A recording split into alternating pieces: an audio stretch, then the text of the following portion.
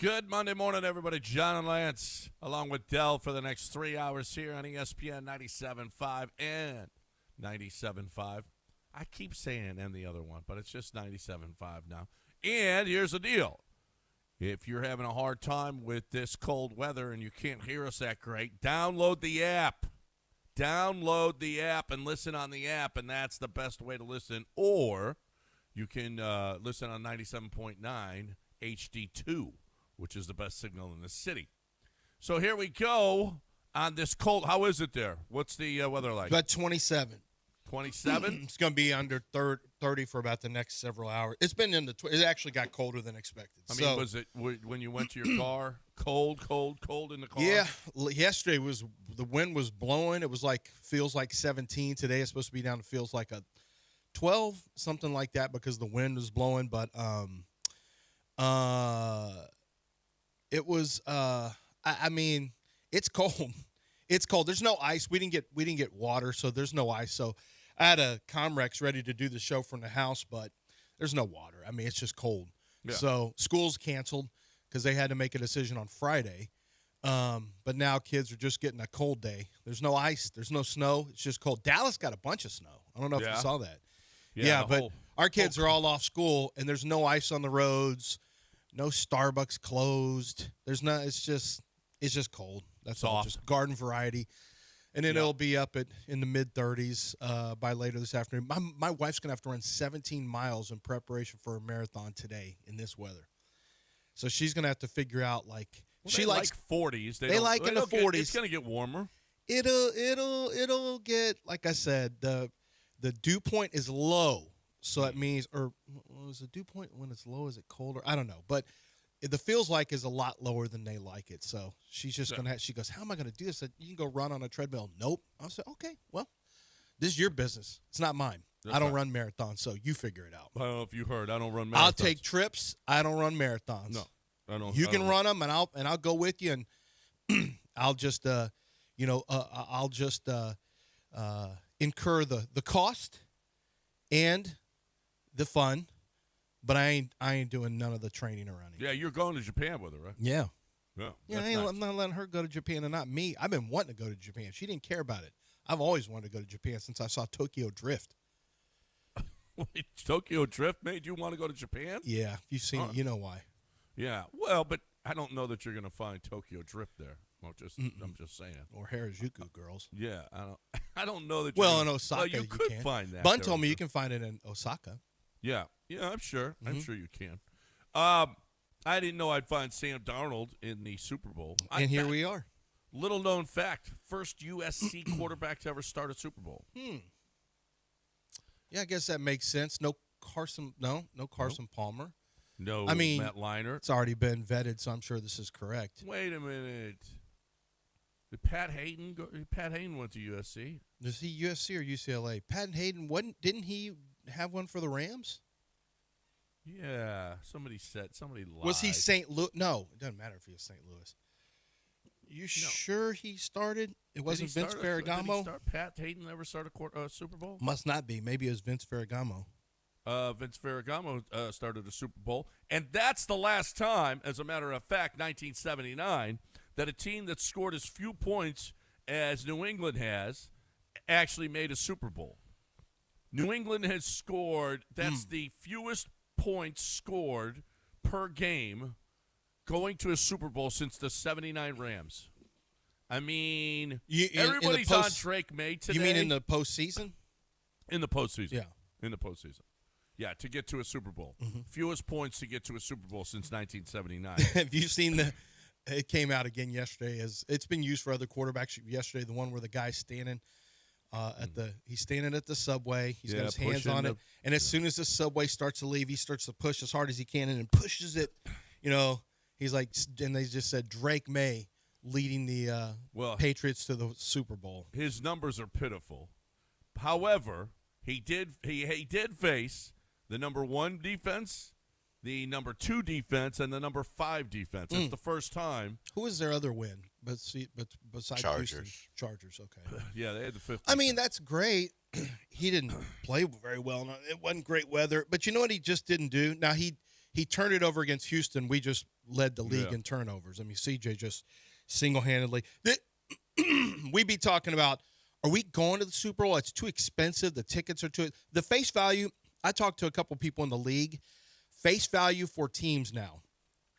Face value on the tickets is $4,000. Yeah. Face value. So what they've done basically is the NFL said we're going to eliminate – since people are willing to pay $4,000, I mean, it kind of feels like a little bit of a money grab.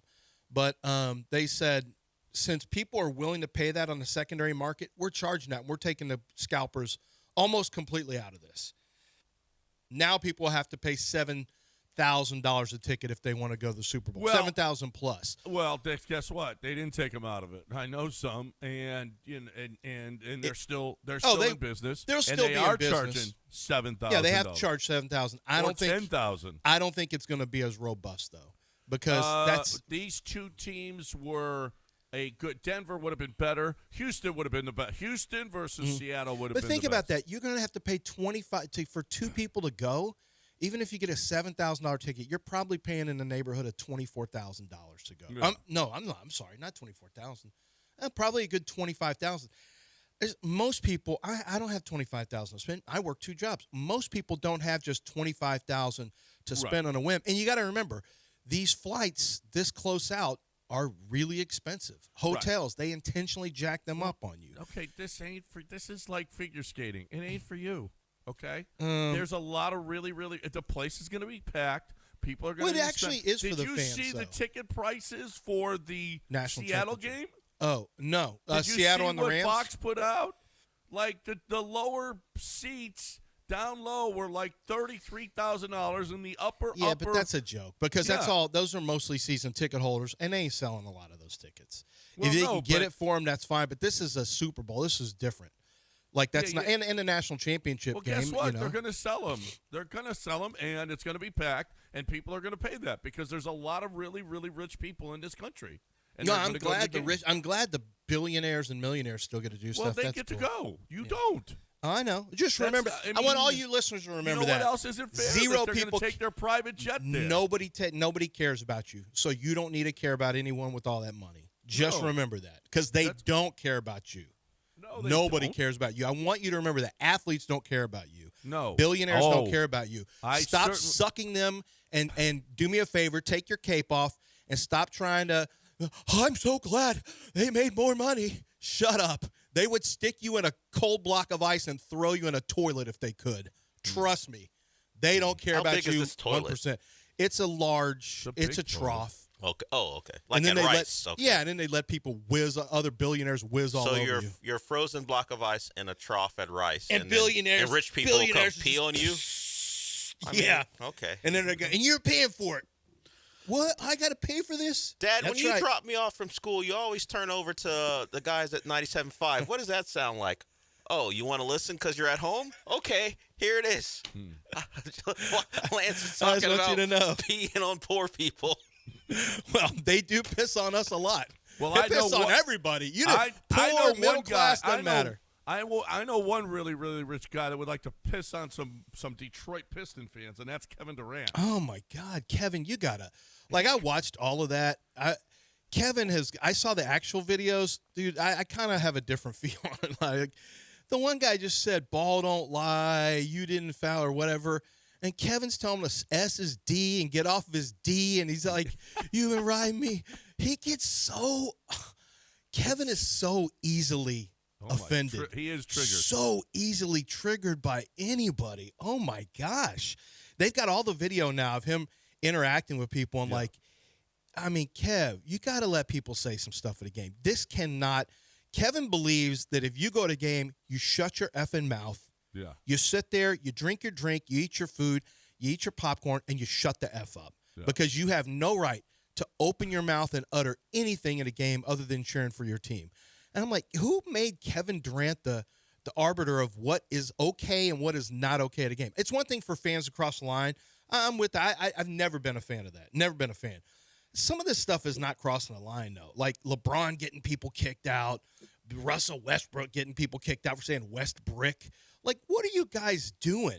And Kevin Durant's kind of in that category if you really want. If we're being honest about it, Durant is mega sensitive when it comes to this stuff. Oh yeah. Oh no. Well, and he said, "Well, this is my chapel. This I is know, whatever. Yeah, Yeah, it's a holy place to you. The Lord is there with you on your mid-range jumpers. I mean, be quiet. It's if people are way over the top, that's one thing. I watched those videos. It really wasn't over the top. It was people yelling at Jabari because there was people get mad when two guys get into a scrap. Jabari was scrapping with everybody. That's great. I mean, that's how he rolls. That's how Ime rolls. That's how the Rockets roll. And Kevin Durant had his teammates back, I guess, by yelling back and calling a fan a fat MFer. Mm-hmm. But I mean, fans sometimes get riled up and yell at the other team. They're not talking about your family and all that stuff. Right. I don't know. I just think Kevin goes a little too far. No, he absolutely does. I mean, he's got burners. Who's gone further than every 2018 quarterback? Sam Darnold. How about this? Baker Mayfield, Josh Allen, Josh Rosen, obviously, Lamar Jackson. None of them have made the Super Bowl. And Sam, who is out of his first team, out of his second team. I mean, how much? Second team, he was at. Wasn't he with Carolina too at one point, or is that?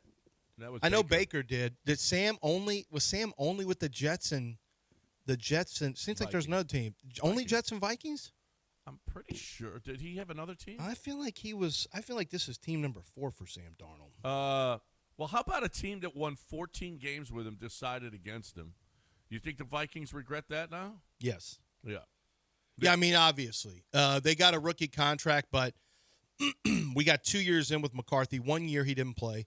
This year he was injured for part of it, didn't play. I mean, he may come around and become a good quarterback, but Sam, I get saying, well, I mean, he's got Justin Jefferson. He has Jackson Smith and Jigba now. Yeah. I mean, if you play well, you play well. But then he had 2 stinkers at the end. One in the last game of the year, and then one was the last game of the regular season against the Lions, and then whoever they lost to in the playoffs. And it was like, pumpkin. Turns into a pumpkin. What, Dell? I think he did. Wasn't it the Rams? Who did they go on the road and get their ass kicked by? Was it the Rams? In the next game? In the second bet. In the playoffs. In the wild card round. He had 2 stinkers in a row. Yeah. He had the last regular season game, which could have gotten him to 1 seed, mm-hmm. and then he sucked yeah, in the so playoff we all thought the pumpkin, the carriage would turn to a pumpkin or whatever not. it was. Hey, no, but he's a pretty good player. Like, he's a good He's better than our quarterback. He did. Oh, you think? He didn't practice much all week either because of his oblique. Oh. And, man, he had one Where's Ryan Clark's was that last week or this week? It was last week with Ryan Clark. Yeah, it was last week with Ryan where it goes, he already feels like he's making an excuse. Oh, here we go. Built-in excuse for Sam Darnold. I mean, Ryan, come on, dude. No. Are you serious? This guy's played great, and he played great. Sam played really well yesterday. That was a great game. Yeah. Man, what a shootout that was, and what a moment in history it would have been if the Rams had come back to win that, and Tariq Woolen was the GOAT of and not in a good way. By the way, it used to be that GOATs were bad. Mm-hmm. Until everyone just adapted greatest of all time, the Muhammad Ali, GOAT. He would have been the absolute scourge of the earth. And for that 15-yard penalty. And the ref told him, "Shut up and shut up." And then he walked. I saw people try to defend it. But no former players defended it. I noticed that all the former players they know the deal. Shut up. That's a soft call. What you don't see on TV. The angle, I saw another angle of it from the stands. The ref is telling him, shut up, go back. He walks all the way onto their sideline, beyond the boundary, into their sideline. Like it was a no-brainer. And the league has said this. I was on a Zoom call, NFL media, mandatory meeting. We hear about all this stuff and what the league is going to, what are they called? The point of emphasis. And the point of emphasis was taunting is a point of emphasis, especially the guns. We're not doing the guns on first down. We're not doing guns at all. It's a 15-yarder. And taunting in people's face, taunting is going to be punished this year. And they punished it from week 1 all the way through the regular. You knew what the deal was on this, and you kept going. They'll let you get away with the short one.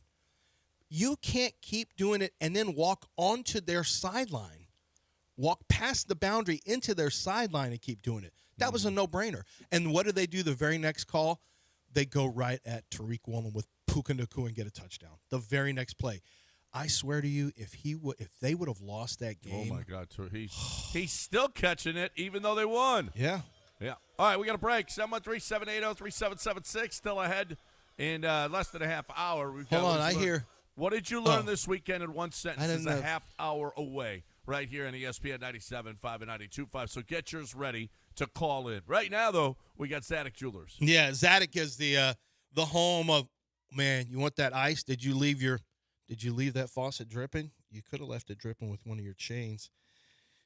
Yeah, that's right. I said it. You could have left it dripping from Zadok. Nothing would freeze up there. You'd have all the ice, though. I mean, Zadok's got that for you if you want it. Now, they're not doing stuff like they're not making grills or anything like that. Zadok is classy. Go look at their 28,000 square feet location. It's at 1801 Post Oak Boulevard. Post Oak Boulevard, you know it's classy, but they've been over there for close to almost 5 decades now off of Post Oak. And the Zadok family, it is a family-run business. They do an amazing job of procuring the very best loose diamonds. They've got people working there, designers in-house that will manufacture pieces that you can design or something that you see on a picture that a star has on the red carpet. Bring it in. And they'll something you see in a magazine, bring it in. They can make it for you. But they've got brands and designers that are the biggest in the world right there in their location, their boutique location for many of the top designers in the world. So they'll have unique pieces, and you cannot miss out on Zadok. If you're looking for something that just is class personified and that is quality personified, you cannot go wrong for that special gift at Zadok Jewelers. ZADOK.com, 1801 Post Oak Boulevard. It's Zadok.com.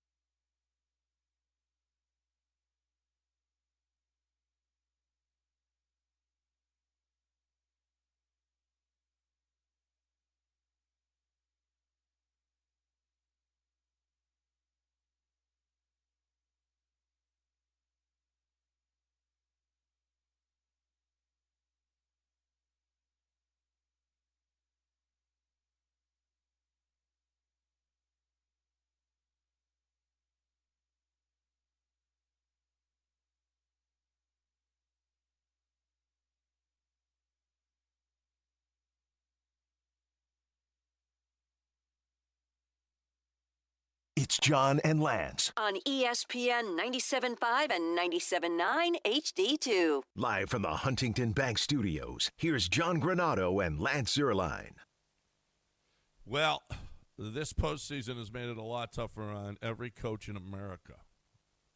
Kurt Cignetti, Mike Vrabel, Mike McDonald, all getting to the ultimate games in their respective sports in 2 years or less. Wow, that's pretty incredible. Yeah. That is pretty incredible because, I mean, Mike McDonald took over a pretty good team.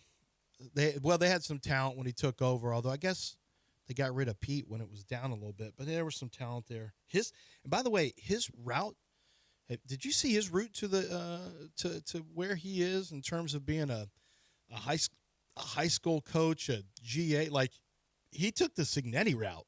He was, ground floor, started from the bottom and worked his way up just like Kurt Cignetti did. And he also took that kind of path.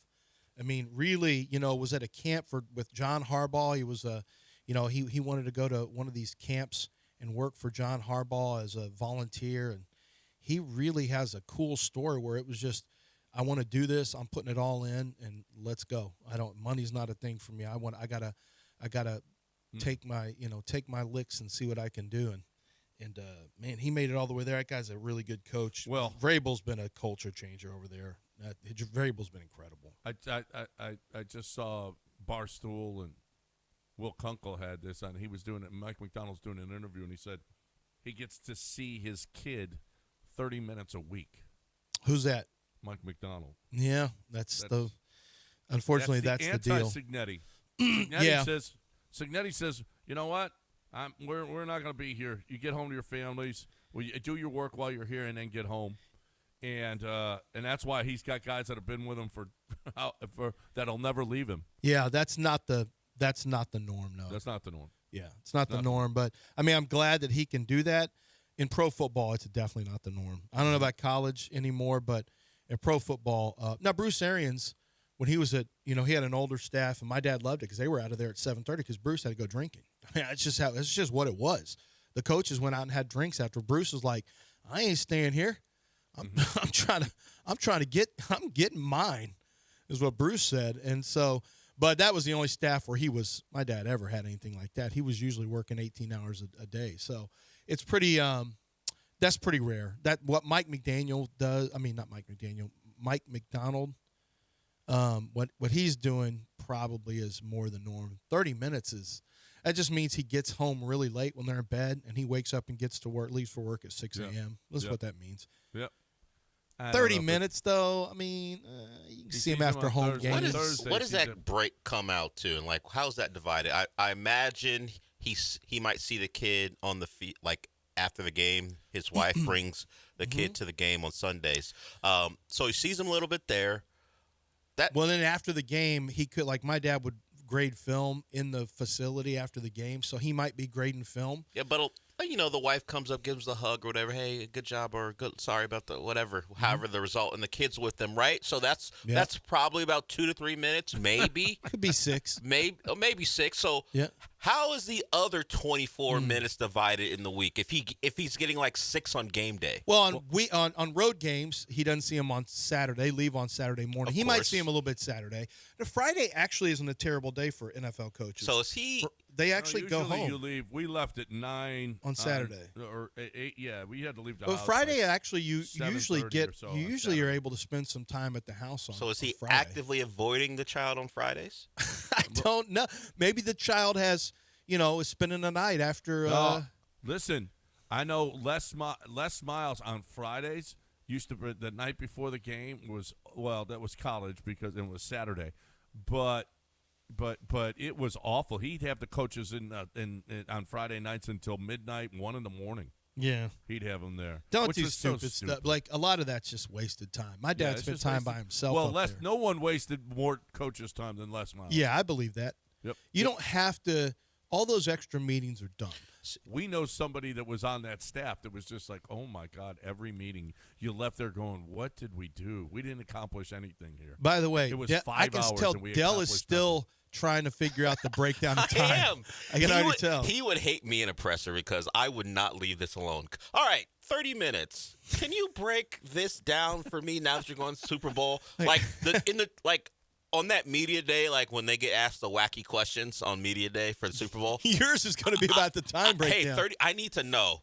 Like, what days are you like, you know what? I could spend like 10 minutes with my kid, but I'd rather not. Because how do you only get to 30? I know coaching is a hard job. Look, I have my issues with how people deify coaches, but whatever. I get it's a hard job. 30 minutes, either you're just telling a story or you got some real things you need to work out. Apparently he sees him on Thursday. For how many minutes? They 10? they get 4? 30 minutes together. That's Only on overall throughout the there's week or more. Thursdays? There's more than 30. Yeah, come on. What are we Because doing? Fridays on home games, you Cut get it more out. time on Fridays. I mean, now maybe he goes to a boarding school, and that's something he's not mentioning. How old is the kid? He's a young. He's yeah, he's pretty got to young. be young. Oh, he's got to be under 10. Oh, no, yeah, he's a little kid. Little kid. Well, But he may be in, I don't know. Yeah, he's probably like an 8-year-old. how many? If he wins the Super Bowl, and the kid rushes on the field, will he spend He like ain't bringing the kid. That's too expensive. 4 minutes with them? You don't get to go. It's too expensive, Garrett. Little No, Johnny. The No. kid is going, but he's going to go, oh, yeah, who are you? Oh, you're Mike. Okay.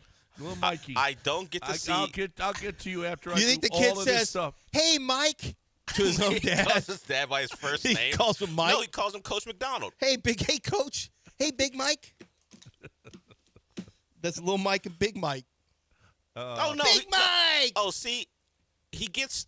All right, this season, McDonald's trying a new approach by watching more film at home. Still, he's only getting anywhere from 30 minutes to an hour of personal time with his son, Jack, in a week, and the two barely get to see each other. So Thursdays, which is today, I try to get home pretty quick to be with him for maybe half an hour, an hour before he goes to bed, and then I got to set up in my house where I can work. So Thursday's He's still around. He's Thursday's seeing the the kids. big day. Thursday's the big day. 30 Yeah. minutes, he gets to hang out with his kid and have some fun. He's seeing the kid. He's seeing the kid, though. He's Look. just. It's one of those things where, hey, you got to get out of here. I'm trying As to. much as work. I'm joking, the Seattle fans are like, good. Hey, for the Super Bowl week, 10 minutes. That's how it would be. 10 minutes. Man, bleep your kids. Exactly. I'm trying to get a chip so I can talk that yak on Twitter. Are we suggesting that maybe some of the Texans coaches spend less time with their kids? I'm just suggesting not turning the football over. Okay. Yeah. My suggestions are very simple. You can do whatever you're doing right now. Just make it with fewer turnovers.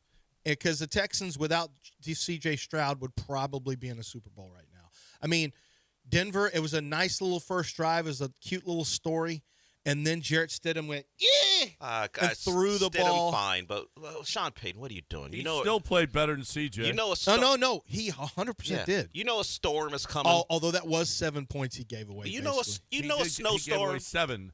CJ gave away a direct 7 and probably more if the defense was the better. He gave away 7, but also CJ also, well, they didn't score a whole lot, but he did give away 7, but like that's the only score. So New did England had. Sean Payton gave away 3. Wait, Yeah, you're up 'cause he 7. didn't take his field You're goal. up 7 Oh, nothing. my God. Not kicking that. They're so stupid. What the? You I mean, know it's You got bad a great weather. defense. You know bad weather. weather's What are we coming. doing? Yeah. You we doing? fourth down idiots I mean, have got early to in the stop. game, you go up 2 scores. What is wrong with these coaches? And you know how much it lessens the pressure on Jarrett Stidham. It lessens the Yes. pressure on you I mean, as a play caller. And then, well, I don't know. I was thinking when I know they were down 4, but I'm not so sure that McVay shouldn't have kicked a field goal either. At 4th and 4, Yeah, but my thought, I get was the like, ball back and kick a field I goal. was and win fine the with this game. because you've got them buried deep. If you kick a field goal, you hadn't been stopping them really. Like you had in the second half a little better, but it's still they were moving the ball. If you score a touchdown, you go up and you have a chance to win. I kind of understood that because if you don't get it, they're still buried deep. You still got your timeouts. There's no more time off the clock. That one wasn't as obvious. I'll give you that. Yeah, I thought that But was you a go still for could it. have done this adversity to field goals by these coaches now. It's not analytics. I think it's just stubborn. When it's the first quarter and you got a quarterback who hadn't thrown a pass in 3 years, and you got a chance to go up 2 scores. What is wrong with Well, you? here's the thing, though. Analytics would say go for it. I don't think Sean Payton's not saying, wait, what does the chart say? That's the difference. Sean Payton's not asking for the chart. The chart Sean say, Payton- the chart and then says go for it, but here's the problem. Analytics, this is why it's in a vacuum. You have to factor in, and analytics guys will tell you, hey, this is a guideline. We're not telling you what to do. Like, analytics is getting a lot of bullets, but they're just saying, hey, we're just telling you what the numbers say. It's your decision. Don't put it on us. Because what Sean Payton should say is lower scoring game, inclement weather, harder to hit field goals from distance, although we kind of – that was Well, really it wasn't bad then. no, but we figured it out later since everyone was missing field goals. But Sean Payton should have said, I got a backup quarterback. I get a 2-score lead. We go up 10. We have bad weather coming in. This takes more pressure off of Stidham and myself, puts more on New England. Yeah, that's really an easy one. To me, that's an easy one. I don't care what the numbers say. Okay, numbers say go for it. Yeah, this is not the time to do that. This isn't the situation. All right, it's 732 ESPN 97.5 and 92.5, 713-780-3776. We're aggressive. We're We're going to about- win. We're here to win. We're about We didn't come to lay up. We came here to get to the green in 2. Shut up. Sometimes you lay up. The U.S. Open, do you lay up sometimes? Yeah, you absolutely do. Yes. Yep. And you respect the game. Respect the game, and Sean. You respect the break, because I got to talk about, speaking of gambling, all right, are you going to go for it or not? That's the golden nugget. Golden nugget. Are you going to go for it? I mean, I love it because it's just so easy. It's so simple to get to. Who knows when stuff's going to open up? It's cold out. Maybe you're thinking, wait a minute, I know what's open. The Golden Nugget Lake Charles. We're not working today because it's too cold. Why don't we drive 2 hours? 2 hours and 50, depending on where you are in the city. If you're out east, then you got an even shorter ride. But you go to the Golden Nugget Lake Charles today, and get your gamble on, have some fun, get one of the great restaurants that they've got there. They got 12 different restaurants. They got seafood, they got steak, they got Italian, they got Chinese, they got everything they got sushi, they got everything you could possibly want in one place, okay? When you got 12 different restaurants in one place, well, it is a Landry's gig, okay? So they know how to make food, and it's really, really, really good food. So you got that. You got easy to get to. Come home tonight. You don't even have to stay. You could go 4 or 5 hours and then drive home, all right? It's just a long commute is all it is. Look, you're looking for a great place to go, get your gamble on. You got all the amenities you could possibly want. I love Golden Nugget Lake Charles. So easy to get to and have a Vegas-style casino and hotel. GoldenNuggetLC.com, GoldenNuggetLC.com.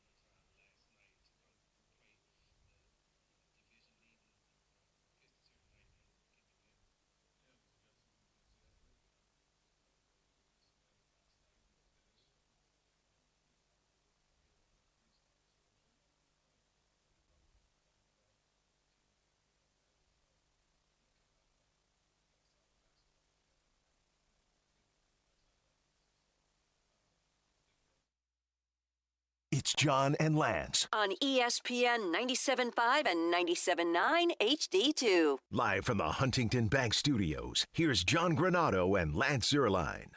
All right, we are getting close to what did you learn this weekend in one sentence. What did you learn this weekend in one sentence? So get yours ready, and we will get that in the next segment. So get yours ready, 713-780-3776. Rockets with the win over the Pistons after losing to the 76ers the night before. Back-to-back games at Sixers and at Detroit. Doesn't look like they're going to play tonight. Memphis is supposed to be here, and it doesn't look like they're going to be able to get here because of the weather. So that game is probably looks like it's going to be postponed, which will make the schedule even. Well, at least they're home. The guys are all home, and they get to rest. And they'll be in their own beds and all of that. They're not missing a game on the road and having to go back and do all that crap like Memphis is going to have to do.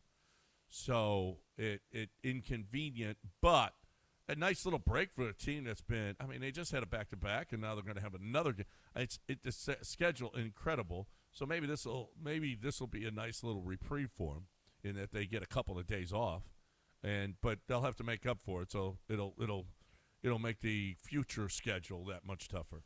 But it doesn't look like they're going to play tonight. That's the last we heard. We'll see. So check before you go out if you're going to Toyota Center tonight to see the game. Check beforehand. It's just cold. There's no. I don't understand why they'd be canceling for cold. Well, they're canceling flights. Oh, they think the flight. Oh, they think the flight. Yeah. I guess. We'll find out. I mean, I'm flying. I got to leave for Senior Bowl today, but. I mean, I'm not going to have any issues, but some of the people coming from the Northeast and Midwest might have some flight issues, I guess. We'll see. I got one of my bosses comes from Chicago, but they're used to flying out in this kind of stuff. Like, they know how to do this. We cancel school if it gets below 30. Like, canceled. Why? Because pipes could burst. You don't know. There's chances, somebody if one of the water lines breaks and hits the ground, then they could make ice. Oh, we're not used to this. Okay, we do have random pipes burst under a sidewalk. We do have that. That happens all the time. I'll just be walking around my neighborhood. Oh, here's another just gusher, just water flowing down like a river, flowing down the street because a pipe broke underneath a sidewalk somewhere. That does happen here with the way the earth shifts, but. See, and it could freeze and you get ice, so we need to shut down schools. Okay. Yeah, that's what happens. I guess so. That's you guys never got school canceled, I bet. Yeah. It was. Yeah. It would take snow flurries, probably. What do you guys think about the Cooper Kupp first down? I didn't think it was. So I needed to see it again. It didn't look like he had a first down, but then he reaches again. And he got it, but I don't know if his butt was on the ground. His butt wasn't on the ground, but his shoulder was. I'm looking at it right now. His shoulder was down, and he was short of the first I need down. the other angle from the Rams side of the field to see if a knee, while he was doing that little roll, see if a knee came down before. That's what I wanted. Yeah, I wanted him to spend more. I didn't think they spent enough time on it. The first thing but even still, the first thing that hit was his left shoulder, and the ball is well short of the line. Yes. Now, when he rolled over and his whole back was on the ground, he got the first down. But if he was already down, McVay decided not to challenge because he wanted to save his timeout. Well, no. But he took a timeout.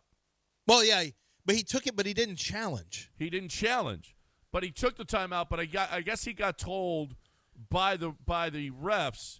Either they told him, yeah, we've already done a review and you're not gonna win.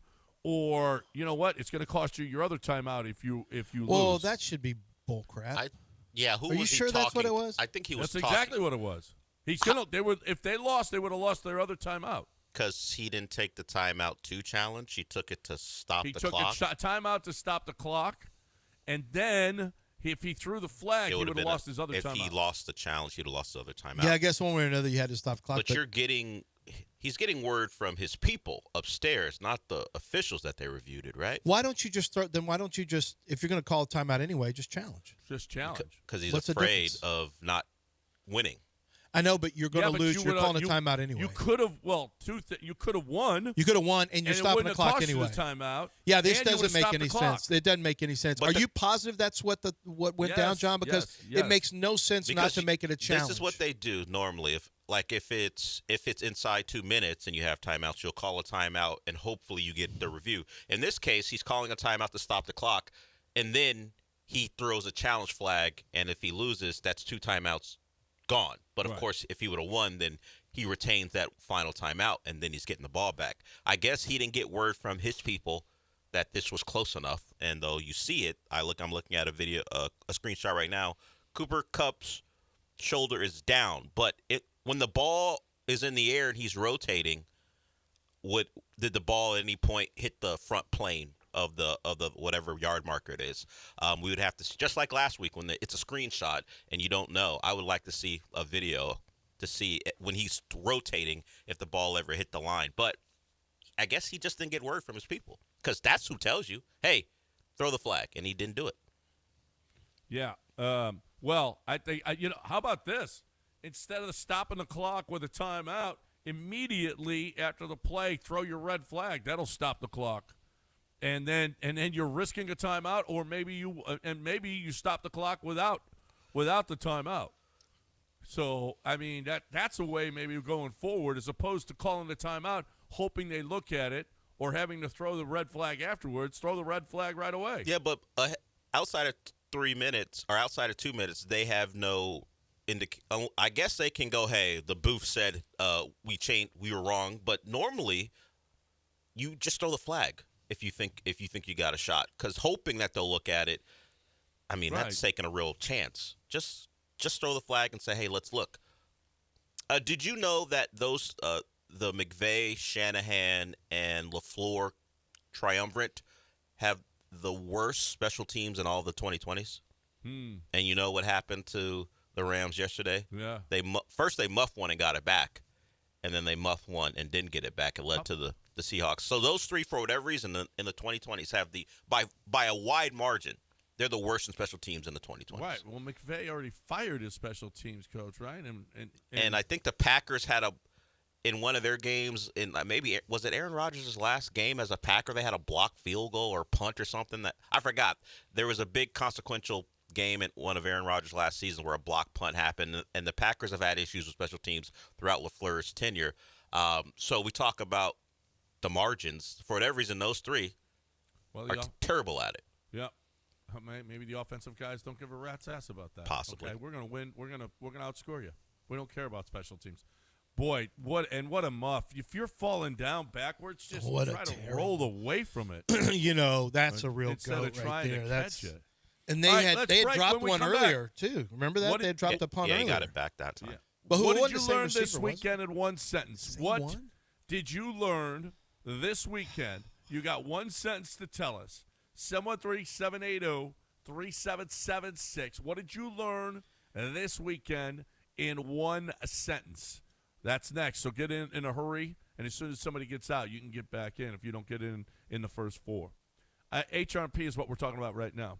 Love what HRP is doing, what they do for us, and what they can do for you. It's the beginning of the year, right? We're still in January. I mean, you got a whole you plan out your year. You want to be as successful as possible. If your bottom line wasn't what you thought it could be, maybe you're not. You're like, wait a minute, we're doing well. We're selling our widgets, but our expenses are too high. Why are we not as profitable as we could be? Well, maybe HRP can take a look at that for you. Absolutely free.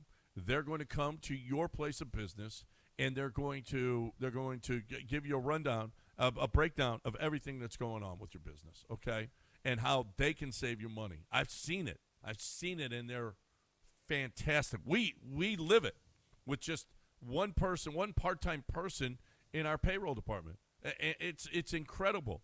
Every HR issue, every payroll, every tax season, they're incredible. So they can be incredible for you too. And if you're not completely, there's a chance you're not completely satisfied with your admin company. You know what? They're not an admin company. They're a payroll and HR company, but they're going to help you get through all the other stuff as well. It's HRP. 281-880-6525, 281-880-6525, or hrp.net. Tell them you heard it right here.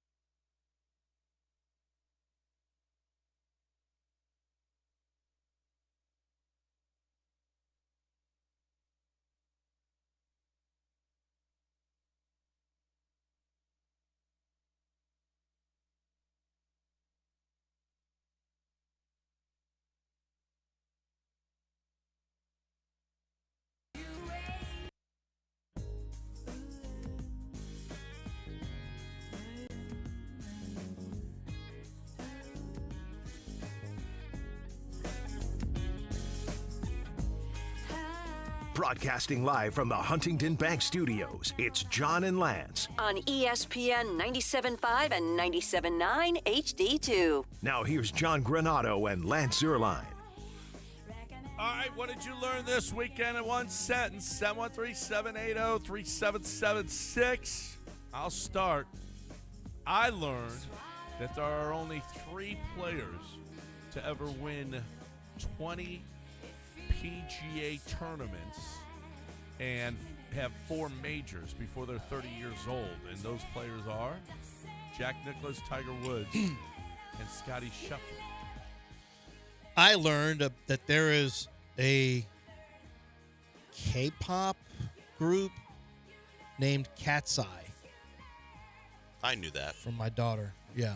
She couldn't believe. She goes, Okay, You know Cat- one sentence. That's all you get. That's well, all. there's nobody else on That's- the line, so we better extend Yes, this. let's keep. Well, there. We better keep it going. We got there are 2 people. I learned that despite Houston media's really want to kill Bobby Slowick, people still want to hire him. He went from passing game to offensive coordinator. Now You want to hire him? No, Well, Jeff now I'm Hafley sure wanted he'll to call hire the him. good plays. We'll see. But no, one sentence. All right, La Salsa, 713-780-3776. La Salsa, what'd you learn this weekend in one sentence? El Juanito G, El Lance Mitchell, This is not your bit. El Mentito. This is you stealing this bit from someone. By the threat, gentlemen, good morning. I learned that I am 2/3 coast for this weather. Ladies. 2/3 coast for this weather. Yeah, it is a chin check whenever you say I like cold weather, and then you get this. It's like, No. do you you? don't like- Like I'd be fine with it with a coat and all that stuff, but do I like it? No, I don't like it. No one likes Nobody it. can like this. No one likes it. Well, you ain't even. My boy left here and he went to Green Bay, and it's -10. I'm like, you are so stupid. Why are you? That's cold now. That's cold. Mm-hmm. Yeah. So this ain't even cold. What we got in Houston, that ain't even cold. Who's next, Dal? David, what have you learned? I learned that Alex paid between $400,000 and $600,000 for climbing I Pay 101 live on Netflix. Yeah. So that dude, have you ever seen Free Solo, the documentary, the original? No. This dude just climbs stuff, no safety, nothing. Just climbs it. If he falls, he dies. Never falls. He's got fingers stronger than vice grips.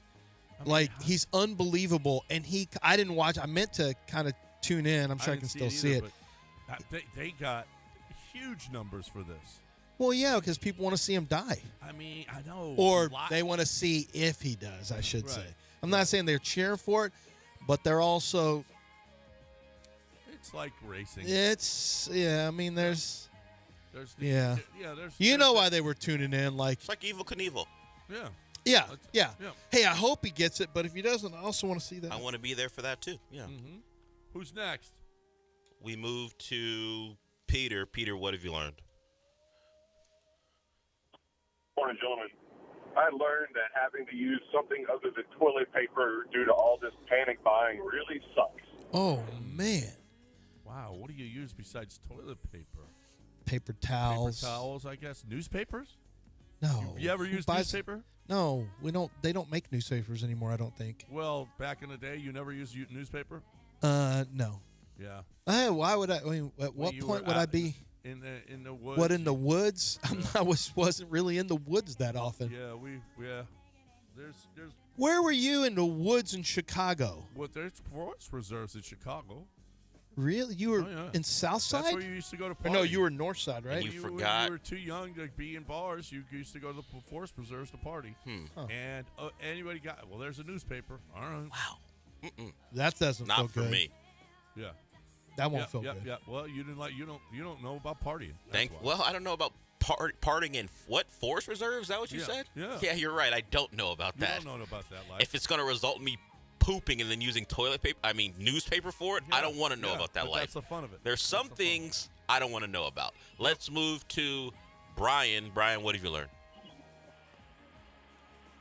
Yeah, guys, I learned that with a name like Blades Brown, there's a new phenom that has the potential on the PGA Tour to be a beast. Blades, yeah. How about that? That can't be a real first name. That's his name. That's what they're calling him. That's what they call him. That's what Mama call him Blades. I'ma call him Blades. Find out right now if that's real. That's the name of a horse. All right. How about that? Yeah, that is real. That is real. And the dude is good. Really good. Blades. Oh, I thought it was Blaze, like BLAISE. No, Blades. Blaze. Yes, okay, Blades. Blades is whatever. Okay, fine. Yeah. Yeah, it looks like he was born Blades. Mm-hmm. I can't find a secondary name on it. Well, His father, Park Brown. I am Park Brown, a Nashville businessman. Yeah, he came from some cheese. And he's a golfer. He bladed it. I mean, it doesn't. I played golf with Blades at Nashville's Richland Country Club. Since Blades was 8 years Blades old. is not a scarf around the neck name. Blades is like, I will cut you. Blades is Blades' Yeah. dad's name was Park. I guarantee you that's a golf. That's a golf name. He made that. This kid was born to be a golfer. Or he could be. He grew up on a country club. Well, thank you. Thank you. Yeah, he's a country club baby. Maybe that's why he's so good. Now, wait a minute. His mother, His mother, Rhonda Blades, played professional basketball in the WNBA and was the first player in the WNBA to score a three-point basket. Well, there you go. So That's why his name's Blades. So they gave him his mother's given name? Right. Or maiden name? Her maiden name. Oh, that's what it is, yeah. Yeah. How about that? Oh, his older sister was a basketball protege. Yeah. She made more than 220 three-pointers in high school. Frankly, she's a better athlete than this golfer. What can he do? Swing a club. Big deal. She's draining threes. Big deal anyway. Set state records. Who's next, Del? I just found out about Blades Brown today. We go to Sean. Sean, what have you learned?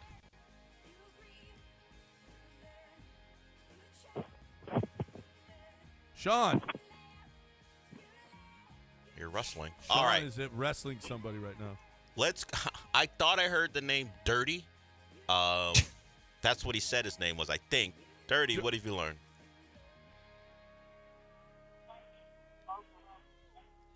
Dirty. We can hear you, whoever you are. Clean What up we your doing? phone, Dirty. What are we doing here? I don't know what we're doing. Just hang up on this guy, too. I learned that Scousers are really, really tough. That what? Scousers I don't know are what that very means. tough. I don't even know what that means. It's an English thing. People from Liverpool. Scousers. Well, how'd you learn they were tough? Because Patty Pimblett got his face punched off and wouldn't go down. Like Justin Gaethje, I watch free UFC on Paramount, and Justin Gaethje punched him super hard many times, many times, and he is a tough Scouser. And I don't know why they're called Scousers, but once you hear them speak, you know exactly who they are and what they are. As soon as you hear them, you're like, oh, I don't know what a Scouser means, but I know what it means. Well, Dirty is back. He said he got hung up on, but we know the Well, deal. We We were went right to there, you. brother. We were right there. We heard What have you learned?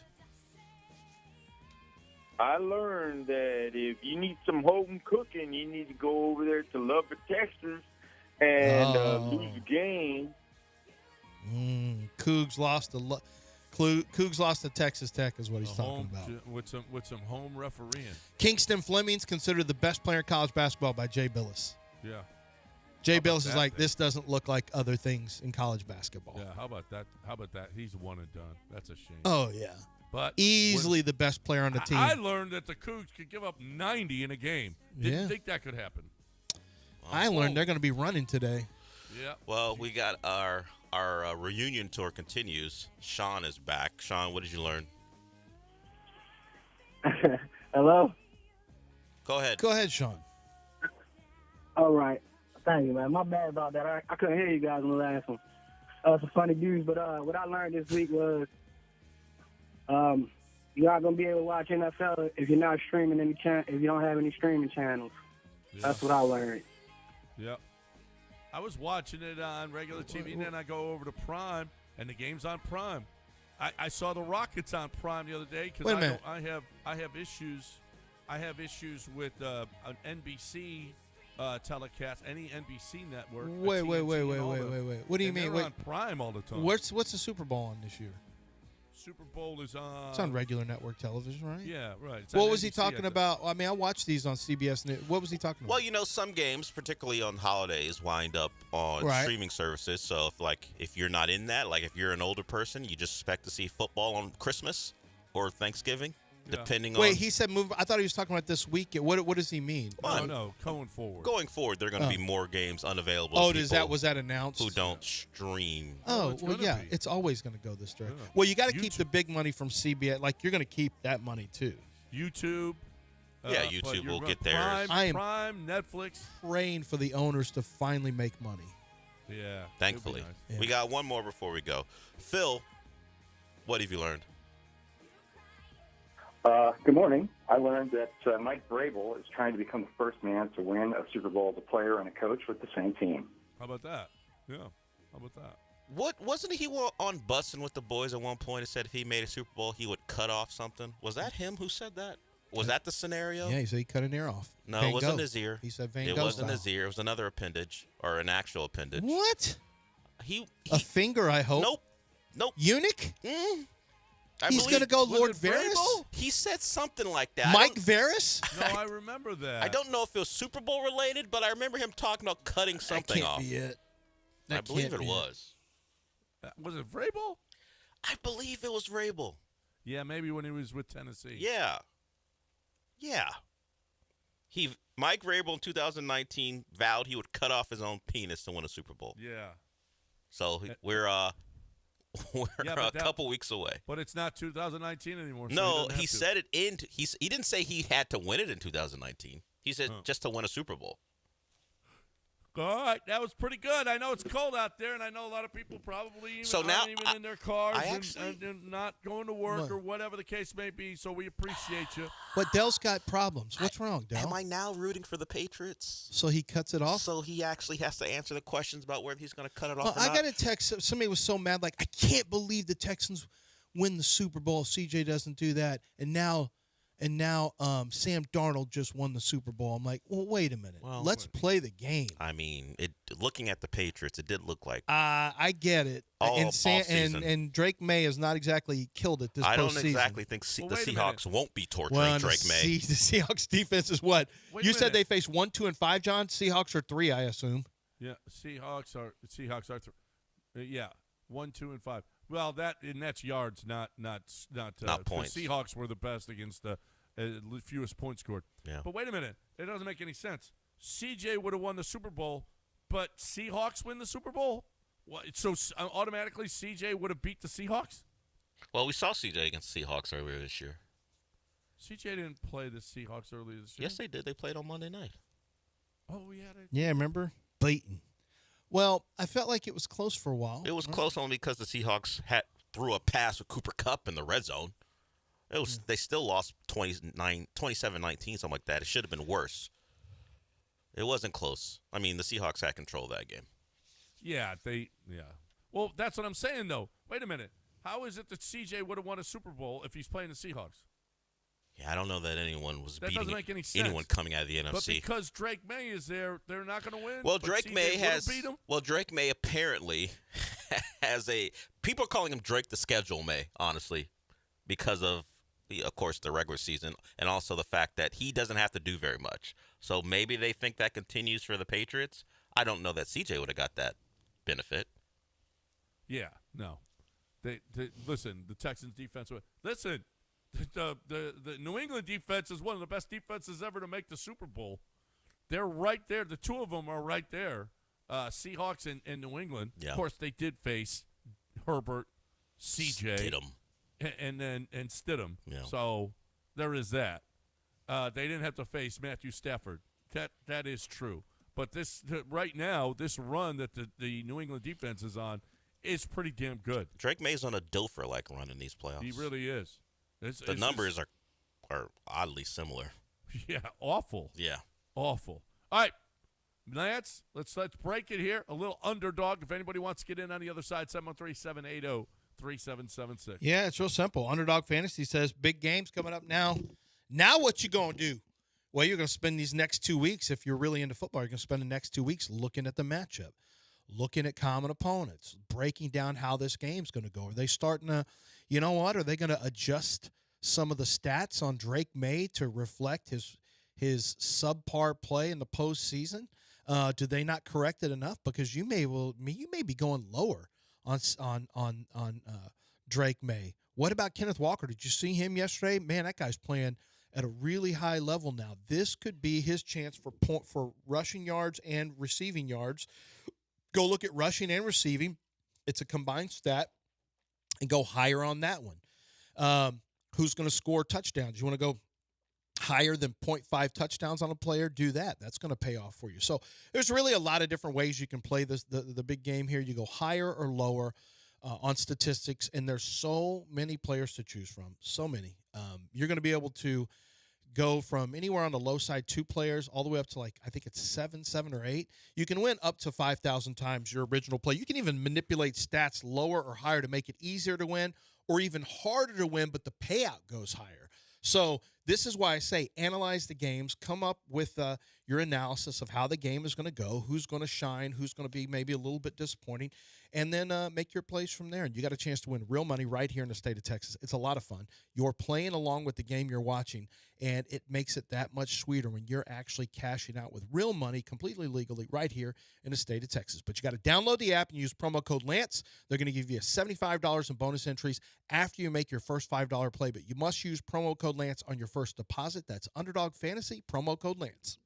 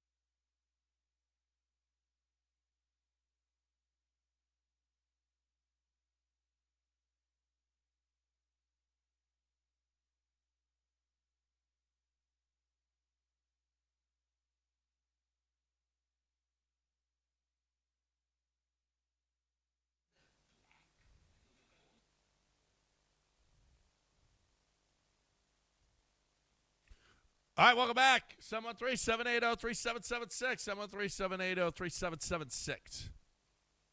713-780-3776. This is interesting. Robert Kraft now made 11 Super Bowls since Jerry Jones' last Super Bowl in 1996. Jerry Jones was inducted to the Pro Football Hall of Fame in 2017. Robert Kraft is not in the Hall of Fame. Is Robert Kraft the best owner? I'd have no idea. They don't spend a lot of money. I know that. Facilities aren't good. And so I don't know. Like, what does an impressive owner do? Reside over Tom Brady?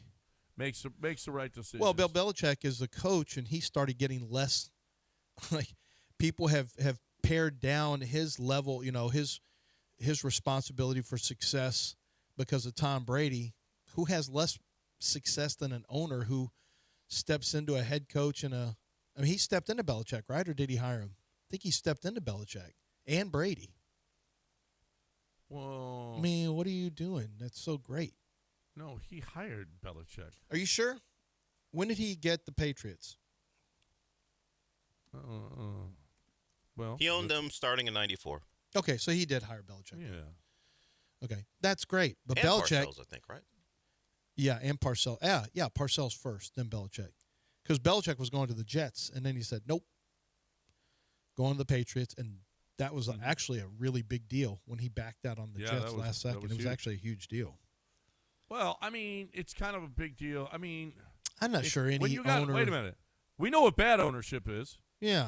So what we can't tell what good ownership is? I don't know. I mean, I guess it's good he had Tom Brady. Yeah. I mean, so and now he doesn't have Tom Brady. How come those he's going back weren't again. those play callers really good that helped Tom Brady win those games too? Or we don't give the play callers any credit. Why would I give the owner any credit?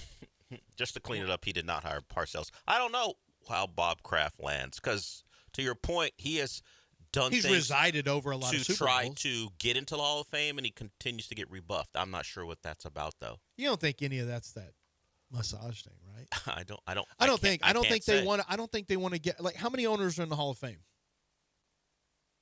Well, a few, more than a few. Really? Yeah, the Hunts.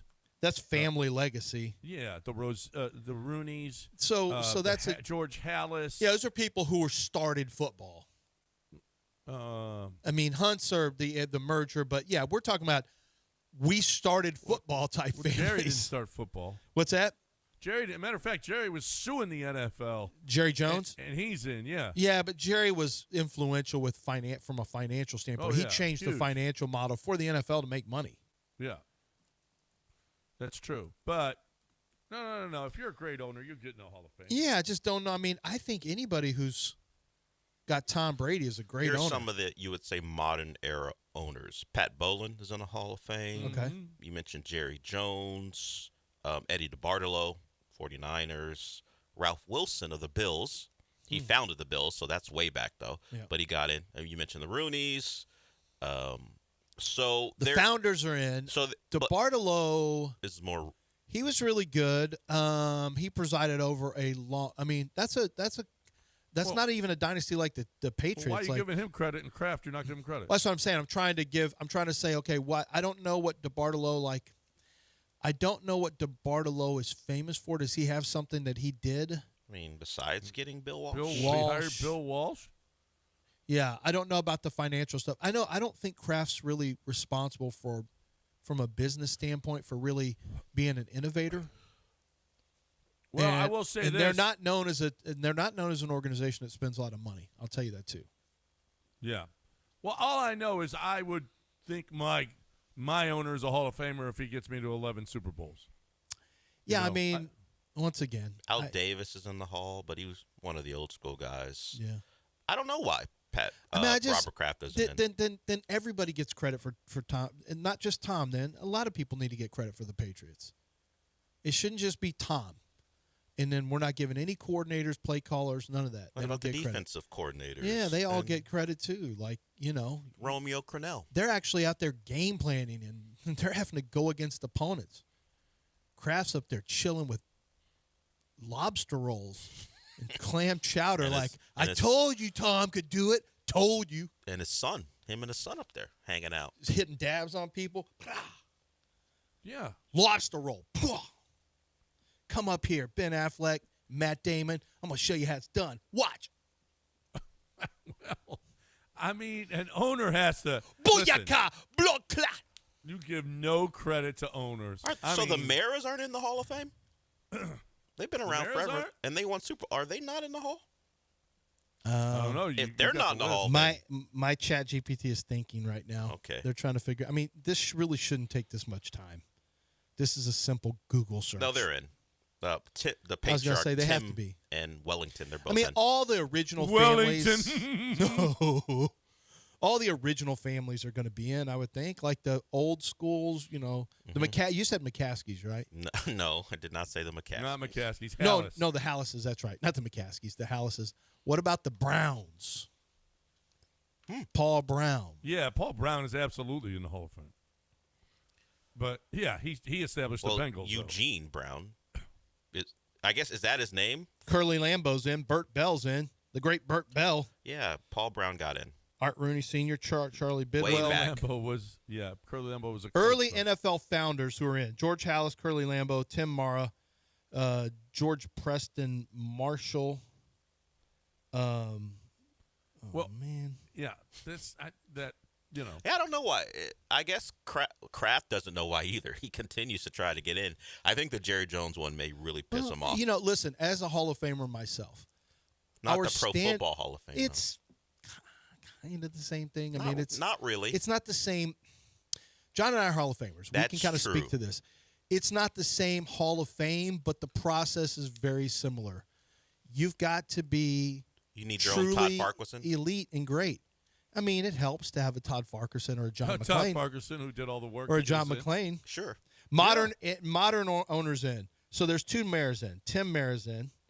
And then Wellington Mayer is also in. So, but the Rooneys, there's an Art Rooney Sr.'s in, Dan Rooney's in, Eddie DeBartolo, Jerry Jones, Pat Bolin, Ralph Wilson Jr., you mentioned he's Al Davis. Those are the modern owners. The rest of them are so, I mean, Kraft probably will get in. Oh, Who does he need to stump for him? Does Peter Gammons have to stump for him? Some Boston journalist who's going to stump for him? Bob Ryan? It's got to be. Does Shaughnessy have to stump for him? It's got to be Tom Brady. Tom Brady's not a journalist. No, but Tom's got to stump for him. Tom's an owner of another team. No, you just make some phone calls and You say, better "Listen, get I Jackie need you McMullen to to vote." start. Isn't there like an Stop owners with these committee? Boston. Who's you next? mentioned- The curly hair guy. What's his name? Bob That's Ryan. Dan Shaughnessy. Dan Shaughnessy. You that's right, mentioned yeah. John McClain. Who does Robert Kraft have on his Jackie side? Dan McMullen. Shaughnessy. Yeah, Will McDonough. Is he still alive? No. No, You okay. sure? I don't know. That's Sean why I- McDonough. Well, sure. Yeah. Will McDonough died in 2003. He's been Okay. dead Oh, quite a bit. wow. I Yeah. think. Yes. Yeah, you're right. Yeah. So Bob Kraft needs to get one of those guys or lady on his side. Jackie and Dan Shaughnessy get together and get Bob Kraft on the Hall of Notable Fame. owners who aren't on the list. This is what ChatGPT says: Robert Kraft, Bud Adams, and Art Modell. Bud Adams. And Art Modell. Art Modell. He didn't win nothing. Art Bud Adams didn't win nothing. Art Modell snaked the. They're both guys who moved their teams from cities who love the Yeah. team. Yeah. What are you talking about? I don't think that's going to happen. That ain't happening. That ain't Kraft, happening. Bobby Kraft will get in eventually. Hey, so all right. So what happens? Let's Sell the move team on and you'll from- get in. from that conversation to what happens to Pete Golding at Ole Miss? Oh, Dabo got after him. Oh man, do we have to break or are we good? No, we're good. Okay. Oh my God. Okay, tell the whole. All right. So to tell the whole story here, Dabo basically. So behind the scenes, as you can attest to, John, it is a not. What's funny? I'm sorry. What's funny? Dream Shake said, I think I heard Deshaun Watson say Robert Kraft is a Hall of Famer and No. actually admires him. No, we're not doing Deshaun That's- Watson Kraft crossover jokes. Once you get it. We're not doing the crossover jokes. So what So behind the scenes, coaches are dealing with illegal recruiting of their rosters nonstop. Poaching. It's a poaching. It's illegal, and it's happening a lot. It used to be they would deal with, once they got a guy committed, before they got him signed, teams would still try to. My dad had it happen. The Aggies got one of his players, Todd Flowers. Can't remember, but the Aggies stole him late in the process and paid him and hit him in a hotel, and he couldn't get him for signing day. Like 2 days before he was supposed to sign him at University of Houston, he ended up going to Texas A&M. That's old school. Like, that's old school stuff that used to happen. This is what happened with this one. They're tired of people poaching their rosters. This was a player came over in the portal to no. Yeah, he came over in the portal to Clemson. Clemson had a deal done with him, or was he at Clemson? He was enrolled and he was enrolled and going to school, and he had a contract. He was in the portal, signed with Clemson, signed a contract, going to classes, and so here's what Dabo said: there's tampering, and then there's blatant tampering. Tampering 101 is when you're talking to kids who aren't in the portal. Tampering 201 is when you've already negotiated the deal when the kid's not in the portal. Tampering 301 is when you got a kid who's gone in the portal, signed somewhere, moved there, gone to classes, and you're texting them while they're in class. That's a whole nother level of tampering. And that's what Pete Golding at Ole Miss did with Luke Ferrelli. Luke Ferrelli Dabo's got an entire rundown with dates and times of when Luke Ferrelli said, I'm not going. He has no physical just so you know, there's no physical evidence. Just to let you know. I believe everything Dabo's saying, but there is no actual evidence that he didn't go to the cell company and get the transcripts. What do you mean physical evidence? Well, he hasn't maybe he's got some written down, but he's going to have it shared from the player. What's the evidence? Well, the player offered, according to Dabo, hey, if you up this or make it a 2-year deal, I'll give you everything they sent me. The agent did. Or the agent, okay. Ryan Williams. He made sure to name the agent, and Dabo said, we're not doing that. He said, if you want to, this is how slimy it is. The agent said, listen, if you double, like they're offering us double, if you double our offer, he's already signed an end. If you double the offer now, we will give you everything you need to go after Ole Miss. How slimy is that? And Dabo said, no, I'm not doing that. Dabo sent the info that he has to his commissioner, and then the commissioner of the ACC, Jim Phillips, called Sankey, the commissioner of the SEC. And Dabo sent it to the NCAA. He said in that press conference, I told the agent or however the communication was, hey, Ole Miss, if you guys back off, I'll leave this alone. If we know, everyone knows, just back off, and I'll let it go. And Austin Howard, the GM, wouldn't back off. But Ole Miss kept coming. He goes, all right, I gave you a chance. Now I'm forwarding this but to the Dabo people. Tells you it literally went right down. Like they kept calling the kid, hey, I'm still in. I'm good. And then all of a sudden they couldn't get a hold of him. And they're driving to like these coaches are literally. You got to see this is literally a Netflix documentary. They're there and he's pulling out of his driveway. He's leaving when they pull up. And like, I'm going to Ole Miss. Sorry, I got to go. And how about he told him too. So apparently the general manager of football at Clemson knew the general manager of football at Ole Miss, and he told him, "Hey, back off. Ferrelli just signed with us. He's in class. Leave him alone." And the Ole Miss general manager said, "Yeah, Golding's on a different level, man." Yeah, I ain't doing it. You know how he is. Because I can't do it. The Ole Miss GM was like, you know what? Hey, man, I don't want to really – he said, I don't want to ruin my relationship with my guy because Clemson – he mentioned the Clemson and Ole Miss guy know each other, but Pete Golding will do what he wants, do what he does. So That's even the GM was like, you know what? I don't really want to do this. But Pete Golding's doing something different, so this is what's going to happen. Wow. I mean, just blatant. And I hope Ole Miss pays for it. Well, you got to keep suing. You got to sue Darren Mensah, the quarterback who broke a contract. Like, you have to sue these guys who are breaking contracts. Well, they're already going to settle, apparently. Yeah, no, but you've got to get to some standards being set. So you have to sue. Number one, there is rules, and they're not playing by the rules. They're trying to break them and think that they just are going to get away with it.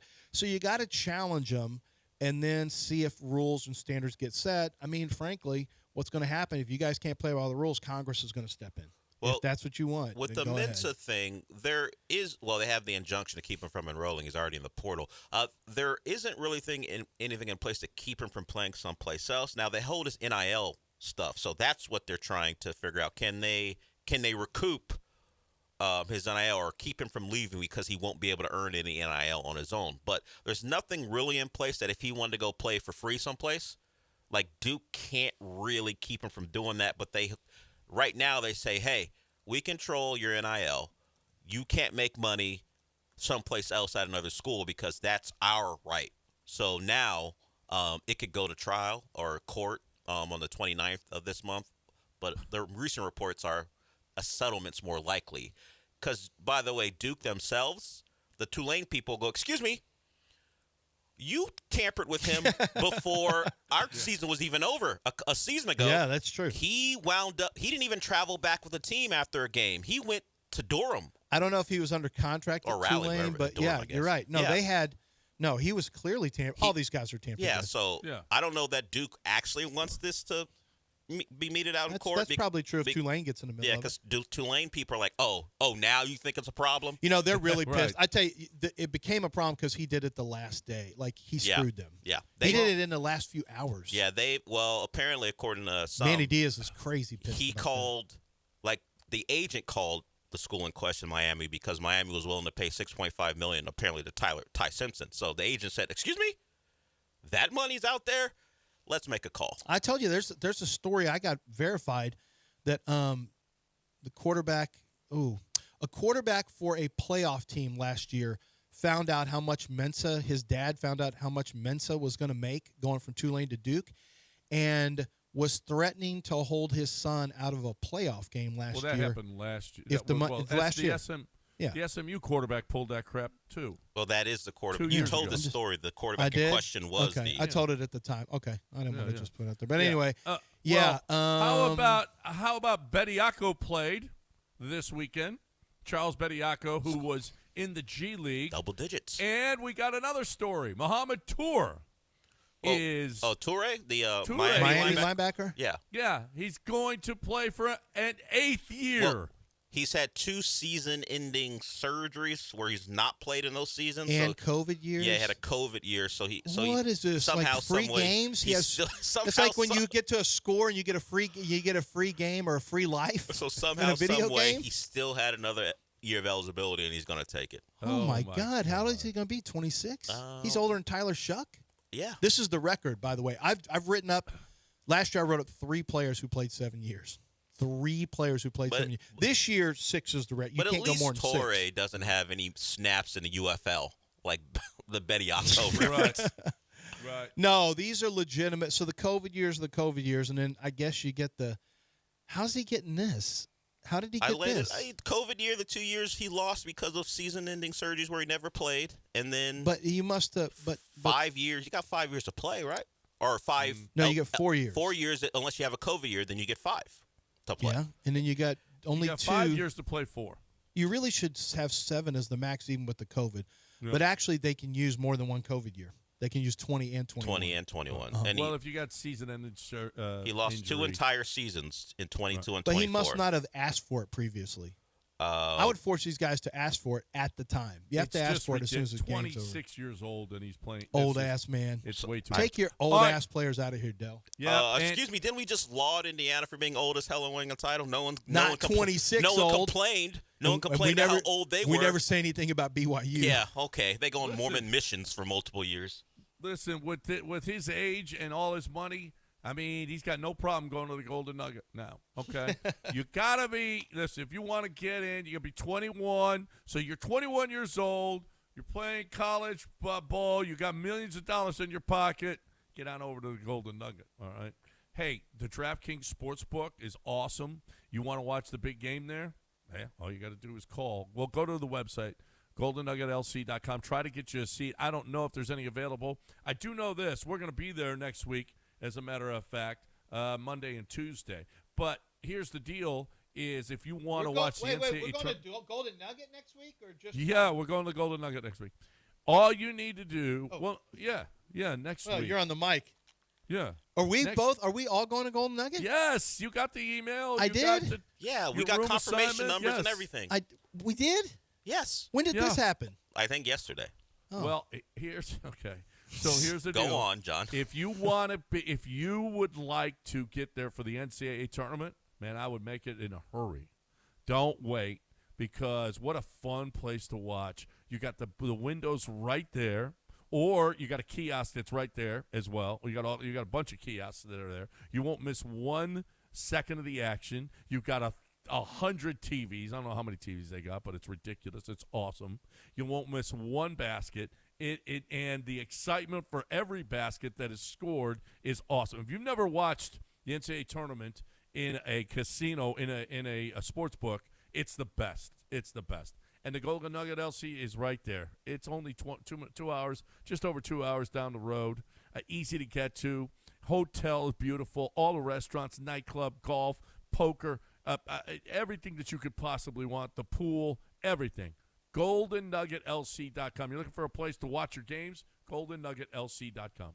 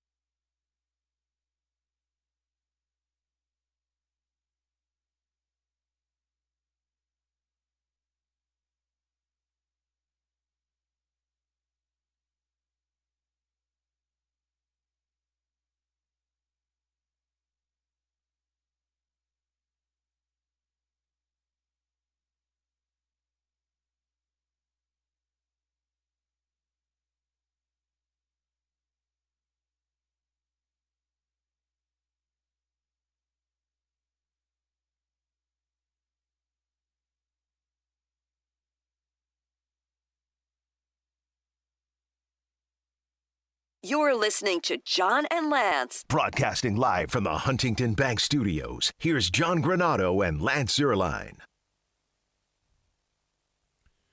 All right, welcome back here on ESPN 97.5. 713-780-3776. 713-780-3776. It's cold in this room, right, Sean? I guess they don't have any heat on. That's a shame. That is a shame. Hey, guys, we're going to the Golden Nugget next week. I just got the email. Got the email. Well, you were busy this weekend. Sorry for your loss, brother. Thank you. I know it's a really, really, really, really tough time for a family. So, Yeah, you have an excuse. You're good. Yeah, no, yeah. So yeah, we lost my mom after a battle with cancer that, frankly, I didn't think was long enough. It was bad. It's tough. It's tough to watch. I have a lot better appreciation for people who have gone through that. That is end of life is a very tough thing for anyone with a parent, mom, dad, and I heard from people who've lost loved ones, and it just fills you up with a greater appreciation for what those people have to go through. It's not easy. But I'm glad I got to spend my birthday with my mom. Glad I got to see her, and I think she's in a better place. I'm at peace with it. Just gonna try to look out for my dad. Just heard from Bruce Arians, as a matter of fact, earlier in the show. Reached out, and Omar Khan reached out. People in the football community loved my mom. Loved Steelers, Browns, Bills.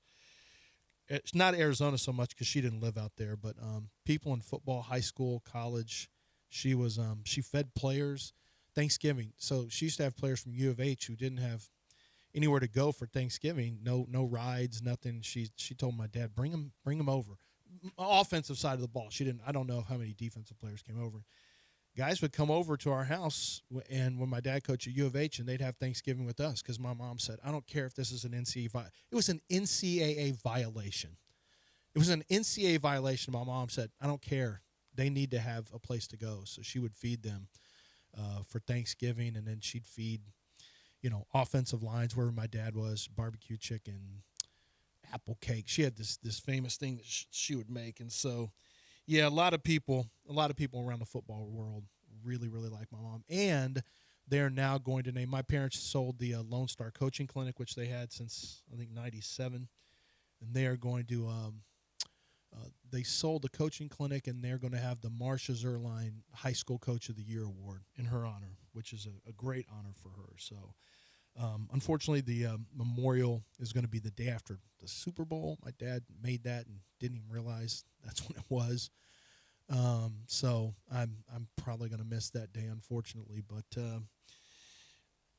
yeah, it was tough for the family, but we move on, and I know a lot of you out there. I got some really nice messages from a lot of listeners as well, and one I shared with you guys about a guy who went through this same thing and talked about how just listening to us helped get him through it, to help get him through those times. So we appreciate that. We clown and goof around because we know everyone goes through tough stuff in their life.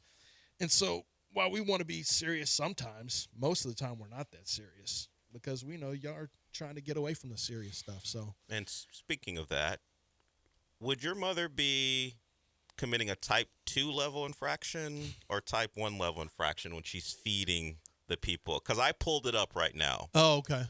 So is it a severe breach of conduct what she was involved with? A significant breach of conduct? I remember David Burst from the NCAA came and interviewed my dad and back in 86, maybe 87, and we had to go outside and shoot baskets for about 3 hours as the NCAA interviewed my dad.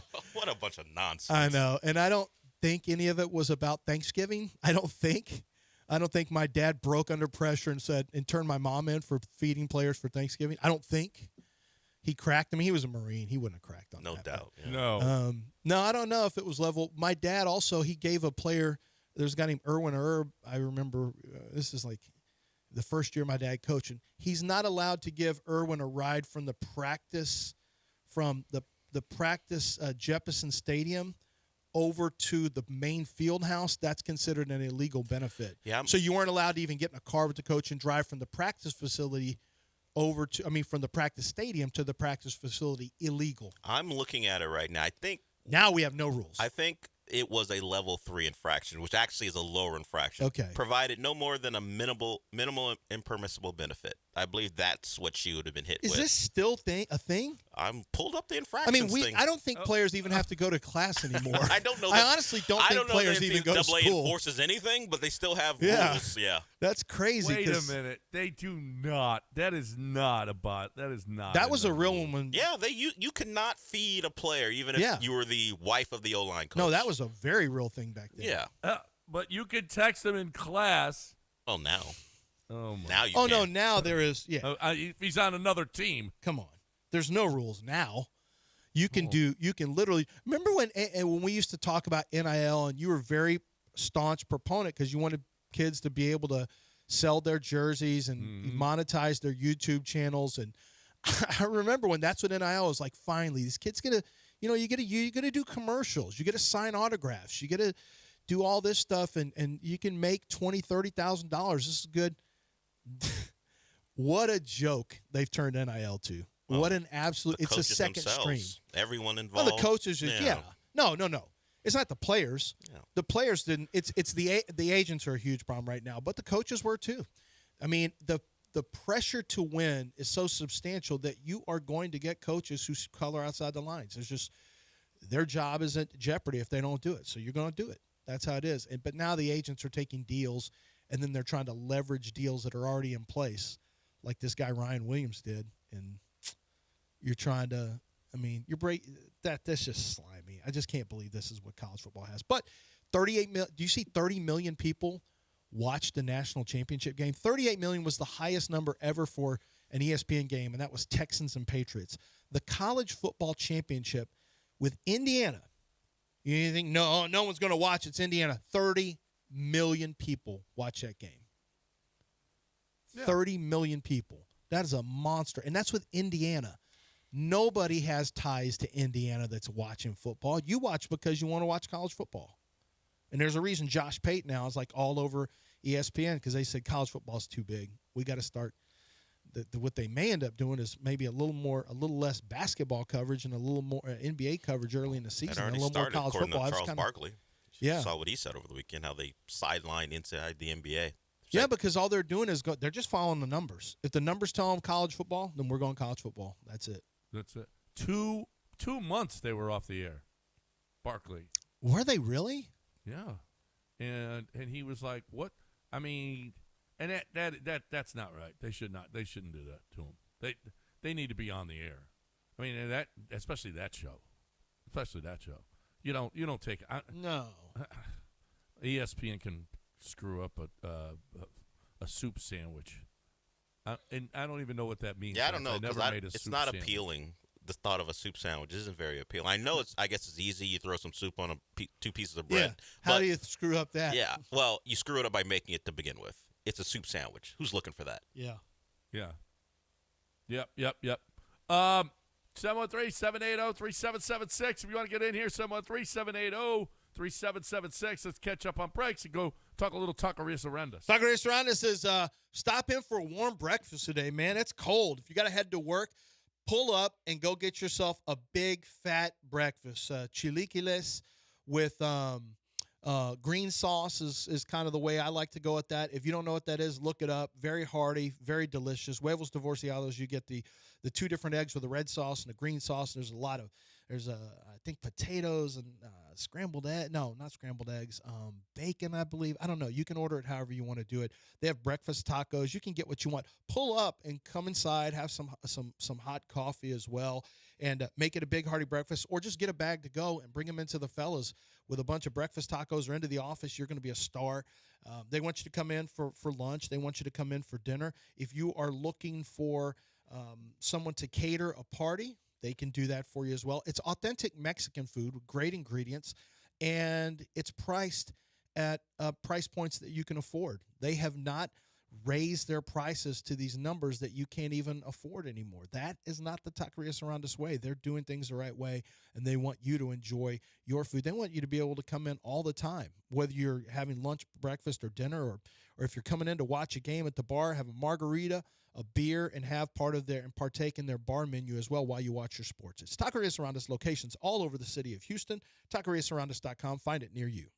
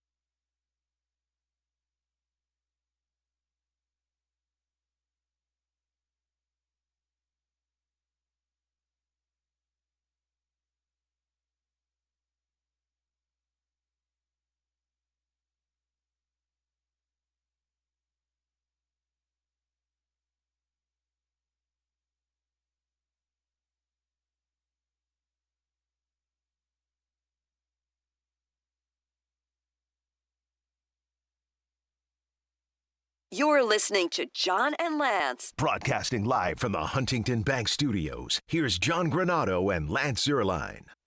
I mean, the Steelers are really catching it. Well, where's Dez? I haven't heard from Dez about this hire. Mike McCarthy, Cowboy fans and Packer fans are really giving it to the Steelers. Although Mike McCarthy has a really good record. Who was it we showed their last week? Harbaugh? There was another coach who we revere, and he's only got the same record, almost identical to Mike McCarthy. Yeah, Harbaugh and him are. Harbaugh's like. Oh yeah, John Harbaugh. Harbaugh has the impression that what's the meme like? There's one, I forgot what it is, but two similar things, and one is harassment, and the other is like everyone loves. That's what this is like. Right. Hiring Mike McCarthy is like you're harassing your entire fan base, but hiring Harbaugh is like, oh my God, you did the best thing ever. They have very similar resumes. They have real similar resumes, and boy, but the Steelers are catching it though. I don't know. Mike McCarthy wins. He wins. Yeah, but if you go by, I guess, the history of the NFL, not that it's going to work for Harbaugh, but either. But a third time you're hiring a guy who's already had a head coaching job twice. What's the history that says this is going to work out? Yeah. Wait, say that again. Like hiring a third time head coach. But Steelers don't usually do that. No, they hire first-time guys. Yeah, But over the course of the NFL history, if you hire a guy for his third opportunity, when does that work out? Is Dan? A lot of them don't get third opportunities. So yeah, it doesn't happen. Like Dan Reeves with the Falcons was a second-time guy, right? It didn't work out with Pete Carroll because he was Jets, Seahawks. He was out Raiders done after a one year. And done. It's worked out well. So you had Parcells with the Cowboys, did that really work? That was 4 teams, right? Was he Jets too? He was Jets, Cowboys, Patriots, Cowboys, Giants. Yeah, did it work? I mean, they were fine. I don't even remember who number Parcells 3 was. Parcells. Yeah. That's different. But even those teams, didn't win it all or anything. Did you see Falcons are catching it because they put out on their social media, they interviewed Mike Vrabel and Mike McDonald and hired Raheem Morris. That's tough for the Falcons fans. Tough action there. That's the Falcons beating Oof. That's tough. I did see the Browns are having Mike McDaniel pull out of there because they're making them take cognition tests and all this stuff, and it's like, and I saw one guy make a point. Hey, if you can ask players to take it, why don't you take it? I'm like, that's fair, I guess. Big Philly's out in Buffalo. Yeah. Did he pull out or did they say no? He does not pull out. Okay. In this instance, he did of jobs. Well, he just did. Right. He did. He pulled out. Jobs. He pulls out. He removed his name from the process. We could put it that way too. You're the one that brought pulled out. But I didn't think of it. I should have known who I was dealing with, and we would never get past it. So he removed his name from consideration. Is that better for everyone? Yeah, that kind of is. Kids are at home on a cold day, and you guys are offering this type of commentary. Yep. Hall of Famers, everybody. Mm-hmm. You have to say it so derisively. Well, I think you set me up for it by the way you're conducting yourself. Hall of Famers, everybody. Yeah, that's right. How do you think you got there? How do you think you get there? That's right. I think you got there because of your Reggie versus Vince discussions. That almost kept us out. No. Trust me, nobody remembers that fondly. That was the highlight of our careers. Nobody remembers that era fondly at all. Yeah. And it feels like CJ was starting him. We can't possibly go that long with CJ. But it is a little strange that I think the local media some of the guys in the local media do a pretty good job of hustling. All of them. There was an article that basically, I think it's Jonathan Alexander in Chronicle, where he's like, hey, Trevor Lawrence is a great example of what can happen with a quarterback if, you get the right play caller. Now, he tried to say the right play caller could be Nick Caley if he gets better. But if you have the right play caller and the right people around, around the quarterback, then look what happens. MVP. And he mentioned Trevor Lawrence being one of the 5 finalists for the MVP. That is just, I get it, but man, we're really grasping for straws right now. And I think some of that is just the timing of it, probably the recency bias of CJ's last 2 games being 2 of the worst in the history of the game in a playoff, a combination 1-2. I don't think there's ever been 2 worst games stacked in playoff history in the NFL. But I just, can CJ play better? Yeah, he can play better. Has he played better? Yeah, but mostly it's been flashes since that rookie season. It hasn't been a sustained season. He hadn't had a sustained, really good season since his rookie year, and even then, it wasn't always sustained. But he was a good rookie.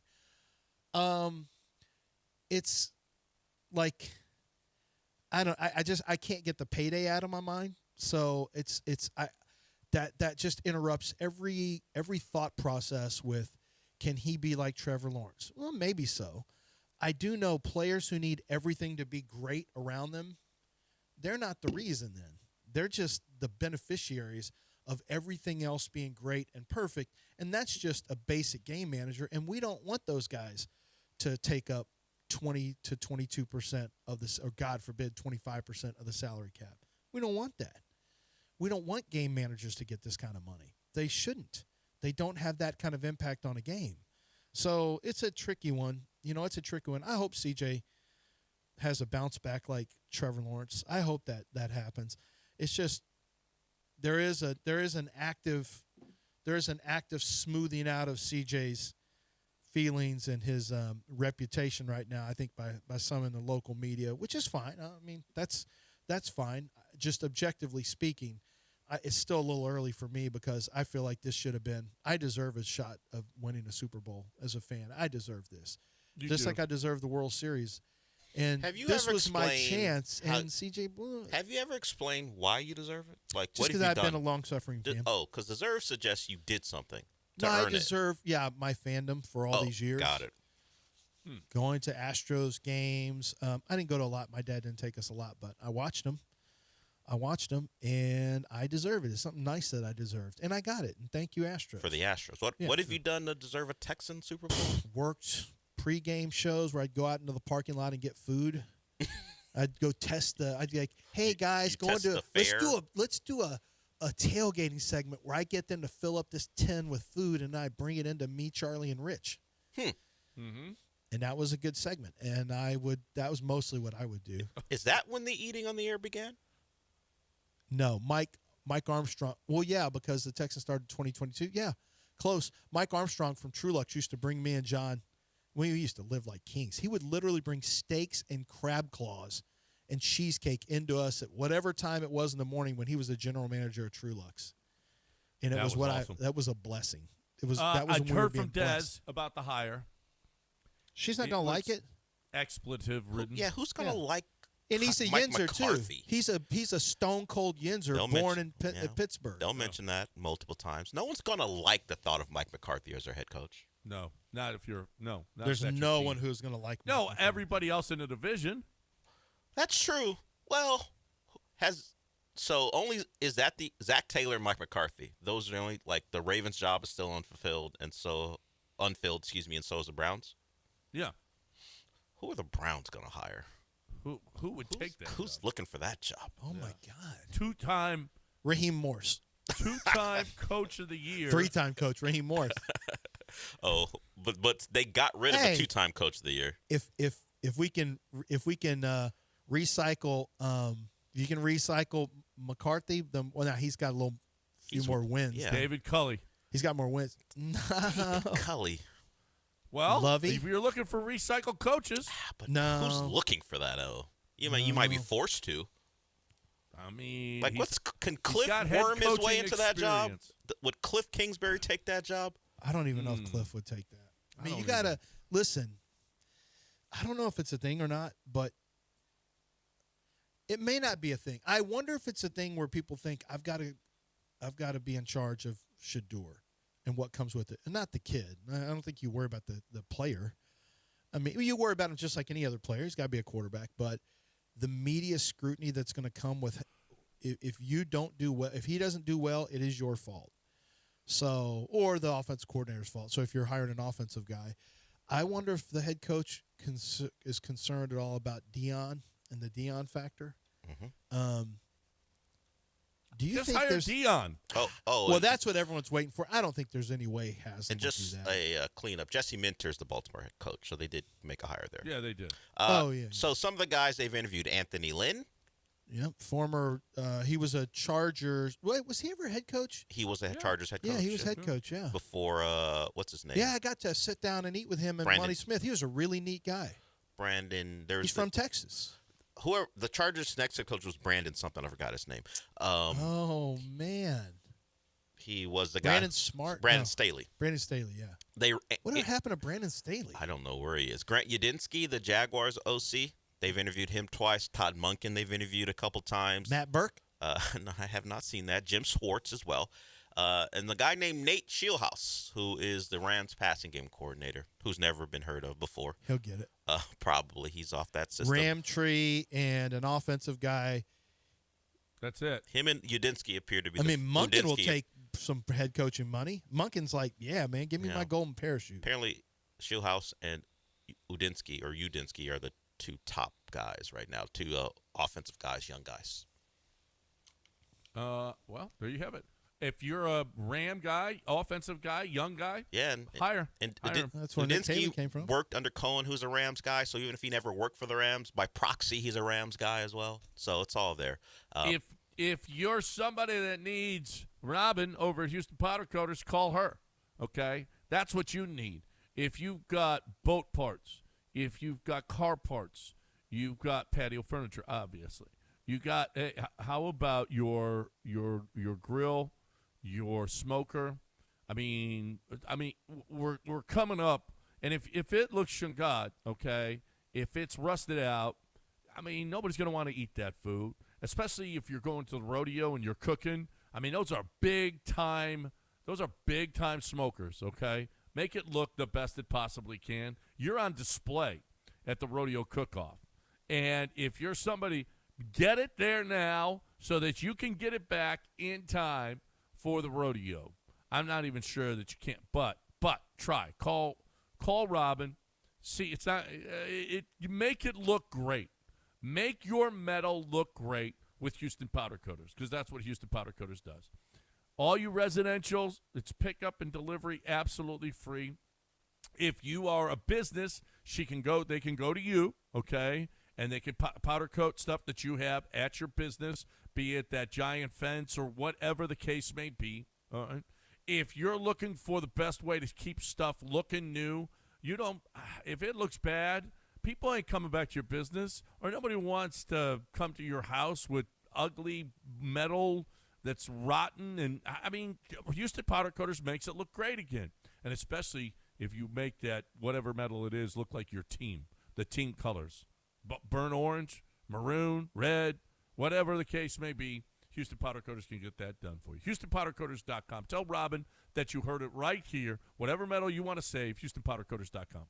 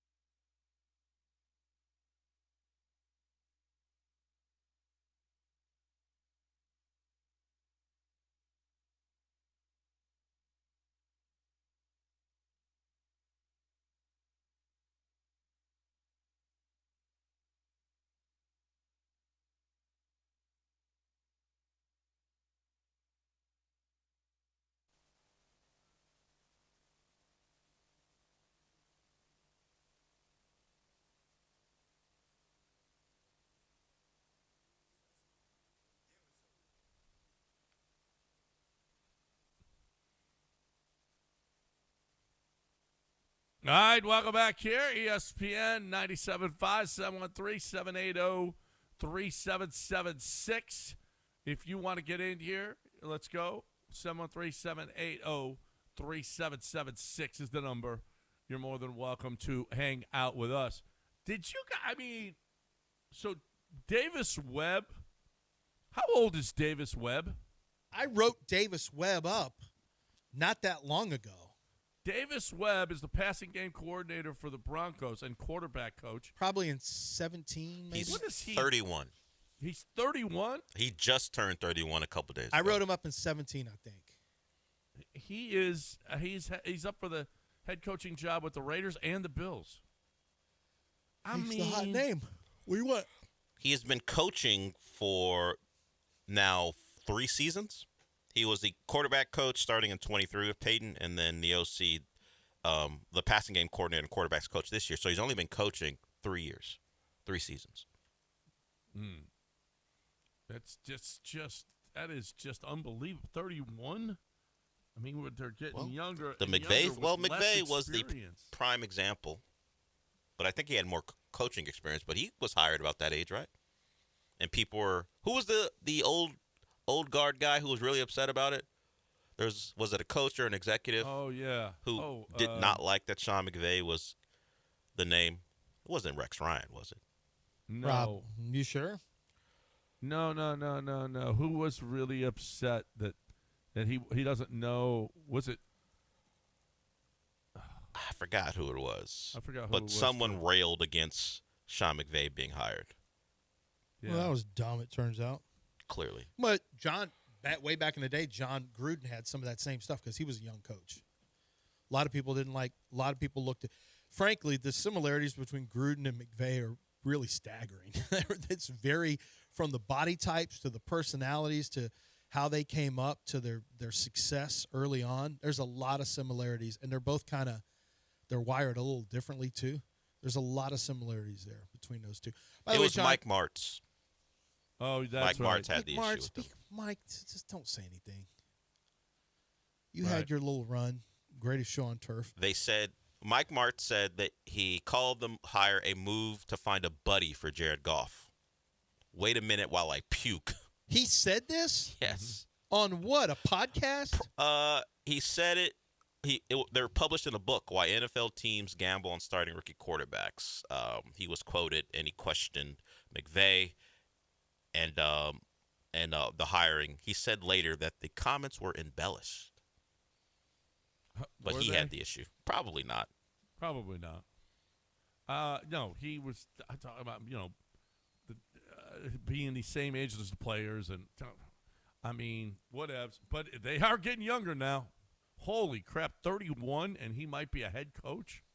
And I feel like I just watched Davis Webb be really crappy in the league. Was it the Giants at some point? Yeah, he was with the Giants. Wasn't he at Tech forever too? He was in college football for a while. Yeah. He moved around multiple teams, I believe. He played for Cal and Tech, yeah. He transferred to Cal for his final year. Isn't that why? Wait a minute. Did Baker leave because of Davis Webb, or he was there at the same time? No, he left because of Pat Mahomes, I think. Baker, he left because of Mahomes. Mm-hmm. Yeah, and Baker wouldn't give Baker a scholarship. He was still a walk-on. Yeah. Baker was there in 2013. Davis Webb was there from 13 to 15. But Patrick Mahomes was there as well. But Davis Webb got 3 NFL Yeah, he did. quarterbacks, and then Kyler Murray. That's quarterback you. He didn't play No, at not Tech. Kyler. I'm thinking No. of Cliff. Wait, no, I'm thinking of Yeah, Cliff was with Kyler Cliff, at yeah. A&M. Yeah. So Baker was in 13. Patrick Mahomes came in 14, but Davis Webb was there as well.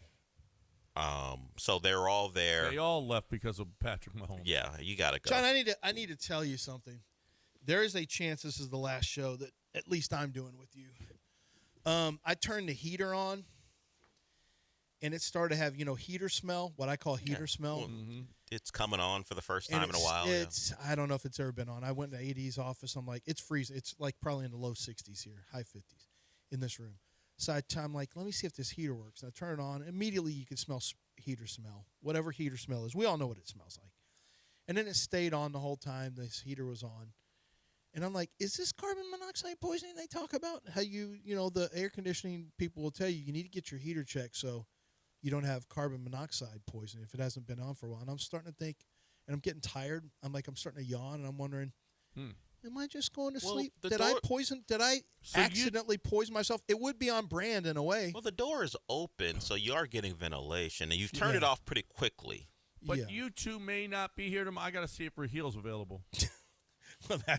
Well, what a caring Is he going to run person. the board? What do you mean if he's available? Who's going to run the board for you? Well, Mapes. we'll get AJ to run the board. Okay. Yeah, AJ or Mapes. I think I'm okay. Yeah, Dell's only had a little bit. I'm not I was worried definitely, about it. I had the exhaust Well, you're pipe going to catch in it here. too, Del. I mean, when we've already have caught it, carbon monoxide poisoning, he did this 20 minutes ago. Yeah, but I'm feeling really tired right now. No. It'll take a little while. But he turned it off. You turned it off pretty quickly. I think I let it go for about 12 minutes. Is that enough for me to get carbon monoxide poisoning? Wouldn't you have already have suffered? I mean, I fell off a ladder. This would, like I said, this would be on brand. He killed himself turning a heater on. Okay. What? What do you mean? Well, but just what I said. But it's not 2027 yet, so. Yeah, you I don't still got believe time. Oh, that's true. I still got a year. Yeah, Gilbert. Maybe you can go free. You can go soloing a building or whatever. You still be fine. Yeah. Right. You can still do that. I could still free solo Free a building. solo building. If You're not I gonna still die. have time. Yeah. Do a lot of things you think would kill you, but they won't. Yeah. Well, is it a shield though against death? If we think Gilbert's going to be correct, yeah, I guess whatever I could you free want. solo. I guess I could. If you knew you had impunity against death, yeah, go what ahead. would you do? I mean, What would you do, John? You've probably done things where you could have died. And I've done a lot of things I could have died. Yeah. But if you if I knew there was no chance of me dying, what would you do? I mean, but I also wouldn't do something stupid that would. Well, but I'm not saying anything that will get you in Here's prison the trick. for the year. You could fall and be put into a coma. Yeah. You don't That's die, not great. but Yeah. then you are immobile for the year Yeah, until you die. I don't want that. Perhaps you do something thinking, hey, I can't die, but the complications from it lead you to death in 2027. Yeah. Oh, well, then I can't. Yeah. I can't free solo a building. then. Yeah. See, I I was wouldn't. thinking about that, and I'm like, no, I can't do that now. You're gonna what? Free solo the building where you climb up with nothing, just your hands and feet. I mean, literally, this guy uses Honestly, nothing. How would Lance get 2 feet up the building? Oh no. Well, I mean, 2 feet. literally. No. No. You'd have to have strong enough fingers and hands and thighs and like. I can't imagine how and hard that would be. How skinny is this guy too? Oh, he's not a thick guy. No. No, he's probably like 145. Yeah. You know, like one of those distance runners. One of my legs is 145. Yeah, so yeah, I mean, I can't just free solo stuff, Del. Give me something else. And see, anything could lead to my demise. I don't know. What do you want to do that's No. a little death-defying? I don't know. No, because like I said, I could get put in a coma. You want to try some really spicy chicken? What do you want to do? Ooh. Yeah, but it Or doesn't mean I die. It still would hurt. I don't know. This is not a great superpower. Yeah, what do you want to do? Now that I think about it, this is. If I knew nothing would happen Like to me, no injuries that would at be all? great. Okay, that would but be awesome. Gilbert didn't But promise if I you. knew I could be in a hospital, He didn't say you wouldn't be- suffering, Yeah. He or didn't- eat chicken that burns out of both ends. Like, no, He that didn't say doesn't you sound would be. good. You wouldn't be incapacitated. Yeah, you you just just- wouldn't die until 27. Well, you made me think I could do anything. Well, now we're finding out. We got to think this out. I don't know. What do you want to do? Nothing. Just keep doing the same thing. Okay. Streaming the Night in Seven Kingdoms. It's a pretty good show. Funny. Well, That but little bald being- kid is pretty being funny. in a- Yes, he is. Does being in a coma hurt? I don't think so. No, it doesn't hurt. But you don't want to be in a coma. But supposedly you can still hear. Yeah, Like, you're I just don't want trapped in that. your body. Maybe you don't That want to do sounds that. terrible. Just- That's like Get Out. I don't know, man. What do you mean you don't know? Well, I mean, You I like want to to lay be on in the a coma? couch. What's wrong with him? What is wrong with you? You don't get to eat food. You don't get. There's no Coors Light. no I know, golf. but they feed you. You don't get Coors Light. Guess what? You're not IV, getting. You don't have to. What Yeah, kind of you're food do not you- get. You what don't kind get of food do you French think fries. you're There's getting? no Greek wings with Yeah, French what's he fries talking from about? They Yanni. feed you. You don't get Coors Light IVs. Through a tube they feed you? Is that what you're talking about? You're No, looking I for guess that? not. Well, I'm you know. No, don't just try to suss it out. It's not going to be fun. Well, let me think this through. If I'm incapacitated in a coma, they'll Well, feed I like me. to lay on the couch and not do anything. You won't be on a couch. You can still do that.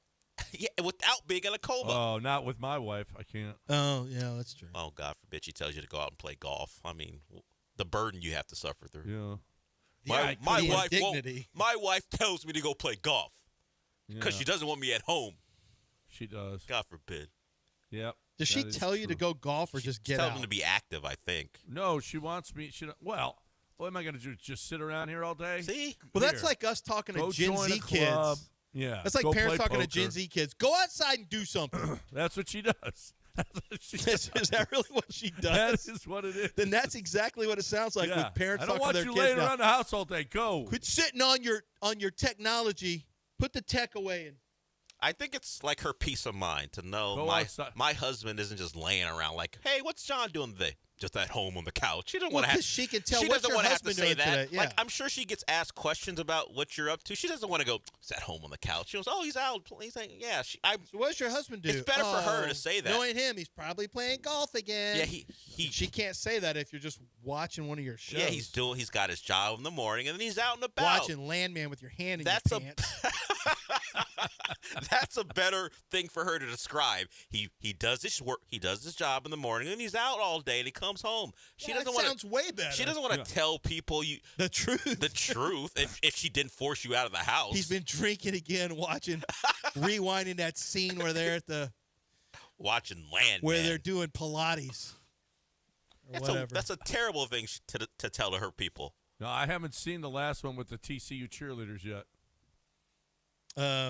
No. Is there something new with TCU cheerleaders? On Landman? I don't I'm know. so far I don't watch behind that show now. right Oh, now. you're behind? I was at my friend's house watching playoffs. I was at Michael's house 2 weeks ago, and we were just railing on Landman, me and Michael. And we used to like it, but we were railing on it. And this other guy I'd never met, he's in there, and he's listening to three of us just obliterate Landman and how dumb it's becoming. He finally goes, I got to be honest, guys, I kind of like Landman. I feel bad now. I kind of like it. We're like, no, it's fine. I like the cartel stuff is cool, you know. It's just how dumb the wife and the daughter and Billy Bob Thornton trying to crack jokes all the time, and those two guys that live with them for some reason that make money in oil but can't stop being roommates. But I got reason. other guys that are going, I like the women in it. What are you talking about? Yeah, now we like their yeah. And we have to explain, look, it's dumb, but we're not saying they're not hot. It's two different things. Well, that is two different things. Just go to the internet and go to the bathroom and turn on the internet if you want that. Well, not in Texas. Well, you need age verification if you do that. Yeah, you got to put your driver's license or in. take a photo. Yeah. Well, I don't know. Here, look. I want to watch adult sites. Here, get this picture of me and my driver's license. What could possibly be used against me? All right, 713-780-3776. You want to get in? You're more than welcome. 713-780-3776. Time for you to talk a little Sanjak. Yeah, sanjak.edu, a chance for you to be fearless. My Sanjak fearless moment was Sam Darnold and his recovery and comeback from what was considered a bust career, over 300 yards passing, 3 touchdowns. That's my Sanjak fearless moment, is the game yesterday. And, we all have moments where we want to come back. Your comeback may be you decided that you were going to take the route of getting a job, and you got and I know a lot of people in the service industry, for example, you get in the service industry, restaurants, bars, and you make some money, and then you make good money. It's pretty quick, but then you're like, this isn't fulfilling. This isn't a career, and you want to do something else, and you kind of get trapped in it. Sanjak.edu, be fearless. Go check out the website. This could be a great way for you to get started, especially with 2-year certificates and degrees where you can become schooled in something new that can become your career, so that you can get out of that dead-end job and get into a career that's more fulfilling, more satisfying, maybe pays more, better benefits. And sometimes you have to be fearless, because that may concern you about, I don't know if I want to do that. Man, take that shot. Go to Sanjak. Just go to the website at least, sanjak.edu, and see for yourself how things can be different for you. It's that simple. 6 locations around the Houston area. Remote learning is available for you so they can work around your schedule. It's sanjak.edu.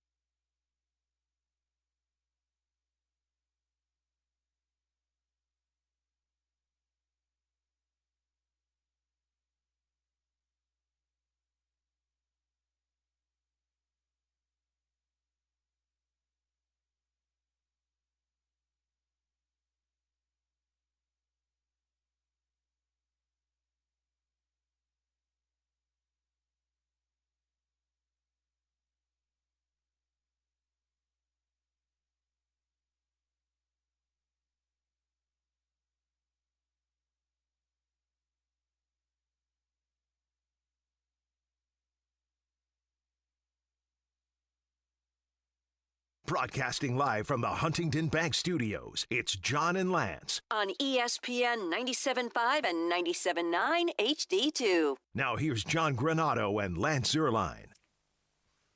So I'm looking at one site that has a seat behind the AFC bench going for $266,000. That won't sell. There's another one, $65,000.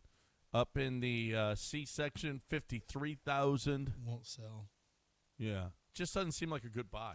Yeah, won't What do sell. you think It'll about? come down. But Miami, that blew me away. The national championship game between Miami, who is a private school with a small enrollment, versus Indiana, did 30 million viewers. Well, and Miami and it was over $4,000 a seat Sure, minimum. but Miami rates, well, either you hate them or you love them. That's part of the Miami appeal for the networks. And, of course, Indiana was the Cinderella story. I'm not that surprised because either you are rooting for Indiana to win or just rooting against Miami because you don't want to see Miami win. That's always been the case when they've been good. People tune in to watch them win or fail. And then, as I said, Indiana's got the miracle aspect of it that works. Yeah, I just didn't know if that would translate. And isn't that? They're not, and don't they put that over because they put the game on so many of their networks? Isn't that what it is too? Hey, it's on ESPN2, it's on ESPN, it's on SEC, it's on ACC network, ABC, right? Yeah, but ABC and ESPN. They're still watching those. So no, I understand. Yeah, people still tuning in. Yeah, when they get all the networks involved and they put them on different. I saw. I don't know who said it. Might have been Sarge. I can't remember who said it on Twitter. Somebody said, "This is going to be the most boring Super Bowl no one's going to watch." I would, in theory, that sounds good in theory, but based on the numbers we're seeing across the board in the NFL and in college football, I think people are going to watch football games, and that's the way it is. So what do you guys think of the number? It started at 4.5. I've seen 5 already. I'm surprised it'll go to at least 6.5. I know. Now, if you want Seattle, I would highly suggest you take it down because it's going up. I mean, I guess anything can happen. I mean, the Patriots' first Super Bowl is a prime example of that. But even if you remove the weather from yesterday, they weren't doing anything offensively before the weather became a real factor. Like limiting actually being able to throw the football in a regular way. Drake May wasn't good even before the weather got ugly. And all postseason, he has not been great, whether it be turnovers or just overall bad play. I mean, this feels a lot like the 90s where the NFC would just dominate the AFC. I could see something like that where Seattle gets off to a good start and they just I can too. Where they just beat the hell out of the This Patriots. does feel the way I got my prediction in today for NFL.com, and I just made it Seahawks 24-20, just anticipating the Patriots have a better game, better offensively, that they're just more dialed in. But I don't know why. You know, it's funny. The Patriots got here, and a lot of people pointed out weak schedule. Now in the postseason, they played the number 1 defense with the Texans, the number 2 defense with the Broncos, the number 5 defense with the Chargers, and they're getting ready to play the number 3 defense, I believe, with the it's the hardest route.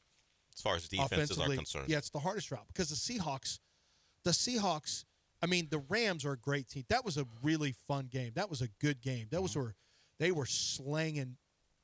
Look, even if the Texans had made it, I don't think they're beating Seahawks or Rams. Well, they didn't beat them this year. Well, it's funny. We've been listen, I'm looking at easiest regular schedule ever, season schedule ever.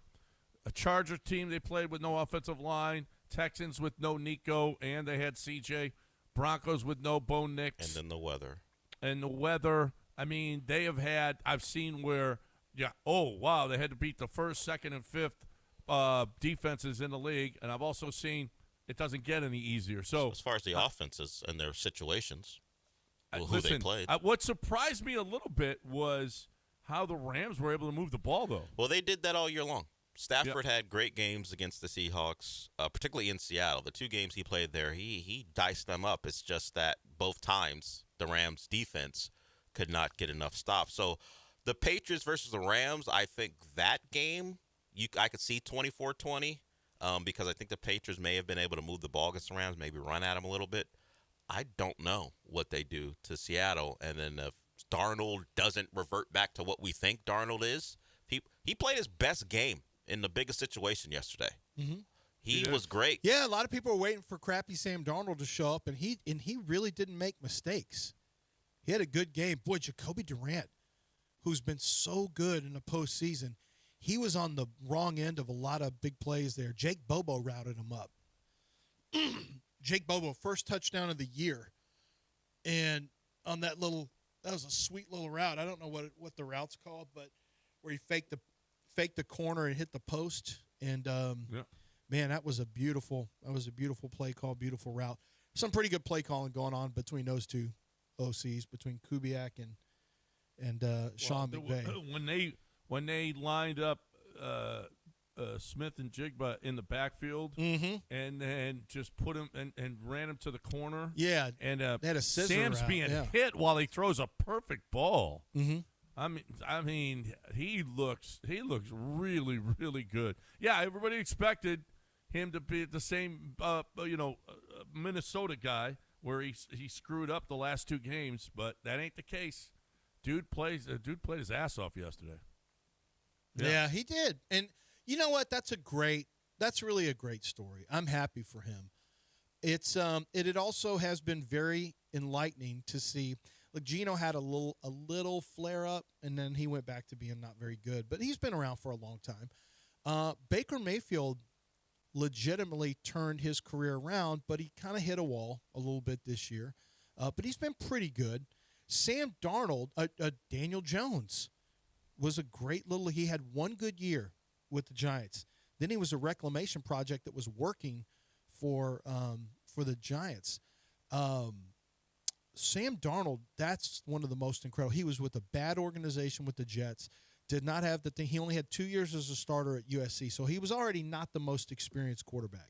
He went to a bad organization. The media was on him. The fans were on him. He had nothing around him, and he looked like he was just cooked mentally. And he went from there. Did we ever see where Sam went? Oh yeah, he went to Carolina, and he went to San Francisco. Oh, I don't remember San Francisco. I remember Carolina. I don't remember San Francisco. Well, because I don't think he got on the field. So this is his fifth team. Yeah. This is his fifth team. That's really an incredible one. Yeah, San Francisco, he played 10 games, one start. He was lost that start, but he had 2 touchdowns and an interception. But it's been a great run. You know, Sam was good this year. He had 25 touchdowns, 14 interceptions. That's not great. It's less than 2 to 1. It's not great. Lots of turnovers. Like yesterday, I think Brady said he led the NFL in turnovers. I guess that would have to do with the fumbles as well. Too. Yeah, I'm sure there's some fumbles he lost. But hey, listen, Drake May did exactly what I thought he was going to do to the Texans. Would just run. Oh, yesterday? Yeah, he ran great yesterday. That's what I was going to text something. I was like, this is the running Drake May. He led the league in rushing first downs for quarterbacks, and that's with Jalen Hurts in the league. But he killed him when you can't even throw the ball. He's running for first down. He had 50 rushing yards when he only had 46 passing yards at one point. So, I mean, that was a killer for the Broncos. I don't think Josh Allen. That they don't kick field goals when they should. Sam did not lead. No, he didn't. He was like third or fourth. But your point's well taken. Josh Allen led the league in first down rushes. Did you think on their one scoring drive in the second half they got that 4th and 1? No, and they waved it on. No. I thought for sure he was stopped short. And I thought both officials came in short, and then one of them, and then he started, and he just goes first down, move it. Yeah, and he started moving over. Whoa. Yeah, the near side guy was the one that I thought was in the wrong spot because the far side came in short, and then the near side guy had his foot on. I was like, "What are you talking about?" And he never made it there, did he? No, I don't think he did. But they said, "Hey, let's go," and then they reviewed and said, "Still, it's a first down." Think about last year's AFC title game where Josh Allen didn't get the call. Remember last year against the Chiefs? Quarterback sneak. Everyone felt, at least from the initial look, that he got in. Now, depending on an angle, you may say differently, but a lot of people thought that was a first down, and yet he doesn't get it. The Patriots, it felt clearly overhead shot. The ball never gets to the line. His No. helmet barely gets to the line again. The ball certainly didn't. And they're like, "Yep, let's go." So as much as they talk about, like, they have that virtual thing, hey, that's a first down, they don't have to bring up the yard marker, they still have not figured out how to mark. How to spot the ball. Yeah. He wasn't even. It didn't even look like he was even close Not even on the close. overhead. And that was Sean Payton threw the red flag and said, "Watch the overhead." Yeah. And So- they came back and said he was a first. I asked someone in tech why they don't have something in the ball that's an automatic tracker, and what they said was it's too congested. Like, you have to be able to spot the lines on the field. Computer vision needs the lines on the field. That would also have to be, like, you can have a tracker in the ball, but you also need to be able to track where you are on the field. So I think it's coming. I think it's a matter of time before the point of the football has some type of tracker in the football, provided it doesn't change. And they have ball data. Wilson balls have ball data, spin rates, and all that stuff. So even though they said Drew Brees used to be able to pick up a ball, throw it, and know which one of the balls had the chip in it somehow. That's insane to me, because these are not big chips. But I think it's a matter of time before the ball is spotted automatically. All right, let's break. Frankly, I'm okay with it. And we see what we missed on the other side. Don't go anywhere. Right now, we're talking about Aqueduct Plumbing Company. We're talking about freezing temperatures. Ooh, we're talking about the Billy's possibility. going to get some calls, I bet. Yeah, you know he is. At 281-488-6238. 281-488-6238. That's the number that you have to have in your phone, because you don't know, especially if you have an older home and you've got older pipes, there's a chance that they burst. And listen, if they do, you got to have somebody that's going to be there right away, knows what to do immediately to save all your floors, to save your home, to save a big expense. And that's what Aqueduct Plumbing did. They did that for me. They've changed all of Lance's pipes. Yeah. Okay. They did a whole repipe on Lance's house. PVC now, that's not breaking. Yeah. See, Billy, I'm not as expensive as Lance is. Lance is expensive. I'm the worst, but don't be the worst. Be the best. Go get your house checked out with a hydrostatic test where they can tell if you got a leak underneath the slab. But if you're going to need anything with this freeze, and it's going to go on, and we're going to have it again tomorrow and the next day. So if you find when it's all said and done that you've got an issue, then Billy Brown is the one call you need to make. Before anything else, get with Billy Brown. You might want to get with your insurance company as well, but get with Billy Brown for sure. They are going to make sure to take care of all of your plumbing needs, big or small. AqueductPlumbingCompany.com.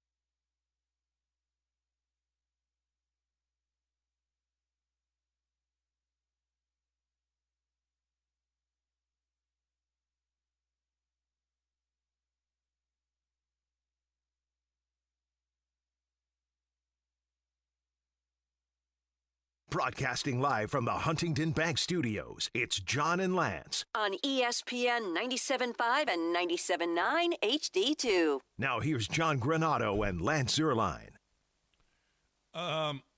So, what do we miss? What do we miss today? I know one story that we missed. Deion Sanders' bodyguard says Deion gets 5 death threats a day. Wow. Deion says, we get death threats all the time. Why? I'm a black man making it happen, making things move. That's what making Dell all is. that happen. You are too, Dell, and no one comes after you. Am I? So we have stuff that's real. I don't know that he gets death threats strictly because he's making stuff happen. Do you think Like- Colorado fans just I don't know that it's Colorado fans. Like Marcus Freeman would say, he's a black man who's making stuff happen. Yeah. Would he be getting the same type of attention, like death threats and stuff, because he's making stuff happen?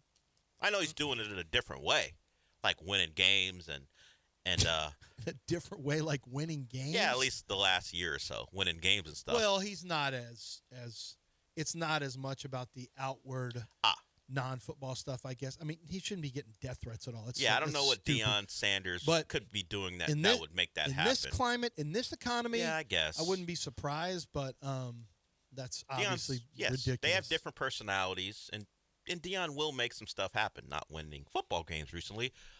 Like you said, there's no reason for it. No, it's stupid.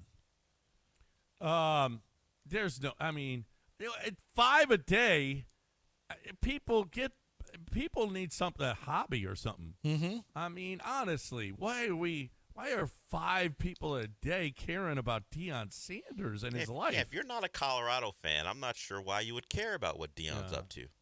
How could he be that upsetting? Yeah. So the Astros had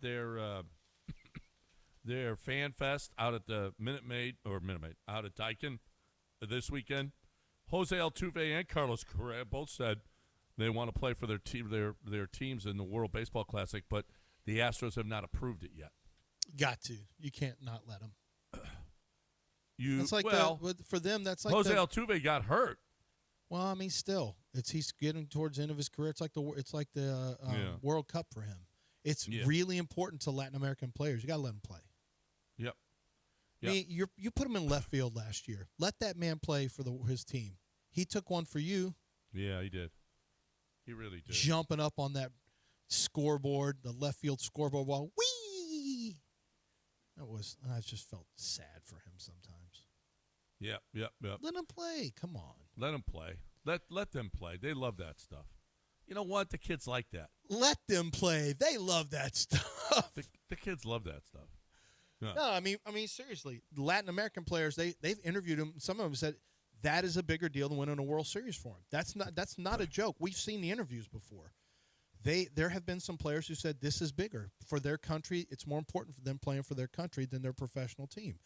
It's not something that I haven't heard in Premier League soccer, where people say it's more important for me to win a World Cup for England than it would be for me to win, for Wolverhampton. Although no one from Wolverhampton is getting on a World Cup team. But they also feel that way. So, yeah, just because our players don't feel that way. How much would it mean for you to win an Olympic gold? We're going to be Kyle Tucker? We're going to be pretty good. By the way, did you hear Kyle Tucker's getting $64 million signing bonus in Florida where he pays for nothing? Right, and he's only getting paid $1 million this year. I hate them so much. Yeah. I hate them so much. Shut up, you stupid ass. Shut up, you dummy. Well, that's where that came from, too. Jim Bowden, but I hate the Dodgers so much. Weasley little weasels. Yep. Well, the trash cans and Jose had a buzzer. Oh yeah, Yankees think we have buzzers. Yeah, that's a John Boy They thought we brought trash cans on the road. The Dodgers do, and ruined them in their own Game 7. Beat it, losers. Well, recently, not so losery. I know, stupid Toronto. Way to go, George. You had one job. George did really up. well. No, but who did screw it up? What happened? Wasn't there There's some great play by a little-known outfielder. Oh, Pages made that catch. That's right. Yeah. That's what it was. What else did we miss today, Del? We touched on the Cougs. Losing. Yes, they lost, unfortunately, to Tech. Not much, other than we had a basketball game postponed over the weekend because of unrest in Minnesota. Oh yeah. Mm-hmm. They played a game yesterday, the Warriors and the Wolves, and Anthony Edwards talked about it. But yeah, that happened. What else is out there? Like something else happened. Something else. Let me see. I think we hit most everything.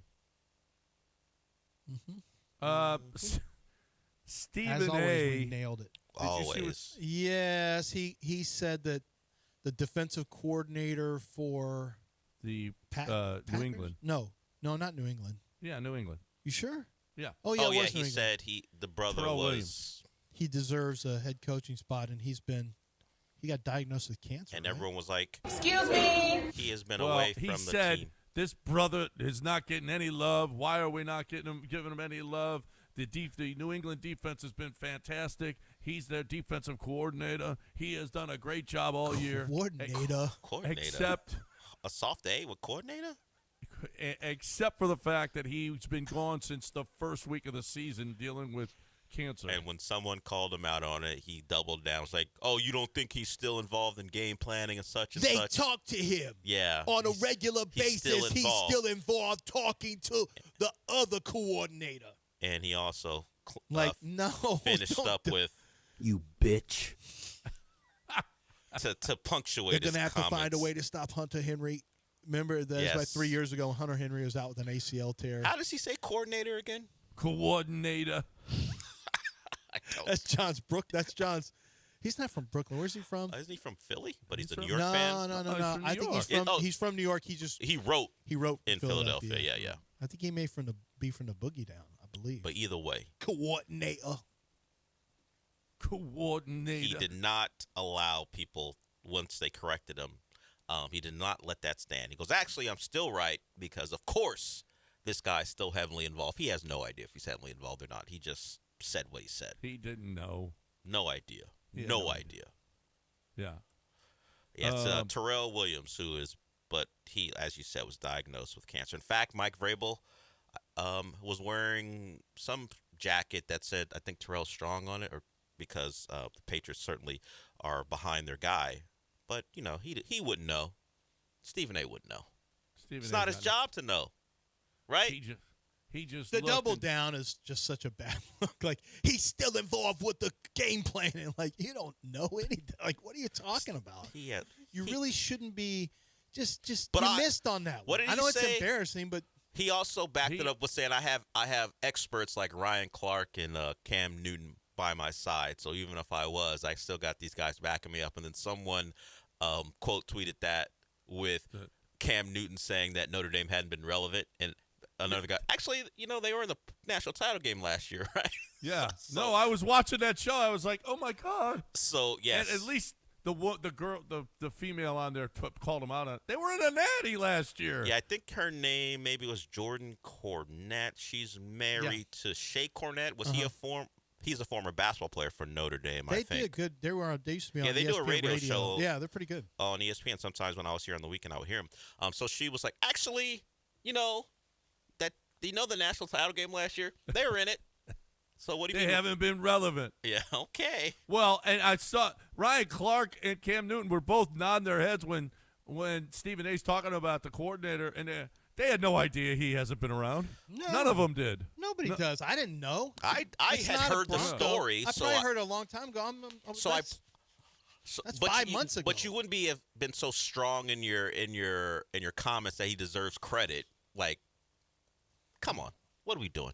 Well, you should at least do some research if you're going to be behind. That guy deserves a lot of credit. But Stephen A. did this about first of all, he did about the running quarterbacks. Dwayne Haskins.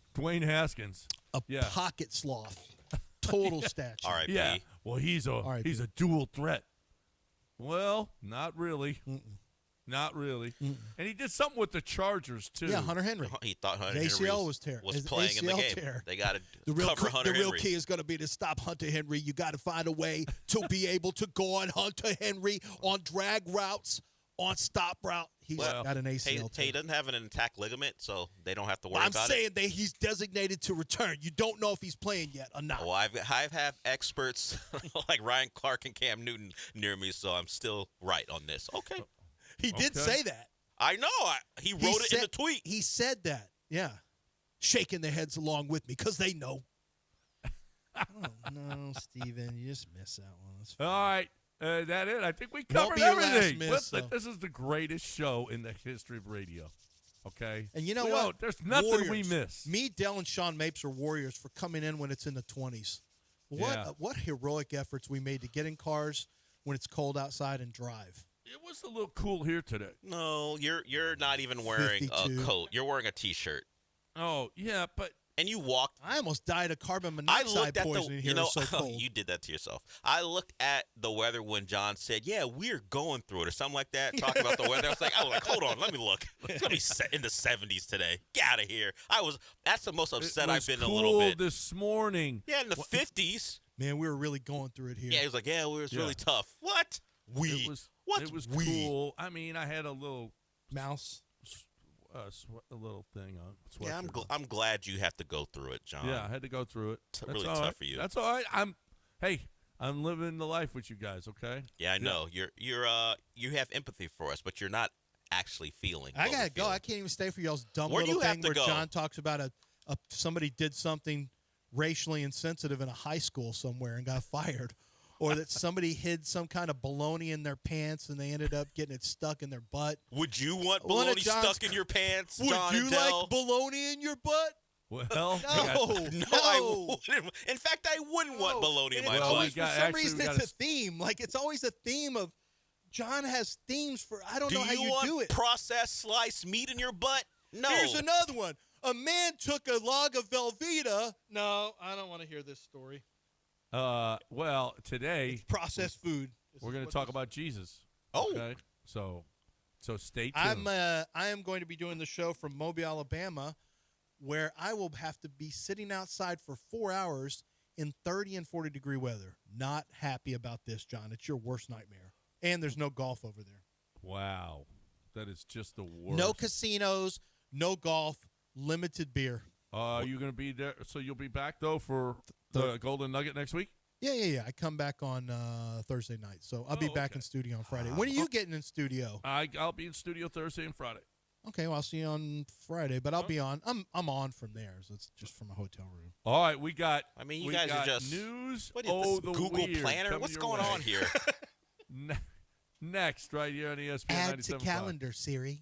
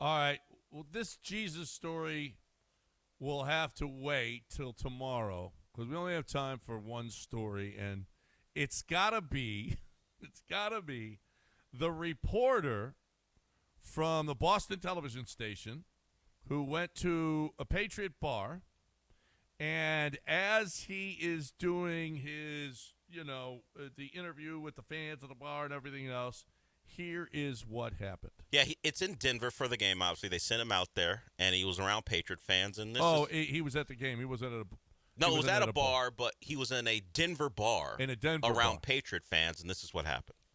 I feel like we're live in South Boston right now. Real quick, you want to give a message to Drake May ahead of the game? What do you want to say, Gene? We're all we got. We're all we need. Gay for May! You know what? Gay for May! As a gay man, I also am gay for May. He is okay. So Colton Bradford, I believe, is his name. Was he? Did he out himself? This or is the did thing he I just said get to Sean during the break. What if he hadn't publicly told anyone he was gay, and he got caught up in the moment? This is how he outed himself. I don't believe he did, although I don't know how many people watching the Boston NBC station know that he was gay, but now they do. But now they know. I guess he's very open, but for people who didn't know, now they know. Yeah, now you know. He is gay for May as well. He is gay for May. I did not. There are is shirts. all of Boston gay for May? Well, there are shirts. Now, I didn't see that shirt at the game. I saw a sign that says "Snow melts in May." Some Patriot fan, but there are shirts that say "Gay for May" that you can buy from Barstool. Apparently, you can buy "Gay for May" T-shirts. Yeah, I mean, can you complete passes that result of over 100 yards before I wear that shirt? Because if you're gonna just throw for 86 yards, I don't think I can wear that shirt. Well, it was a bit snowy. He stunk in the first half, but he's going to the Super Bowl. Congratulations. My agenda no, like still I lives. said though, in the first half he had run for 50. Yeah. He has worse passing yard numbers through 3 games than Trent Dilfer. Yeah, I mean this is very Dilfer-esque. That defense is playing just that defense played the Texans offense. That defense played Jarrett Stidham, and that defense played no tackles for the Chargers. No linemen.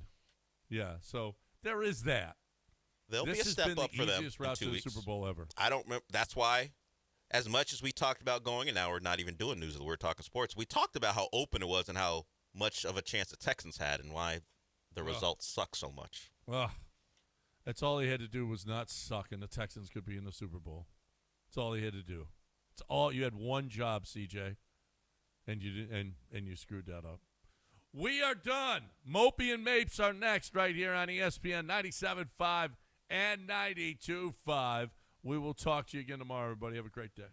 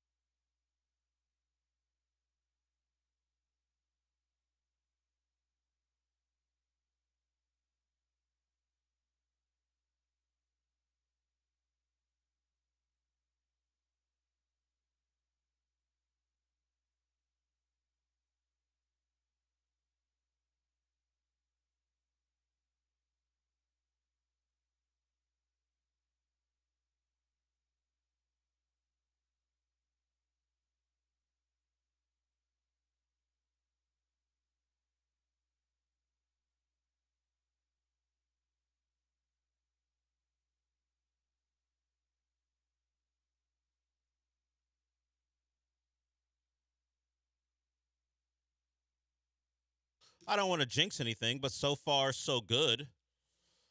The John and Lance show began and ended without a hitch. We're all in, of course.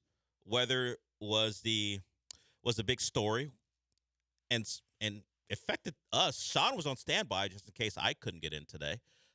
Thankfully for everyone, it appears we're just dealing with cold, not any ice. I don't know or have heard about any major power outages, so that's great considering the weather we're dealing with. So looks like we're going to make it through the day. We're certainly got to 10 o'clock and no problem. So I know some people, maybe not just some, plenty of people are at home, judging by how I got in this morning. And because of the notion that ice might show up at any moment, black ice is the most dangerous of all the ices because you can't see it. I was driving slower than I should have.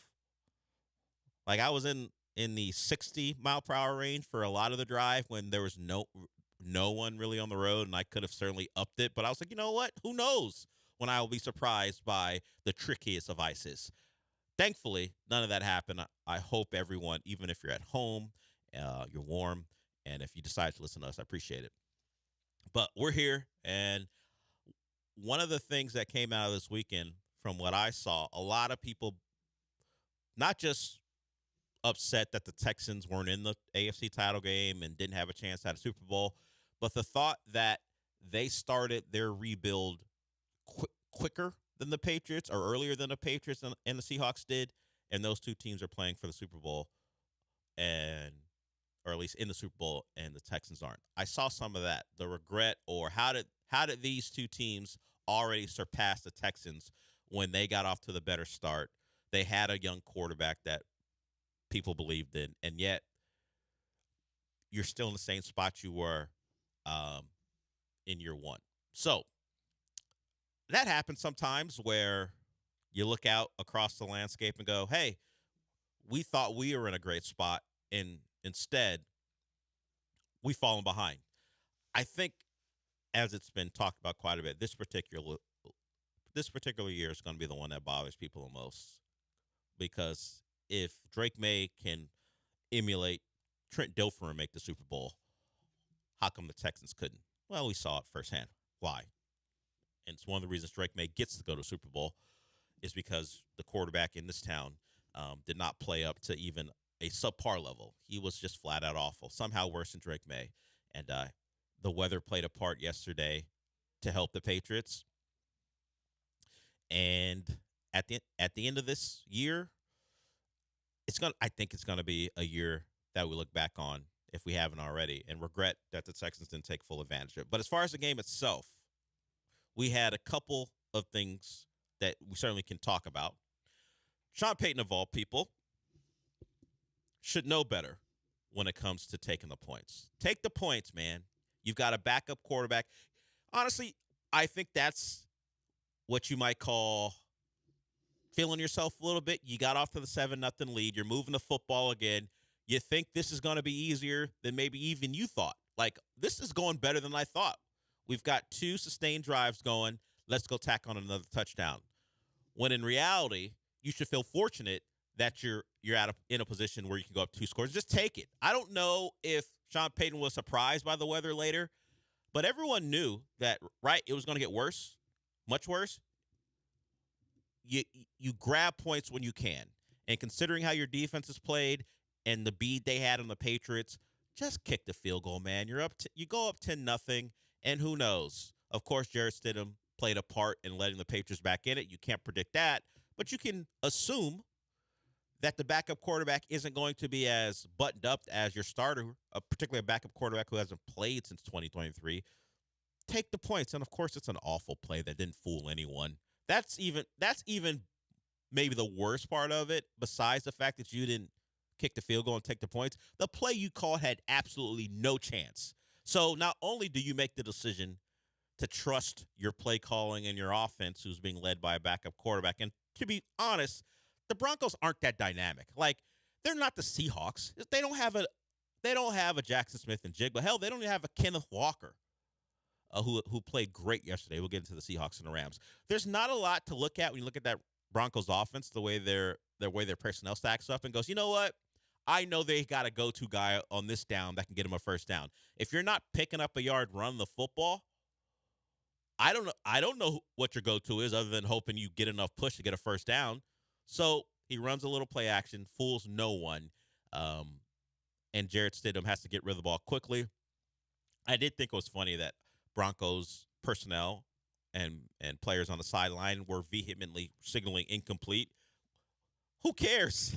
It's still going the other way. They're like several people going, no, that's incomplete. That's incomplete. It's fourth down. Who cares if it's incomplete? And if it was an interception, because I think he threw an interception behind the line of scrimmage. Yeah. Like the attempted interception was like a yard or two behind the line of scrimmage. Actually, you want it to be intercepted. Yeah, I don't. I think it was might ahead. I don't know exactly how it played out. Either way, Yeah, why are you so insistent that it's incomplete? It Gotta does get the not call matter. right.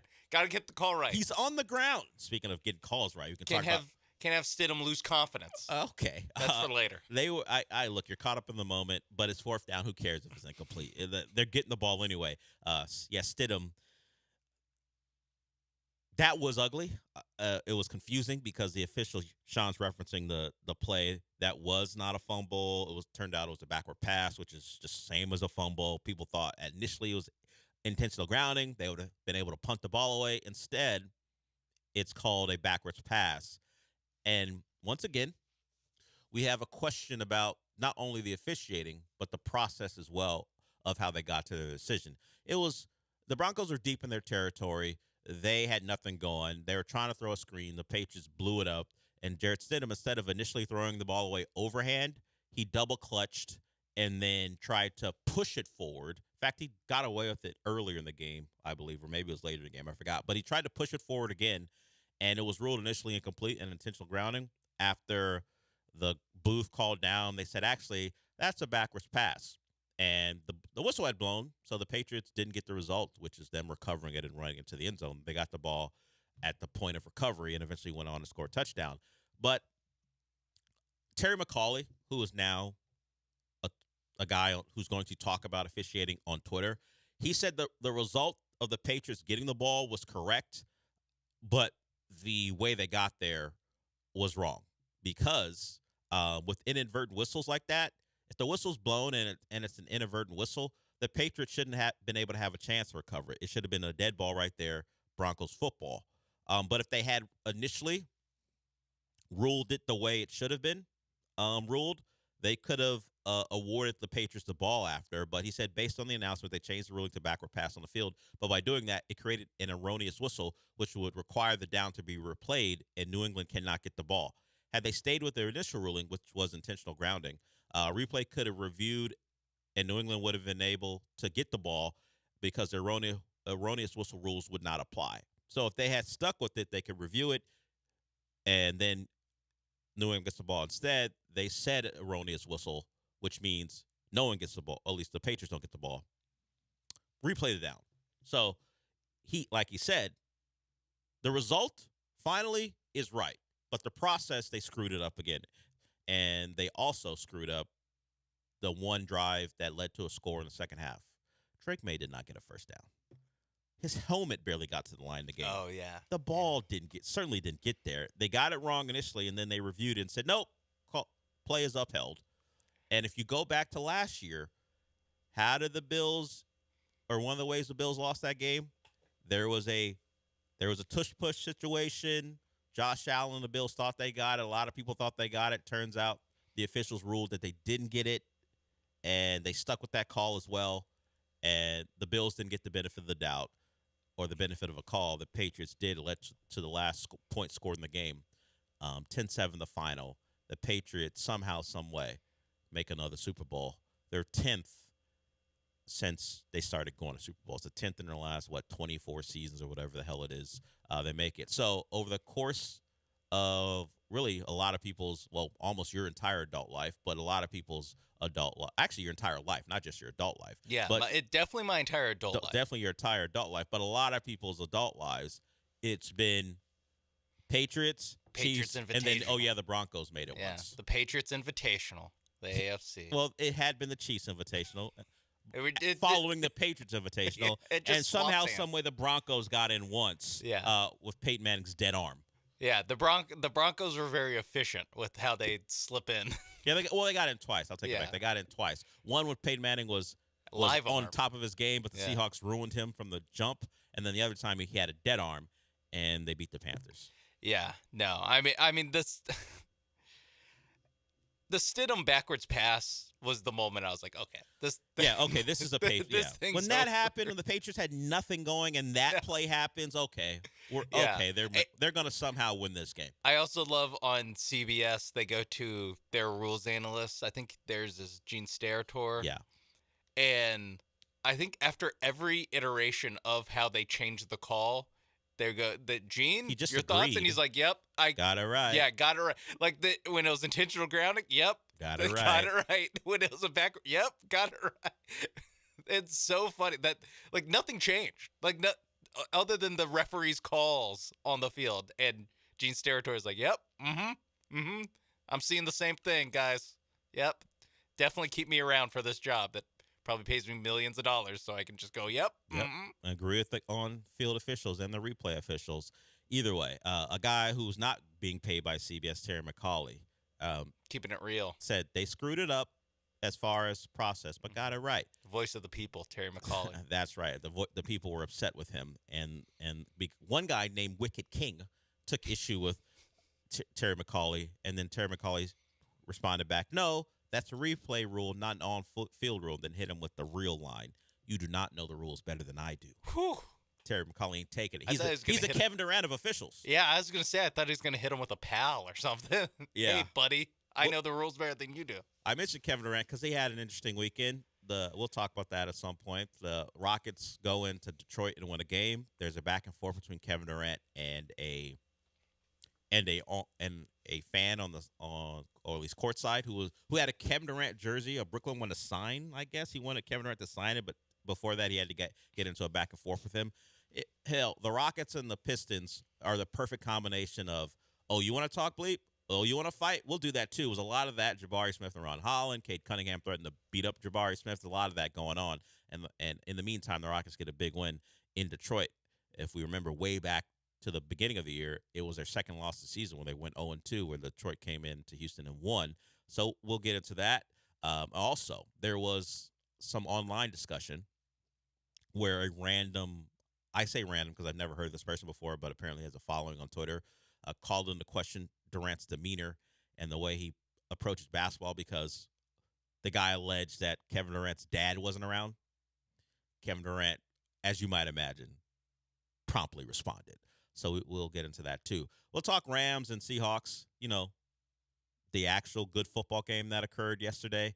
It feels like we are going to watch a kind of something like we would call nostalgia. If you were nostalgic for the NFC beating the AFC's head in Super Bowls, I feel like we're going to get that. Of course, we got 2 weeks to really discuss it, but you had a competitive, entertaining football game, and then you had Patriots and Broncos. That's kind of what happened. So a lot to get to here. If you want to join us, number 713-780-3776. We're all here.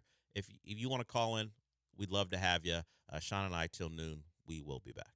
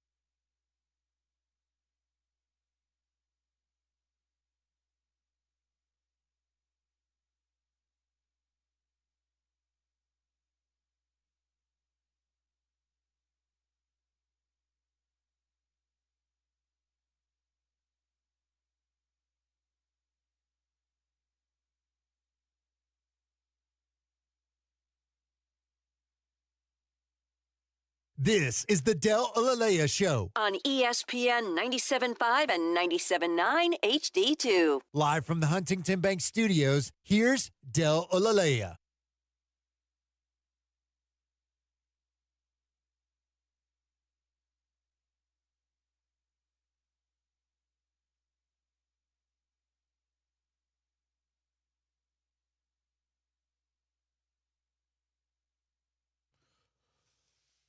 Another thing that come out of the Patriots win over the Broncos, my agenda still lives. A lot of people calling Drake the schedule May.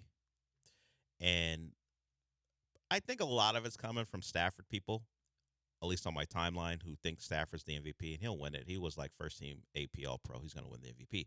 But a stat that came from the Patriots beating the Broncos. The last 4 quarterbacks to win an AFC title game or a Super Bowl scoring less than 13 or less offensive points.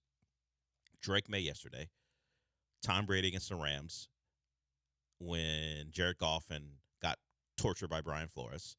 Tom Brady against the Rams the first time, and then there's another Tom Brady game in the AFC title game against the Steelers that led to the first Super Bowl win for the Patriots. The Patriots, in their history, have the last 4 quarterbacks to win one of those big games scoring less than 13 offensive points. I mean, great franchise, done a lot, but there is some fortune involved here, and it's sickening, honestly. Look, I know people have their trauma with the Chiefs. You believe the refs are involved. You think you think they've gotten there by hook or by crook.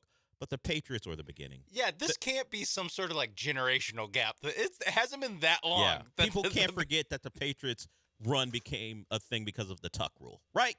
Everyone remembers that, right? Yeah, even if like the Tuck, that's too far. Like you remember the late 2010s? Like yeah, they made 8 straight AFC Championship games. They made a Super Bowl because a Chiefs a defensive lineman.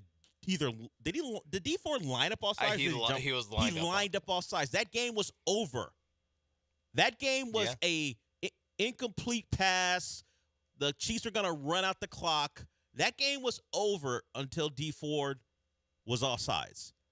So yes, remarkable run, but there are so many things that if they go one way or the other, let's just say it's less remarkable. So I get it. Yeah, can't stand the Chiefs. Understood. And here in this town, the Chiefs have taken things you think you had a chance to win. So have the Patriots, by the way. You've lost some playoff games to the Patriots, too. Way more, actually. Yeah. Stop it. They are the first in the last 20 years of these dynasties that could have gone one way or the other just if a play or call went against them. And yet, they're back again. It's actually worse because they've done it with 2 different quarterbacks, 2 different setups, 2 different builds, and they're back here again. Yeah. After 3 years? Like 2 years of being awful and like 4 or 5 years of not being a real contender, and they're back. Yeah. Like they even made the playoffs under Mac Jones. Yeah, right? I mean, is it more, I don't know if the word offensive is correct. Is it more bothersome that this Patriots team doesn't even, like, the thing with Drake May is like he hasn't really like taken the next step in any of these games. He just made a Super Bowl. Like it's not like Jane Daniels last year. It is just like he's doing a competent job. I guess I didn't watch a lot of Patriot games because they weren't playing a lot of teams that you wanted to see them play against. Yeah, they played the worst schedule, the Saints every week. Yeah, somehow. it felt like that. So I wasn't watching a lot of it. So maybe Drake May was very impressive. But the Drake May we're watching here, this isn't doing much. Like, he was getting MVP chance in that building yesterday. For what? And this is what we've seen for 3 weeks now. Yeah. He has been a very average to below average quarterback who's benefited from turnovers. And, sure, he made some throws against the Texans, but okay. It was more Butte who made the great catch. But still, this has been what we've seen so far, and look, it is only a regular season award, but if it was a postseason award, that MVP thing would have been dead and buried after like game 1 of this postseason run. But he'll probably finish second to Matthew Stafford, and he'll be congratulated. But most importantly for him, he's in a Super Bowl, and he did let it be known that he went rogue yesterday on the play that sealed the game on the bootleg. That was just supposed to be an outside zone. He kept the ball, didn't tell anyone, and ran for a first down. So his legend will grow now. Wow. And also, he also, Josh McDaniels, any credit you got for calling that play? Yoink. Yoink. You might have thought Josh McDaniels I don't know what Tony Romo said. I kind of mute him. He literally said it was a gutsy call, where I'm like, I don't know if it's a gutsy call. I mean, all he has to do is fall down. They're still going to just pretty much keep run the clock running at least. Yeah, just don't go out of bounds if you're not going to get a first down. But Drake May told everyone, actually, I made that play. So that out of Josh McDaniels' pocket as well. But, like, generally when, like, young quarterback, highly drafted guy, like, makes the Super Bowl, there's an element of, like, it's going to be 2 weeks of kind of a, like, oh, yeah, coronation. And, like, look, he's one of the top 5 guys now. Like, is he better than Burrow? No, not this guy. It's going to be 2 weeks of. All right, sure. Carried. Yeah, he got I feel carried better to the spot. I feel more ready to coronate Sam Darnold. He showed up in the big game. He answered questions. He went bar for bar with Matt Stafford. Yeah. And came out on top as the Seahawks, who were kind of an afterthought in the division to start the year. You had the 49ers and certainly the Rams. And, Mike McDonald's there. They weren't bad last year, but Sam Darnold's in here. He struggled late. In fact, his final game as a Viking, he peed all over himself against those Rams in a wild card round game. And look at him now. He's going to the Super Bowl. He had a great game. And the Seahawks got a big-time stop late where it felt like the Rams were just going to score again and take the lead. And all of a sudden, in the red zone, they got stops. One of the bigger plays in the game earlier was a Tariq Woolen taunting call, which kept the Rams drive alive, and they went on to score a touchdown in the next play. So he was one of the guys who would be a storyline. He got yelled at by anyone who has any type of following on Twitter. Everyone decided Tariq Woolen was the guy they were going to take shots on because NFL people, the one thing they cannot stand is someone they think they can call selfish. And Tariq Woolen's actions, according to everyone, were selfish. And, in the middle of a very hotly contested football game with everything on the line, if you don't act perfectly and you do one thing, and look, it's a dumb thing to do, certainly, but it was like, I can't even use the word I was going to say, you dummy, how could you do it? I mean, I don't know. I mean, frankly, look, it was not great, but the reaction to it was like, Tariq Woolen, maybe the dumbest football player I've ever seen. It felt like that was the reaction to the play. I'm closer to being on Tariq Woolen's side of, like, I feel like what he did kind of happens after every failed third down pass. Someone's woofing locked at the up and sideline. they're woofing, and sure, it was a big moment in a big game, but do I think the reaction, particularly from people who got the tweet about it, was over the top? I think so. Look, obviously big play, and then, of course, it gives us the touchdown, so everyone's like, see, you got your comeuppance. I know everyone's enjoyed, for whatever reason. It's a neat little side plot in this, what was shaping up to be an awesome game. It's like, Tariq Woolen, the hubris, the hubris of Tariq Woolen. And then you pay for it on the next play. It was immediately. Like, you deserved it. Yeah. I was like, all right, man, I don't know. I look, dumb play. It added to the theater of the game. And then I guess after the game, Tariq Woolen went over to shake hands. I don't know if he apologized to Sean McVay, but he did go over to talk to him. He must have said something crazy to get a flag. The referee, I think, initially said, hey, cut it out. And then he kept going. So that's why he got the flag. But, I mean, it's a football game. They're in the middle of it. You're losing your mind. You make a great play. I don't know if it's a question of, wouldn't question his character on it. It's just, hey, it's dumb. Yeah, don't be doing that. Yeah, but you put yourself in the position to allow Puka Nakua could hit you with the stutter and go, and then and you give up a touchdown. But everyone was like, "That's what you get." I was like, I mean, I don't know. I mean, I guess. Yeah, it's like not great. Yeah, I mean, but are you a little emotional about a game that you're just simply watching? It's not even your favorite team's playing. You're just like, yeah. Damn it! If a Seattle Seahawk fan was upset, okay. But if you're just a what should be a neutral observer, I just take it as, hey, that was fun. That was a fun little sequence. I move on. Hey, again, like, it's a little side plot in this game that we're going to talk about. It's like the Tariq Woolen kind of whatever 2-play sequence where he's the most important man alive. for like a minute and a half, Tariq Woolen became the biggest story in football until the rest of the game happened and Seattle wound up winning. Like if that happened in the Super Bowl, he would just be like the most famous person in America for again a minute and a half. Sure. Like he would be the most until the peanut M&M shows up in one of the commercial breaks. Yeah, I know. He's the most famous person. I mean, if it happened the first half until Bad Bunny showed up for his performance, Yeah, Tariq Woolen, yeah. we have a conversation about him costing his team a touchdown. But you know what? Doesn't matter. It's all forgotten. See, Seahawks go to Super Bowl. What is that? The third time in a little over a decade now for them, right? 20-ish years, right? 05.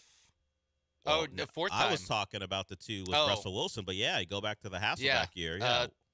13 and 14, right? Yeah. Yeah. It's been a little bit more dispersed when it comes to the NFC Super Bowl participants as far compared to the AFC, but Seattle's one of those teams. You go 4 times in like 20-something years. It's not a bad run. Once every 5 years. Hasn't it been like in the Super Bowl basically every NFC, or not every NFC, but like I don't know, probably 10 of the 16 NFC teams?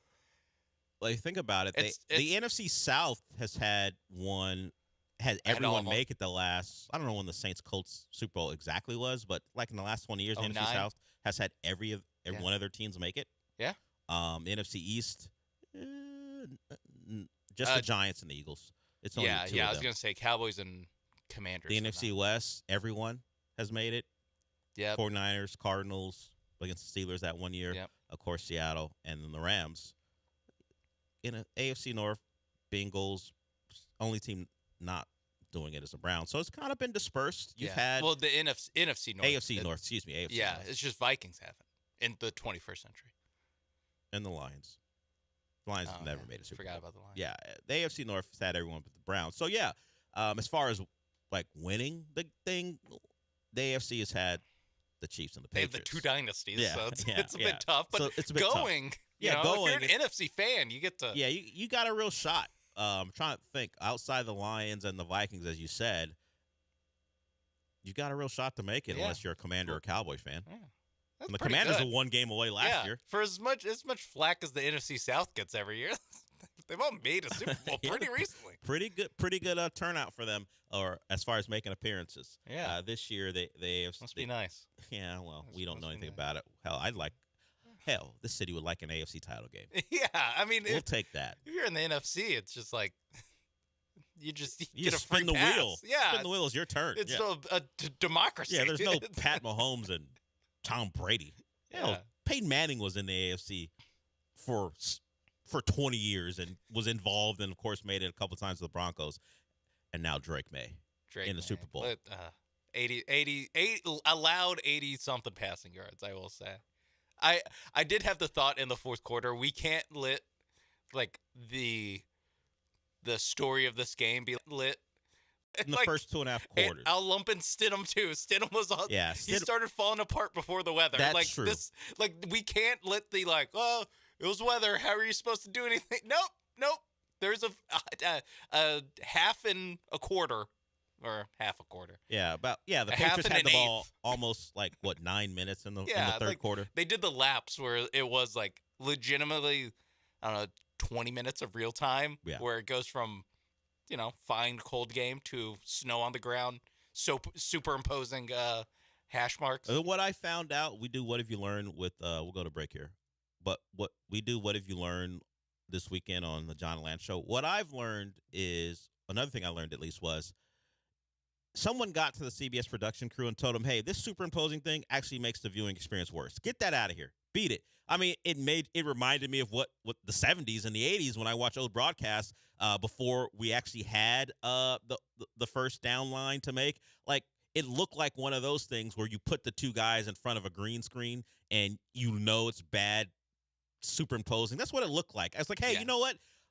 I would rather not know where the 50-yard line is if this is the version I'm going to get. It's just distracting. Or do it how they used to do the score for old-timey games. Or just flash it every couple plays before the play. Just flash it, take it down, just so I'm like, okay, they're on their own 32 or at the 50. They did that for a couple series, and then some was like, hey, no one likes this right now. Beat it, and they Yeah, thankfully nope, got it's rid on of it. Nance to to let us know. And Yeah. even Nance, there's a punt where he's like, "I'll be honest, I have don't know no where idea this where is. that went." Yeah, it was like one of the Patriots' bad punts. It was the last chance the Broncos had a chance to tie the game. I think it landed like the Patriots' 33-yard line. Of course, the Broncos don't gain like 3 yards or whatever they did. Yeah, And, no, that was that the.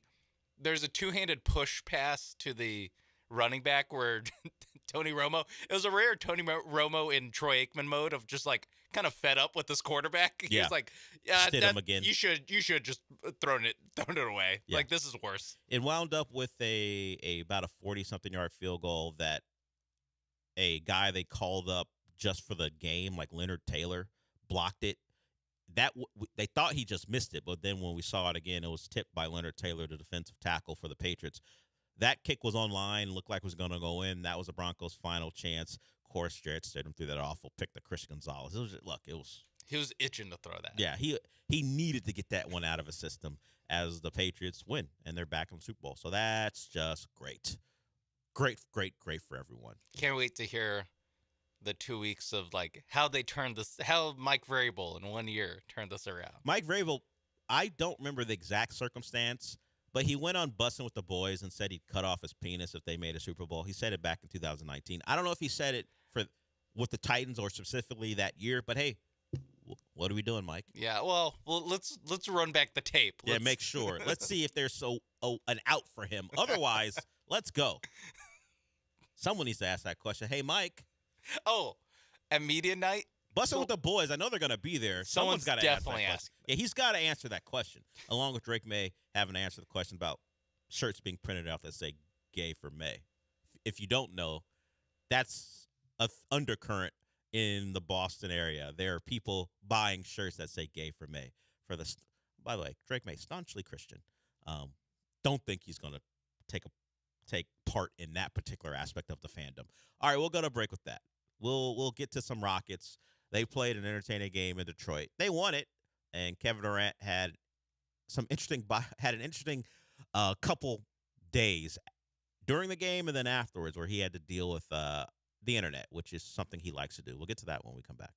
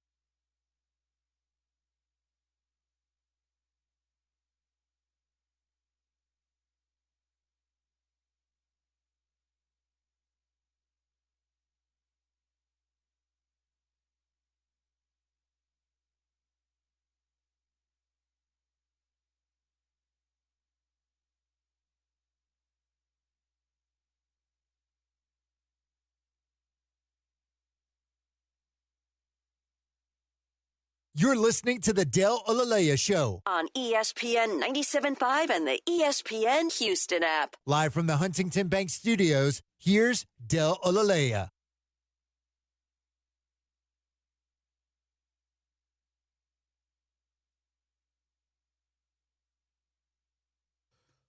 So, Rockets beat Detroit in Detroit. Nice bounce back after losing to the Sixers. They get that one. As I said very early in the show, that way back in the beginning of the year, they lost a game to Detroit where Detroit just kind of out-physicaled them. Jalen Duren, I think, got thrown out of that game for his actions. I don't know if it was on Amen Thompson, but that's what Detroit's about. They love to play physical basketball. It's part of what JB Bickerstaff wants from his team. In a way, very similar to what Ime Udoka asked for. Detroit has plenty of dudes who don't mind talking. That happened on Saturday in the game. I'm trying to think of who all was involved. Like, you had hey, isn't it nice that Amen and Asur are playing against each other? You had the back and forth because I guess in an interview, Asur said he weighed a couple pounds more, so Amen's a little brother. That was a story that the media wanted to talk about. You also had the story of Kate Cunningham calling Jabari Smith words I can't repeat and pretty much saying I'll fight you. Oh, and walk away. Threw the B word at him as well. In other words, the B word is probably the kindest word if you want to read lips that was said in the back and forth. There are other things that probably just belong on an NBA court, but that's what the Pistons are about. But the Rockets did beat them, and they got out early, and it was competitive. The Rockets had a nice first quarter. The Pistons fought back and tied at the half, but the Rockets jumped out to the third, had a great third, but the one thing they have a problem with is closing out games. So that appeared again. I don't know if that's ever going to not be a thing, because right now you are 43 games into the season, and closing games, playing well in the fourth quarter continues to be a problem. It was a problem against Philly. It was a problem against the Pistons, but you had enough because of what you did in quarter three to hold them off. Of course, Durant's in the middle of an MVP-type season. We'll see if he gets there. But another 32 points a couple nights ago, and he has been everything they wanted him to be. He plays all the time.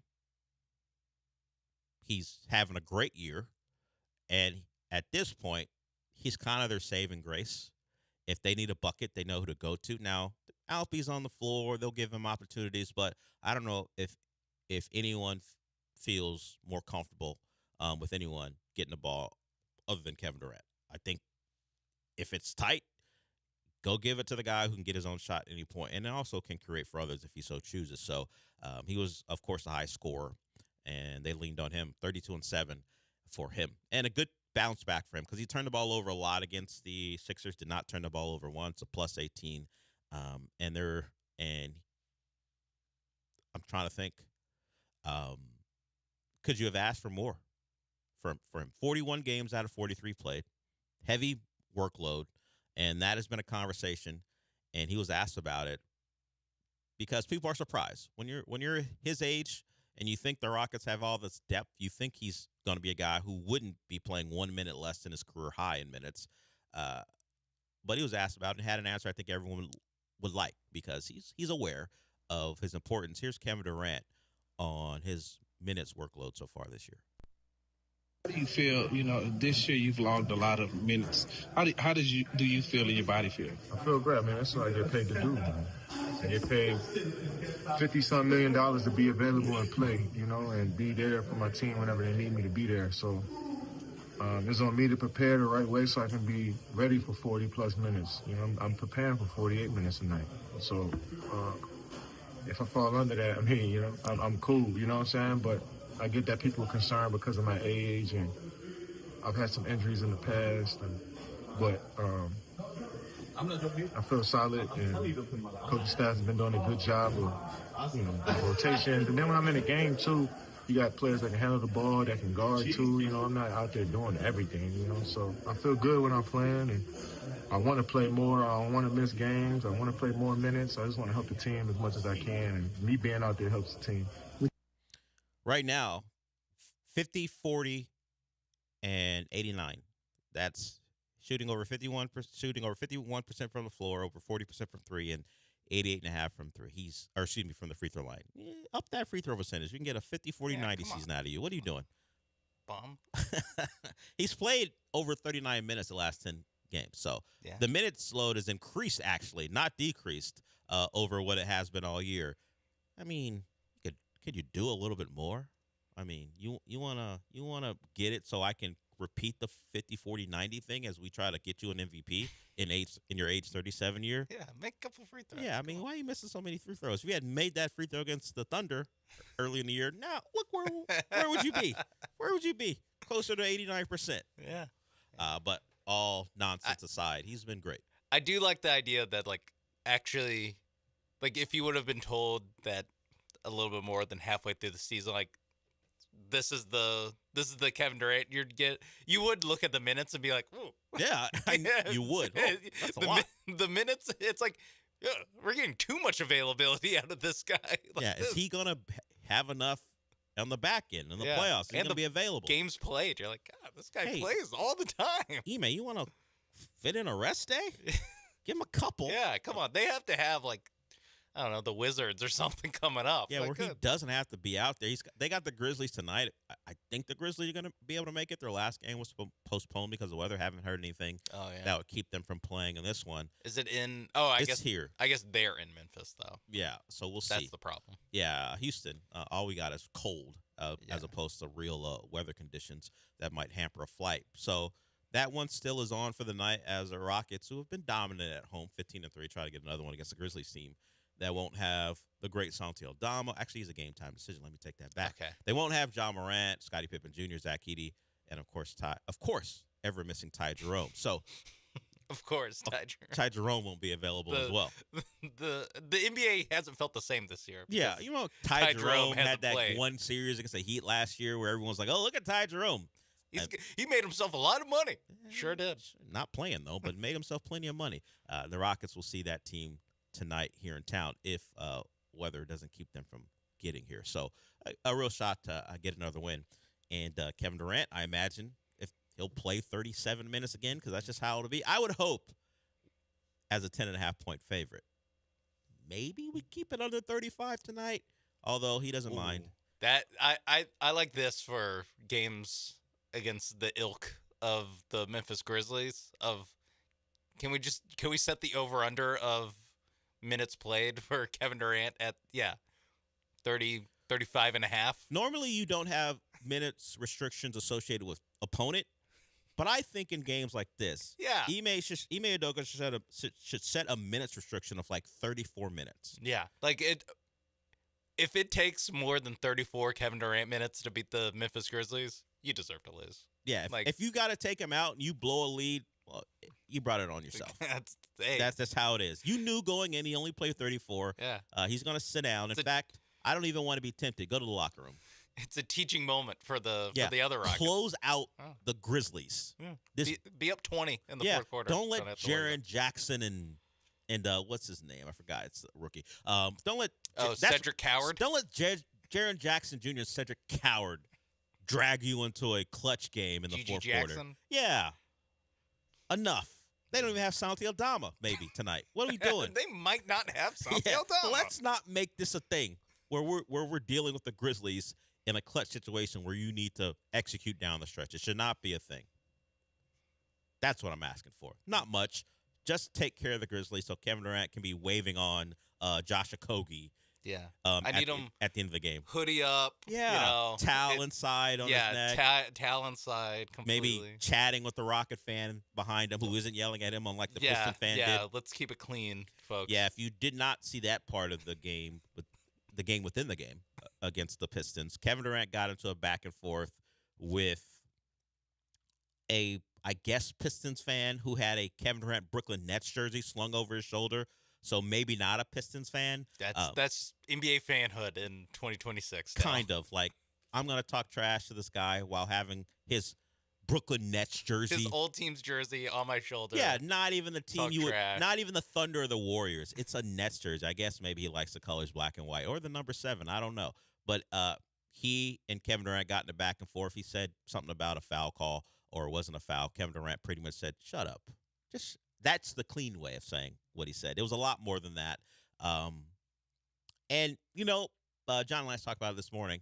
Like, hey, Kevin, do we need to do it? And I would say, yes, Kevin Durant does. It appears he does. If he's gonna go for the 27 points per game, 40% from three, 50% from the floor, I'll allow it. If I have to choose one or the other, either Kevin Durant gets to talk to fans that way or his performance lessons, I'll take it. It's just a guy who's not even a real basketball fan, just there because he's got courtside seats. Yeah, let him talk to him the way he wants. Yeah, sometimes those guys need to be told to, Yeah, get off my. You've been on my all day. Yeah. Get off my.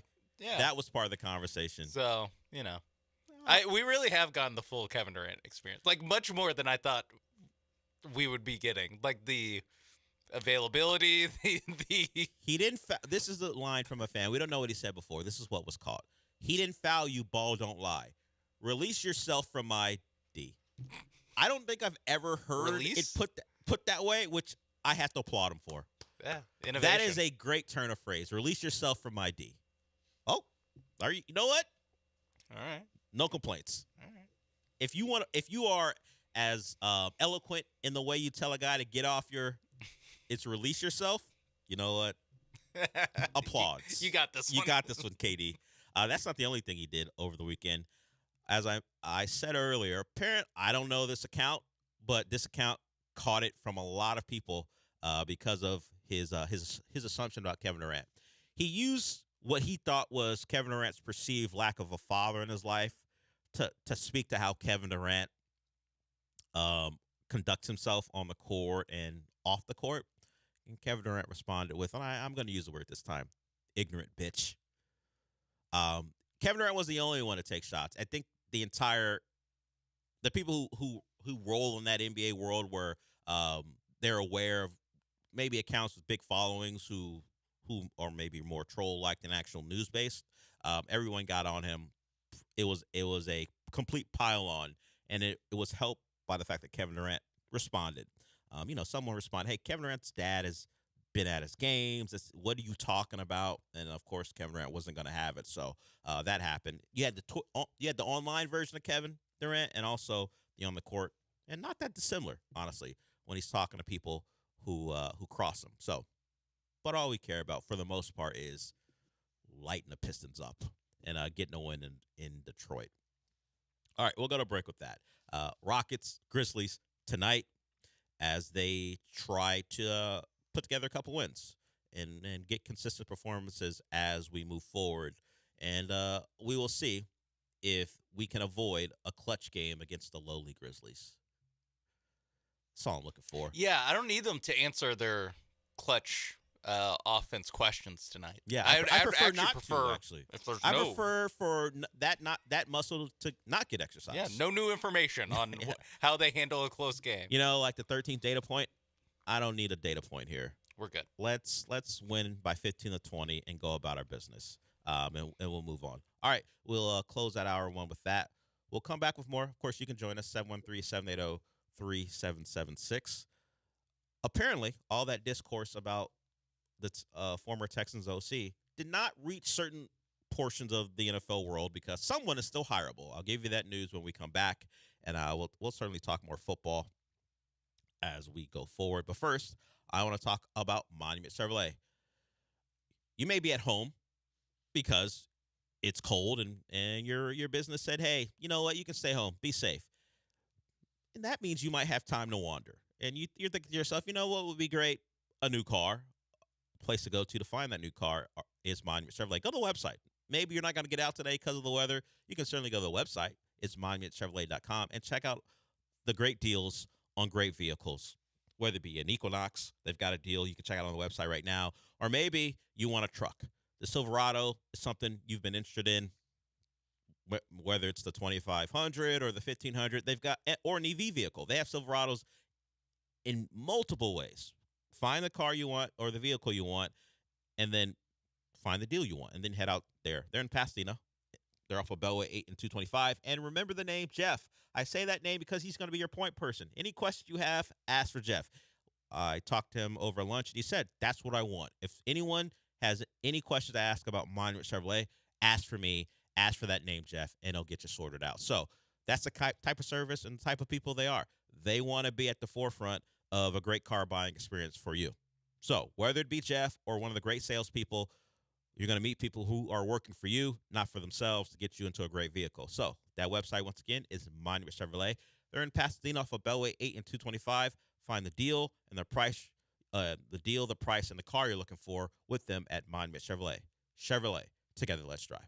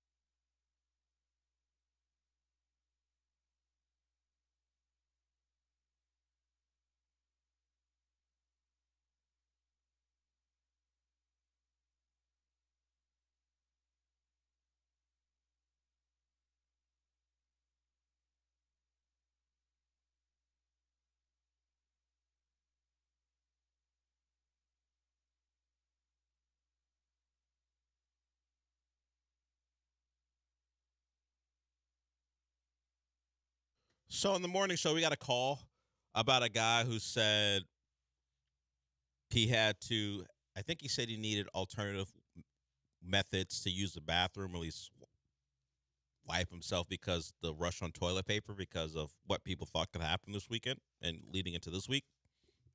I didn't have to deal with that.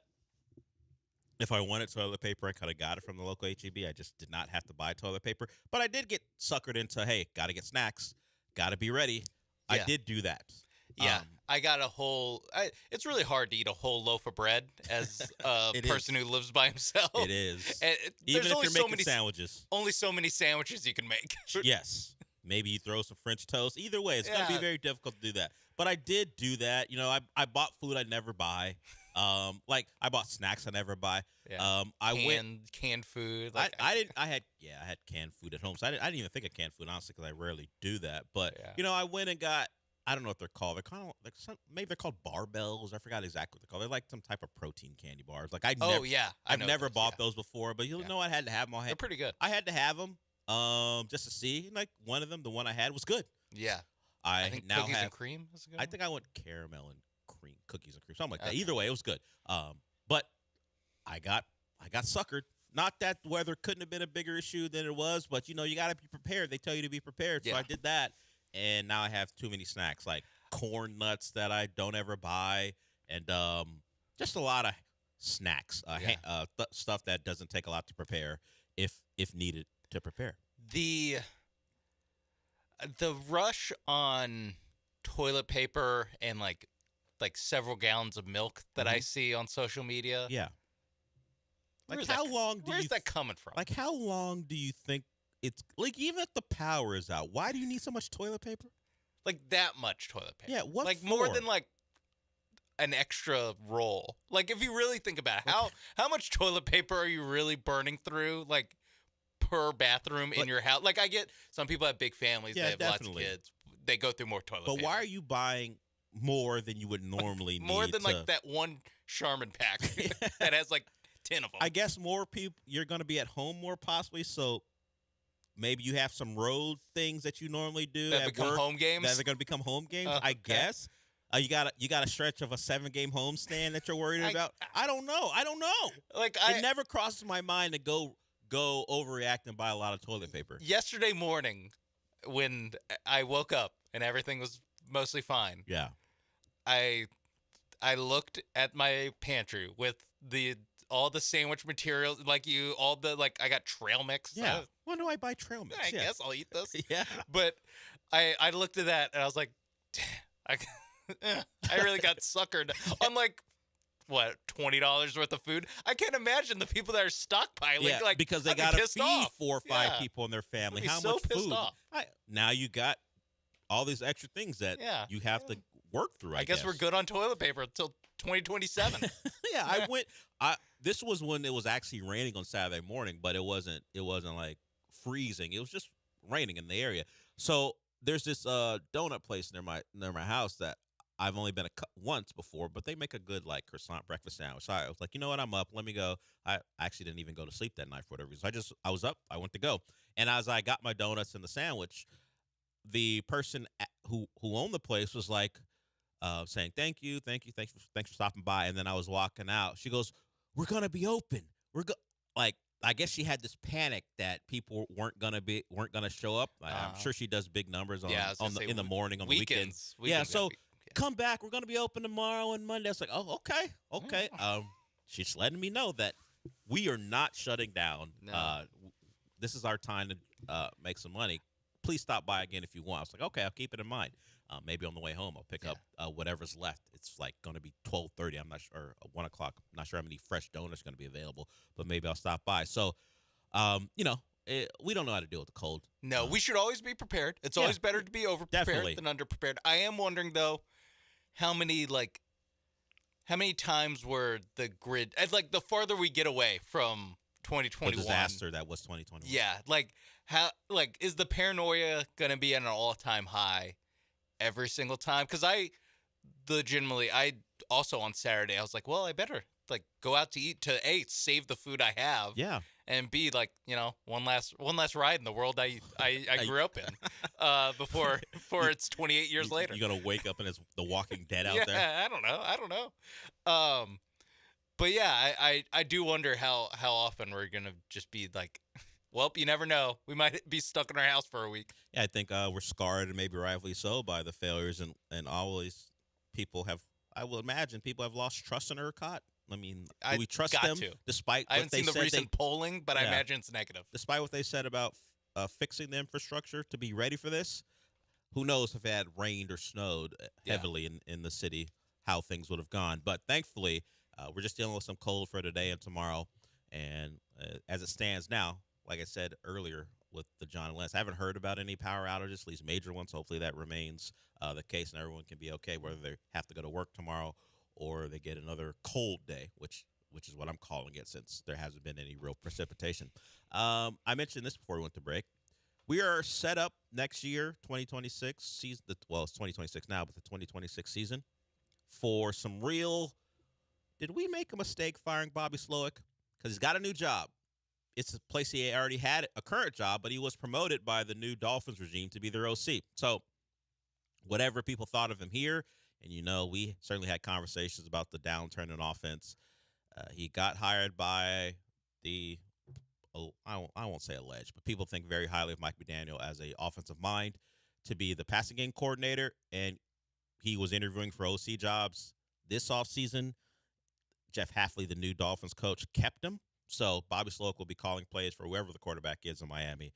And we'll see. We'll see with Nick Caley looking to go into year 2 and Bobby Slowick in year 1, who got it right. I imagine those would be conversations. I don't know who the Dolphins quarterback will be, if will they have offensive weapons? Will it be comparable to what C.J. Stroud will have here? But I think that'll be a conversation for people.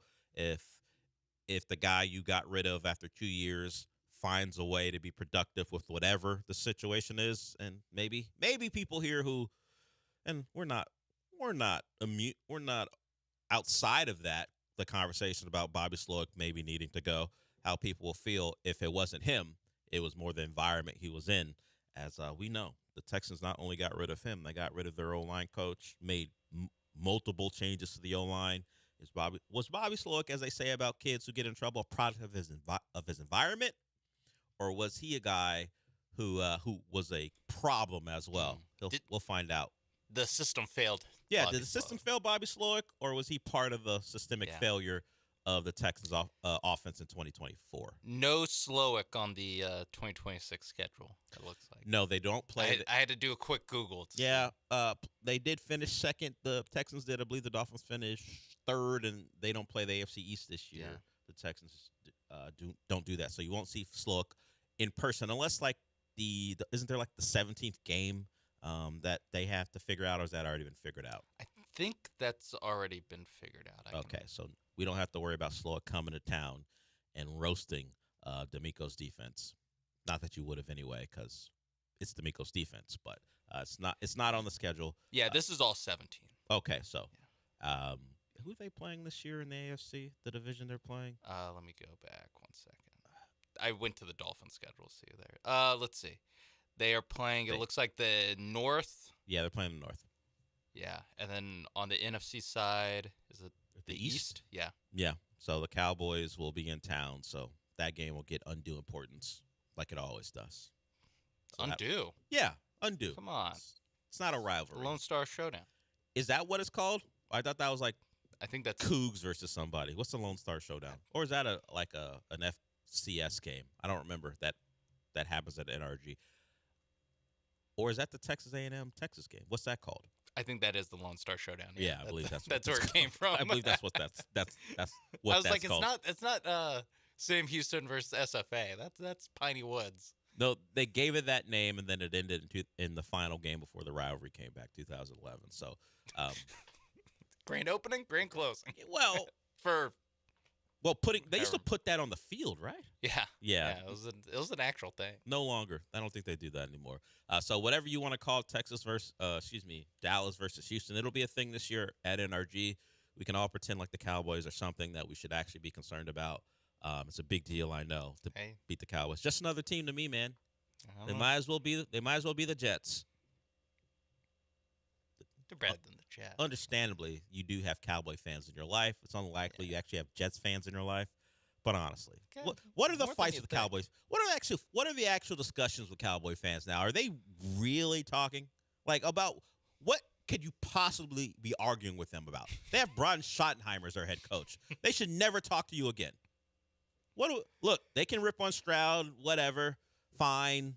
I'm sure that's been done the last couple weeks. Yeah, but I'm sure they've gotten some licks in. Yeah, but you've been coached by Brian Schottenheimer. I mean, what fight can there possibly have any fight left in them? I mean, of the ones that I know that are mostly my age, it's like, well, they never actually saw any of the dynasty winning. So yeah, why do they? They are just a normal beaten down NFL fan. Yeah, maybe they can go back and watch the clips on YouTube and remember that Michael Irvin was a great player for them, not the mascot for the Hurricanes. But other than that, Netflix doc. Yeah, stuff like that. But as far as living through the glory years, I'm old enough to remember when they were great.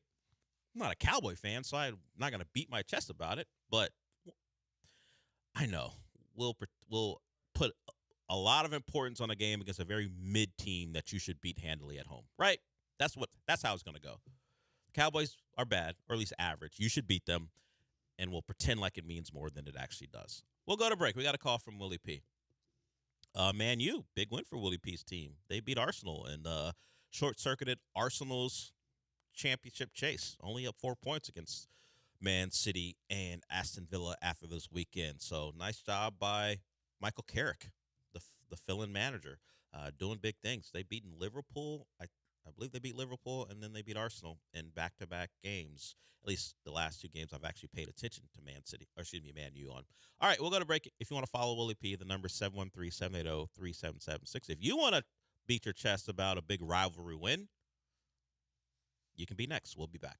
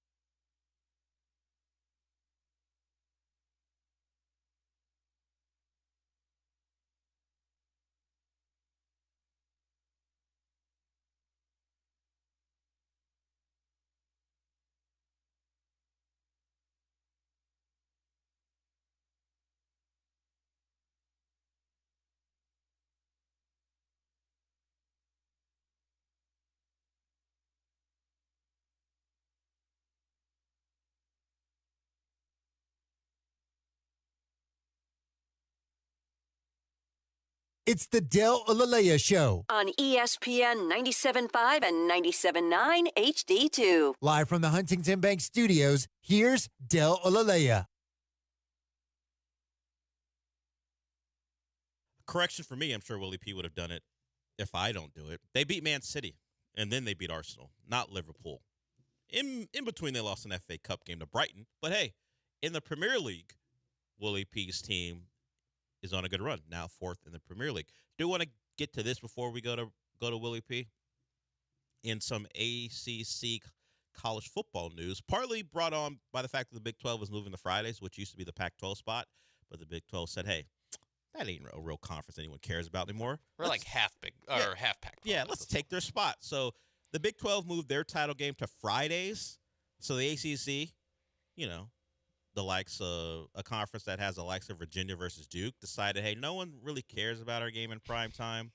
We're going to move this, particularly with the Big Ten title game going on at the same time. Yeah, and unless Stanford or Cal play in this game, it makes more sense that they play early. Yes. Than the possibility of, it could be Utah versus Arizona State in the Big 12 playing at noon. Like, it makes more sense that it's like this. It should be the East Coast game is the earliest, or the East Coast game that less people care about. Yeah. Should be early. So in a move to, I imagine, get more people to care about their game, they moved it from Saturday night, and instead of going up against the Big Ten game, they moved it to Saturday morning, the noon game, or 11 o'clock our time. The ACC has moved their game to that spot. So no matter if it's Clemson versus Miami or Wake Forest versus NC State, that game will be at noon. You know what'll happen. Both are on the table, too, because of the ACC. It's the ACC. Now, they may fix their tiebreakers at some point to allow for the teams who are the most highly ranked in the CFP, as long as their conference standings are equal, to go play in that game. Well, who knows? I would do that. If I listen, the ACC, it's experts in the field of course, know more, that have forgotten more about college administrating than I will ever know. I would get on fixing the. Yeah, they might want to do that. I would get on that. They might. They got super lucky this year. They got and that they didn't get shut out of the whole tournament. I've thought about that. Not just them getting in, but the fact that ACC Network got a team that made the title game. That they all the extra work that Eric McLean got, the Clemson former Clemson offensive lineman. He got they went everywhere. Like Jimbo was on the broadcast. Yeah. Jimbo got some airtime because the ACC had a team make it to the title game. Per diems. Just think of what would have happened if no one made it. And been terrible. And in this upcoming one, in this situation, no one would have made it because Notre Dame gets in as long as they're in the top 12. So that's great for college football, guaranteeing Notre Dame a spot. Always good to give the Irish an advantage because they never have had to work at all. Just give them stuff. Let's do it again this year. Let's go to Willie P. What's up, Willie P? Hey, good morning, Dale. How you doing, man? I'm good. How are you?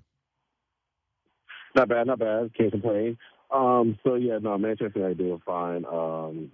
Michael says he's not doing anything serious. He literally just picked the best formation to showcase his best players. It's not rocket science.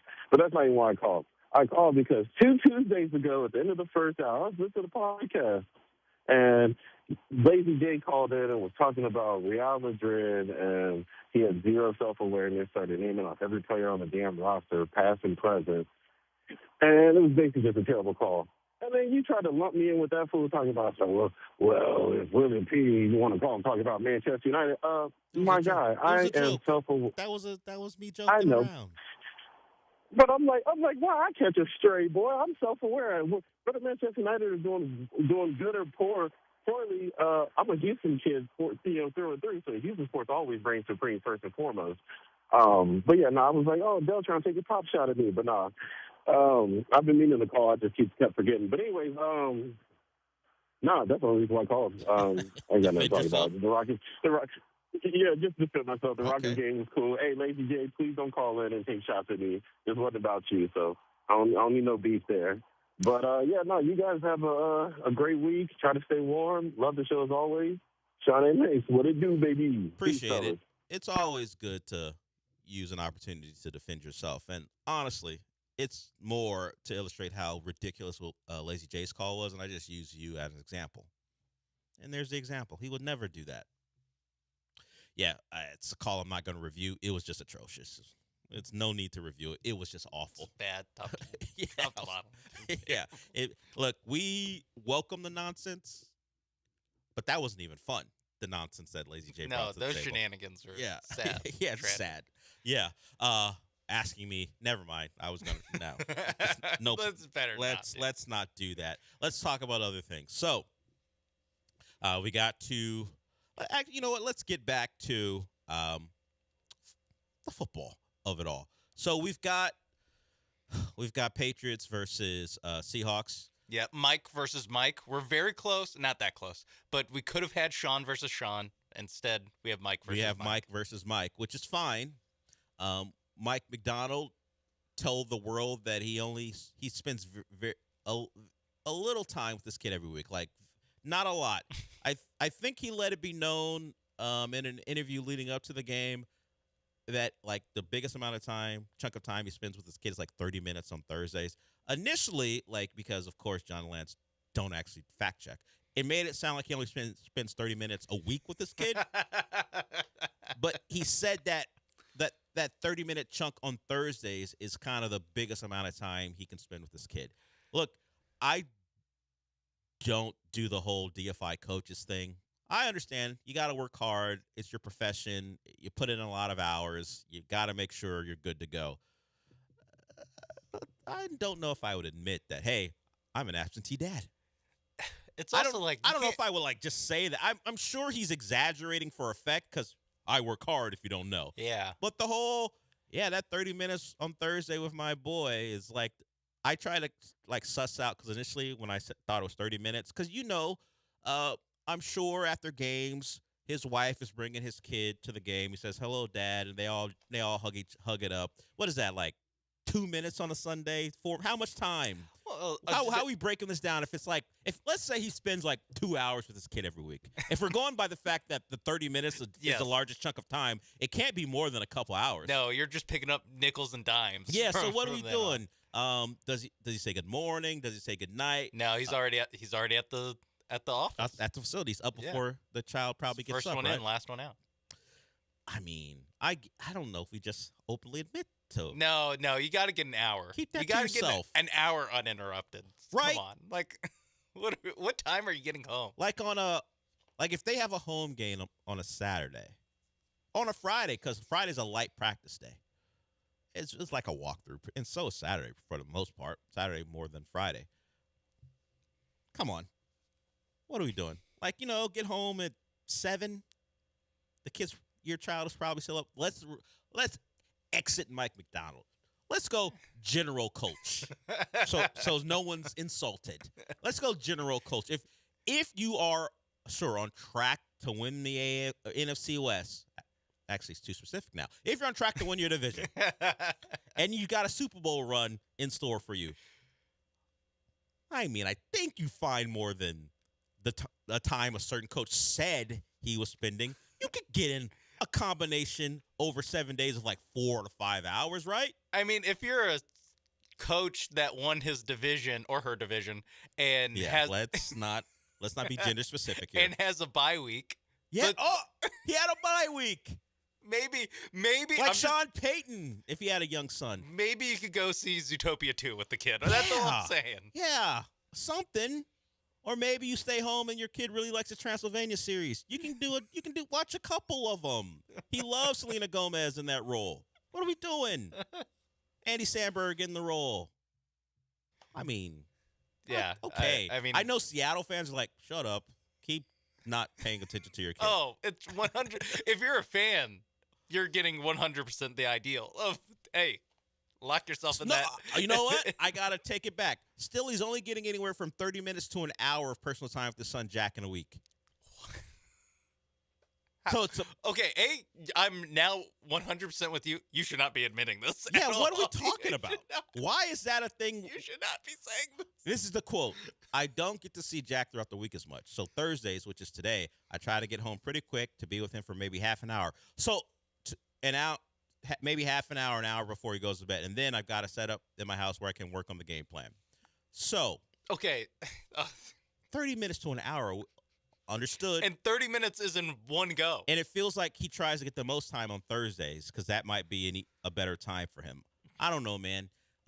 Is he divorced? I don't think that he is. Okay. Because I if just he was have to- divorced, who's taking care of the kid? No, if he's living in the house. Oh, yeah. No, true. I don't know. I don't know a situation. He better not get divorced because I have a hard time. Do you think he's gonna win a custody battle? I don't know. Yeah, I hope the McDonald's have a long marriage and Jack is fine. I wish him the best. Yeah, certainly. I don't want anything bad to happen, but I just don't know that we're talking about this. It's not something you openly admit, right? Like, it's a crazy thing. Who's asking about it? Like, it was in the context of him saying, I'm doing a different way of watching film. I'm watching more film, and I'm doing it a different way. I don't know if anyone asked, hey, how is Jack dealing with this? I don't know if that was the question. I doubt that it was.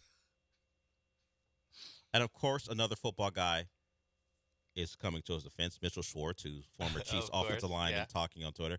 Mondays and Tuesdays are marathon days for coaches. They watch all the film of their opponent and figure out the game plan.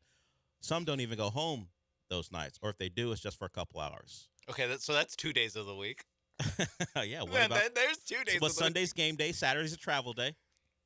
I still think Sunday, like post game, can't get an hour. Can't get an hour after the game. I would guess someone who's really into child development, that's their profession, who does research, would not say this is the proper way to go about it. No, not to go full that guy who was tweeting about Kevin Durant, but like this can't be what's best for the child.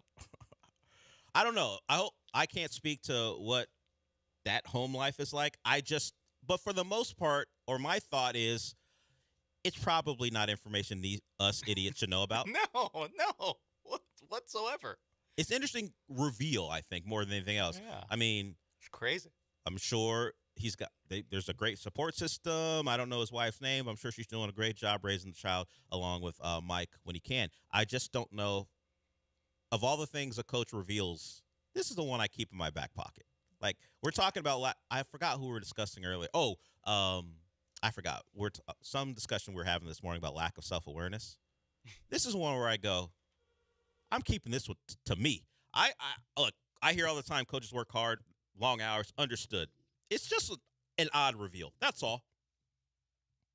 But there's no evidence that Jack isn't a happy, healthy kid, so that's cool. That's good. Mike McDonald.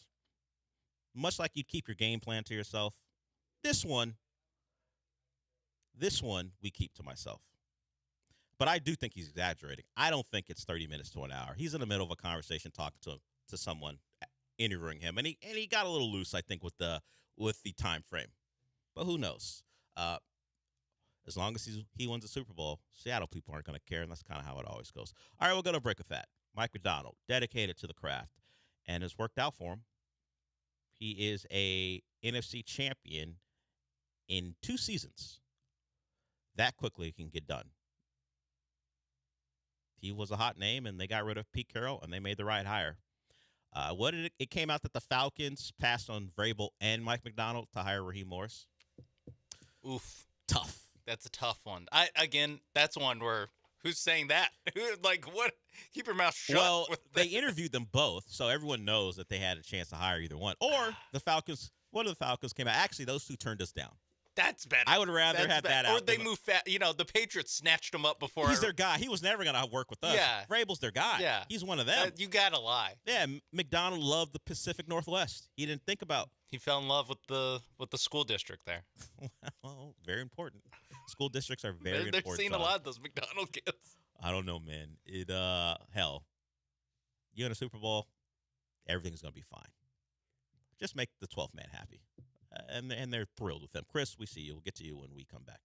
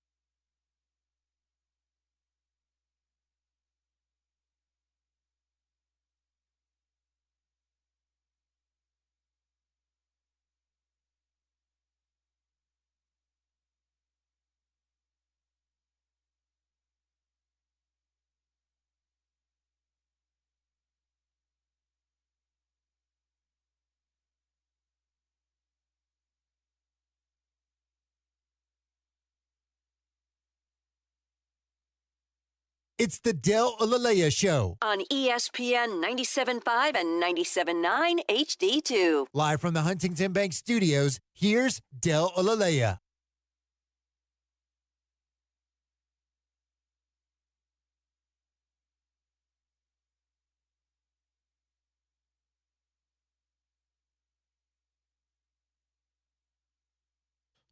What are you doing? I was reading the comments after Mitchell Schwartz commented on it, so I didn't really pick up on what was playing. Look, I'm sure whatever Mike McDonald said is an exaggeration. I'm just surprised you would say it. But you know what? He works hard, man. Yeah, I think the kid's pretty young, so hopefully he won't even remember. See, I wasn't going to say that. I was going to say I don't think that reveal is an accurate depiction of how much time he spends. But he did say it. What's up, Chris? What do you want to talk about? Hey, good morning, guys. I was wondering, I don't know if it's true or not, if you had it verified or y'all spoken about it today, but there was a post I seen on Instagram that supposedly Joe Mixon said he can't wait to come back. I was just wondering if there was any truth to that. And love the show, guys, and I'll hang up and listen. Appreciate it. I'll look for it, but I have not seen that anywhere. He tweeted out in one of was it the Patriots game? I forgot what, it was a playoff game where Joe Mixon tweeted out in the middle of the game, "Man, I wish I was out there with the guys." Just like, hey, not the right time, dude. You've been out for a mysterious injury for the entire a freak thing is what Casario it's a real freak called thing. it last week. He says, honestly, I've never seen it, the condition. Those are the words. Yeah.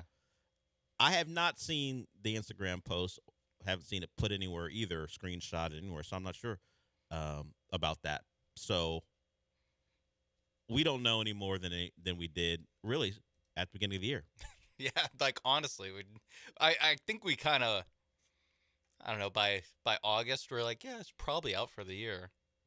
Despite their protests. Yeah, but we never actually that's knew not that. something we knew. Yeah, we were never told that for sure. Actually, we were told that by Ian Rappaport, and Joe Mixon denied it, and like wanted to laugh with his agent about it. He told his agent to get his boy. Apparently, his agent knows Ian Rappaport. So, if I find that for you, Chris, I'll let you know. But I have not seen that anywhere. That Joe I'm sure Mixon he wants to play. Put it out there that he's going to be ready next year. Yeah, no, I mean, Nick Casario last week was like, I don't know. We have to see him. We haven't seen him in a while. We need a closer examination. So that's where we are there. What if he just never plays again? We just never find out what happens. You know, if he never plays again, I don't mind never finding out. But if he winds up playing somewhere, I'd like to know why he missed an entire year. But if Joe Mixon's injury keeps him out for the rest of his life, I guess, as a football player, then okay, fine. It was something freakish, at least according to Nick Casario, and he's done playing football. Then it'll be up to Joe Mixon to reveal whatever he wants to reveal. But as a member of the Houston Texans and was counted on as a member of a team that had Super Bowl hopes, everyone would like to know. We got Chris saying he saw something that suggested Joe Mixon will be back. As much as we kind of joke about the situation, people wanted to know why their starting running back wasn't playing football this year, and that just has not been something that's been revealed.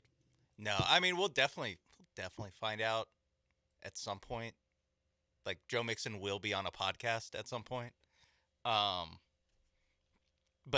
the Texans will probably never tell us. But I think Joe Mixon / the new team, I guess not the new team, just Joe Mixon when he goes to a new team or at some point in the future, like, we'll just be like, yeah, it was a freak thing.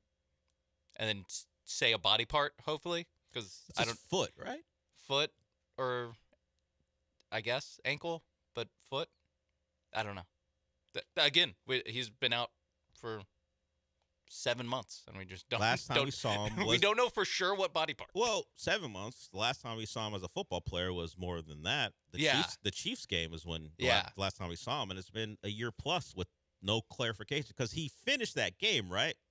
I think so. And then we found out he was hurt later in the off season, and then it's been that case where it's been mysterious ever since. Yeah, basically since like June or July, it's just been like, Joe Mixon seen in a walking boot. We'll see. And we're still at the we'll see stage. We'll see. We'll update you at some point. And we haven't got a real update. on that. Sorry, Chris. Don't have an answer for you there. As far as some actual things happening that we know are definitive, Mike McCarthy, the former Packer, former Cowboy head coach, is now the Steelers head coach. And as you might imagine, anyone who has an opinion that's a Steeler fan, for the most part, not thrilled.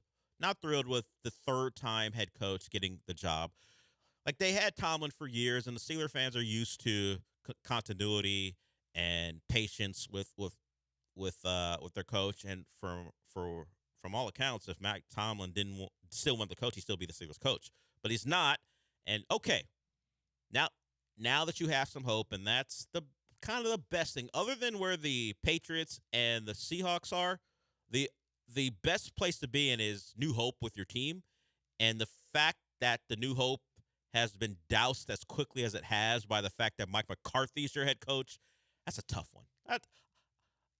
Hiring a uninspiring choice is one thing, particularly if there's no track record. Like, if you hire a coach that hasn't won anything, hasn't done the head coaching job, you can always at least convince yourself that, like, hey, you never know, right? Especially if you're the Steelers. Yeah, it always works for us when we hire first-time guys. We always get a Super Bowl and have a long run with this guy.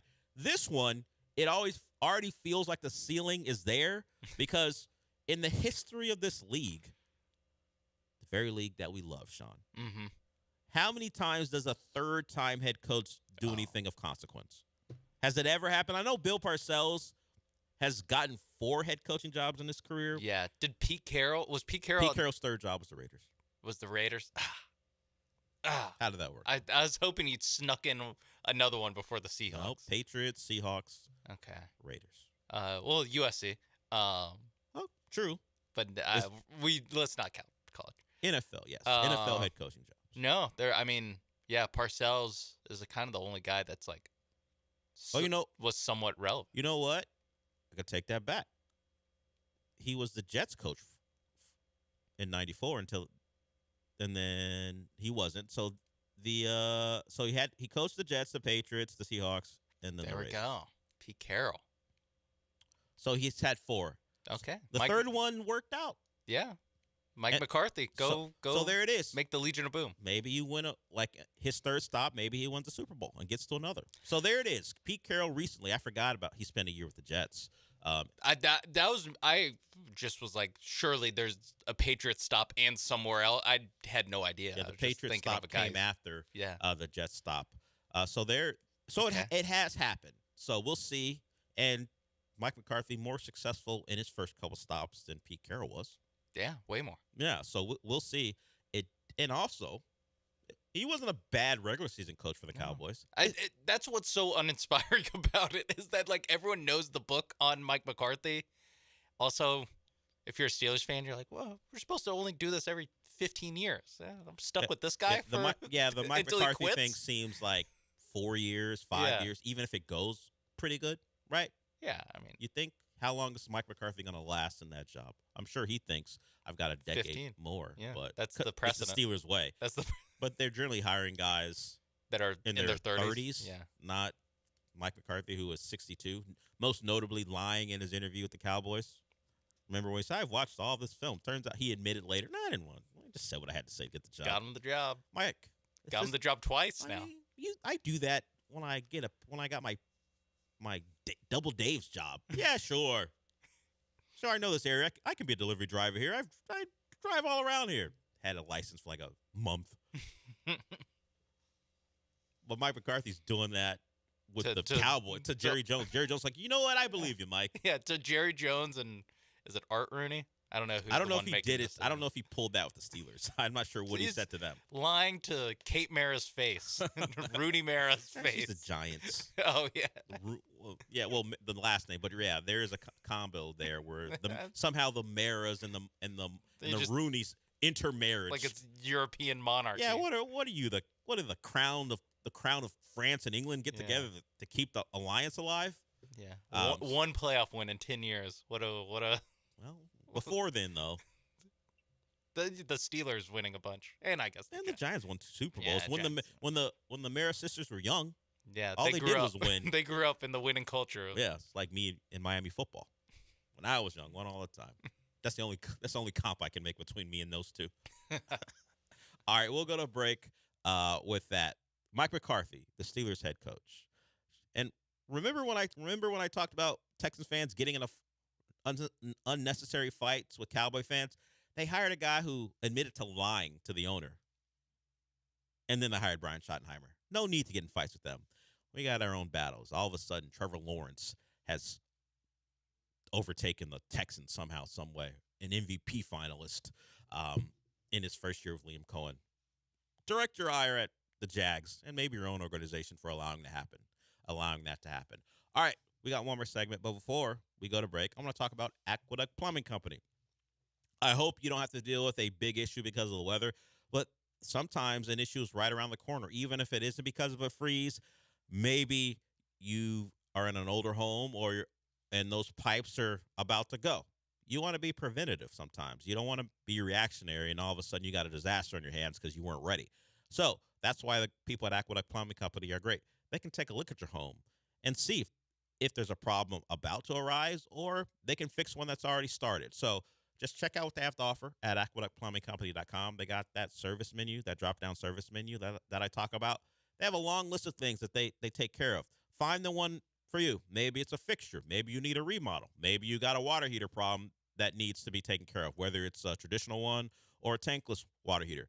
They do all that for you at Aqueduct Plumbing Company. And they've got great contractors, experienced ones, that can do a big job for you, particularly if you are looking to do a repipe because you got an older home and you want to take care of it.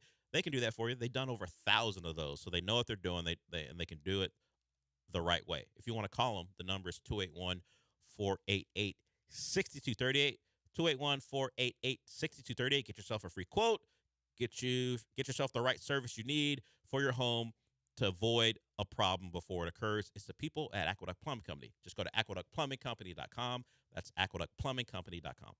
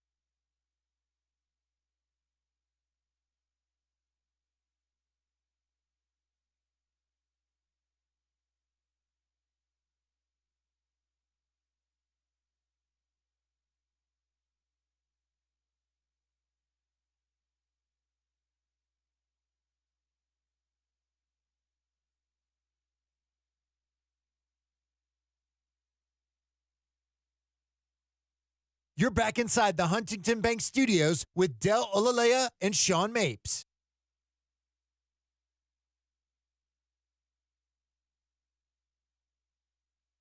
You know, I completely forget about the World Baseball Classic until some note pops up. And the one that popped up this weekend is Jose Altuve wants to play in it. And much like a lot of leagues around the world, particularly soccer leagues, mostly soccer leagues, the team has to give you permission. And the Astros have yet to give Altuve permission. So he was, I believe, at some fan event this weekend, and he was asked about it. The media had a chance. Here's Jose Altuve on the prospects of playing in the World Baseball Classic.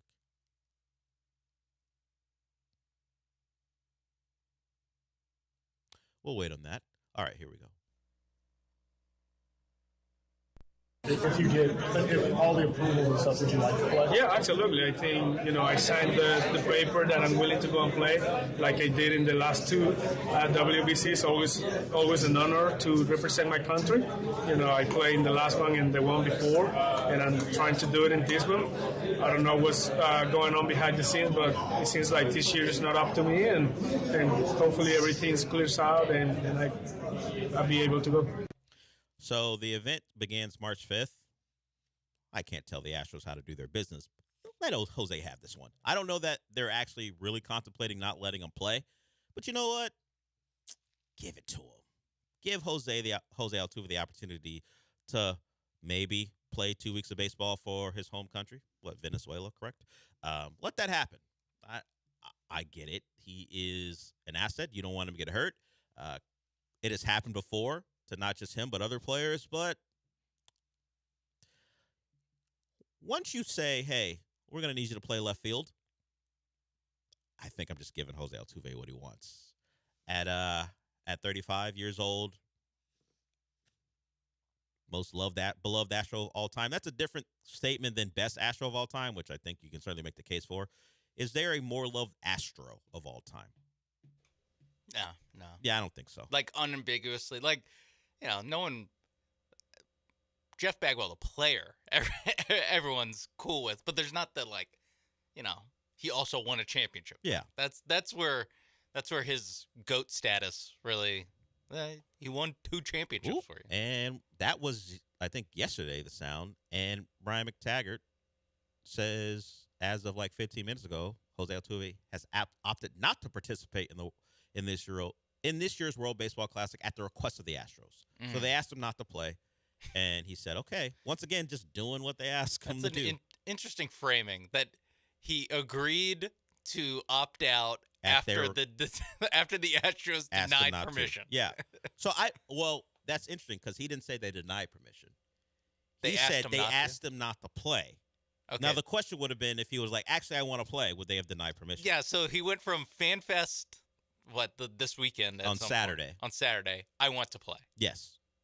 To now, actually, I don't want to play because you asked me not to. Yes. So all right. I'm sure they expressed their concerns about, hey, the season, how it could affect your start to the season. Please don't play. And he said, you know what? Okay, noted. I won't.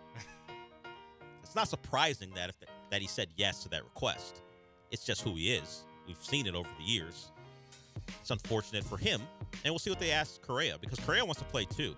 Yeah. And he has not gotten his request. He hasn't been allowed to yet. Maybe he gets that same ask, and Correa's maybe contemplating it. I don't know. We know the last time, or at least in 2023, he fractured a right thumb. He got hit by a pitch. So they would like to avoid an injury and a surgery. He missed the first 40-plus games of the year that year. I'm sure that plays a major part in their decision-making. So I don't like it.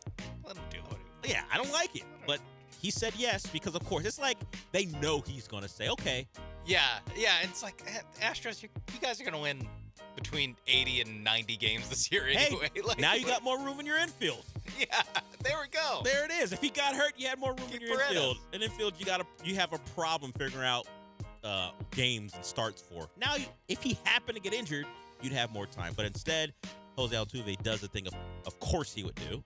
They asked him, and he said, okay, sure, I won't play, despite his want to play. We'll see if Correa follows suit or if they even ask him to.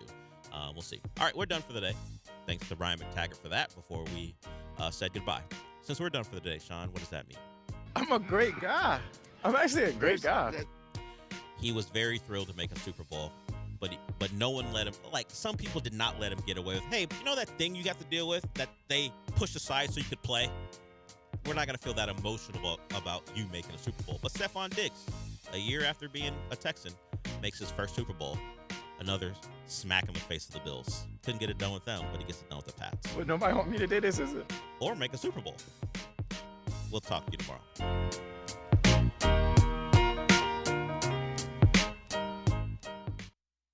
ESPN 97.5. This is Ron Ansana with your market scoreboard report on ESPN 97.5. In today's trend watching, it's time to keep a much closer eye on the foreign exchange markets as the dollar falls to a 4-month low against the Japanese yen amid signs that we could see central bank intervention to prop up the yen, which had been falling hard against the dollar amid mixed economic signals coming out of Japan, higher interest rates across the board in their financial markets, but also concerns about the state of the Japanese economy had sent the yen reeling. Talk of intervention propped it up to 153 yen per dollar. It was approaching 160 just a couple days ago. The dollar, though, as it declines amid these talks of intervention is also helping to push the price of gold and silver to new all-time highs, with gold crossing $5,000 an ounce for the first time ever, and silver sitting at about $110, almost $111 this morning. So all this volatility in the rate markets overseas, in foreign exchange, and in precious metals could lead to a bit of a market tumult depending on whether or not big players are on the wrong sides of those trades. That sometimes leads to a market interruption.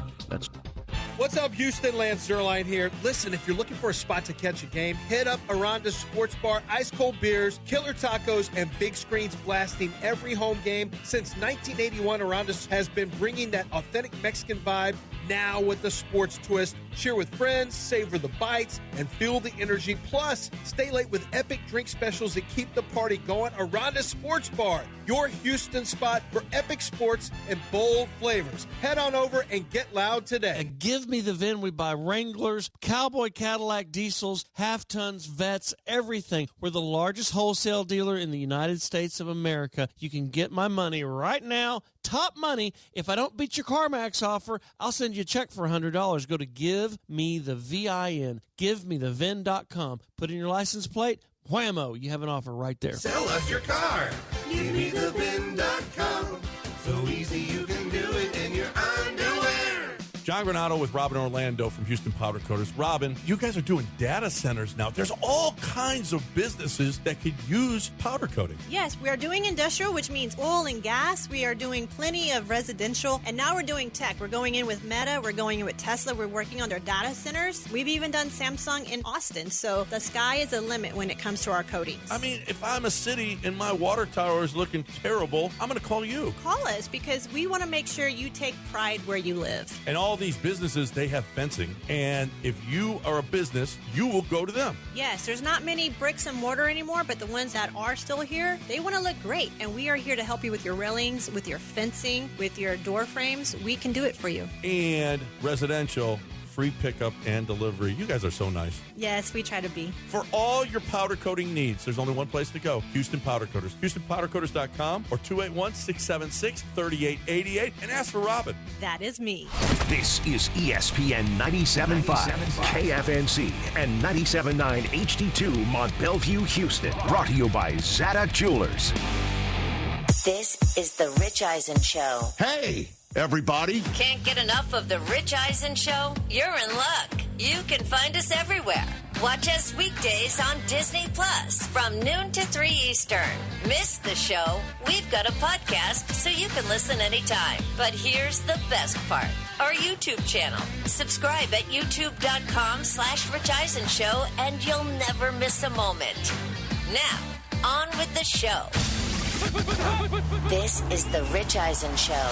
It's battle time! We are going to the Super Bowl! Live from the Rich Eisen Show studio in Los Angeles. He's being chased, tries to get outside. He does! He's got the first down! Coming up on today's show, complete championship Sunday recap, way too early Super Bowl preview, your phone calls, latest news, and more. And now, it's Rich Eisen.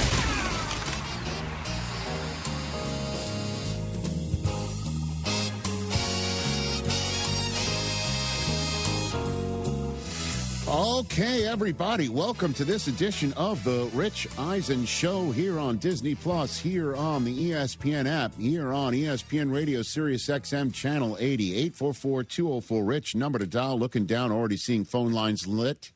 That makes me all very happy. We greatly appreciate that. 844-204-RICH is the number to dial, whether you're watching us, whether you're listening to us, however you're taking in this program, we greatly appreciate it. Super Bowl 60 is set. It is, in fact, the Seattle Seahawks against the New England Patriots. Two people that are playing in this Super Bowl, Drake May and Sam Darnold. Not a lot of people thought that would be possible coming into the season, and yet it is. And I'd love to chat about it with you. 844-204-RICH, as I said, number to dial. Chris Brockman, congratulations to you and your Patriots. Thank you very much, Good to see you, sir. DJ Mikey D's and D's Nuts. What's up, sir? Good morning. Good morning, Rich. TJ Jefferson, the candle is lit. Good to see you in your spot, TJ. Take the points, just a reminder. We will discuss that. We will discuss that. Let's talk about the NFC Championship game to start, because the AFC Championship game got lost in in a blizzard in that second half, and there's not much to talk about from that game with the exception of the taking the points and it snowing and the grit and the determination, obviously, of both teams and the team that eventually won it. But let's talk the NFC Championship game. I said coming off of the Week 16 Seahawk overtime win over the Rams, that was a game of the year at the moment. Obviously, that got replaced many times over. And then in the interim, as we saw potentially a Rams and Seahawks collision course in the NFC Championship game, the way that everything played out with the seeding, the way that everything played out certainly in the wild card week, and that if we would see something similar to Week 16 play out in the NFC Championship game between these two teams, it would be something we talk about for a long time to come. And what played out yesterday was an outstanding football game filled with drama, filled with points, filled with quarterback play that was superb, filled with pass catchers that were superb, filled with defensive plays when they would crop up, and then filled with second guessing. And congratulations to the Seattle Seahawks, the defense that was getting you through many of these games. The defense that helped you, along with special teams, get you through against San Francisco in the divisional round. The defense that would give Sam Darnold, say, the rest of the day off against the Washington Commanders and the Arizona Cardinals and just boat racing people and just coming up with pick sixes or sack fumbles returned for touchdowns, and DeMarcus Lawrence being added, and this kid Nick Emanwari, who's all over the place. And that defense, at the end of the day, is not what got you through to the Super Bowl and the NFC Championship game. This is amazing, and it's the truth. Sam Darnold did. The highly much maligned Sam Darnold against the Los Angeles Rams in the fourth quarter and overtime of Week 16 and then the NFC Championship game. His arm, his grit, his guts, his determination, his neck-up ability, his connection with Jackson Smith and Jigba, that, I understand, in a game of 53 men is one thing. But Sam Darnold on Sunday with the rest of his teammates on offense and the blocking up front, it was his arm that's getting you to Super Bowl 60. And that is incredible. In case you're wondering, there's a list of players who in the history of the Seahawks have had 300 or more yards in a game, 3 passing touchdowns in that game with your 300-yard game, and no interceptions in the playoff game. In the history of the Seattle Seahawks postseason action, the list includes Sam Darnold. That's it. One. That's it. So it's not Russ. There's no Matt Hasselbeck. No Jim Zorn? No. No Dave Craig. Okay. This guy. He was unbelievable. Passer rating of 127.8. And the other guy who may win MVP, his passer rating was 127.6. He needed every part of that last decimal in this game. Did he get a break on special teams? Did he get a break when a punt to start the second half after a 3-and-out, after the Rams get what they needed from their defense? Did they get a muff punt from Xavier Smith? They did. Did they turn it into points right away with just the 4th catch of the year by Jake Bobo? Words I can't believe I'm saying into a microphone, but the word Sam Darnold, Super Bowl quarterback, is being said into this microphone? Yes, they did. But did they then, in this game, remarkably have a sort of similar mistake made by them lead to a touchdown for the Rams right away? Yes. I've never seen, and this is unbelievable, certainly in a championship game, I've never seen a defender like Reek Woolen get called for taunting an opponent and an opponent's bench. I don't know what he was saying towards the Rams sideline in that game. I don't know what was going on, but it was enough for Davante Adams to look at the ref and say, "You going to do something about this?" And then the ref throws a flag. And instead of it being a punt, it was like a turnover because the Rams got a fresh set of downs. Instead of sending the punt unit out, back comes the Rams offense with a fresh set of downs, and then right away, a touchdown from Stafford over Reek Woolen to Puka Nacua for the score. Right away. In the same way that the Rams took the Seahawks took the Rams muffed punt, turned it into points right away. The Rams did the same thing to the Seahawks. So you kind of throw those touchdowns out, and we're back sort of on serve, if you will, the way that the first half was playing out.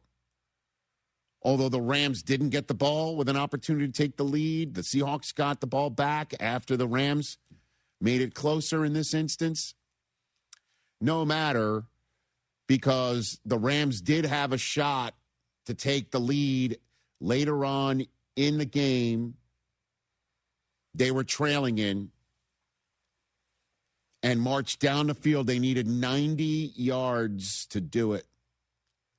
And they were inside the red zone because Stafford was jumping it down, making a profit instead of going broke, finding Blake Corum, finding Kyron Williams, finding Davante Adams, finding Puka Nacua. And then instead of kicking a field goal to go down one, Sean McVay decides to go for it. Matthew Stafford on 4th and 1 of going for it, picks it up with his legs. That was unbelievable. Yep. I don't know if you were screaming and yelling from the couch at that point in time that Stafford's taken off. You know? I turned to my Patriot-loving son, Cooper. I'm like, see? Not just Drake May can run it. 37-year-old whose birthday's the Saturday before Super Bowl 60 can do it too. He picks it up with his legs. And then sure enough, another 4th down faced inside this red zone now. And they decided to go for it instead of kicking the field goal. I'll be honest with you, and we're going to talk about this later. This is what you just referred to right there. Listen, I think McVay's going to go to the Hall of Fame one day. It's his first. We all know it. Come on now. Wow. I think both Seans are going to be there one day. But take the points, play defense, come back, get half the field, try and win it. Easy second guess. Certainly when on 4th down, the Seahawks defense stops the Rams. Sean McVay alluded to it later on. It seemed like it was like a busted coverage by the Seahawks that they lucked into having 2 players on Kyron Williams instead. No matter. The Seahawks did what they needed to do. Not only stopping the Rams there, but getting enough first downs to essentially give Stafford no time left in which to drive the field for a touchdown. And the unkindest for the Rams cut in that regard is on a night when Darnold was dealing to Jackson Smith and Jigba and finding Jake Bobo in the end. Part of the reason why the Rams were down more than just a field goal, part of the reason why the Rams were down for much of this game is because a first down grab and lean for the first down in this crucial instance was turned in by a guy who scored a touchdown earlier in the game, and that's Cooper Kupp.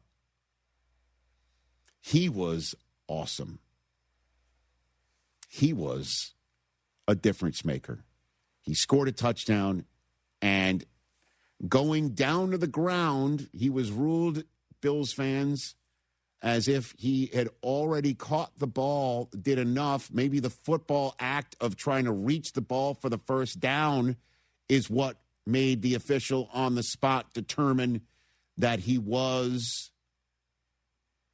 not still in the process of making the catch, and therefore the ground did not cause an incompletion. It caused a runner to hit the ground and thus the ground could not cause a turnover. That split decision by the official, and then Sean McVay firing off a timeout and then deciding not to challenge, because if he had fired off that timeout and then challenged, apparently if he had lost it, he would have lost all of his remaining times out. That was the final sequence that led to too much time coming off the clock. Cooper Kupp's grab and Darnold's dart of a throw. And the potential future MVP of this season with 374 yards and 3 touchdowns and no interceptions of his own walks off the field wondering what happened. We're all wondering about the future, which we'll discuss later on. And the Seahawks are moving on with Sam Darnold at quarterback as NFC champs. And Mike McDonald moving on last year, a 10-win season, not enough to make the playoffs because the tie breaks didn't go his way.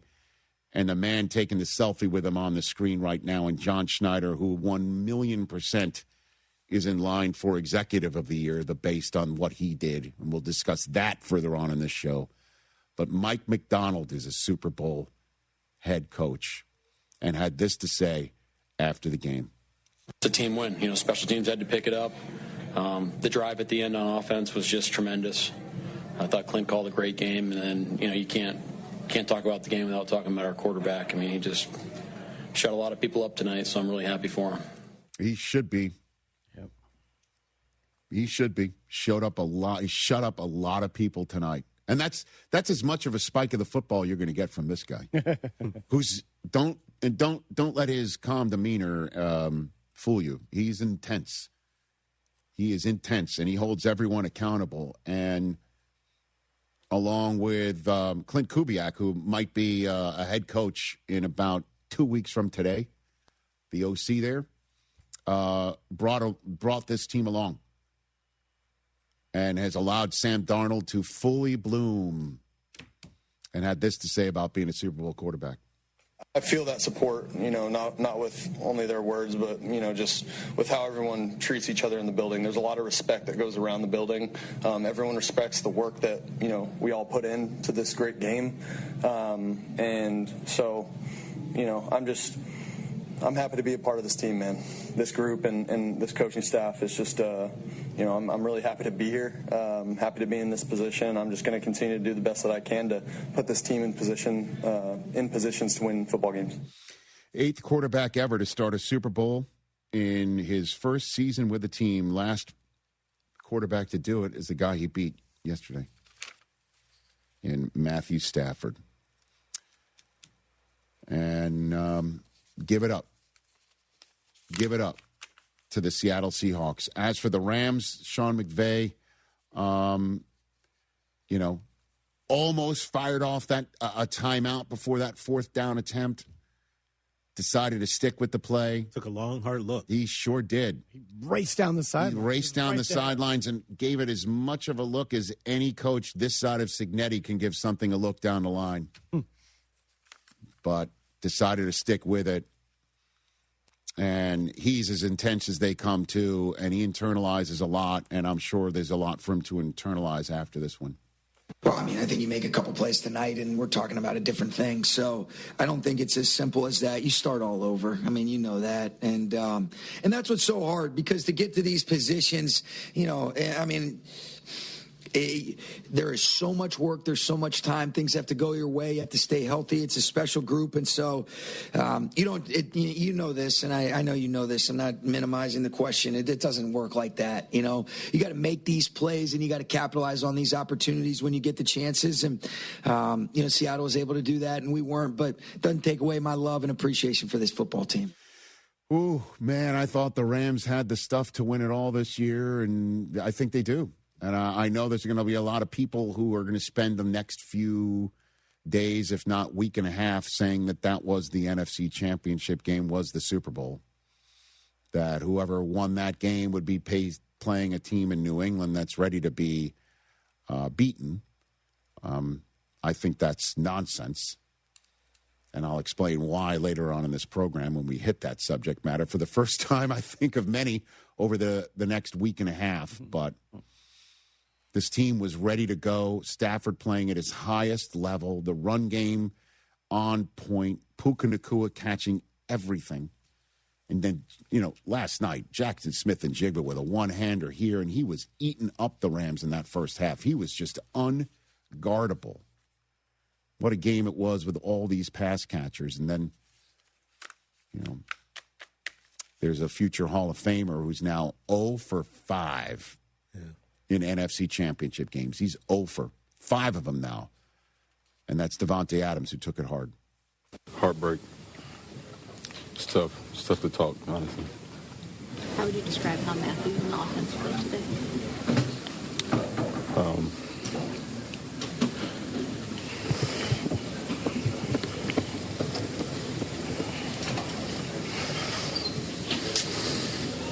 I'm proud of the way the guys fought today. I love that guy. 4 catches, 89 yards, and a score. He recorded his 9th career playoff touchdown. That's tied for 10th all time. And again, he's no spring chicken when it comes to skilled position players, if you will, in the NFL. But he's playing at the top of his game. Same thing with Stafford. We'll talk about it. Hopefully they all make a run back at it.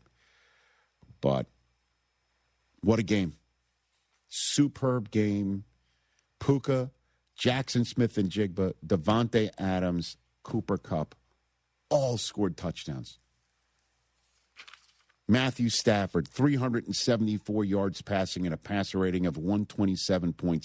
Darnold, 346 passing yards, 3 touchdowns, no interceptions, and a passer rating of 127.8. I mean, everybody showed up. A couple mistakes here and there by both teams. One team took advantage of just a little bit more, and they're going to the Super Bowl, which is why you got to take care of business when you can. The opportunities when it's there, the window being open, you got to go through it because you never know what's on the other side. As Sean McVay says, you start from scratch the next year. That's the difference between being a champion or not in the National Football League, despite having championship quality players all over the place like the Rams and coming up short, and having championship quality players all over the place like the Seahawks apparently have, after all, and going to Super Bowl 60, winning the toughest division in football and arguably the tougher conference. Congrats to them.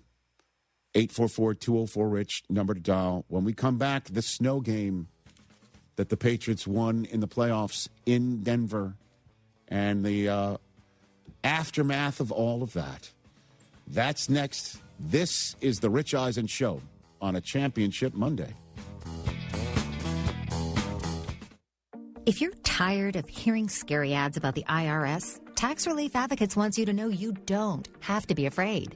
No matter what challenging life situation you're facing while owing 10 or even hundreds of thousands in back taxes to the IRS, we have a solution. TRA has already negotiated over $1.5 billion in taxes owed by over 180,000 struggling taxpayers since 2017, earning over 1,000 5-star Google reviews and an A+ rating with the Better Business Bureau. Generous tax debt forgiveness programs are currently available that can end your tax nightmare and may reduce or eliminate what you owe the IRS. If you're facing collections or an audit, don't lose hope.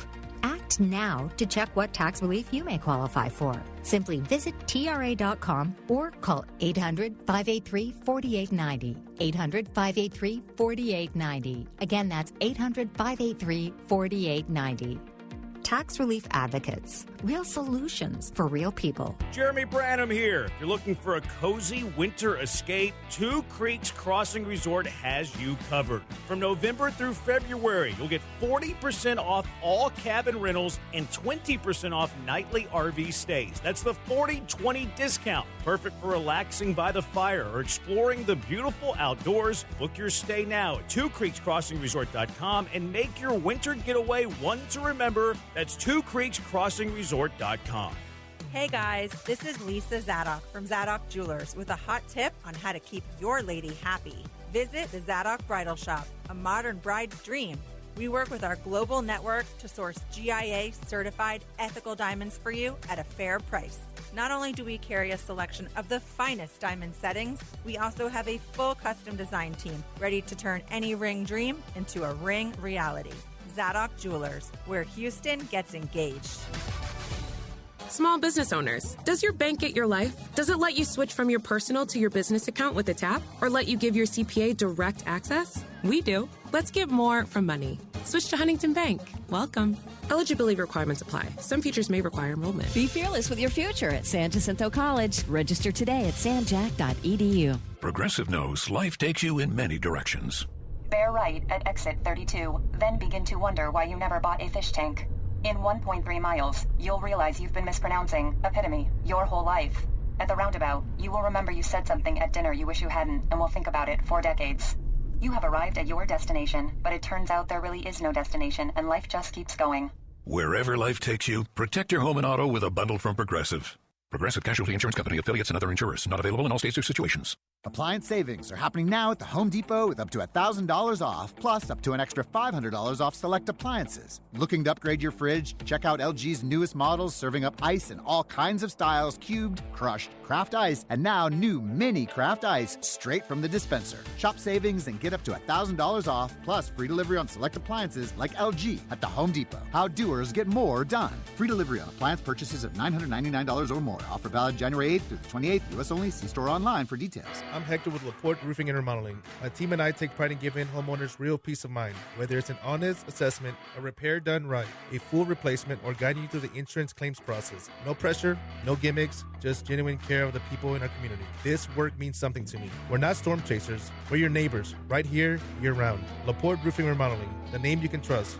Call 281-699-9123 or visit us at laporteroofing.com. Again, that's 281-699-9123. Can your IRA stand up to the next financial crisis that our top economists are saying is at our doorsteps? By allocating a percentage of your IRA into physical gold and silver with a tax-free rollover, you can diversify and safeguard your holdings from turbulent markets and economic downturns by putting your IRA back on the gold standard. Find out how to safeguard your assets with a tax-free rollover with a Genesis Gold IRA, the only IRA that can hold physical precious metals. Call now for your free gold and silver report. Protect your IRA today. Don't let your retirement accounts get caught off guard by trade and tariff wars. Learn why a Genesis Gold IRA is the #1 choice for thousands of Americans across the nation. 800-644-8611. 800-644-8611. 800-644-8611. That's 800-644-8611. Subscribe to ESPN Houston today on YouTube and make sure to slap that bell to get notifications on new videos as soon as they release.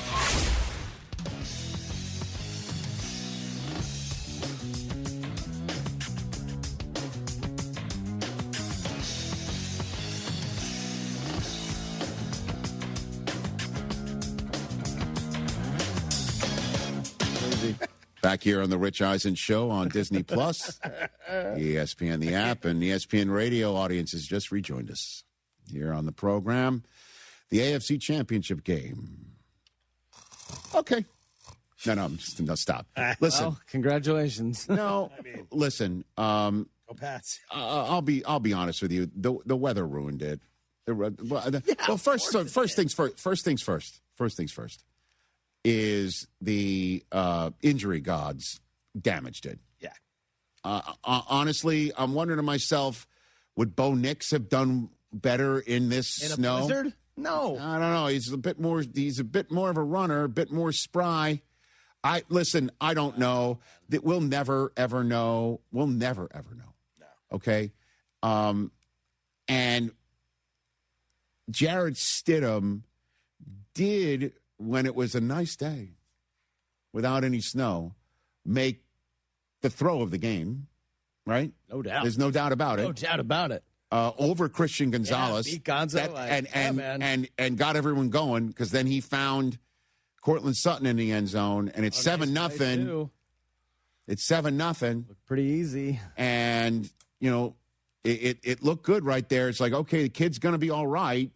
Certainly when the Denver defense was playing its best game, I think, in weeks. more complete game than I've seen in weeks. They were all over Drake May. I was concerned that he was going to start looking at the rush rather than down the field. And, Denver's up 7-0. And it's 4th and 1. And a 31-yard field goal, 2 yards closer than an extra point. Sean Payton decides to go for it. Now, I don't know if he was aware of the Doppler radar of what was heading to the stadium. I don't know if anybody did. Even if it's just like, hey, snow's possible. I'm sure he knew that. But CBS did a great job of a time lapse during the game where they showed you what the field looked like in the first quarter and what time it was mountain. First play of the game. Right, and then what time it was, and what it looked like at the outset of the second half. I mean, that snow came fast, and it started to accumulate fast. Like, that went from, oh, what a nice, crisp Rocky Mountain day with maybe some snow in the air to this is a blizzard. Whoa. I know, so clearly, if Sean Payton knew what the second half was going to look like, he would have taken the points because points are at a premium. But he did not. And I think to this moment he will lament it, and we'll hear from him in a second. But New England got that moment and made the most of it because they sniffed out whatever play he was thinking, which is part and parcel of the entire day. But even before the snow was coming, even at halftime, you could make the case that without that one throw to Mims over Gonzalez that led to the Sutton throw, Stidham was looking like a guy who hadn't played in 2 years, like a guy who went 749 days between passes. Yeah, he started to get super happy feet as the game went on. I mean, you had to be concerned when Gonzalez gave up that throw, right? Oh, man, right off the bat. It was very close to firing off a game over text to you guys, which, as you know, is the reverse jinx kiss of death. But, very concerning because you're just like, man, that's an all-pro corner. This guy is a backup who hasn't played in 2 years. Especially when, the Pats force a 3-and-out to start the game and then immediately go 3-and-out themselves. Did not look good. And then it was, Yeah, and then, we saw what happened after that. Because what Jared Stidham looked like a guy who hadn't played in 2 years the most was flipping the ball into harm's way just to avoid a sack. Chest passing it like he's a member of the Denver Nuggets, not the quarterback of the Denver Broncos. And it being ruled initially an incomplete pass and then ruled a backwards pass that's not a touchdown because they basically blew the whistle, blew the play dead. And then the Patriots scored with Drake May running it in. And for the second straight week, a Patriots team that was struggling in the first half with Drake May watch the opposing quarterback basically toss a live grenade into the middle of the Patriots defense, and they just took that grenade, ate it, and then exploded on the opposition after that. C.J. Stroud had an opportunity to rest on his defense, decides to flip it in the middle of the air, pick six. Jared Stidham has his defense rolling for some reason, doesn't take the sack. This happens, tie game. Instead of being up 10-0, it's now 7-7. And that was the difference because in the second half, the Patriots get the ball to start the half and start to impose their will, which they have been doing all season long and especially on the road. A 9-minute drive to start that second half as the snow begins to fall and accumulate. And Andy Borregales kicks the field goal. Nothing's a gimme in that weather. And Borregales actually missed one later on, and Lutz missed two more. But the 23-yard field goal, it was close enough. And that was all the scoring that was needed. Because the snow came, and the Broncos couldn't move the ball worth a lick. And if you're sitting here saying, and Broncos fans, I feel for you. I really do. Because Bo Nix should have been playing in that game. And I understand what Stidham was doing, and I don't mean to be unfair, but it was just gutting to me. I don't know if you saw the video of Nick's. Somebody took video, I guess, on their phone of him leaving the game, going to an elevator. He must have been watching in a suite upstairs. You know, he's on a scooter. His surgically repaired ankle up in the air behind him. And he's got to be sick to his stomach. They all have to be sick to their stomach. But at the end of the day, the Patriots were the ones moving the football. They were the ones actually picking up first downs. Denver couldn't do it. You know? Drake May might have had the added benefit of it was easier to spot the defenders that he needed to avoid because they were wearing orange, and it was tougher for Stidham to spot the defenders because they were blending into the snow. I'm serious. That's how crazy it was beginning to get. It felt like that was definitely the case on a couple. You could see Stidham was looking deep and then kind of... he had a double he clutch. had a double take, a double pump. And then finally he just decided to put one up for grabs, and Gonzalez said, I'm not getting beat over my head this time. And that was the end of that. But the true end of everything was Drake May and the Patriots needing one more first down to just flat out end it. And him apparently on this keeper that he came up with the final first down necessary for the Patriots to move on to Super Bowl 60. He apparently did that on his own. And all his linemen after the game told the media was, I'm blocking. And all of a sudden, the guy I'm blocking is running away to the other direction. I'm wondering what's going on. Oh, that's Drake May by himself. He decided to keep it on his own and admitted as much after the game. Yeah, I mean, we were in big personnel running. You're running the same deal to the right, little stretch play. And, at some point, they get lackadaisical and, got a chance to get around the edge. And I thought he was going to track me and hawk me down, but, got enough to pick up the first. And Coach Braves would probably get mad about running out of bounds, but at that point, it doesn't matter when you get the first down. So that was a cool moment and cool to separate those guys. It's always cool finishing in victory formation. It's pretty sweet. I mean, young enough to not know any better. And then Vrabel might have been with McDaniels like, what's he doing? Probably definitely. Until it's just like, way to go, kid. Hey, nice job. I don't think he was complaining at all about him running out of bounds as long as he picked up that first down. And Mike Vrabel, man, he is going to the Super Bowl as the head coach of the New England Patriots, the only other individual to start for as a player and then represent as head coach in a Super Bowl is Gary Kubiak, who went to, wait for it, Super Bowl 50 and won it. In the building where Vrabel's now heading for Super Bowl 60, can't make it up, man. And so Vrabel was asked what it felt like when the clock hit zero. I do this for the players. I've been in their position. I have. I've been there. And it's amazing. And I want other people to feel that feeling. And it's for our families who make a lot of sacrifices and the excitement and the joy that they have. Trust me, I'm fine. Like I'll be okay. I do this for the players to be able to experience this with their families, and our coaches to be able to experience it with their families. I love this guy, as does New England. He will never buy another drink in New England again. By the way, I don't think he was needing to reach. He's already reached that status. Yeah, absolutely. But now, I mean, honestly, he could just a statue.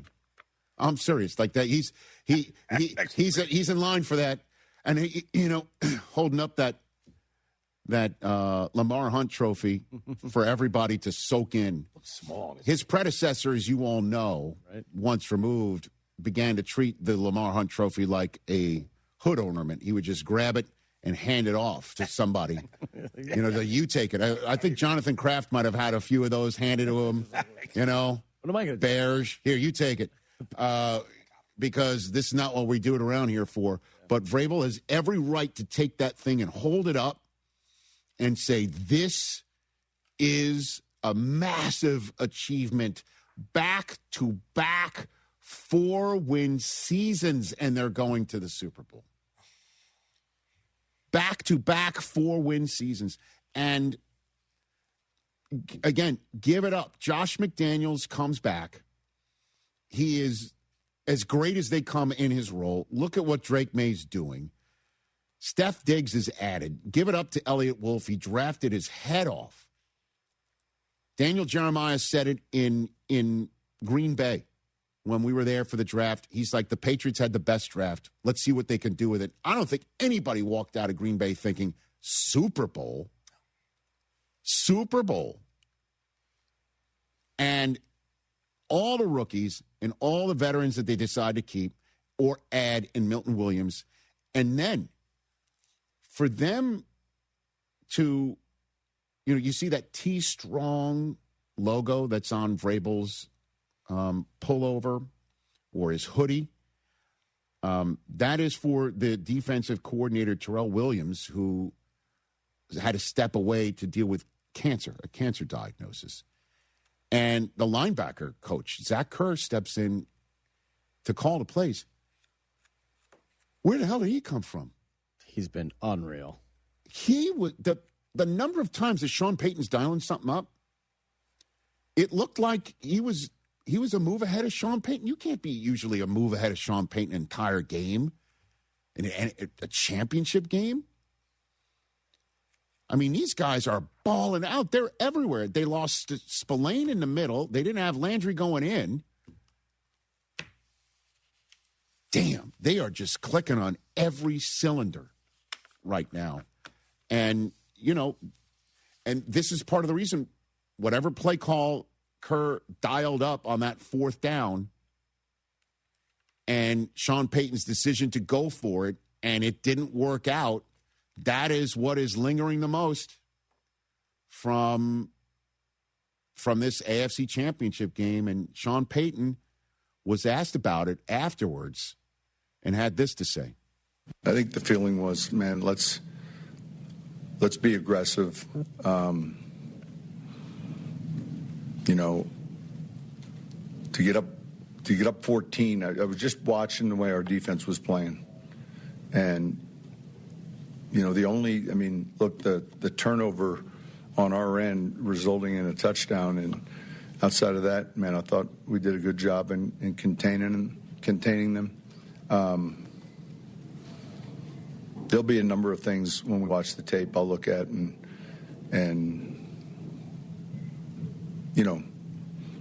critique and pay close attention to. But it was a hard-fought game, and we didn't do enough to win it. Listen, I understand it, right? 14 points would have been enough to win it. At the end of the day. Yeah, no doubt. At the end of the day, the 14, he was going for the game-winning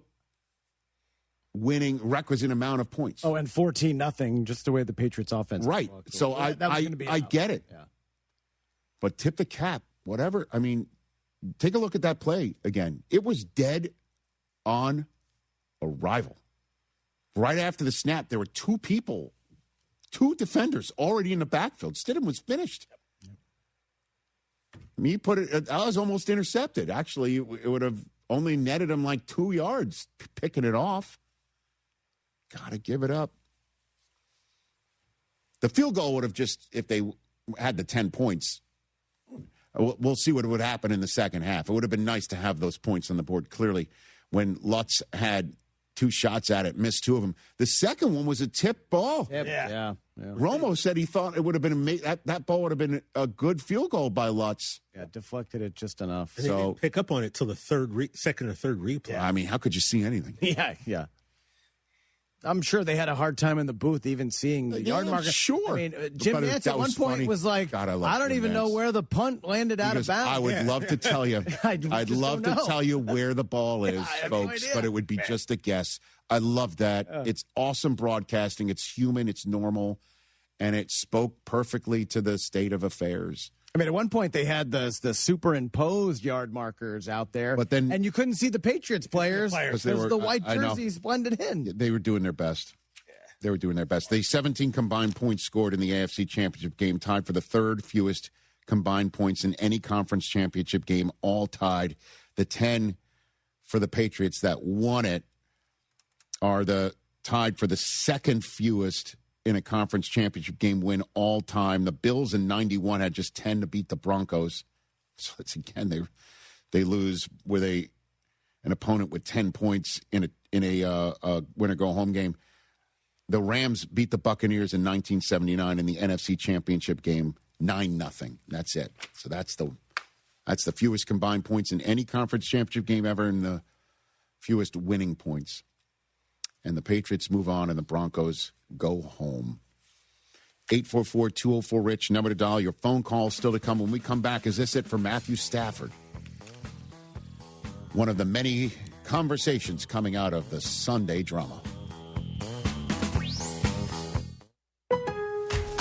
Save more on the brands pros trust at Lowe's. Right now, get up to 35% off select major appliances and choose from our wide lineup of top brands. Plus, save $100 on a Little Giant 22-foot multi-position ladder. Now just $189. Built for strength, flexibility, and job site versatility. Pros, these savings will only be here for a limited time. Lowe's, we help, you save. Valid through 1/30. While supplies last. Selection varies by location. See Lowe's.com for more details. Rich Eisen here. As you all know, I care deeply about pediatric cancer research and awareness. That's why I'm proud to talk about Hyundai Hope on Wheels. For over 27 years, every Hyundai sold has helped fund life-saving pediatric cancer research. Together with over 850 dealers nationwide, they've raised more than $277 million, supporting over 25,000 kids in their fight against cancer. At Hyundai, hope isn't optional. It comes standard. Visit HyundaiUSA.com and search Hyundai Hope on Wheels to learn more. Hey, Red Nation, you can watch the hometown team anywhere, but there's only one place where the rally starts. Tom's Watch Bar Red Nation Rallies at Green Street, your new Friday and Saturday home game destination. Tom's comes alive with DJs, giveaways, and more. Headed to the game? Part free at Green Street with Tom's Validation, and then celebrate after the game at Tom's with post-game drinks and highlights on 65-plus screens. Red Nation Rallies at Tom's Watch Bar, presented by Green Street. Visit tomswatchbar.com/Red Nation Rallies. You don't have to be fearless to take the first step. You just need a place that gives you every reason to keep going. A college that's nationally recognized for student success, you can be fearless at San Jacinto College. Here, our graduation rate is higher than the other colleges. Our job placement rate is higher. Our transfer rate to universities is higher. That track record is why San Jac is the #1 community college in Texas. Be sure your hard work will take you even further and fear less every step of the way. It's the largest lab-grown diamond liquidation sale in the world at My Jewelry Outlet on Bel Air Boulevard. Why pay over $13,000 for a natural diamond when you can get the same real diamond for $799 at My Jewelry Outlet? Engagement rings, studs, tennis bracelets, hoops, custom pieces, thousands of lab-grown diamonds, all at wholesale prices. Without sophisticated equipment, no jeweler can tell the difference between a natural or lab-grown diamond, but your wallet will. My Jewelry Outlet, 3841 Bel Air Boulevard. Real diamond, real deal.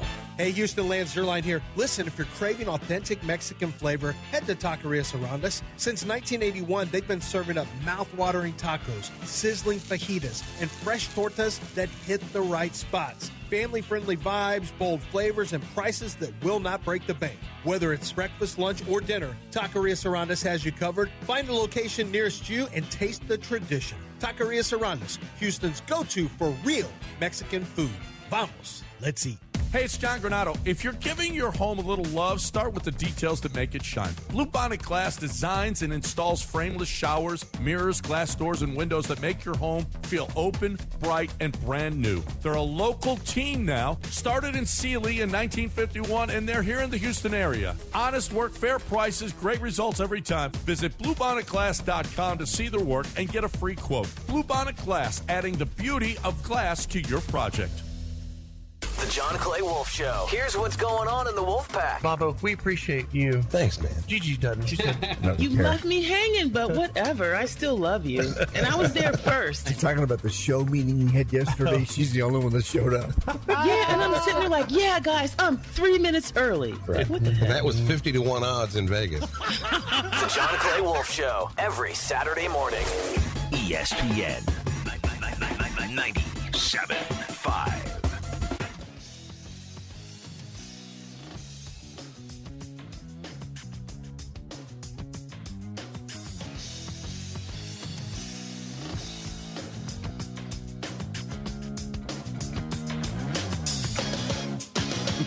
Sometimes teams take a timeout to regroup and call the right play. When it comes to your home, Pella Windows and Doors always has the winning game plan. They're not just window and door experts. They're experts at taking care of you and your home. At Pella, they find the products that meet your needs, and their experts then install them. They do it every day, and that's why your neighbors trust them. Discover why Pella is a trusted choice for homeowners everywhere. Visit Pella.com/Eisen today. That's Pella.com/Eisen. So when you play like Matthew Stafford, you're 37, you're turning 38 the Saturday before Super Bowl 60. And you come up with your first team All-Pro season, and you are a favorite to be the MVP of the campaign, of the entire season, for the first time in your career. And you're playing lights out. And then you come up with remarkable games in the playoffs, like the one he had in Chicago. And then you finish up with 374 yards and 3 touchdowns and no interceptions and a passer rating of 127.6. But 2 very frustrating third and fourth down play calls or execution or attempts, whatever you want to do it, in the red zone. And you wind up short, despite everything I just said. Everything I just said. It's still not enough. It has to be gutting, absolutely gutting, and mind-numbing. And to his credit, he stood there and answered questions about his future. Clearly, he doesn't want to talk about it, as you would maybe pick up from this exchange. Can't generalize, 6 months of my life, 10 minutes after a loss. So appreciate the guys in this locker room a whole hell of a lot. Everybody that helped me, and helped our team be as successful as we were this year. And that's all I'll answer for you. McVay, after at the end of his press conference, he was asked if Matthew Stafford's coming back, and this was his answer. I love this team, and I wasn't ready to stop working with them. Thought we had 2 more weeks together. But I am really grateful for each of those individuals and the collective. It's as special of a group top to bottom as I've ever been around. It's coaches and players included. And, that's what sports, it represents a lot of different things. It's a beautiful thing, though. This game has brought me some of the most special relationships that I'll cherish. That's what this team has done. And this was a special year, and I think it's hard to fathom that it's over. It'll take some time, but nothing but gratitude. That's what I want them to know. He was asked that question and he basically said, what the heck question was that? And then he did give an answer to the question that he understood was coming his way. I'll just say this. I hope he comes back. He's playing out of his skull. And I think at the end of the day, it's just going to be, we have no earthly idea what it takes for Matthew Stafford to do what he's done, to be as great as he is at this age that he is. And after a summer where he's sitting in, red light chambers trying to stay out of traction? And we're all wondering, is he going to answer Airstreams the bell to play 1 snap? And he does what he did there. And I think at the end of the day, when Stafford does move on and retire, I think we are going to find out, if we don't already sense it, that playing quarterback for Sean McVay in Los Angeles for the Rams organization, where the groceries are chosen by Les Snead in a collaborative effort, with the rest of the command and control structure the way it is the most envied quarterback position in the NFL. And we may see a mad dash to fill that chair. And you may see it from quarterbacks that want to do it here in L.A. with McVay, and perhaps are thinking about a change of address when they're staring into the abyss by themselves, and maybe want to pull some sort of NBA-type move to say, I want to go there. And at the end of that day, Stafford may realize that that is something he loves playing with these players, and his family is willing to have dad go through all this, and he's willing to go through all this as a player and as a person, that it's too tough to give up. But for the moment, you just got to sit here and go, what must he be feeling? He's done all of this, and it still wasn't enough. And by the way, the Super Bowl's here in L.A. next year, where he won it before, so maybe he sticks around. Welcome back to Yeah, That's a Pepper Thing. First up, we've got Harrison wrapping his Dr. Pepper in a tiny quilt so it feels at home. Oh, how tender. That's a Pepper Thing. And over to Becca, who's whispering affirmations to her can. You're sweet. You're unique. You're the best thing I ever poured over ice. She swears it makes it taste better. It's not a science thing, but it's a Pepper Thing. Why do they all do it? All for that sweet, delicious, truly one-of-a-kind taste of Dr. Pepper. It's a Pepper Thing. With Progressive customer service, there are lots of ways to connect with us, so you never have to miss a second of your favorite sport. Because you'd much rather watch a ball go through a net 124 times in 48 minutes when you don't really have to pay attention until the last 2, and then somehow those 2 minutes will take an hour. You don't want to miss all that. Luckily, you can chat with Progressive on our app, online, or over the phone without missing a single one of those times the ball goes through the metal circle. Progressive Casualty Insurance Company, affiliates, and other insurers. Not available in all states or situations. Hey, Lance Zierlein here. What's the scariest thing about winter coming? You thought it was night walkers? No, they're not even real. But the scary things are frozen broken pipes. They can be real and cost you thousands of dollars when you get damage to your home. Aqueduct Plumbing Company can come out and give you a free estimate for pipes that don't burst in a freeze. Billy Brown says if you go with them, he'll throw in a traditional water heater absolutely free. Call them today. AqueductPlumbingCompany.com, 281-488-6238. That's 281-488-6238. Is your money just lying around? Switch to Huntington Bank, and your money's always doing something. Like auto-saving for special events, tracking your teen spending, and helping protect your parents from fraud. Let's get more from money. Switch to Huntington Bank. Welcome. Eligibility requirements apply. Some features may require enrollment. Hey guys, Lance Zierlein here. Football's biggest game is right around the corner, and you can get in on all the action with Underdog right now. It's Underdog Fantasy. It's legal here in the state of Texas. And if you've heard me talk about it, but you've been hesitant to pull the trigger, let's do it right now. Download the app right now. Use promo code Lance. They're going to give you $75 in bonus entries after you spend your first $5 on an entry. That's when you use promo code Lance. What do? Well, you pick the statistics, higher or lower. They're going to give you stats for all these different players in the big game, and you simply go higher or lower on that stat. You piece and pair them together, 2, 3, 4, 5, 6 players. The more you pick, the higher your payout is going to be when you hit those plays. And what you're going to do is analyze the game and make smart decisions. Use that big football brain to your advantage with Underdog Fantasy. Download it now. Make your first deposit using promo code Lance. Must be 18 plus in present Texas. Terms apply. See assets.underdogfantasy.com/web/play and get terms_DFS_HTML for details. Consent with your play. Call 1-800-GAMBLER. Visit ncpgambling.org. We know exactly what you're not thinking about right now. Wiper blades. But now that you are, take a moment to think about how Rain-X is the #1 brand of wiper blades in America. Why? Because Rain-X thinks about wiper blades all the time. We obsess, so you don't have to. Simply install our blades and then think about literally anything else. So choose Rain-X, America's #1 wiper blades, and then go back to not thinking about wiper blades. Rain-X. Outsmart the elements. Amy Cox did something smart. She saved hundreds on auto insurance switching to Progressive. And with that money, she decided to treat herself to an anti-aging red light mask. Will she look like a horror movie villain every night? Yes. Will her boyfriend Kevin be scarred for life? That's certainly a risk. But it's Amy's savings, and if she's willing to risk her relationship for smooth, wrinkle-free skin, well, bye-bye, Kevin.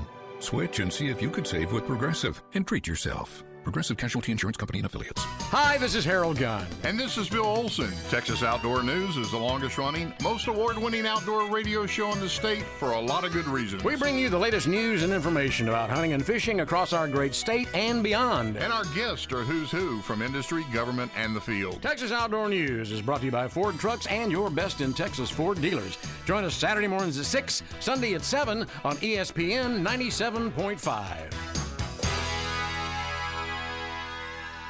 Looking for electrical parts and you need them now? Well, for over 30 years, M&J has sold, delivered new and reconditioned electrical equipment in Houston and nationwide. circuit breakers, transformers, disconnects, fuses, panels, switchgear, and more. If it's hard to find, well, M&J has it. They have all brands, and they can cut down on your lead time. Contractors, M&J Electrical Supply buys, sells, and removes electrical equipment. Call 713-699-5055 or email sales@mnjelectrical.com. Monument Chevrolet is starting the year strong with exceptional deals on new vehicles. From the dependable Silverado to the stylish Trax. Find the vehicle you want at the price you want. Visit Monument Chevrolet at Bellway 8 and 225 today.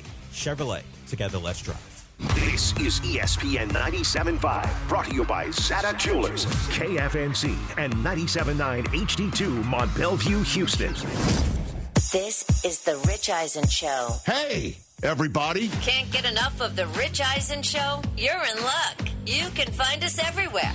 Watch us weekdays on Disney Plus from noon to 3 Eastern. Miss the show? We've got a podcast so you can listen anytime. But here's the best part. Our YouTube channel. Subscribe at youtube.com/Rich Eisen Show and you'll never miss a moment. Now, on with the show. This is the Rich Eisen Show. It's battle time! We are going to the Super Bowl! Live from the Rich Eisen Show studio in Los Angeles. Being chased, tries to get outside. He does! He's got the first down! Coming up on today's show, complete championship Sunday recap, way too early Super Bowl preview, your phone calls, latest news, and more. And now, it's Rich Eisen.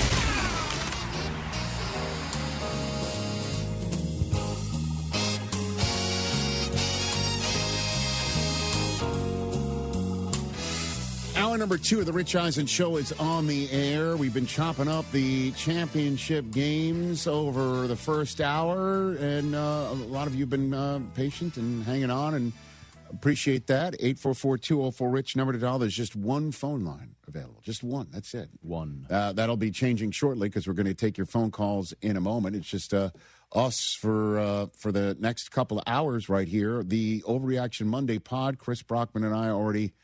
What do we adjudicated that piece of business? I don't know what that word means, but yes, it's already we did it. It's out there. It's out there. It's out there. It's in there. It's out there. We're here. You're there. I'm in the comments. Come at me, people. Okay. React.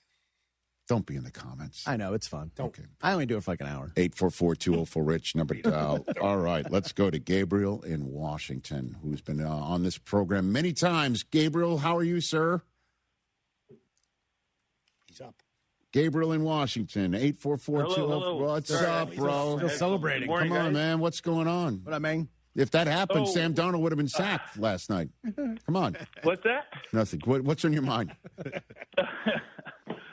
I just wanted to talk about the Seahawks. You guys know me. Honestly, I was sweating the Rams more than anyone else. You guys know I called and asked for the Eagles.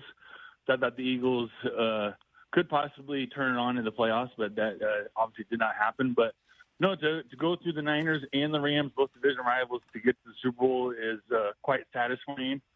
The Rams definitely are a tough matchup for us for whatever reason. Sean McVay and Mike McDonald go back and forth. And, yeah, it was one heck of a championship game. And Matt Stafford, I'm hoping that he says, man, what else do I got to do? I play like the MVP, throw almost 50 touchdowns and still can't make the Super Bowl. Hopefully he decides to hang it up. But, no, if he doesn't, more great football next year. But, I just wanted to shout out John Snyder again. Yeah, man. The amazing job that he's done with this. I call it pruning of the Seahawks. We didn't have to suck for a year or two and get a couple top draft picks or whatever. It's like take away a coach, add a new coach, get rid of quarterback, bring in a new quarterback. Thank you to the Minnesota Vikings for not giving Sam Darnold a multi-year deal. That's pretty sweet. But Sam Darnold, I think he answered all the questions and 100% is a franchise quarterback. Thank you for the call, Gabriel in Washington, and for the setup. There goes Gabriel in Washington off on his Monday in the city of the NFC. champion Seattle Seahawks in Seattle. Listen, folks, Sam Darnold doing what he's done is truly one of the best stories we've seen entering a Super Bowl week in quite some time. Because he has been on a journey. Michael Irvin talks all the time about distance traveled. He always talks about that. And Sam Darnold's distance traveled started here in Los Angeles in a way, right? And as a USC quarterback, being taken by the Jets, 3rd overall in the 2018 draft, after Baker Mayfield is drafted, before Josh Allen is drafted. Those are the 2 quarterbacks taken around him. And he's now beaten both of those guys to the Super Bowl. Lamar Jackson was taken later. Remember, Josh Rosen here in town, a UCLA guy, said that he's going to make everyone lament passing up on him. And Josh was very highly touted going into that draft. Lamar Jackson, another MVP, he's beaten to the Super Bowl. And listen, his Jets time was a disaster. There's just no other way to put it. You know, it started, by the way, the pick 6 on a Monday night in Detroit, but he showed how resilient he was, and they actually won that game. Yeah. And that was with his head coach, Todd Bowles, who gets bounced, and the Jets hook him up with Adam Gase. That word that you just said as a guttural noise, Mike, sums it up. And then it's time for Robert Saleh to come in, and the Jets have the 2nd overall pick, and it's a new coach, and it's just like, we're moving on, Sam. We're trading you to Carolina. We're trading you to Carolina where Baker Mayfield is. And that's another distance traveled for another day where Baker, I hope, does make a Super Bowl in his career. Hope he earns that ability to be able to say what Sam Darnold is saying today, which is, how do you like me now? And I know that that's more Baker's brand than Sam Darnold's, right? Sure. And Sam had 3 great weeks in Carolina, right? We were joking about him being an MVP. Right? Yeah. But that's where he started to show you he has some ability here. Mm-hmm. With the right mix, right coaching, right whatever. And that obviously he got hurt. McCaffrey gets traded. Baker gets a shot for a split second after working scout team defense. Both he and Baker wind up in the state of California. Sam Darnold winds up on the bench in San Francisco. Makes his way to Minnesota. He gets the start, even though they drafted a kid in J.J. McCarthy, because J.J. McCarthy blows his knee out and Sam gets his opportunity and he wins 14 games. He wins 14 games and he wins the hearts and minds of his teammates. That moment where he beat the Packers and he's welcomed back into this locker room. Thank you for having this photograph, Freddie. It's awesome. I love this picture. He is just on the shoulders of his teammates. It's all good in the Minnesota hood. They've got 14 wins. All they got to do is beat the Lions the next week. And the Lions spank Sam Darnold and the Vikings, and they wind up here in Los Angeles for a wild card game that winds up with Sam being sacked 9 times. 9 times criticized by the play-by-play man for the Vikings, who's apparently on ice right now from his gig. Just leave it there. Sam Darnold now is what? Wanted in Minnesota. We still don't really have the full story. Apparently, they were offering him something that he wasn't interested in, or wasn't enough for him to be interested in, or he didn't really believe he'd have a shot to stay the quarterback. Word is the Steelers were kicking tires on him, too. But the Seahawks decide to go for Sam after they flipped Geno to their former coach and Pete Carroll in Vegas. And look at him now. Yeah, and his deal, 3-year, $100 million, was basically a 1-year deal. If it didn't work out, they could have easily got out from that deal, $19 million cap hit, just to let him walk. And now he has him in the Super Bowl. Mm-hmm. And he's probably got a big payday coming. Now, listen, I just want to revisit the Minnesota thing again because you know how I feel about J.J. McCarthy. That we'll see how it plays out. Kevin O'Connell has said over and over and over again that, and certainly on this program is the first time I heard it since he said it in other places, that organizations fail young quarterbacks before young quarterbacks fail organizations. And the avatar for that may just be Sam Darnold. At the end of the day, you know, the patience that you have for a kid may run out. The kid may also burn a bridge here and there within the building to get him out. I mean, every situation is different. That wasn't Sam's in New York. It was like this wasn't working out. He did wind up having Adam Gase that didn't work out at all. Wound up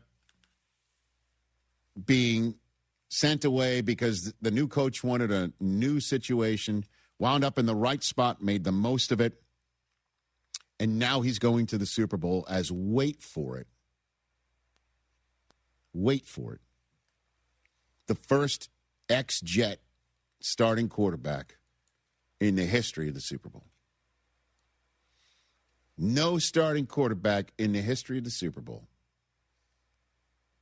has ever had "I once played for the Jets" on their resume. Save for the one who, you know. What? Who Joe Namath, yeah. Well, I mean, I used to play for the Jets on their resume. Right. Obviously, Joe Namath was the Jet quarterback in the Super Bowl, and it still is to this day the only person to do that. There's been no other sort of, I used to play for the Jets. That's never happened. You know what's also never happened? I used to be a USC quarterback. No starting quarterback in the history of the Super Bowl has had USC. That's crazy. Wow. He's the first Trojan. He's beaten everybody from the 2018 draft class to the Super Bowl at that first-round spot. He's beaten everybody. How do you like me now? And again, the results weren't there in week 18 and 19 last year for the Vikings. So they decided we're going to go with the kid. We drafted him, and the kid may turn out to be all right. And obviously I'm rooting for him, and I'm rooting for Vikings fans. I'm rooting for everybody in Minneapolis right now. And so I am not sitting here saying big mistake. Certainly because I don't know if Sam Darnold is. This is what he had to say about making the Super Bowl after his distance traveled. I actually made it in 23 as well when I was in San Francisco. So, no, I'm just messing with you. No, it's unbelievable, man. Just obviously those are great players, but just it's more so the team. Just the hard work that we've put in throughout this season, OTA's training camp. I talk about it a lot, but and I know every team works really hard in that off season when we're just working together. But to be able to go against that defense every single day, that got us better as an offense, and I know they could say the same thing about us. So we take it day by day, and that's the beauty about this team and these guys in that locker room, this coaching staff, is we're going to celebrate tonight. We're going to celebrate tomorrow in the meeting, and then we're going to move on, and everyone's going to look to see how they can get better for this game coming up in a couple weeks. Jets, Panthers, Niners, Vikings, now Seahawks. He will become the third quarterback to start a Super Bowl after playing for 5 or more teams in his NFL career. The last one to do it was Chris Chandler for Atlanta in Super Bowl 33. And before that was Earl Morrall, who lost to the aforementioned Joe Namath in Super Bowl 3. Sam Darnold is that. You know what other first he could achieve? in this? If he wins, he would be the first redhead starting quarterback to win. Is that right? Yeah, I checked before. Did you really check on that?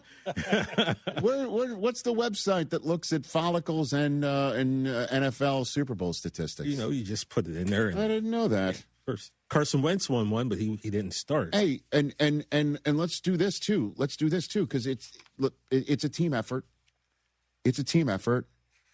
But if we're going to talk about how Stafford had, 2 Triple Crown receivers in his career, including one of his Super Bowl year with the guy who Darnold is throwing to right now, including that dart on third down that essentially daggered the Rams' ability to come back in this game or give enough time to Stafford to do it, with Cooper Kupp. But Jackson Smith and Jigba has a chance in the Super Bowl to add to his total and come up with a 2,000-yard season. He's got 1,965 receiving yards now, including the playoffs in 2025. And that is now ahead on a list of doing it at age 23 or younger, ahead of Justin Jefferson, another guy that Darnold's thrown to, although Justin did it in 2022. Ahead of Jamar Chase, ahead of Isaac Bruce, ahead of Randy Moss for the most receiving yards in a season of being 23 or younger, including playoffs. Who's his quarterback? Sam Darnold.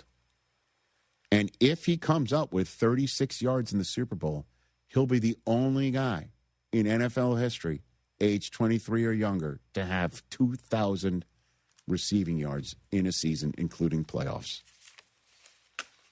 Who's the trigger man? Sam Darnold. It's unbelievable.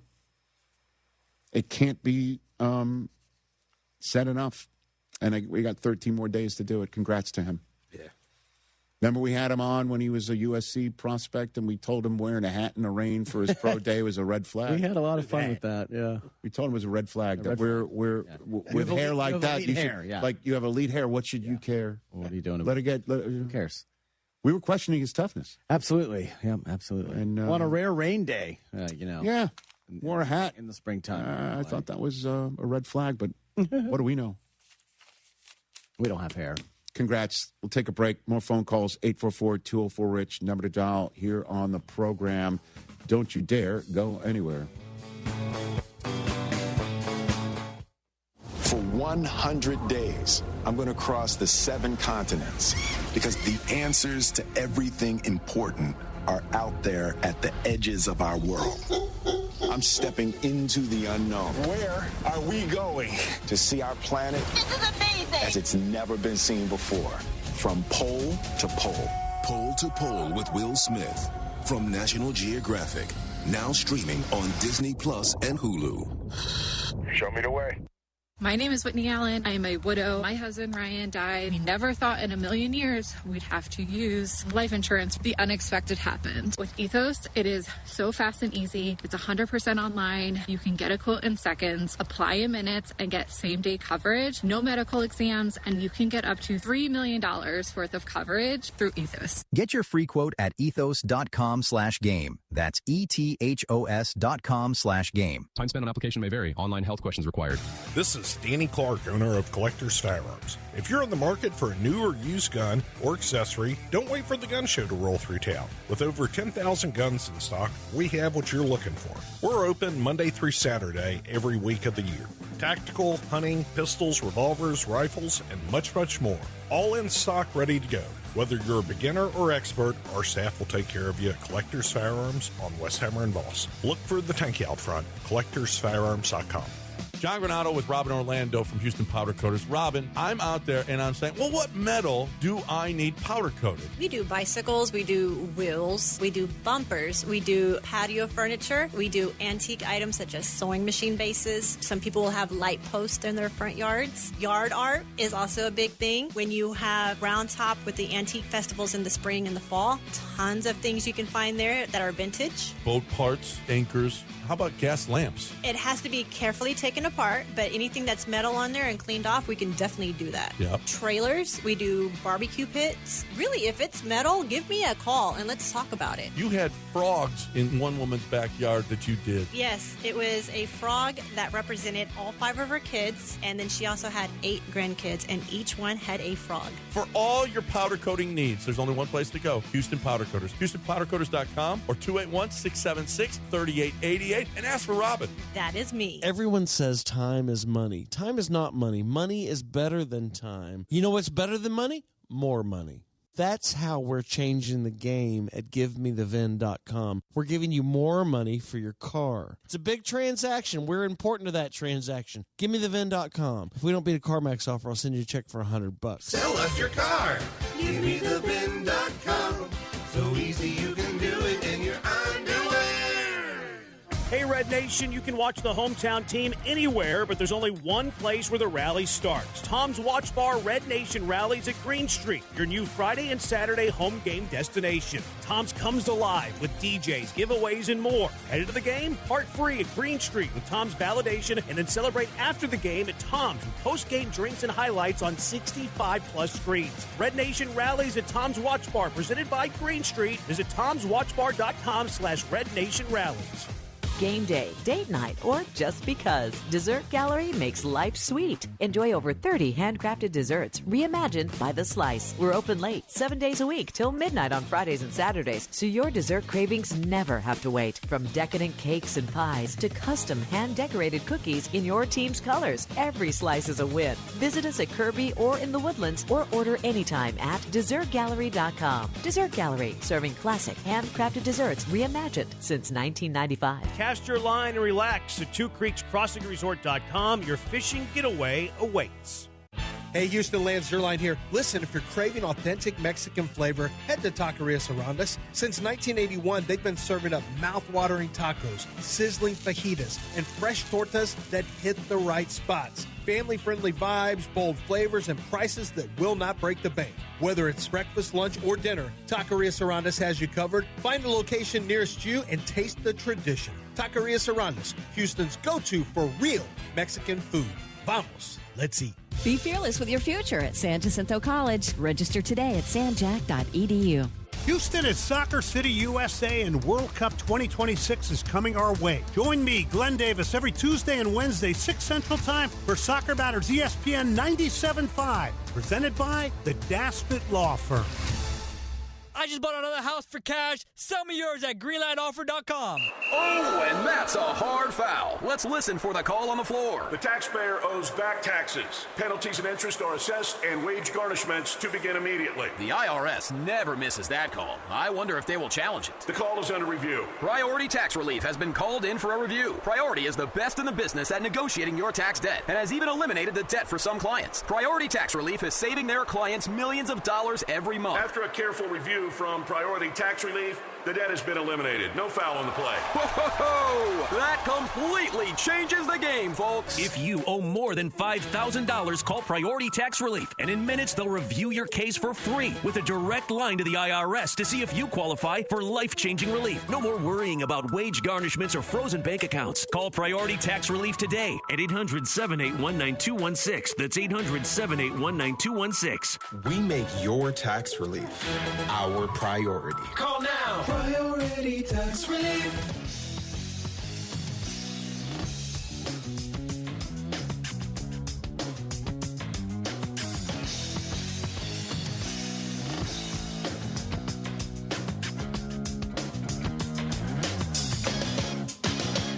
The duck boats won't be lit. Back here on our radio show talking about the Empire State Building lit up in Patriots colors. They're going to be lit soon. Get out of here with this. Nah, I'm with you, man. Right? Bleep all that. Come on. Seriously, would they light up the Pru? No problem. In Jets colors? Never. So what are we doing? They're not going Well, to the Jets would have to win something first. They're not going to. The Jets would have Touche, sir. That's good, Chris. I don't know. It's the truth. We'll never be in that predicament. Not an option. They think it would be Celtics colors in your town. It's the same color scheme. That's true. Exact same. Do they light anything up in Boston? The Pru does. Yeah, it does light up during playoffs and stuff. You do the ghost What's socks happening? Windows. You know. I thought it looked great last night. If Mamdani wasn't too busy shoveling snow, I'd call City Hall to complain. Well, he's got more important things. He does indeed. Oh, do you? Thank you. Yeah, Bill Burr. I'm with you on this one, Richie Rich. Don't you think even Bill Burr would have a problem with this? Are you guys going to root for me in the Super Bowl? Absolutely not. Oh, What? No. I thought you, of all people, would have my back. Definitely not. Here's why. Brockman, I'm with you. Here's why. You got a 10-point. You got a PowerPoint, man. You got a PowerPoint to help support this. This is great. Got a list. You're a part of the Darnold Hive now. What do you got? What? Well, I mean, The floor is yours, T.J. Jefferson. He's already had enough success, right? And for years, I told this guy, hey, man, it's a good run when you have one, but once it's over for good. And he kept going, well, I don't know. And then what happened? It happened again, man. Nice. So that part I'm not happy about. I respect the fact that it happened. I'm not happy that you're there. And then sometimes he you know, when we ask Chris about movies sometimes and he kind of gets that, I've never watched that. Why would I watch that? Now, all of a sudden, these Patriots are, another reason you should be mad, Rich. Keep going. Patriots are trying to take over The Warriors, a movie set in Central Park in New York. saw that. And in Coney Island. Matt Collins, baby. Matt Collins. And I put on Twitter, does Matt know what happened to Luther at the end of The Warriors? Because I don't think he really paid attention. I saw that yesterday. But did you see him walking in with the bottles That's and what everything? I'm talking about. And here's the deal. And now you got Vrabel go Warriors. And I love The Warriors. That is one of my favorite movies. Del Tufo loves it. We play it. it? Can you dig it? Can you dig it? And you know, and so now, and now Brockman is going to start doing Warrior stuff, even though last week he looked at me and said, I've never watched The Warriors. Why would I watch it? Now, if I hear you say anything about coming out to play or tapping some bottles, oh, man. I might tap bottles. The bottle thing is kind of cool. That's why I can't be. And then, Rich, you know, for Chris to always be like, Wow, who look have at they him still beaten? going. He always is like, well, who have they beaten? And now it's flipped on his team, and now that doesn't matter anymore. Excuse me, they only beat the top 3 defenses in the NFL, and now we're gonna face another one. I'm just saying, man. I don't know. History tells me what's gonna happen. All the things he hated kind of came into play for him this year, and now he's back in the Super Bowl, and I don't like it. All I'm saying there's a whole group of thousands upon thousands of second graders in the greater New England area who have never seen us play in the Super Bowl. Nice. Think about the kids. Nice. Are you anti-kid now, T? You know me, anything for the kids. Anything for the kids. But I don't like this. So, yeah, Rich, no, I'm not going to be happy for it. I'm desensitized. I'm over it now. Because you have no sports loyalty. No. Right? Because Chris, did I ever give you anything nice to say about the Patriots? What's have to do with that loyalty? You got a hat with a New York and LA. Now he's over it. I'm over it. I'm just wondering, because obviously I'm getting a lot of comments and whatever. Like, what do you think? Sam Darnold's going to the Super Bowl against the Patriots. Is that like one of the biggest Jet nightmares around? And my answer to every last one of them is absolutely, 100%. 100%. You're seeing ghosts? The Jets were picking after the Patriots in these drafts. After them.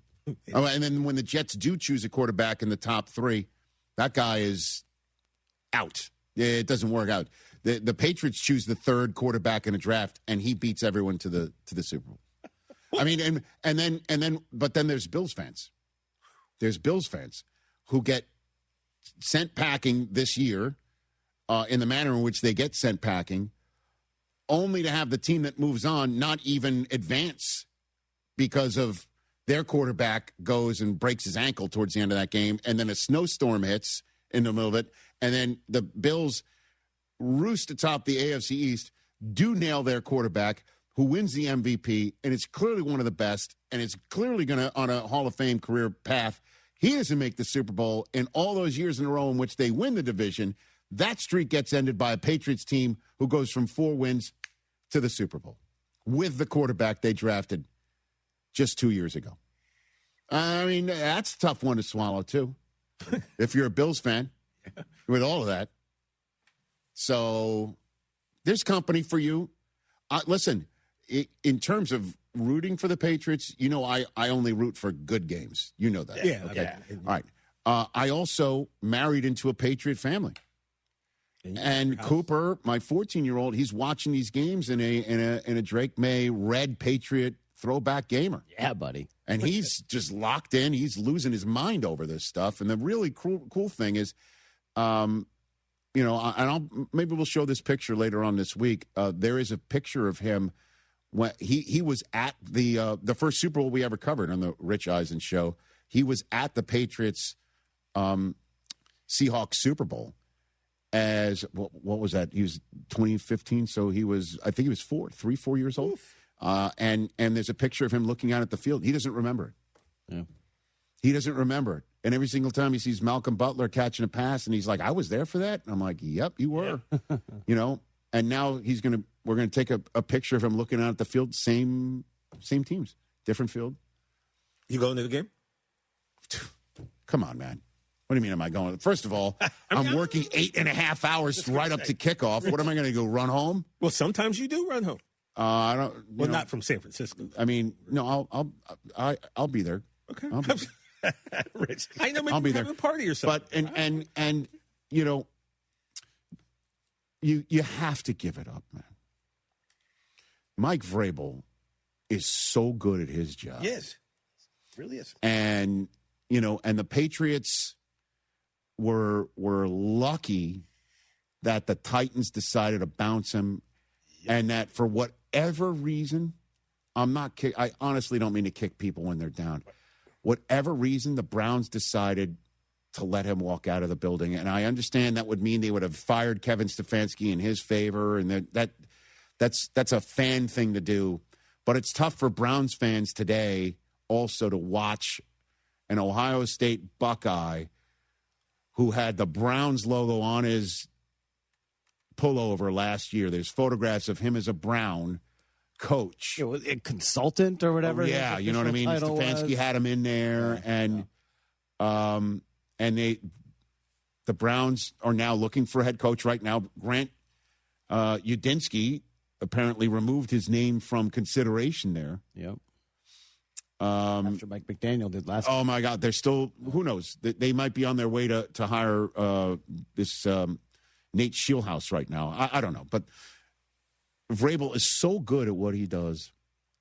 And do me this favor, pull up that photograph one more time where he's holding up the Lamar Hunt Trophy. We had our fun over the years of watching Belichick on the podium take the Lamar Hunt Trophy from most likely Jim Nantz, right? Yeah. Okay. Yep. And he would take it, and one time he actually took it and handed it off to somebody. Like, you take it. I don't even need this thing. I've got enough of these. Yeah. You know what I mean? I don't need one. I don't need one of these. It's just like regifting the Lamar Hunt Trophy to somebody else, because it's all about Lombardi trophies. But this Lamar Hunt Trophy, that means a lot. It does mean a lot, Mike, because it means a mission is accomplished. I understand Patriots, this is the 12th Super Bowl the Patriots are making. 12th. That is, we'll do the math. It's simple math. 12 divided by 60 is 20%. That's pretty good. 20% of all Super Bowls feature the New England Patriots. 37.5% of all Super Bowls that NFL Network has covered have featured the Patriots. 4 more than any other franchise. And this one, though, holding up this Lamar Hunt Trophy, might be even sweeter than when Raymond Berry did, if that happened, or certainly when Parcells did. When Patriots fans were like, are we ever going to make the Super Bowl again or win one? They make one, and the Fridge and the 85 Bears boat race them. Yep. Okay, they make another one, and Parcells loses to the Packers and my guy Desmond. And then they go on that dynasty. This one is 100% beyond unexpected. They joined the Bengals of 2021 as the only Super Bowl participants to make it off of back-to-back 4-win seasons or worse.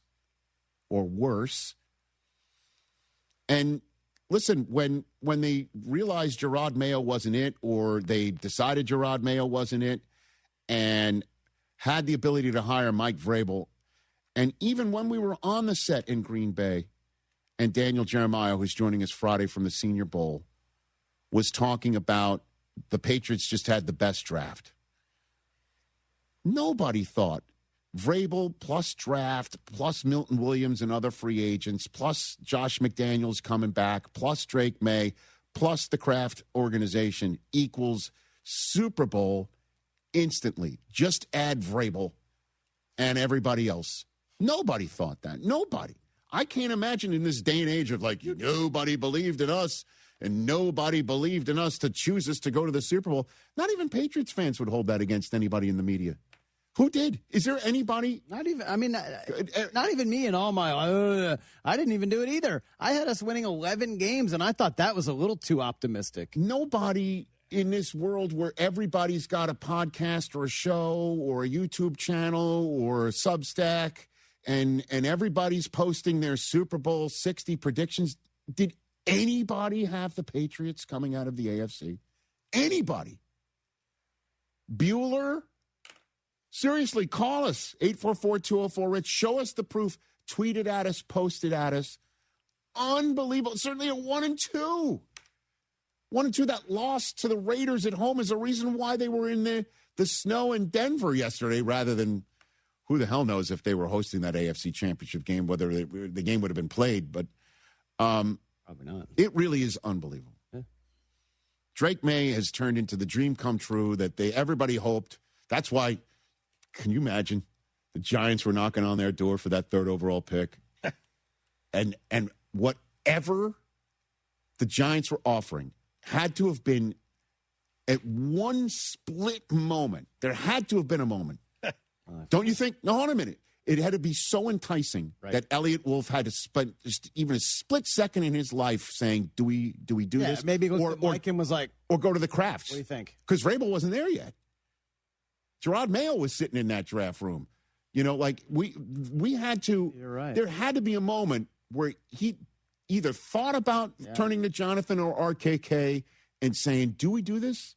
Do you want to do or do I even bring this up?" If there had to have been a shoot for the moon offer from Joe Schoen, and they said no, and that's a watershed moment that you even 1 year in didn't even know if it could turn into that after Jaden Daniels did what he did last year, right? Wow. And even this year, Caleb Williams is 0-2, and he starts winning games while Drake May is. And that game against Buffalo where he won in Buffalo on that Sunday night, who knew? That was the beginning of this is real. And I understand who did they really beat. How does this sound? Everyone on the road. Everyone on the road. They didn't lose a single road game this year. And then all of their moves started blossoming together from Stephon Diggs to Milton Williams. This is great. Milton Williams had this to say after the game. Apparently, because of the weather, New England couldn't fly back right away. Did you hear about this? This morning I did. That the Patriots couldn't fly back because it snowed in Boston. Boston is snowed in. So I don't even know if they're able to fly out or not yet. I haven't kept track of that. But Vrabel told them that you're staying in town here and there's no curfew, but you better be on that bus at 8 a.m. the next day. And this is Milton Williams explaining what Vrabel told the team. Said no curfew tonight, but the bus leaving at 8 in the morning, so if you ain't on it, you ain't playing in the bowl. So I'm pretty sure everybody going to be on that bus. Did he say that? Oh, yeah. I ain't playing. He said that. That's great. If you ain't on, treat them like men. That's right. But you're accountable. And I guarantee you, I think he meant it. Unless it's Drake May. If Drake May showed up at 8:02. Like Jimmy Johnson said. Who else? Different rules. Like that's the old Belichick story with Lawrence Taylor, where he went to Bill Parcells and he's like, I'm having problems because Lawrence is constantly late for our meetings. Yeah. And Parcells is like, why do you start without him? Drake May doesn't. I know. I can't see him partying the night away, but Milton Williams probably could show up a little late, I'm guessing. Yeah, Milton Williams already told you. He's like, I'll party when I go home. And we had Marcus Jones on Friday, and I asked him what it's like when Vrabel's there, dapping him up after wins. And I realized my mistake as it was coming out of my mouth, and Marcus Jones immediately corrected me it's not just wins. He does it after losses, too. Yeah. It just, they don't lose all that much. You know? Just two losses in the first 3 weeks and only one since. Only one since. This is a nightmare. Yeah, second in points scored, second in points allowed. I mean, they've just, the schedule has been easy. Sure, I get it. But they've also steamrolled everyone. They're NFL teams. It's not easy. And Come on, man. I don't even. Exactly. And by the way, there's only one guy. You remember how I said there's a list of Seattle playoff quarterbacks with 300 passing yards, 3 touchdowns, and no interceptions in a playoff win, and that list is Sam Darnold. There's a list of former Jet quarterbacks who started in the Super Bowl after leaving the Jets. That list is Sam Darnold. There's a list of quarterbacks who have beaten not 1, not 2, but 3 top 5 defenses in a single playoffs. And that list is Drake May. That's it. There you go. Yeah, and by the way, there are also his first 3 playoff games of his career. Yeah. And usually when you start your playoff career, more often than not, you lose game 1. He's won all 3 of them. And the last quarterback to do that was Joe Burrow. When he made the Super Bowl, he won his first 3 playoff games. Yeah, and this team kind of reminds me of the 21 Bengals. Also, yeah, the offense hasn't scored a lot in the playoffs, 50-something points. But you know who else only scored 50-something points in their playoff run? The 2000 Ravens and the 07 Giants. What'd they do those years, TJ? They won the Super Bowl. Listen, Super Bowl. All that said, it reminds you of the 2021 Cincinnati Bengals. Did they go on the road and face Chad Henne in the AFC Championship game, or did they face the number 1 quarterback? And was it a snow game, or was it just a nice day? I've had enough. And let me just say this one last thing.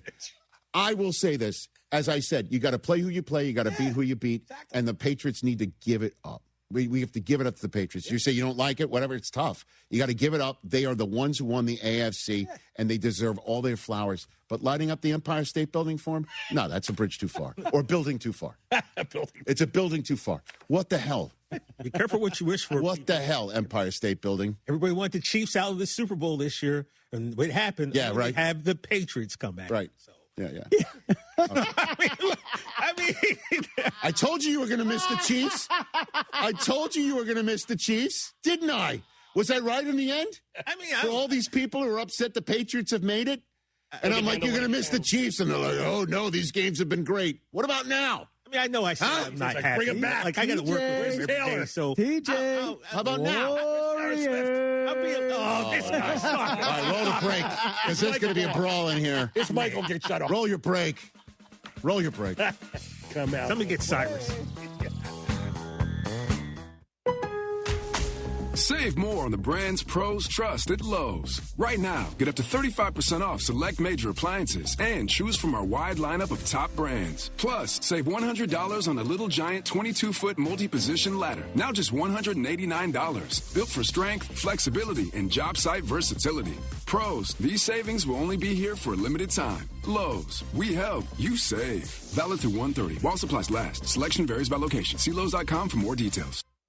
Smalls here. Life is full of choices, some big, some small. And when you choose an H&R Block Tax Pro, you're choosing the largest network of tax expertise to be in your corner. For when your big ambitions need help with the small details. For when your 6 figures come from 6 different places. For when your gaming stream becomes your revenue stream. For when your business's year 1 needs 70 years of tax know-how. At H&R Block, they've seen it all, and they're here to help you make the most out of your money for life outside the box. Get started at HRBlock.com. What is a buy bid? It is a bid to buy. For 25 years, I've been giving dealers buy bids on the phone for your trade-ins. You go to trade it in, they call me, they get a buy bid. Now I'm giving you a direct buy bid at GiveMeTheVin.com. We're going in front of the dealer, getting a buy bid straight from me, the man, John Clay Wolf at GiveMeTheVin.com. If I don't beat your CarMax offer, I'll send you a check for $100. Sell us your car. GiveMeTheVin.com.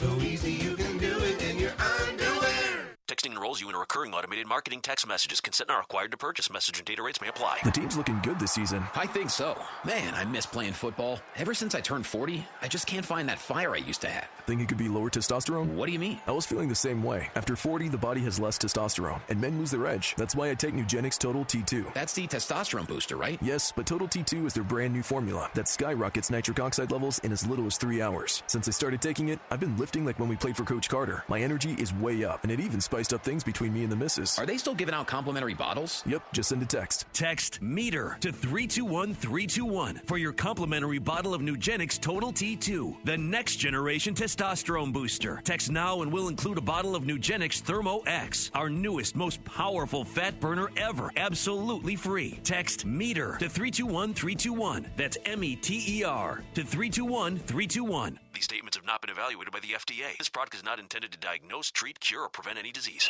Oh, and that's a hard foul. Let's listen for the call on the floor. The taxpayer owes back taxes. Penalties and interest are assessed and wage garnishments to begin immediately. The IRS never misses that call. I wonder if they will challenge it. The call is under review. Priority Tax Relief has been called in for a review. Priority is the best in the business at negotiating your tax debt and has even eliminated the debt for some clients. Priority Tax Relief is saving their clients millions of dollars every month. After a careful review from Priority Tax Relief, the debt has been eliminated. No foul on the play. Whoa! That completely changes the game, folks. If you owe more than $5,000, call Priority Tax Relief, and in minutes they'll review your case for free with a direct line to the IRS to see if you qualify for life-changing relief. No more worrying about wage garnishments or frozen bank accounts. Call Priority Tax Relief today at 800-781-9216. That's 800-781-9216. We make your tax relief our priority. Call now. Priority Tax Relief. This is Chance McClain reminding you that you can always put off getting a heritage film. Your dad, you know, the guy you love more than anything, the guy that taught you right from wrong and had it hard as a kid so you wouldn't have to, he's going to live forever. So there's absolutely no rush. You know what they say, there's always tomorrow. No need to go to yourheritagefilm.com and contact us about making a feature-length documentary film of this extraordinary man. Yourheritagefilm.com. No rush. People are immortal. Danny Clark here of Collectors Firearms on Westheimer and Voss. You have some guns collecting dust in your closet? We want to buy your guns. We're the strongest buyers for one gun or entire collections. If you have a big enough collection, we can come to you. Modern and antiques of any kind. You could be sitting on a gold mine and not even know it. Come see us at Collectors Firearms on the corner of Westheimer and Voss. Look for the tank out front. CollectorsFirearms.com. It's the largest lab-grown diamond liquidation sale in the world at My Jewelry Outlet on Bel Air Boulevard. Why pay over $13,000 for a natural diamond when you can get the same real diamond for $799 at My Jewelry Outlet? Engagement rings, studs, tennis bracelets, hoops, custom pieces, thousands of lab-grown diamonds, all at wholesale prices. Without sophisticated equipment, no jeweler can tell the difference between a natural or lab-grown diamond, but your wallet will. My Jewelry Outlet, 3841 Bel Air Boulevard. Real diamond, real deal.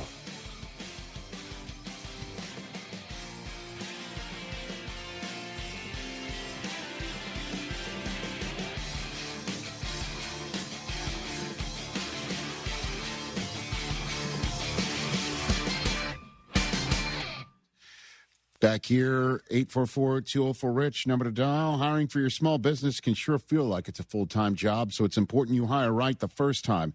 There's LinkedIn Jobs AI Assistant to help you take the heavy lifting straight out of it. It filters applicants based on the criteria you set and suggests 25 great fit candidates daily so you can invite them to apply and keep things moving. So get started right now by posting your job for free at linkedin.com/Eisen. That's linkedin.com/Eisen to post your job for free. Terms and conditions apply.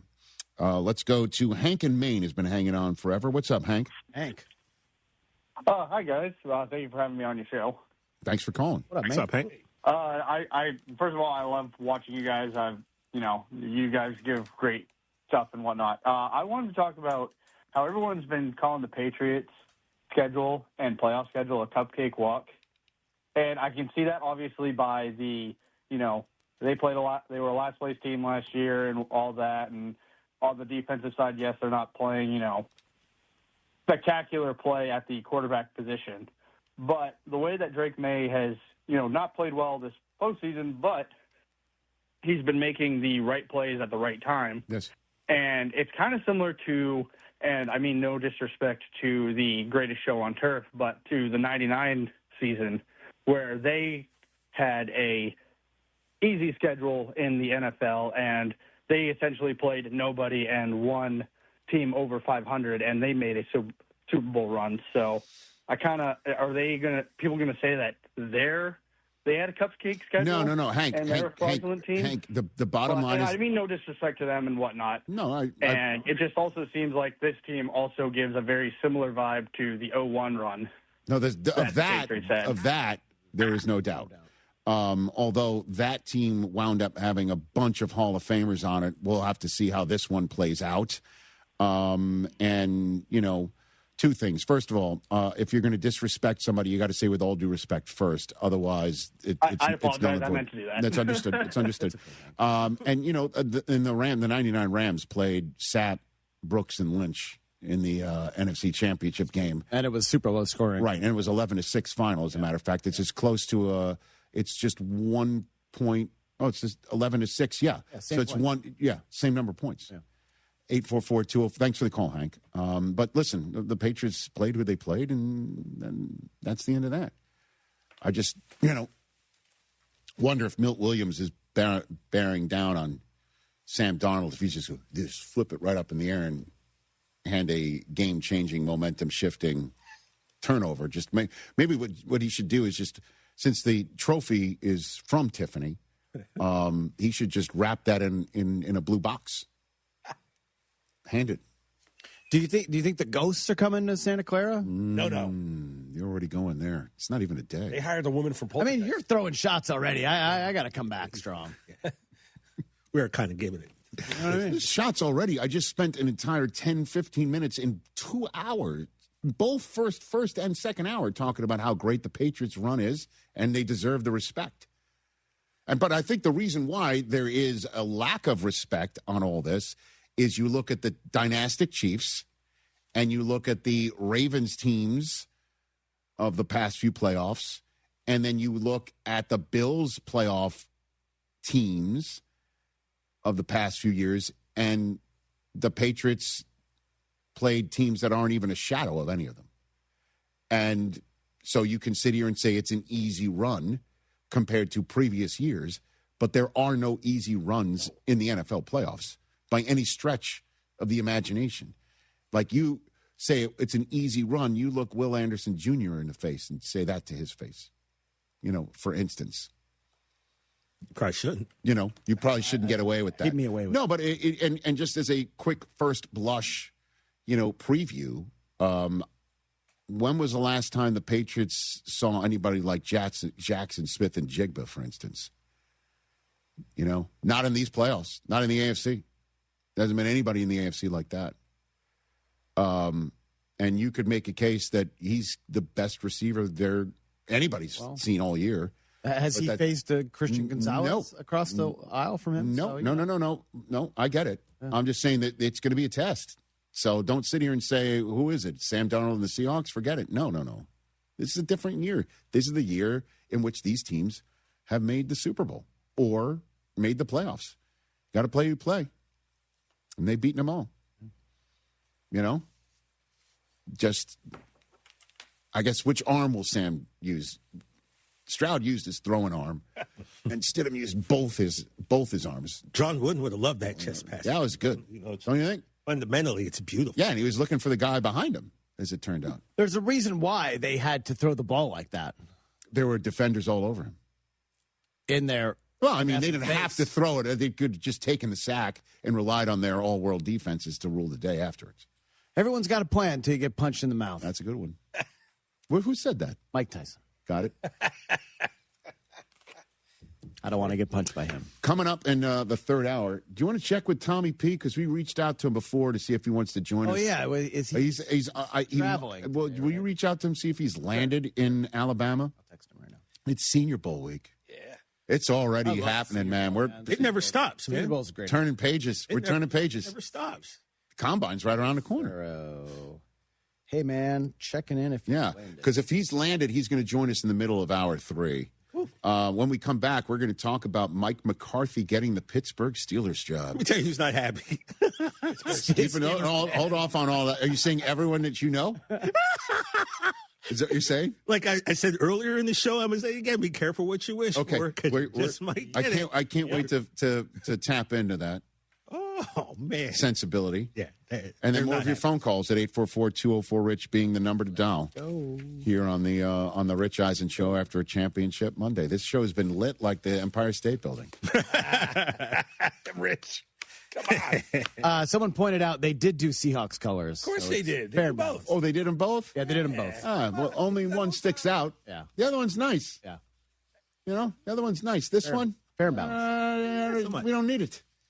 We don't need a fair and balanced. Hey, it's Rich Eisen for Pella Windows and Doors. Sometimes teams take a timeout to regroup and call the right play. When it comes to your home, Pella Windows and Doors always has the winning game plan. They do it every day, and that's why your neighbors trust them. Visit Pella.com/Eisen today. Right now, Pella Windows and Doors of Houston is offering 20% off qualifying projects or 60 months financing/equal payments. Some restrictions may apply. See store for details. Offer ends January 31st, 2026. My name is Whitney Allen. I am a widow. My husband, Ryan, died. We never thought in a million years we'd have to use life insurance. The unexpected happened. With Ethos, it is so fast and easy. It's 100% online. You can get a quote in seconds, apply in minutes, and get same-day coverage. No medical exams, and you can get up to $3 million worth of coverage through Ethos. Get your free quote at ethos.com/game. That's ETHOS.com/game. Time spent on application may vary. Online health questions required. Hey, Houston, Jeremy Branham here. If you love a good getaway, listen up. Two Creeks Crossing Resort is running their Discover Our Resort giveaway on social media, and you could score discounted, even free stays. Just follow at Two Creeks Crossing Resort on Facebook or Instagram and watch for their breadcrumb post. Each clue could lead you closer to your next Riverside escape. Don't miss it. Follow Two Creeks Crossing Resort and visit twocreekscrossingresort.com to learn more. Hey, it's John Granato. You know how good it feels when a project turns out just right and on time? That's what happens when you call Bluebonnet Glass. They work with builders, designers, and commercial clients to create everything from beautiful shower doors and stair railings to storefront glass, mirrors, windows, and custom installations. They're local folks who care about quality service and doing it on time. Check out their work and get a free quote at BluebonnetGlass.com. Bluebonnet Glass, adding the beauty of glass to your project. Game day, date night, or just because. Dessert Gallery makes life sweet. Enjoy over 30 handcrafted desserts reimagined by the slice. We're open late, 7 days a week till midnight on Fridays and Saturdays, so your dessert cravings never have to wait. From decadent cakes and pies to custom hand-decorated cookies in your team's colors, every slice is a win. Visit us at Kirby or in the Woodlands, or order anytime at DessertGallery.com. Dessert Gallery, serving classic handcrafted desserts reimagined since 1995. Federal American Grill, my favorite spot for a bite, and it should be yours too, whether you're enjoying social hour every day from 3 till 7, $10 apps and drink specials, their world-class whiskey and bourbon selection, or how about Valentine's Day, where you can get a 3-course dinner for just $75. Reservations are open now. Join the reward system, Club Fed, where you can get early access to all things Federal American Grill. Keep your eyes and ears peeled for the River Oaks location opening in Q1 of the new year. That's at Federal American Grill. Hey, you got better things to do than think about your electricity bill, but how do you avoid the surprise of a high bill at the end of the month? Here's what I do. I rely on the guys over at Champion Energy. With their low-price, fixed-rate plans, there's never any surprises. Plus, the team at Champion sends me weekly usage reports with my projected bill amount. Again, no surprises. They also remind me when my contract is about to expire so I can lock in on low prices. Visit champion.energy to view a variety of fixed-rate offers. That's champion.energy. Promo code 1560. Promo code 1560. Streaming TV is where it's at. It's not about cutting the cord anymore. That's old news. It's all about your customized TV options. With the best and cheapest high-speed internet and your own TV subscriptions, we've got your dream TV lineup. Between wired and satellite internet and TV, you now have tons of options. Save money and get more internet speed and better TV today by calling the Whole Home Connect. We scan your location and offer you the best TV and internet options. And we always have specials and promotions. So when you call, ask about that. Take 5 minutes of your time. Make this free call now and learn how to save money and get better internet and TV for your home anywhere in the U.S. Make this simple and free call now. 800-214-6191. 800-214-6191. 800-214-6191. That's 800-214-6191. You don't have to be fearless to take the first step. You just need a place that gives you every reason to keep going. A college that's nationally recognized for student success, you can be fearless at San Jacinto College. Here, our graduation rate is higher than the other colleges. Our job placement rate is higher. Our transfer rate to universities is higher. That track record is why San Jac is the #1 community college in Texas. Be sure your hard work will take you even further and fear less every step of the way. ESPN 97.5, presented by Zadok Jewelers. KFNC 97.9 HD2 Mont Bellevue, Houston, a Gal Media station. This is the Rich Eisen Show. Hey, everybody. Can't get enough of the Rich Eisen Show? You're in luck. You can find us everywhere. Watch us weekdays on Disney Plus from noon to 3 Eastern. Miss the show? We've got a podcast so you can listen anytime. But here's the best part.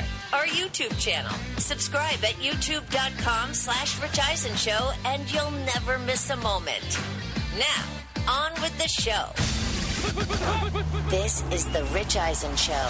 It's battle time! We are going to the Super Bowl! Live from the Rich Eisen Show studio in Los Angeles. Being chased, tries to get outside. He does! He's got the first down! Coming up on today's show, complete championship Sunday recap, way too early Super Bowl preview, your phone calls, latest news, and more. And now, it's Rich Eisen.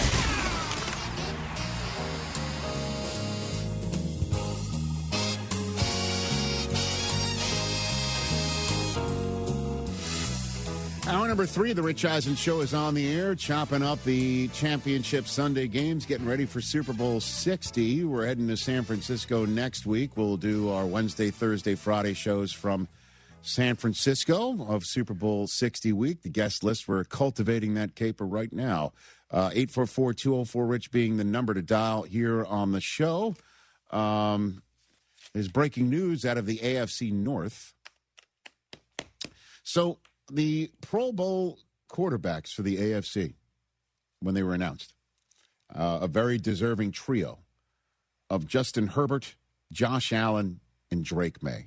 Justin Herbert, as we all know, was wearing that infinity glove on his non-throwing hand for about a month, right? Month plus. Mm-hmm. And wincing every single time he got hit, which was a lot. So Justin Herbert's not going to play. And Josh Allen, as we all heard, might need some sort of a cleanup on whatever foot aisle he's stuck on. So he's not playing. And Drake May is not going to play.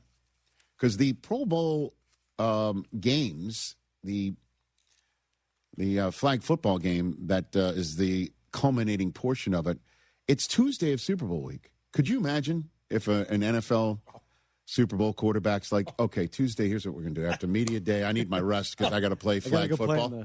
Can you imagine? Kind of fun. By the way, of any franchise that would not want any player playing in any football game, flag, beach, or otherwise, it would be the New England Patriots, if you recall the history. Yeah, for sure. Okay? Mm-hmm. So that ain't happening. Bo Nix had to be he had to scooter his way out of the building. Mahomes coming back from ACL. Daniel Jones coming back from an Achilles.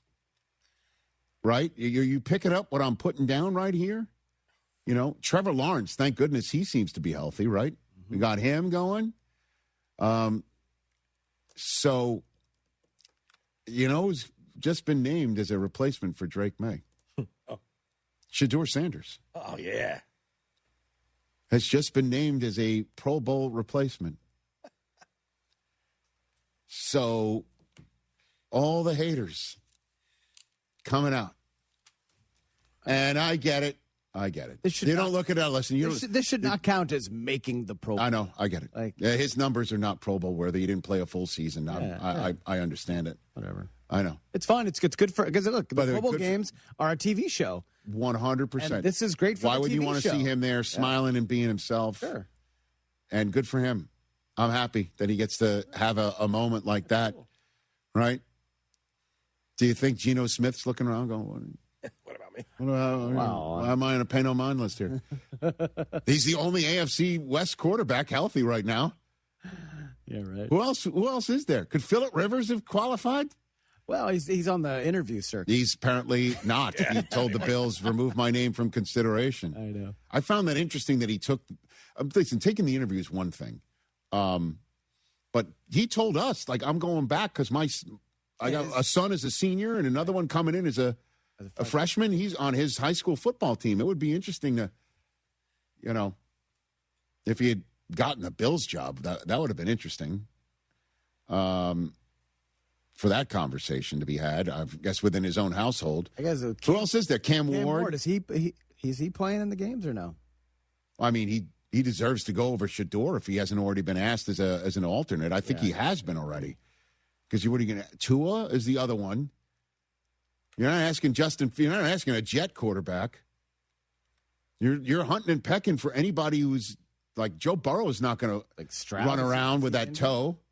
Was Stroud injured? No. Just maybe his ego bruised a little bit. Aaron Rodgers. Can you imagine? Politely declined. Where is Aaron right now? Not going to the Pro Bowl games for a flag football hang.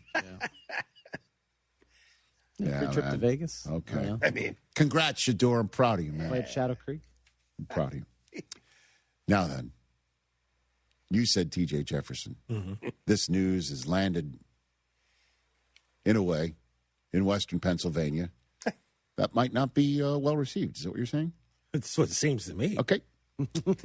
So, Mike McCarthy is the new head coach of the Pittsburgh Steelers. And I will start by saying this.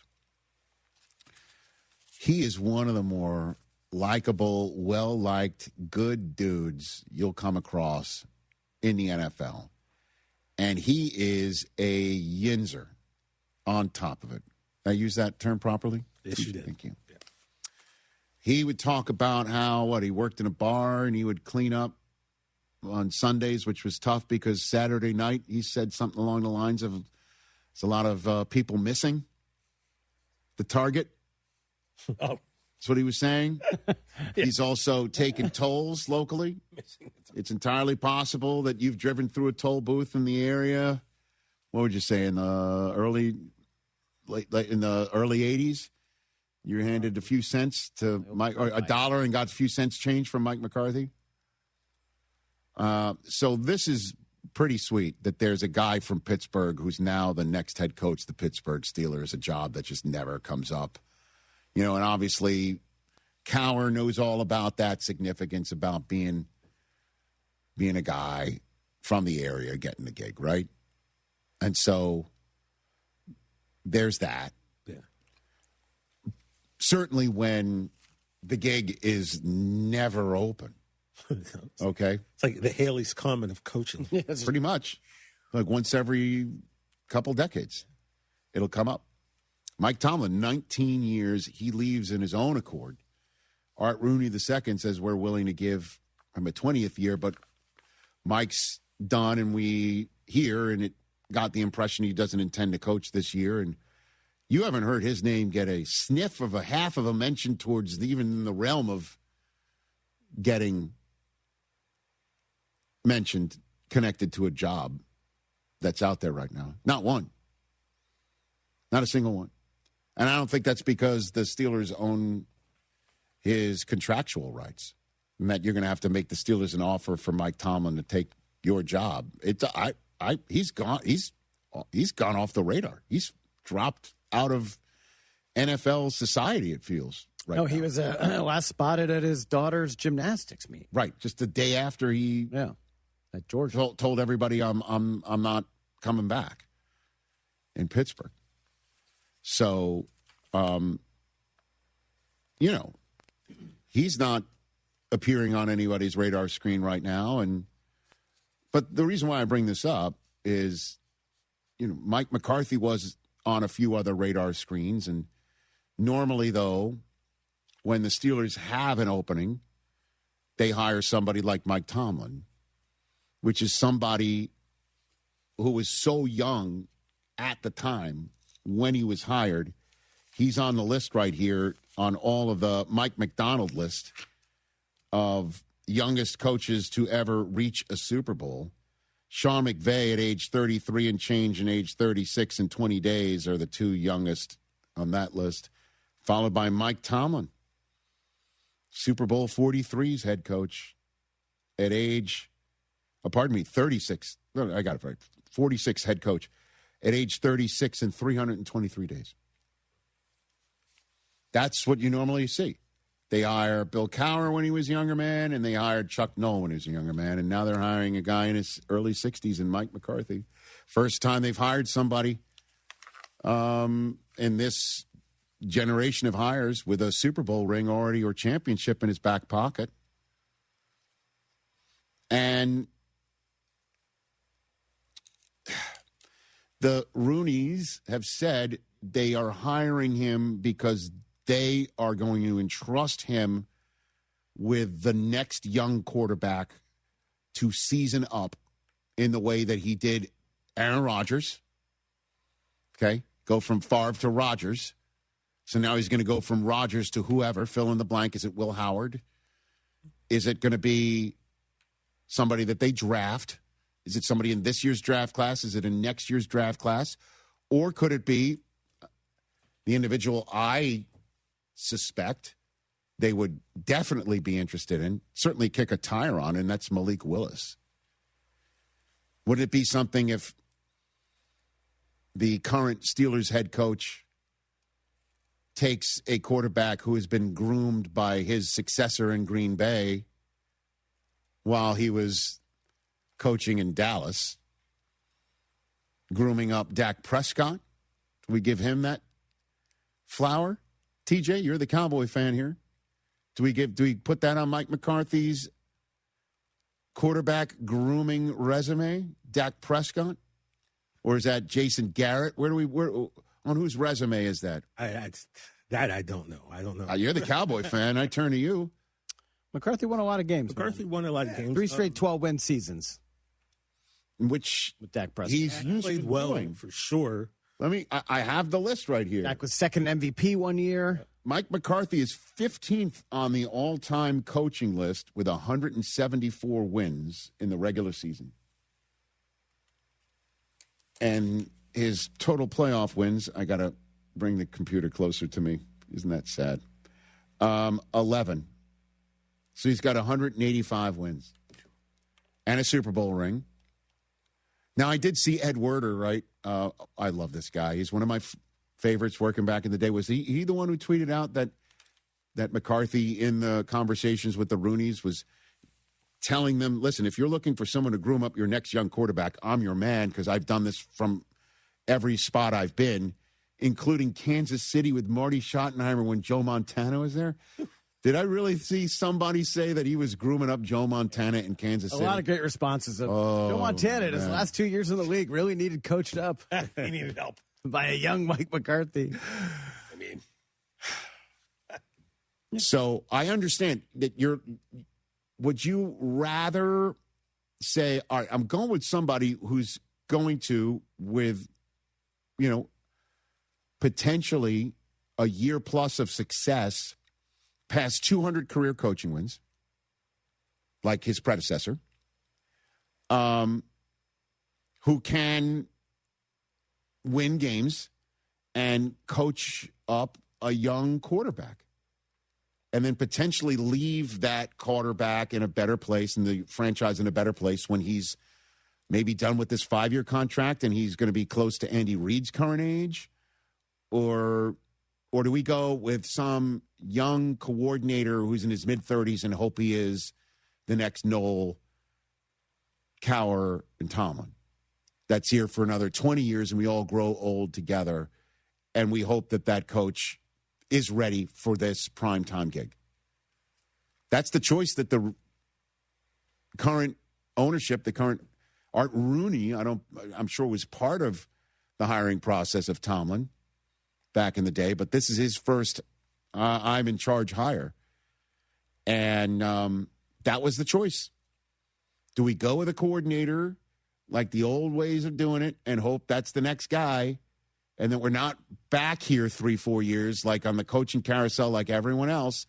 Or are we back here another 5, 6, 7 years after we get Mike McCarthy coaching up a new quarterback here? And they chose that option. And all the Steeler fans that were like, I'm sick and tired of Mike Tomlin just winning regular season games and having a non-losing record and getting us to the playoffs only to be one and done. 2016, guys, was the last great coaching year for just in terms of wins and losses and then going on a playoff run for both Mikes in the equation. Mike McCarthy in 2016 was part of that Green Bay Packer team that went to the NFC Championship game. And they wound up losing to the Atlanta Falcons. That was the year that, as you know, Matt Ryan won MVP, right? And then they went on to the Super Bowl and lost the 28-3 game. Yep. Mike McCarthy beat the Giants in a wild-card game at home and then went to Dallas. Was that the one where Rodgers had that incredible throw on the sideline? I think that was. Was that it? Oh, yeah. Was it to Jared Cook? Is that who it was on the sideline? You're right about that. And then they played in Atlanta and lost the NFC Championship game. That same year, Mike Tomlin went to the AFC Championship game and lost to Brady, who then went on to come back from a 28-3 deficit to the Falcons. So both Mikes made it to the championship games. That divisional round game where Tomlin's Steelers went into Kansas City and beat the Chiefs in Arrowhead was the last playoff win of his tenure. I'll just say tenure because, I don't know, I kind of assume he's not done coaching. But he got one and done the year after that, missed 2 playoff seasons, then one and done the next 2, missed a playoff season, and then went one and done 3 years in a row. Since that time, Mike McCarthy has won only 1 playoff game. 1. That was your Dallas Cowboys and Dak Prescott beating the Bucs, right? Where he retired Tom Brady. That was it. No one ever talks about. That was it. And he lost he got fired from Green Bay a couple years later in the middle of the season. And then that's the one playoff when he's lost every other time. And then there were some other ones that would just end in mind-numbing fashion, like what are they doing? What's with the time management? What's happening with that crazy-ass play where Zeke was snapping it?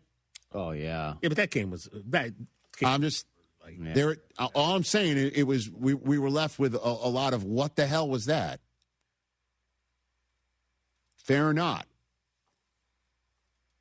You know, that's why a lot of folks in Pittsburgh are upset, thinking we just replaced one mic with a different mic with similar problems getting over the hump. And the Rooneys feel differently. They also feel like it's important to find their next quarterback and let Mike McCarthy be in charge of grooming him up. I just don't know who that quarterback's going to be. Why do I keep on getting that feeling it's Malik Willis? Why? I have no idea. I just think it would be a really good move. Certainly if McCarthy and LaFleur are maybe somehow birds of a feather outside of just being successive Green Bay coaches. Somebody's going to take a chance on Malik Willis, and I wonder if, there doesn't become like a bidding war between. Yeah, but he's still not going to cost you Tua money, Trevor Lawrence money. No, I would imagine he'd be on the Baker, Sam Darnold look, kind of a, team-friendly 3-year, $100 million, and out after next year if it doesn't work out. I'd take that shot. But who are you going to do? Or is it going to be somebody in the draft? You can't just sit around and have a bridge year when you just hire Mike McCarthy to groom somebody up. No, or you give Will Howard a shot first up. Well, I think you have a competition unless Aaron Rodgers says he wants to play again next year.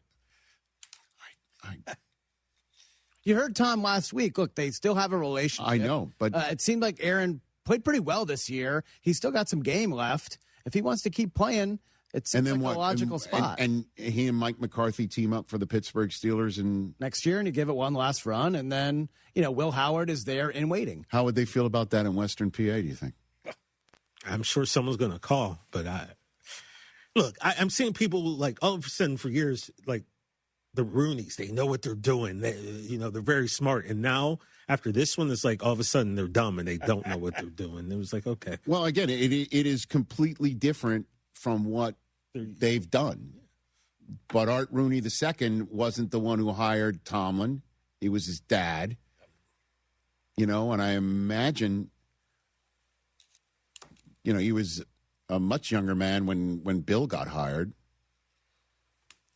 And so I think a lot of the Steeler fans, his grandfather hired Noel, don't have a lot of faith in the second, is basically what I'm listen, saying. I hear you, but we'll see. For years, I've been saying, be careful, what you're going to get with after Mike Tomlin.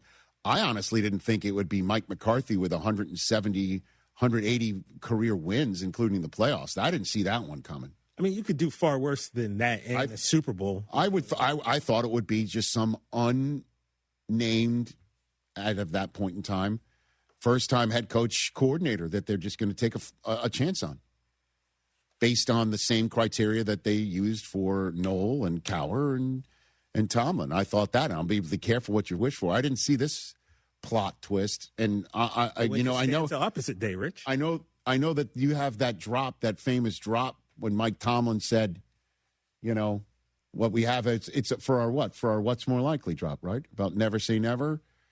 Never say never. Never say never, but never. And that was when he was all linked to the USC job. Remember that one? Mm-hmm.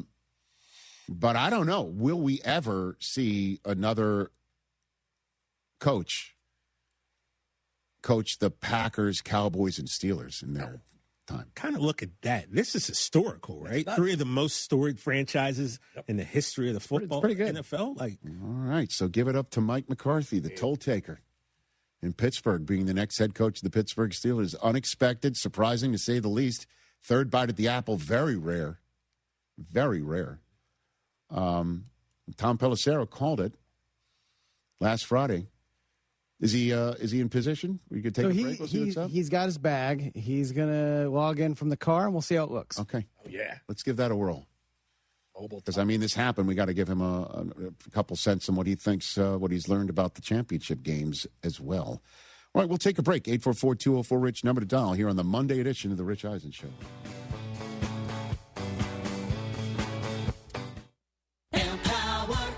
Pete's back on the links with all new golf clubs and hopefully less swearing. Dang, sliced it. He worked with Empower to help him get good at money so he can be a little bad. Heads up! Oof. Talent sold separately.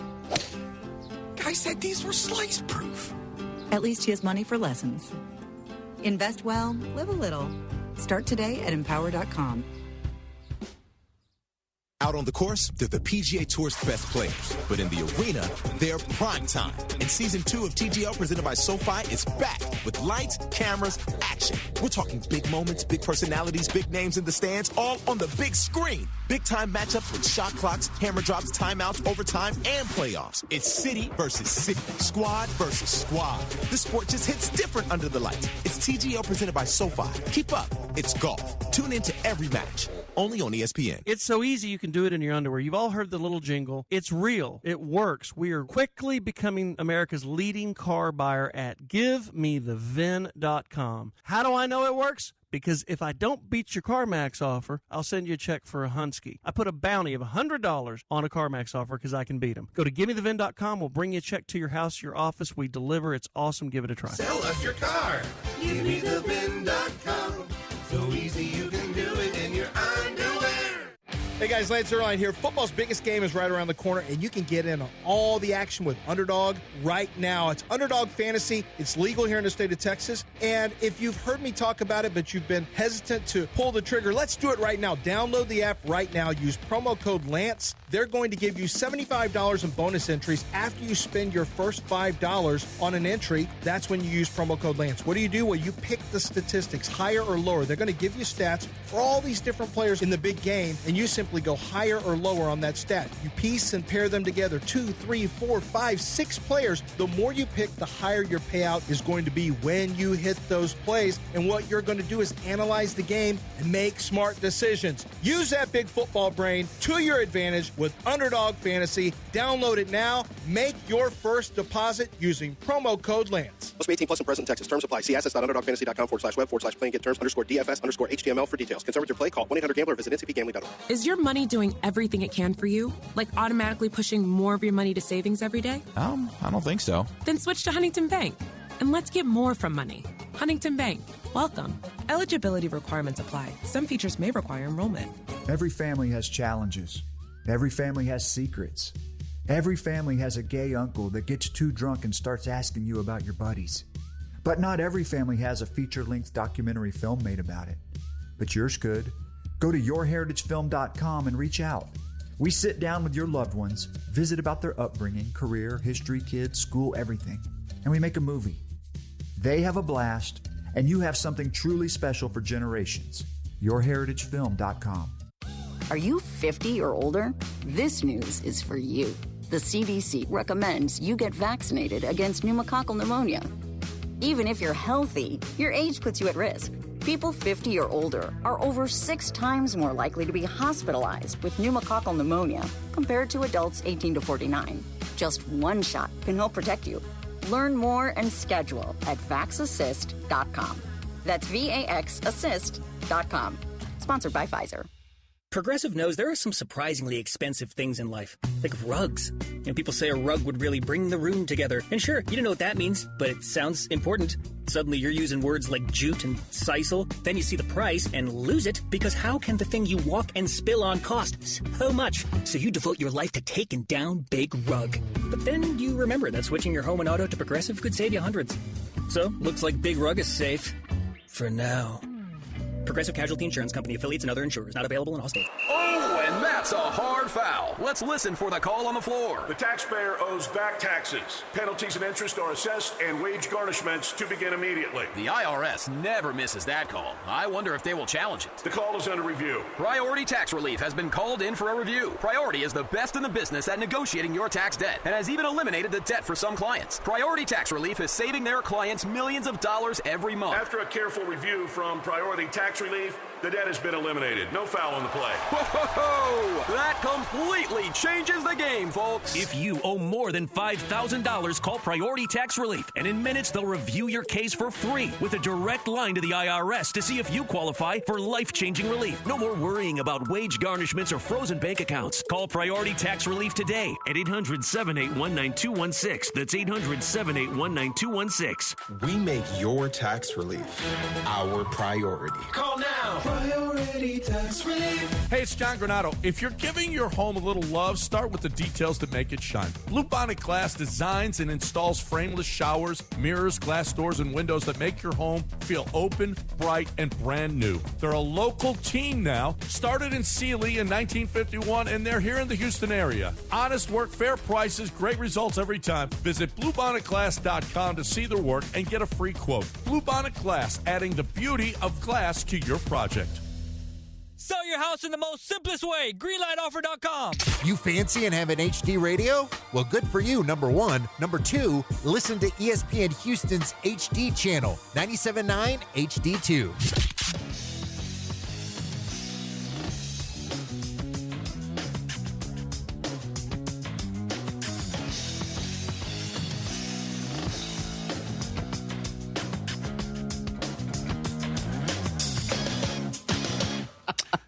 Back here on the Rich Eisen Show, he is looking like he's in the snow, deep in the snow, right? Yeah, he looks great. Tom, you look. Tom Pelissero joining us in a car on the way to his hotel at the Senior Bowl. What's up, Tom? How are you? I gotta say, and what's up to you, Rich? What up to the fellows in the studio? What up, Tommy? All my years coming down here to Mobile, I don't think I've ever had to go. I really need the parka for this trip. Where it's about hovering around 30 degrees. It's going to be into the 20s. You will see me very bundled on game day Saturday on NFL Network. Always love coming down here. Just I like it better when I have to put on sunscreen and not long underwear. So it's going to be serious cold weather for all these on-field drills and on-field practices and all that stuff for real, huh? Better cold than rain. When it's rainy and you can't even make heads or tails of what you're seeing out there because nobody can throw a ball or snap it or anything else, that's worse. But cold, not great. I'm not going to lie to you. Not what I was hoping for coming from Minneapolis, where it's been, wind chill at negative 41 over the past several days. All right, so let's get into, well, we have you here. We appreciate you taking the time returning here. You were saying Mike McCarthy is a real possibility, and it hits. Why? Why did he land the job? There's a lot of different reasons, Rich, that Mike McCarthy is the new Steelers head coach. But I'm going to point out one that has not been talked about enough. The Steelers have ranked 23rd or worse in yards per game on offense 8 years in a row. 8 years in a row, they have had a bottom third offense. And I know that the Steelers dynasties have been built around playing really good defense and being aggressive on that side of the ball. But you do need to be able to score points. You do need to be able to do that in the NFL. And if you look at Mike McCarthy's track record everywhere he's been, Bill Cowher said this on CBS the other day, he's elevated offenses. He has elevated quarterbacks at various different stages in their career. It's not all about Aaron Rodgers. This was not done to lure him back. It does keep the door open because Aaron Rodgers and Mike McCarthy still to this day have a really close relationship, and having a little bit of time from their last working relationship has probably, made people feel a little bit more fondly about those days that they had together. But it's also about Will Howard and trying to bring him along, a guy the Steelers are high on, a guy that Mike McCarthy was high on coming out of Ohio State. And at some point, whether it's in 26 or, based upon the quarterbacks, maybe more likely in 2027, the Steelers are probably going to draft one too. You need the person in place to develop a quarterback. And as much as I understand, the fans and the media people saying, well, get a young guy. We need, the young blood. It's always been the Steelers' way. Hire those guys in their 30s. There's not a lot of those guys out there right now who are dialed-up head coaches, much less those with a quarterback development history. If you look around the NFL right now, that's the pattern. It's John Harbaugh, and it's Kevin Stefanski, and it's Robert Saleh, and it's Mike McCarthy. Jeff Hafley was a college head coach before. This is swayed down the veteran road here, in part because when you have the level of hiring, the volume of hiring, that younger first-time bucket, which has been over 50% of hires going back to 2017, inevitably there was going to be a swing back. I think it started last year, and it's really accelerated this year, where teams are just going, let's get the guy that we know has had success in the NFL, and that's certainly Mike McCarthy. Okay, so then the jobs that are still open, let's start with Cleveland, since you're such a big fan favorite there. Tom, no last chat on Friday. I wrote an essay about it. Now, very good. Thank you. Now, what happened today, and where is it right now? What's going on? Grant Udinski, the Jaguars' 30-year-old offensive coordinator, who is a brilliant guy. He came up under Kevin O'Connell. He was the assistant offensive coordinator, had a bunch of OC interviews. Lands in Jacksonville, not a play caller, but everyone who's met with and interviewed Grant Udinski says the guy's unbelievable. He's got a big brain, and he's got a bright future in the league. He went in there. He went through the entire process with the Browns. The Jaguars, even before he went through that, were having discussions with him about trying to keep him in Jacksonville.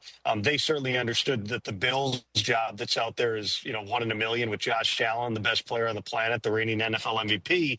So basically the deal that they reached was he now gets a bump. He's got a new contract in Jacksonville. He's withdrawing from the search for the Browns, but he is allowed to continue to pursue the Bills' head coaching job. So obviously this follows the pattern recently of, for one reason or another, and it's not all the same from person to person, but it's another candidate who is in the mix for the Browns who is no longer in the mix for the Browns. So at this point, they're out in L.A. They're interviewing Nate Scheelhaus, another young, very bright guy, most recently the Rams passing game coordinator. He is a real candidate for the position. He's 35 years old. If it's not him for one reason or another, essentially the only other candidates you have alive are Jim Schwartz, the defensive coordinator, who is probably, in my mind, based on my understanding, he's probably the most likely fallback option. And then you also have Todd Monken, who's a roughly 60-year-old offensive coordinator, and Anthony Lynn, who was a head coach in the league 10 years ago. That's it. Those are the guys who are still in that search. Again, we talked about all the reasons that the Browns search process is unique. I learned more even about the process in recent days from getting phone calls from other people who either have interviewed there, have worked there. It's not just the head coaches, it's the coordinators, it's the position coaches, it's the staff members. Everybody is doing some levels of the cognitive testing and the personality testing. The Browns' outlook on all that is, well, if we're hiring the CEO or another high-ranking role to a Fortune 500 company, an $8 billion a year company, we would want to gather all this background information. We would want to have all these different data points. We want to make abundantly certain that this is the right guy.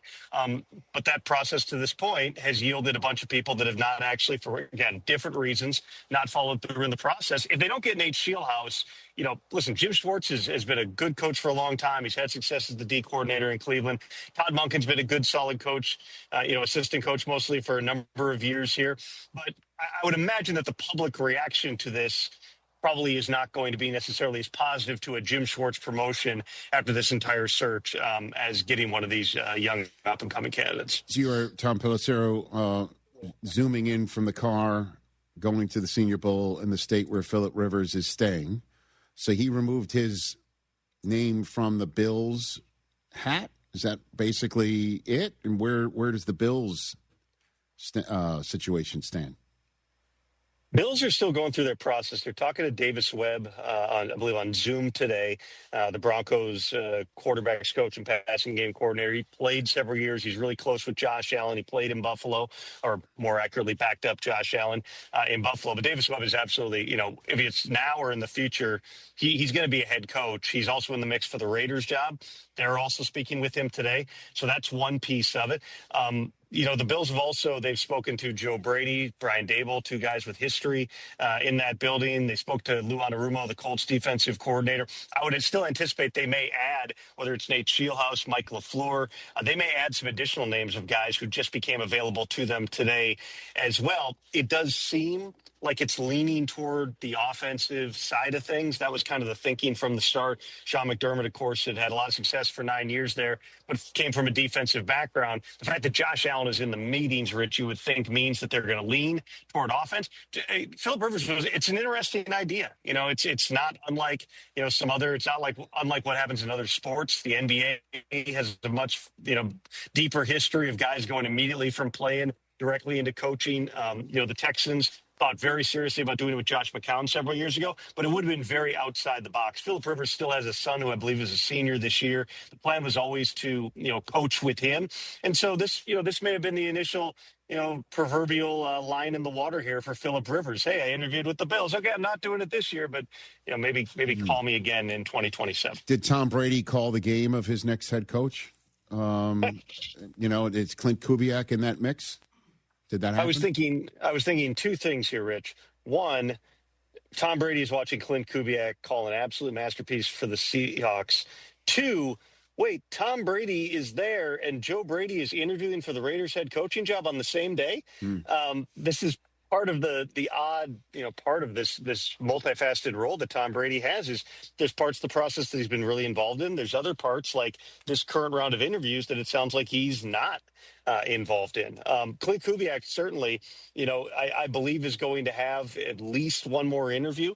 Whether or not he actually pursues a job, whether he decides to stay in Seattle, and if they make that worth his while, there's a lot of stuff to sort out. What's so amazing with Clint is, he's on his fifth different team in 5 years. He has bounced around. There's a little bit, from my understanding, of they had to kind of talk him into, hey, come to Seattle, because you can imagine a guy who's got a wife and a family. They're like, how many times are we going to do this consecutively? Well, it hit in such a big way that a guy that when the Seahawks hired him, they were certainly not thinking this guy might be one and done here as the offensive coordinator, has very much been in focus. But, the types of jobs we're down to here, Rich, may weigh on some of these things as well. This is not solely to bag on, the Browns, and obviously we've well documented their process and the number of candidates that have said no. But the Arizona Cardinals is a really, let's call it, challenging job with what they have to do and figuring out, probably eating a bunch of cash and cap on Kyler Murray, trying to find a new quarterback, figuring out all the various things of why things went wrong a year ago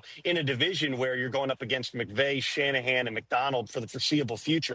That's a really difficult job. And then with Las Vegas, I just said it. I mean, you've got Tom Brady, who ostensibly is running the football operation along with John Spytek. That's directly a quote from owner Mark Davis. And yet, people come out of those interviews just going, who exactly is running the building? What exactly what am I looking at here? Tom lives in Miami. How is he co-running the football operations, from 2,000 miles away? Again, and in a really tough division where you're going up against Sean Payton, and Andy Reid and Jim Harbaugh. And then you got Cleveland, which again, we've talked a lot about that. So 3 of the 4 jobs left. I think objectively speaking, in some order, Rich, most people would have ranked out of 10 vacancies, 8, 9, 10. Then you got the Bills. That's probably number 1. They're coming in at a different point here in terms of, some candidates are not available to them. And also, they can't even interview some of the guys. For instance, Clint Kubiak, who's still playing right now.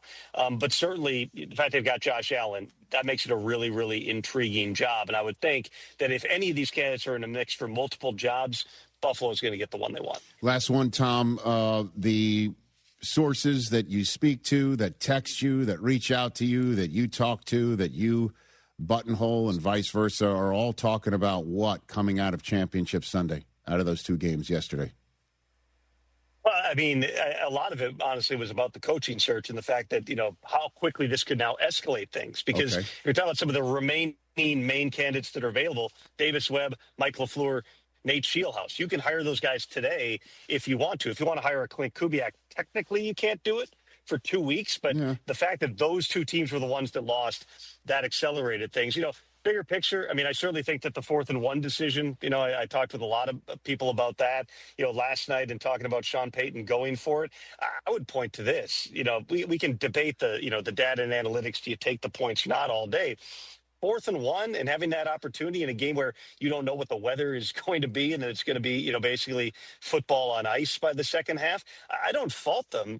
There is a difference between the decision making and going for a 4th and 1 and the play you call and how it's executed. You could see that the moment that the ball is snapped. There's 2 guys right in the face of Jarrett Stidham and the running back in the flats completely covered. There's no time to get to anyone else. It's just a mess. Sean McVay did it in the Rams game as well, going for it and almost calls timeout, runs down, to the officials and then decides not to call it. And Stafford tries to jam a ball in and it doesn't work out. Again, I don't have a problem with the philosophy on those, all the data and analytics, but also just your eyes and feeling the flow of the game. You're thinking, this is an opportunity. It's way different than, hey, we're going 4th and 4. 4th and 1, you'd like to think that you can get a yard in the NFL. When it doesn't happen, it's very easy to go, just take the points. In the aggregate, though, if you hit on 1 out of every 2, you're getting 7 instead of 6 if you just kick 2 field goals. I don't mind it, even with the stakes on the line there, but obviously those plays don't work out, and those are the ones that tend to haunt coaches as they head into the offseason. Tom, thanks again. We'll chat later in the week from the Senior Bowl. Greatly appreciate it. Can't wait. That's Tom Pelissero, everybody. Hey, buddy. Covering up the hair. That's how cold it is. Man, it's cold. If he's covering up the hair. Jeez. All right, we'll take a break and get you set for the rest of the week. 844-204-RICH, number to dial.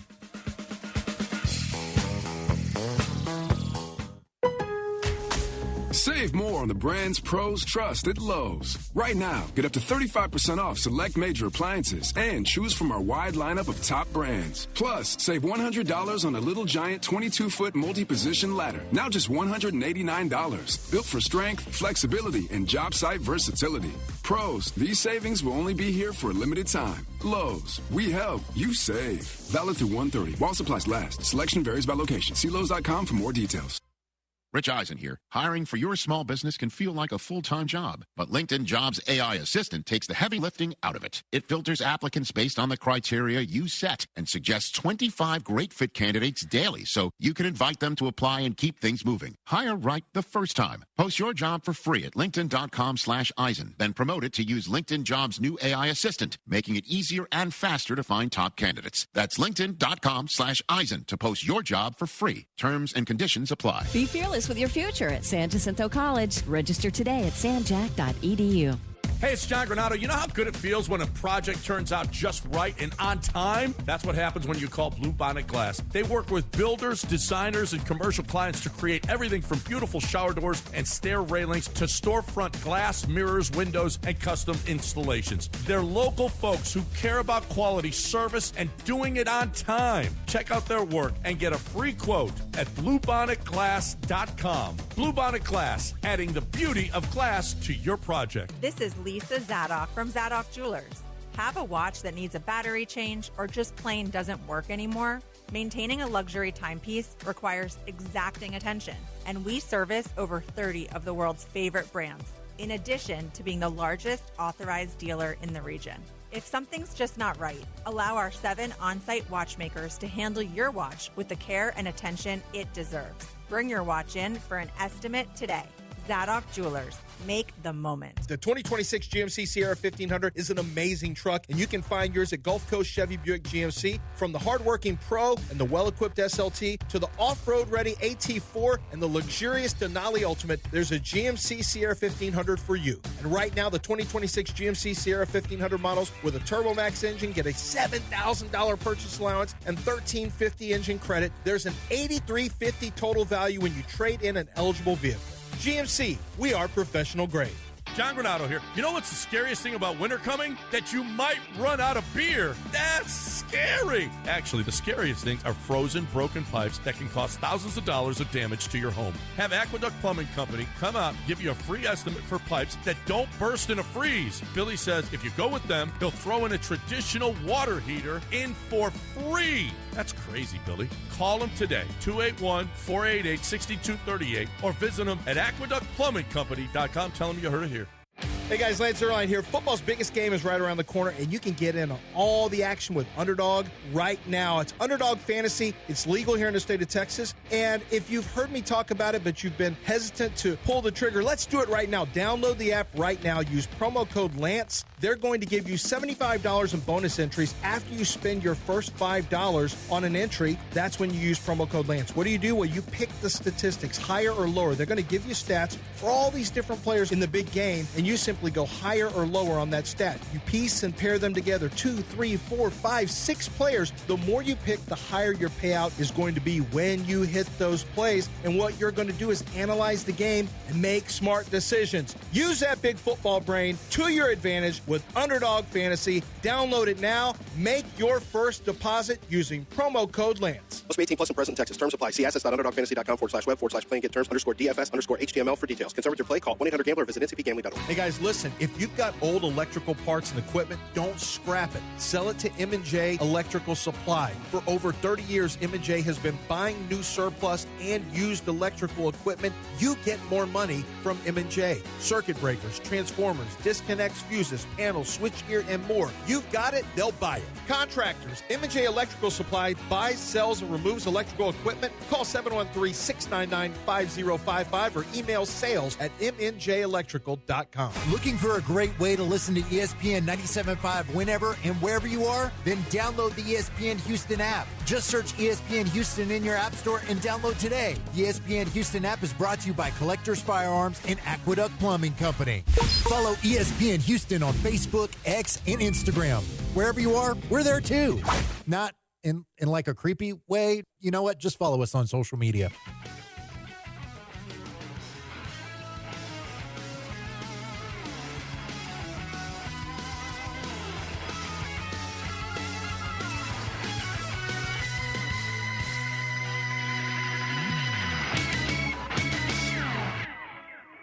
First in our most our fifth. Back here on our Rich Eisen show.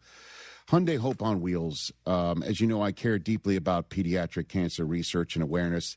That's why I'm proud to talk about Hyundai Hope on Wheels. For over 27 years, every Hyundai sold has helped fund life-saving pediatric cancer research. Together with over 850 dealers nationwide, they've raised more than $277 million, supporting over 25,000 kids in their fight against cancer. At Hyundai, hope isn't optional. It comes standard. Visit HyundaiUSA.com and search Hyundai Hope on Wheels to learn more. Kenny in Pasadena, California has been hanging on for a while. What's up, Kenneth? You there? You there, Kenny? He's up. I think he's also just listening on delay. We'll see if we're going to pop him back on hold. Hold him. In 3, 2, and put him back on hold. Hold. Everybody. You got the poll question results over there? Yeah, Rich Chris? Eisen. I was just looking at that. Who's the best wide receiver in the NFL? Jamar, Puka, or JSN? Really, really close. Puka, 36%. JSN, 35%. Jamar Chase, 29%. Okay, let me see here. We have named 2 of the 3 offensive players of the year finalists. So who would you vote for in that regard? Oh, man. JSN got off to such an amazing start, and then Puka kind of came on really strong. I think I go Christian McCaffrey. What? Okay. What? Oh, you an offensive player of the year. I was talking about the poll question. Yeah, I was going offensive player of the year. I thought that's what you said. Okay. No. Best wide receiver in the NFL? Puka. I would choose him too. I know. Well, I'm already pissed off Seattle fans that I didn't choose them. Yeah. Although 13 days out right now, barring anything completely changed, I'm choosing the Seattle Seahawks to win Super Bowl shocking. 60. Shocking. I mean, why would that be shocking? Because you've been anti-Pats all year. I can't believe you're going to You sound like the fans. I can't believe you're going to do your son dirty like that. You're going to do your son dirty like that? Do you not sit across me? Yeah, I mean, we're about sit what? I across don't know, from me. 25 feet? Do you not? Rich lives in a Pat's house. Yeah, whose house? Pat's house. At your house. I don't know. Patriots' house. I don't want to SpongeBob think that I'm living with McAfee, please. Who do you choose? Do I have to choose out of these 3, or can I put some? Oh, are you going to put Jefferson? I'm going with CeeDee CD Lamb. Oh, CeeDee Lamb. I think he's so underrated, and yeah, I think it's because once a year he has like 2 drops in a game, and they're huge. Granted, but the rest of the year, like CeeDee Lamb is amazing, but. Much like the Cowboys, you're never going to get that type of props because we're the Cowboys. There's no wrong answer. No, there is no wrong answer, except the one I gave, according to Seattle fans. I don't know. Puka catches everything. I mean, look. So does Jackson Smith and Jigba. He's Puka helped me. Go ahead, Chris. Jackson Smith and Jigba did it without another kind of 1A alongside of him. Puka does have Devontae Adams drawing a lot of, attention. He's got Pickens as well. Pickens really came on this year. A lot of attention. T. Higgins, a lot of attention. JSN was getting, 50, 60% of the target share most games, it seemed like, and still produced. Mm-hmm. I just talked myself out of it. It's JSN. Oh, gosh.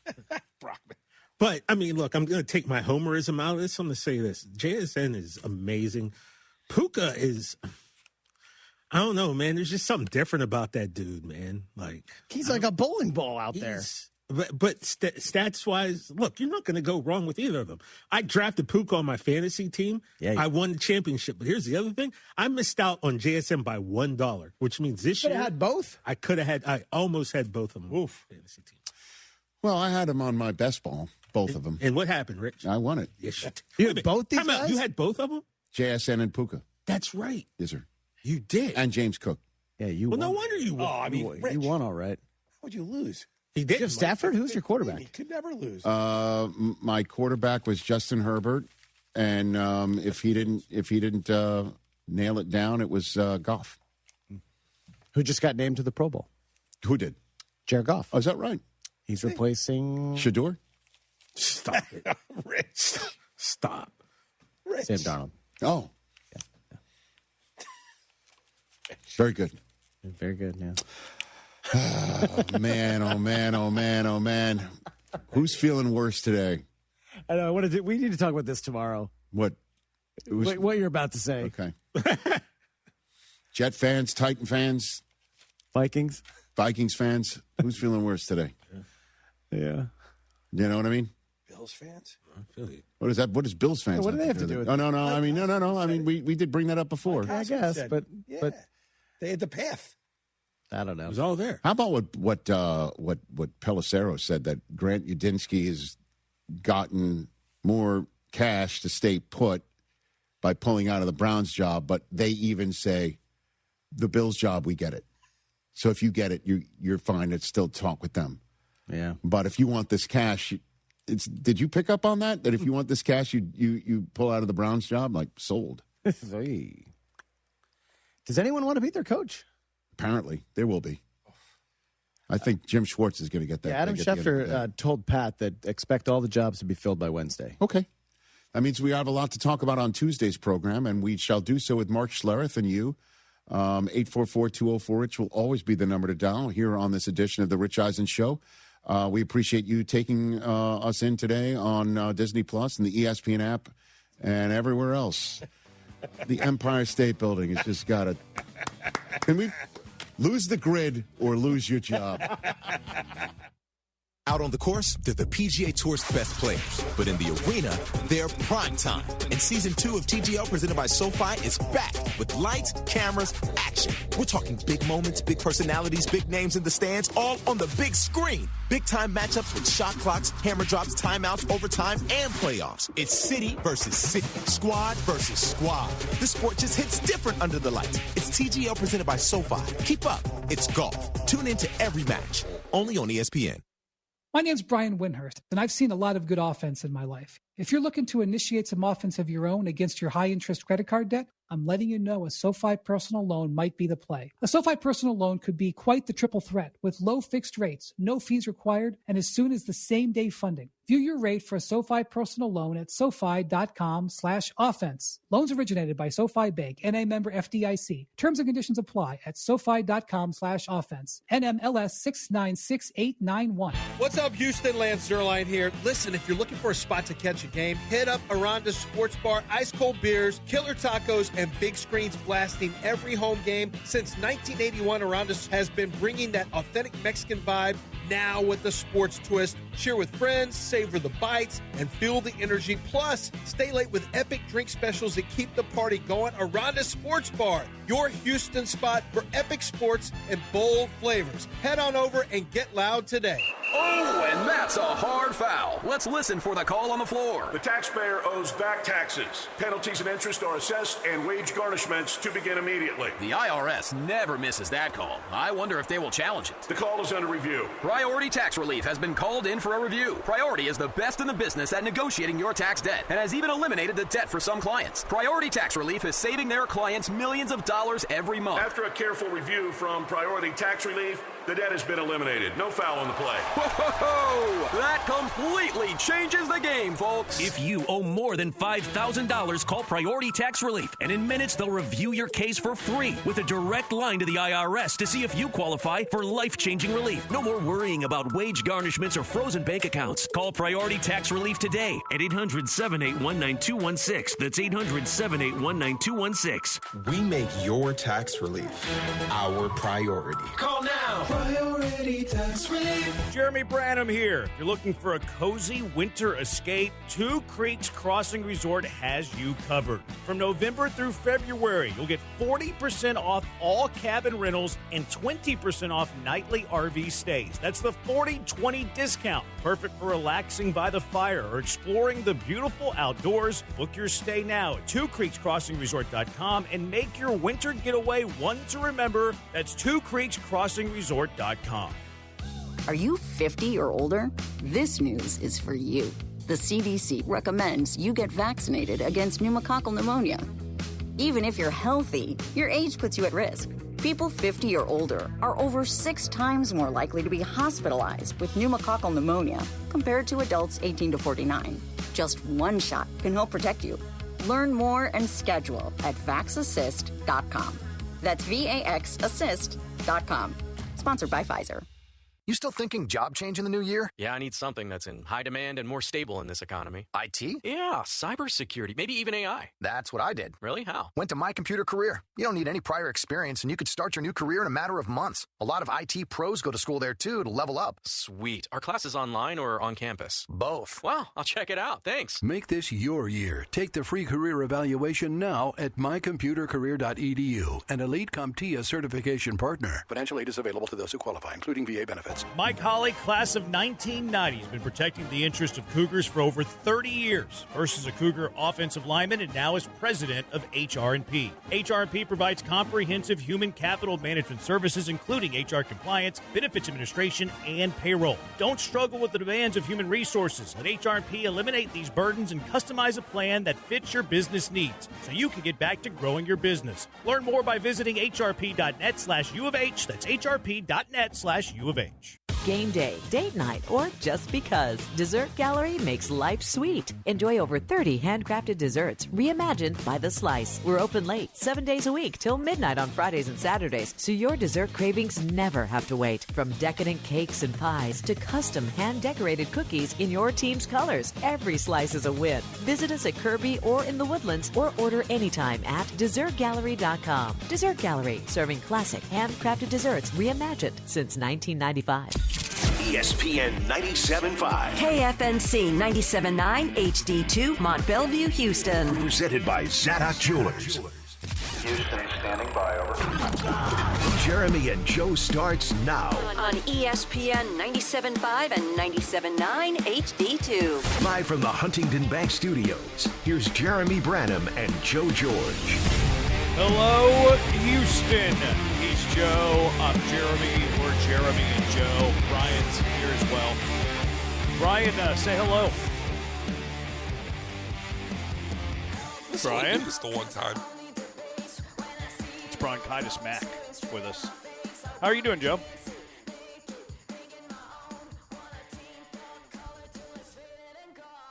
Joe, you doing okay? I cannot hear Jeremy at all. I can't hear anything Joe's saying. I can hear music, but that's it.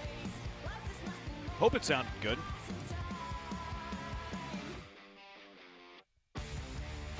Nope, don't got Joe.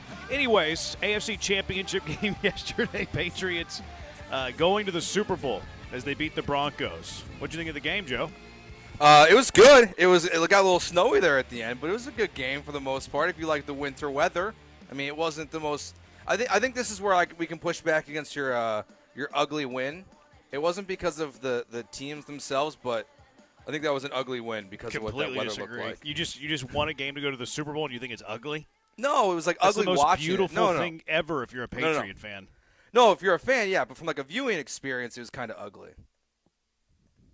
It wasn't a great game. You didn't win the game as a fan. Like, what do you mean? Like, if you're just a neutral party that, you're watching the game, you're a neutral party watching the game. You have no dog in the fight, Patriots and Broncos. How can you define that it's an ugly win whenever you don't have the joys of victory?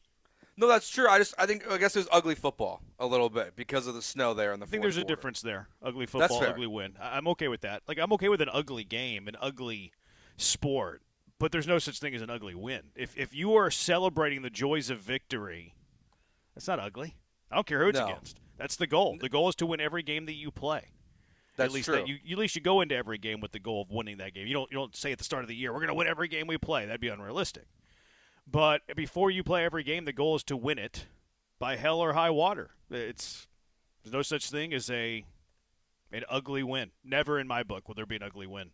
Yeah, it was an ugly watch then. That's fair. Fine. But I disagree with that too. I didn't mind it. I love it. I saw a lot of people like, oh, there shouldn't be snow that impacts a team going to the Super Bowl. I think it was Andrew Brandt. Like, oh, the Super Bowl, the NFL goes beyond all extremes to make sure that the Super Bowl is played in friendly conditions. But he didn't put an alternative out there. I challenged him. I was like, well, do you want all stadiums to be inside, or do you want to have neutral site championship games? He didn't respond. But no, I don't. I like it, actually. No, I don't. I like the outdoor. I think it is for the people that want to be anti playing outdoors football and this isn't how football should be played. It should be played in the best possible circumstances possible. I think yesterday is a W for those people, to be honest. I frankly, like, to me, it got to a point where, like, when they literally couldn't do anything on offense, that's where I'm like, this kind of stinks. Like, it's still football. Like, it's still, like, you like to see some kind of offense. And to be fair, like, I think Andrew Brandt's also wrong. I mean, we've had games that have been impacted by weather in the past, and the NFL got extremely lucky the one year they decided to put the Super Bowl in New Jersey. They played at MetLife Stadium like 5 years ago, and they got lucky in February that it was nice outside. So, like, it wasn't like they don't go out of their way to do it. Now, it's a one-off, it feels like, and I get it. It's New Jersey, New York. Like, you want to give them a shot at it, but that could have been a huge disaster. So, it just, that fourth quarter was just crazy because they couldn't do anything. You're a disaster. They couldn't run the ball. They couldn't throw the ball. Like, it completely, like, it felt like at one point the game was just over because neither team had a chance to do anything. What's the difference between that and a game where in baseball where the rain is coming and it's a race to whoever has the most runs in the first 5 innings? The baseball game gets played a couple days later usually still? Nah. There's been cold games in the postseason. You kidding me? No, they haven't been called after 5, but no, and that's why, like, it's not different. It's not different than anything that's happened before, and it's not the best viewing experience. And, like, I would like to see, I think, a little bit more of what these teams were. I also don't know if it ultimately. I think that's who they were. Yeah, I don't know if it changes the end result, right? Like, if it doesn't stop snowing, if it doesn't snow in the fourth quarter like it did, I think the Patriots still find a way to win that game. Yeah, respectfully, I disagree. Anything. Like, I love weather games. Yeah, I love weather games. It doesn't bother me whatsoever. You get a little snow, you change the way that you have to, like, it eliminates the aerial attack a little bit, although you can throw a little bit in the snow. Stidham could not, but you can throw a little bit in the snow. I like it. I have no problem with it. You talk to coaches a lot of times. Frank Ross said this, like, you win championships in the cold. Like, this is football, man. Football in the elements. Where did football begin? It began in the Northeast. Where a majority of, like, the original teams from. They're from the North. Like, I have no issue whatsoever with cold games, with snow games. No problem at all. I think it's silly, quite frankly, to be like, oh, yeah, every stadium should be inside. What? Like, I don't think that every stadium should be inside. Do you think that every stadium should be inside? No, I think. Like, what do you do then? Like, what do you do? No, people are like, oh, it's an antiquated thing. The game shouldn't be determined on this. So what's the resolution? That you want to dome every stadium? That you want neutral sites in the South for every postseason? Like, what is your solution? You're just griping to gripe. Unless you're offering a solution, you're just griping. I think people's solution would be to dome every stadium. I think that's ridiculous. And what, Cleveland's getting a dome. Chicago's getting a dome. Buffalo's not. Now they're building their stadium in a way that's supposed to still help them a little bit, like with like the wind not being as bad, but it's going to be open roof still. But I think that's what people want. They want everyone to build a new stadium with a dome. Some people want. That's what some people want. And the truth is, like, these teams are not building a dome for their football. They're building a dome for their pockets.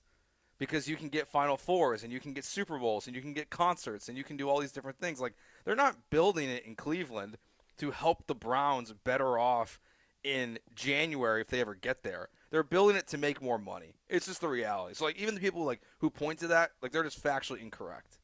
Yeah, I've been the minority my whole life, and I'm in the minority here. I have no issue whatsoever with snow games.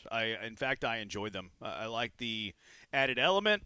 Does it neutralize the game? Sure. But, I mean, you're neutralizing games between two of the AFC conference finalists. Like, whoever wins that game is a respectful representative of their conference in the Super Bowl. So that's agree to disagree there. Does it make you sick, though, watching that game, knowing what could have been for the Texans? Yeah. Yeah, they could have won. They would have won that game, I think. If CJ doesn't turn the ball over, I think they would have won the week before. Now, you never know, but, like, it's a giant if there. Now, like, Stidham had some nice passes early. I mean, the big throw to Mims, I think it was, down the right side. Like, he had some good balls in the first quarter, but then they really derailed in the next two quarters and, like, it really didn't do anything in this game. The run game was largely ineffective, and the Patriots' offense was fine, like, in chunks, just like it was against the Texans.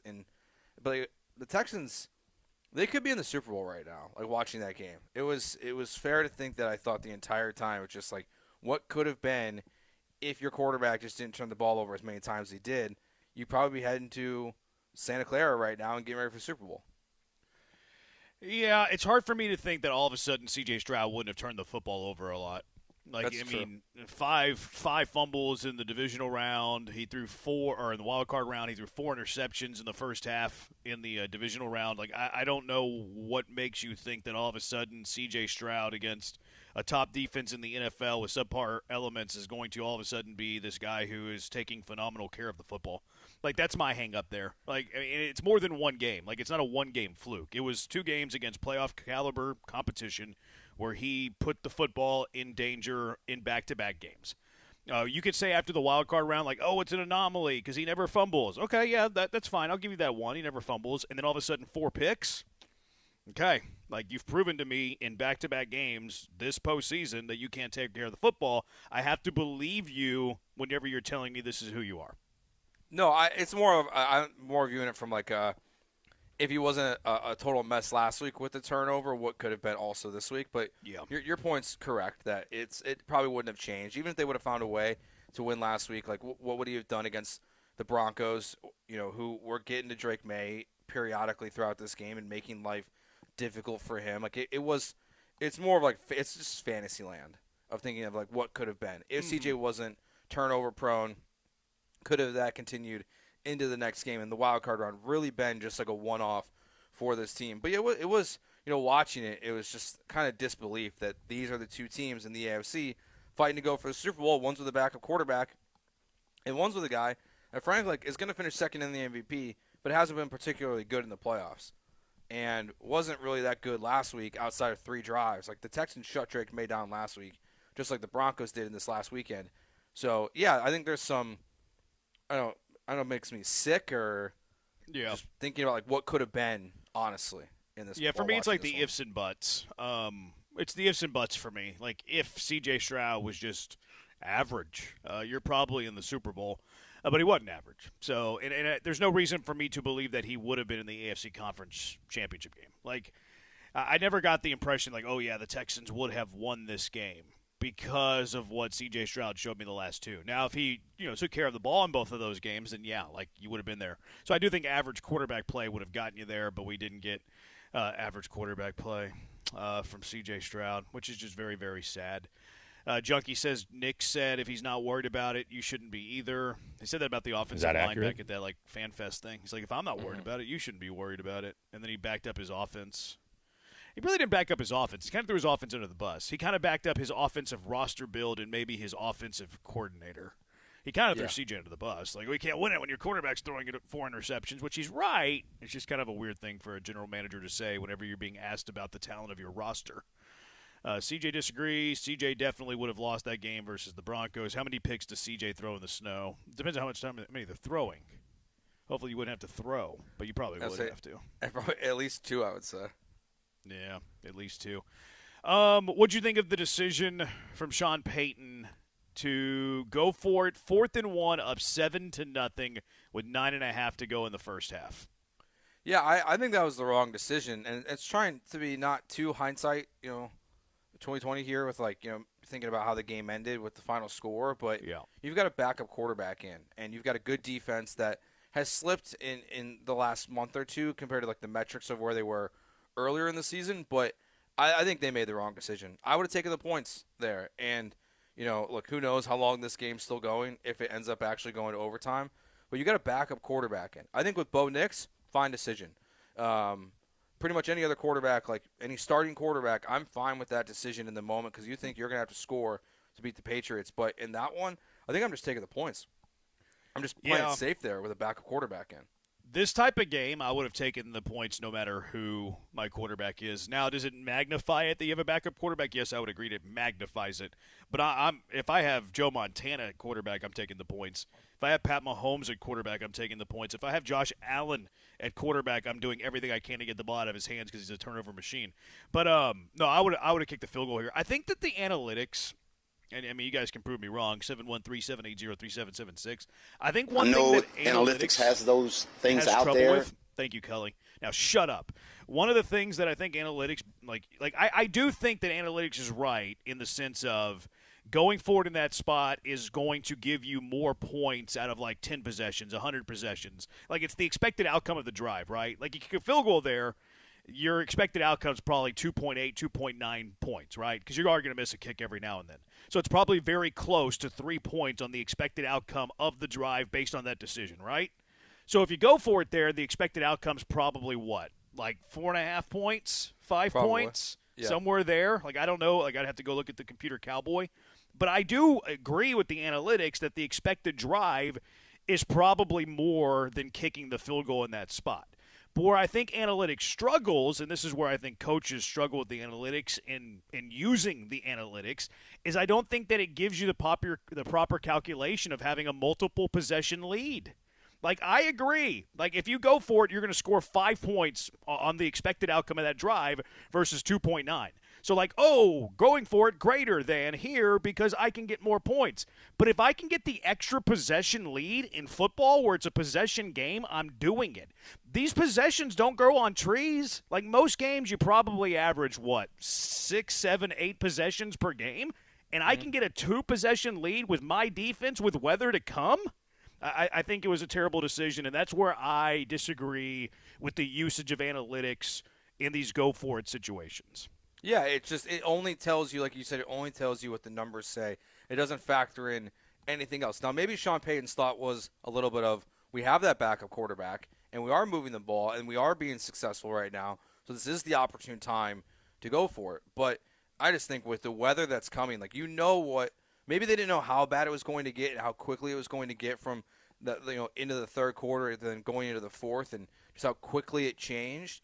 But it's going to get harder in this game. So, like, just take it. It's okay just to take it. Like, and we see coaches now are, I think, overly aggressive with fourth down. Like, it definitely. I mean, Sean Payton's older, so he doesn't necessarily qualify for this. But, like, it does feel like the Madden culture that, like, has a lot of these guys grew up in across the NFL has kind of taken over. Where it's like, I'm just going to go for it. Like, it's 4th and 1, no big deal. We're going to score again later. Even if we don't get it here, it's not the end of the world.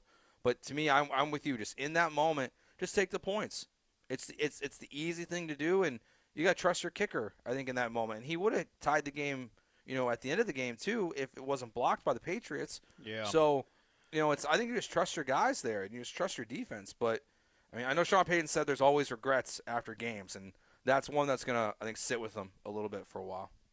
Yeah, he kind of like, we had the momentum, all that stuff, but I feel like you lose the momentum if you don't get it. Like, it swings so much the other way. Like, I feel like the momentum's still there if you have a 10-0 lead. Like, I didn't agree with it. I think that analytics loses sight of the possessions that you have the lead. You would have had a 2-possession lead. They would have had to score on 2 possessions to at least tie, take the lead, whatever. I didn't like the call, and I actually tweeted it out before they went for it.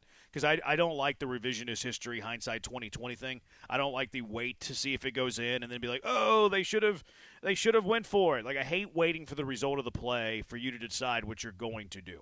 I try not to ever do it. I try to do it before the go for it, kick it, pinch hit, or bring in a reliever type of thing. Like, I hate the hindsight aspect of it. So I try to make it known before the decision is ever made. And I did tweet it that I didn't like the decision. And I would have said that, too, if they converted. Like, I just believe that. I believe that the right decision there was to kick the football. A couple of notes on Drake May we'll get to on the other side. That incomplete pass, intentional grounding, backward pass, Dilly, we'll talk about that a little bit as well. We'll get to the NFC Championship game here in a little bit. The Junkies have thoughts. We'll take a Texans look at this. What can the Texans learn from these 2 Super Bowl participants? A lot's going on in the NFL. Mike McCarthy, huh? We'll talk about that. Chandler Rome's a clown with these baseball takes. He's starting to get a very hot takey with these podcasts that he has, and his takes are abysmal. I'll point to a couple of them in a little bit, like Yordan Alvarez not being injury-prone. Huh? And then also this whole infield surplus thing. Like, Chandler's making it seem like the world's going to end unless the Astros trade an infielder. Well, I have a plan on how to make it work. We'll get to that a little bit later. 713-780-ESPN, the HR&P listener line. You can watch live on Twitch, twitch.tv/ESPN 97.5. Be careful. What was that? I didn't hear you, Brian. You sound like a dead horse. We're on the YouTube at ESPN Houston. You can watch us on TikTok at ESPN 975. Joe's at Joe George Radio on TikTok. I'm at Jeremy J. Branham. And also you can watch along on Twitter, ESPN 975. Joe at Joe George Radio there. Brian, is at Sacked by Bronchitis on Twitter, and I'm at Jeremy Branham on Twitter. 713-780-3776. It's Jeremy and Joe, ESPN 97.5 and 97.9 HD2. Did you know you can watch the home team basketball game anywhere, but there's only one place where the rally really starts, and that's Tom's Watch Bar Red Nation Rallies at Green Street. The boys in the bullpen are going to be there 5 to 7 on Saturday, so you can swing on, say hello to them before you go watch Houston and Dallas play some hoops. Tom's Watch Bar Red Nation Rallies at Green Street, your new Friday and Saturday home game day destination, and boy, you're going to have a great time, whether it's with our guys or whether it's with like-minded fans that are cheering on the team, cheering on the hometown team, the local five.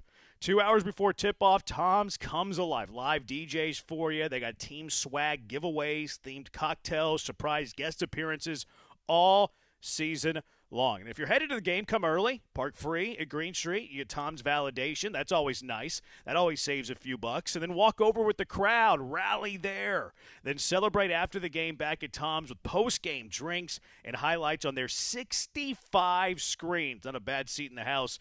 High energy, all H-Town fans. It's Red Nation Rallies at Tom's Watch Bar presented by Green Street. And you can check out the full schedule at tomswatchbar.com/Red Nation Rallies. That's tomswatchbar.com/Red Nation Rallies. Houston's independent voice for sports talk. It's the largest lab-grown diamond liquidation sale in the world at My Jewelry Outlet on Bel Air Boulevard. Why pay over $13,000 for a natural diamond when you can get the same real diamond for $799 at My Jewelry Outlet? Engagement rings, studs, tennis bracelets, hoops, custom pieces, thousands of lab-grown diamonds, all at wholesale prices. Without sophisticated equipment, no jeweler can tell the difference between a natural or lab-grown diamond, but your wallet will. My Jewelry Outlet, 3841 Bel Air Boulevard. Real diamond, real deal. Hey, Lance Zerline, let's talk Buick SUVs. The Envista, perfect car for young drivers. The Encore GX, think affordable luxury and great design. The Envision, next level comfort and technology. And the Enclave, this is what I drive, awarded top safety pick and a first-class experience. Here's the kicker. Right now, well-qualified buyers can get Buicks for 0.9% APR financing plus up to $2,250 in purchase allowances for current eligible non-GM owners and lessees. Get to Gulf Coast Chevy, Buick, GMC, and Angleton. Buick, exceptional by design. I'm Hector with Laporte Roofing and Remodeling. My team and I take pride in giving homeowners real peace of mind, whether it's an honest assessment, a repair done right, a full replacement, or guiding you through the insurance claims process. No pressure, no gimmicks, just genuine care of the people in our community. This work means something to me. We're not storm chasers. We're your neighbors, right here, year-round. Laporte Roofing and Remodeling, the name you can trust. Call 281-699-9123 or visit us at laporteroofing.com. Again, that's 281-699-9123. Be fearless with your future at San Jacinto College. Register today at sanjac.edu. Hi, this is Harold Gunn. And this is Bill Olson. Texas Outdoor News is the longest-running, most award-winning outdoor radio show in the state for a lot of good reasons. We bring you the latest news and information about hunting and fishing across our great state and beyond. And our guests are who's who from industry, government, and the field. Texas Outdoor News is brought to you by Ford Trucks and your best in Texas Ford dealers. Join us Saturday mornings at 6, Sunday at 7 on ESPN 97.5.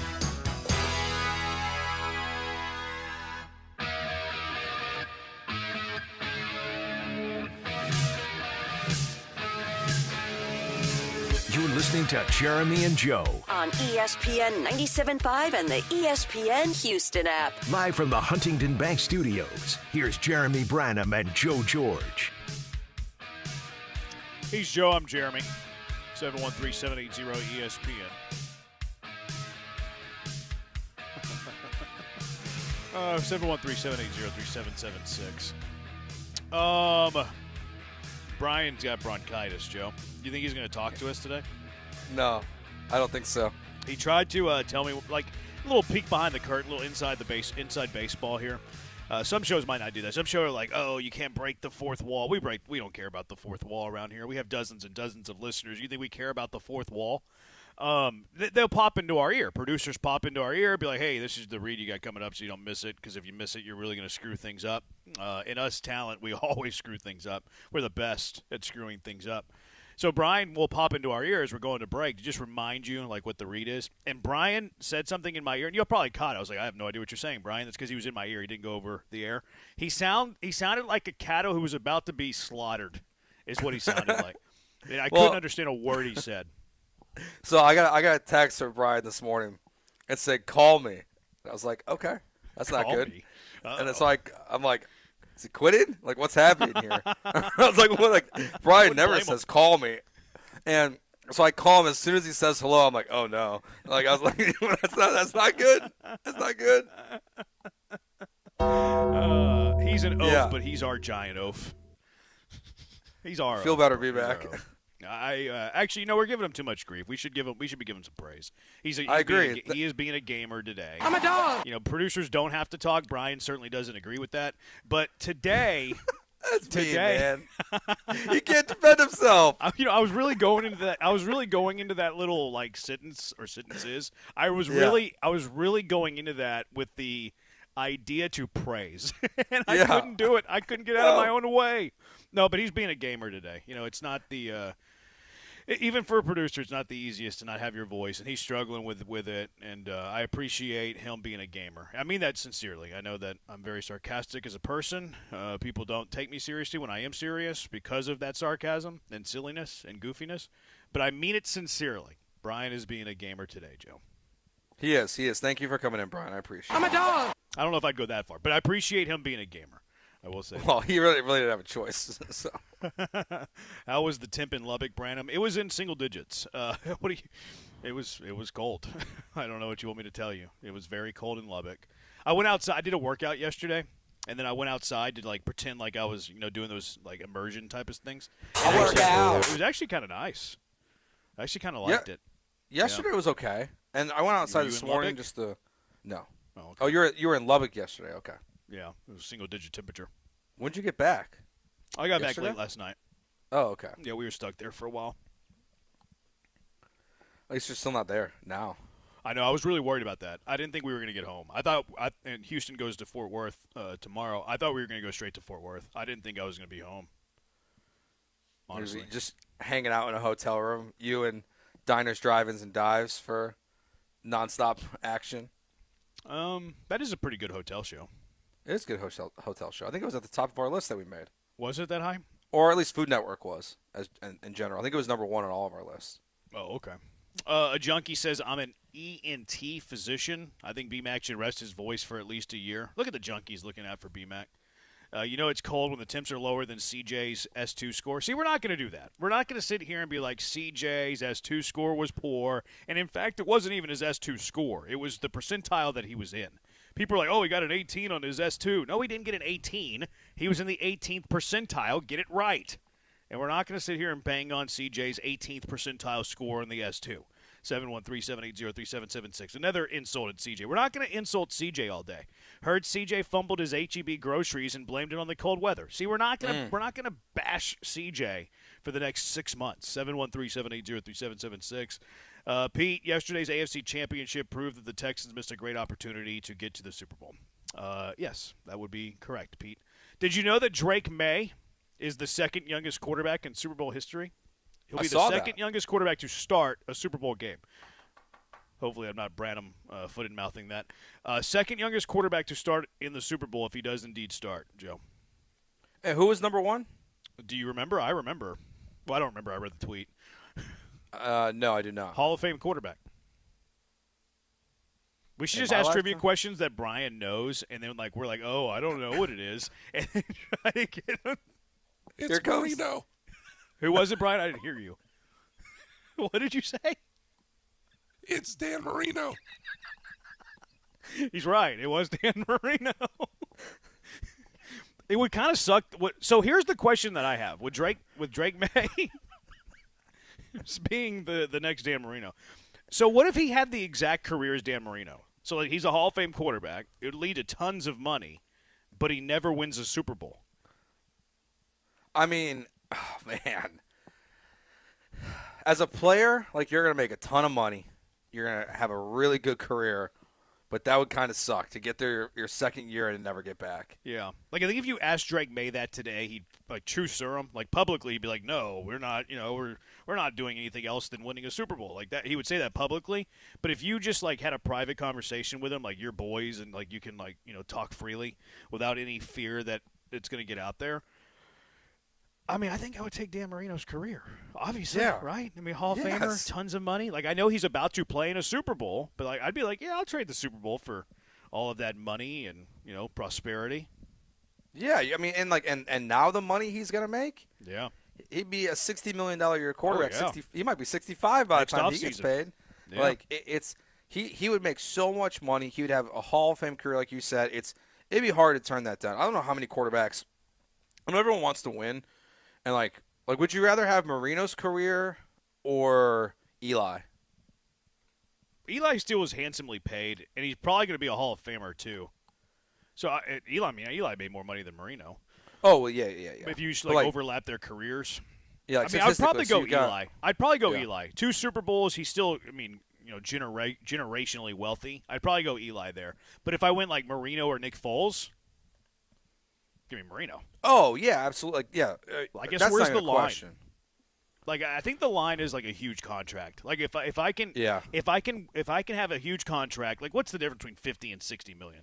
10 million, Branham. And I understand that is significant even if you are making 50, 60 million a year. But I think that's what it is for me. Like if I can have the big contract even though it's not the biggest and get a Super Bowl ring, I'm doing it. But only as a quarterback. If it's any other position, I don't really care. Yeah, I think it's you want to have. Because even like $30 million to us, like the Baker Mayfield contract sounds absurd. But like having that career versus Marino's, like I'd still rather be Marino because like you're still making a ton of money. You're getting to at least 1 Super Bowl. I think the Nick Foles line is pretty good, and like because the argument for the Eli career is like he got 2 titles to Marino's none, but he did finish 500, and there's like a lot of debate amongst like people of where he does rank as an all-time quarterback if he really belongs in those conversations. Where Dan Marino he's a top 10 quarterback of all time. He doesn't have the accolades with it, but like we know what the arm talent was. Like I mean, I've watched I guess YouTube videos for the most part. Like I don't really remember watching Marino ever play, but like, we all know like what the quarterback that Dan Marino. I know, I'm sorry. Like we know what Marino was. Like I kind of be honest with you, like I think I'd rather be Dan. Dan like, the man. Yeah, like I ran into Eli's his brother got 2 titles, one time. Yeah, well, what does I he mean, do? he said he was his brother. I'm not sure how much I believed it. He was at a pizza place in Kingwood, and like we were both waiting for our pizzas, and he was like, we started talking. He's like, "Yeah, you might know my brother. It's Dan Marino." I was like, "That's kind of odd that his brother's living in Kingwood." Yeah, that's so very I don't know. strange. Like he told me he was Dan Marino's brother. Me believing it, I probably am like less than 20% sure that it was actually Dan. Like I don't believe it. Like I'm 80-20, do not believe it. Actually, I'm probably like 90-10 and did not believe it. But I went with it. I wasn't gonna Do you be like, no, believe you're a him? liar. Do you believe him more than you believe caller Ted? Yes. That said he played. Well, played yeah. I football mean, with CJ, or well, Ted. went to school with CJ. Ted came back and called us and said that he played like in the 70s. So like that's been confirmed to be a lie. Like this is not confirmed. It's just my hunch that it wasn't Dan Marino's brother. Like pretty sure it wasn't, but hey, it could have been. I don't know. Well, quick look at Wikipedia says the oldest child of Daniel and Veronica Marino. He has 2 younger sisters. Oh, he didn't have a brother? That's it. So wow. Okay, well that's been confirmed. Yeah, that's crazy. I didn't think to Wikipedia. I don't know why. I mean, it's been a while. It was probably 10 years ago. Maybe longer than that. It might be like 15, 20 years ago. It's been a long time. I don't understand people who would be like that. Just I don't get lie. Like, yeah, I'm Dan Marino's brother. Like, yeah. Okay. And like, what do do you get out of that? Pizza. Like we're waiting for pizza, so I was like, "Oh, that's cool." Like he had a good career. Like I'm not going to sit there and like put his feet to the fire. Like as we're waiting for pizza, would I do it on the show? Of course, I would do it on the show. But as we're waiting for our pizzas, and be like, "Well, what number did he wear? Where was he born?" No, I'm not going to be that dude. I'm only that dude for 15 hours a week. Yeah, I have to turn it off sometime. That's true. That's true. You do at some point. Would you rather have CJ start to his career or Bryce's? Oh, that's a good question. CJ. Yeah, I'd probably go CJ. CJ's peaks have been higher, but the valleys His best have been year, lower. Have they? Yeah. Well, no, you're right. No, they haven't been. You're right. The valley currently is lower, but not the deepest valley. You're right about that. Yeah. Yeah, because Bryce got benched. You know. Yeah, you're right. You're right. So CJ. Their current valley, though, Bryce Young's trajectory, if we're just looking at like the stock market, right? You up your ups and downs, your ebbs and your flows. Like CJ would like just soar. CJ was like GameStop his rookie year, right? Mm-hmm. Bryce Young was like AMC now. You know what I mean? And they've kind of like been getting closer and closer as the years have gone by. And I want to say, like, would Bryce be a little bit higher than Stroud right now? If their careers were stocks, would Bryce be a little bit higher than CJ? Yeah, I think so, because if you've got two fan bases here, we're talking about the same thing a little bit this offseason. Both quarterbacks are going to get the fifth-year option picked up. There's a lot of people in Houston that will say they don't want that, or they hope that's the end of CJ's career. Now, that's maybe prisoner of the moment, but that's how a lot of people feel. I think there's more people in Carolina that are like, yeah, he deserves the fifth-year option because he's getting better, because he took the Panthers to the playoffs. Yes, they finished below 500, but like it's the trajectory is up for Bryce Young. It's down for CJ. Yeah, but is there what they're currently being traded at? Because I agree, Bryce Young is trending up with his stock market history, his last month or whatever. CJ Stroud's stock market ticker, CJS, it's going down, right? We're all on the same page there. But has it crossed yet? Has Bryce Young jumped Stroud? Is he trading for more than Stroud currently? I feel like it has. See, I don't know if it is. Because like if they both get extended this offseason, who's making more money? CJ. Yeah, that's why I think that CJ, look, not arguing with you, CJ's trending down, Bryce trending up, but I don't think that they've crossed each other yet. I still think that CJ's being traded higher than what Bryce Young is being traded at. Slightly, not much. Because if Bryce gets an extension, I feel like he's more likely to take like that $30 million a year extension and just be like, hey, like I'm not going to make you get rid of me to go find this in the open market like what Baker Mayfield and Sam Darnold and these guys have got. Like I'm just going to take it from the Panthers and not punish you with the cap like what's happened in other places like in Miami. So, yeah, I guess maybe it hasn't yet. I feel like from a fan perspective it has. Maybe from like an actual like a national perspective it hasn't just yet. Yeah, like I think I'd rather still be CJ's agent over Bryce's agent, which I think is a good correlation of like what they would be trading at. Which sounds like a great gambling thing though, like buy stock in players and be able to trade the players like on the Wall Street or whatever we're going to call it. Yeah. That's my idea. All right, 713-780-ESPN. Let's talk about the NFC Championship game. Fun game. What'd you learn from that? Rams fall to the Seahawks. Sorry about it, Key from L.A. I really am. I mean that sincerely. 713-780-3776. Jeremy and Joe, ESPN 97.5 and 97.9 HD2. ESPN 97.5. Danny Clark here from Collectors Firearms, wishing you a Happy New Year. If this is the year you want to purchase your first firearm, add to your collection, or sell one that's been collecting dust in the closet, come see us. Our half-acre showroom features the largest inventory in Texas and the most knowledgeable staff anywhere. We'd love to earn your business in 2026. Open Monday through Saturday every week of the year. Collectors Firearms on the corner of Westheimer and Voss. Look for the tank out front. Online at collectorsfirearms.com. Billy, your gas light's on. We need to stop and fill up. No way, Jen. Gas around here is too expensive. We can make it a little further. Billy, listen to your big sister. You don't need to drive all over searching for the lowest gas prices. Do what I do and use Upside. Upside? Do you live under a rock, Billy? Upside is the hottest cash back app out there. It's free to download, and you get real cash back for every gallon of gas you buy. I use it all the time, and I've already made around $200. You can make that kind of cash back just for buying the gas you have to buy anyway? Yes, I'm looking at the Upside app now, and you can get up to a $5 cash back bonus on your first tank. Okay, I'm stopping to download Upside and fill up my tank. Download the free Upside app now to earn cash back every time you buy gas. Use promo code SUPPLY to get up to a $5 cash back bonus on your first tank. You can cash out anytime right to your bank, to PayPal, or a gift card for Amazon and other brands. Just download the free Upside app and use promo code SUPPLY to get up to a $5 cash back bonus on your first tank. That's code SUPPLY for up to a $5 cash back bonus.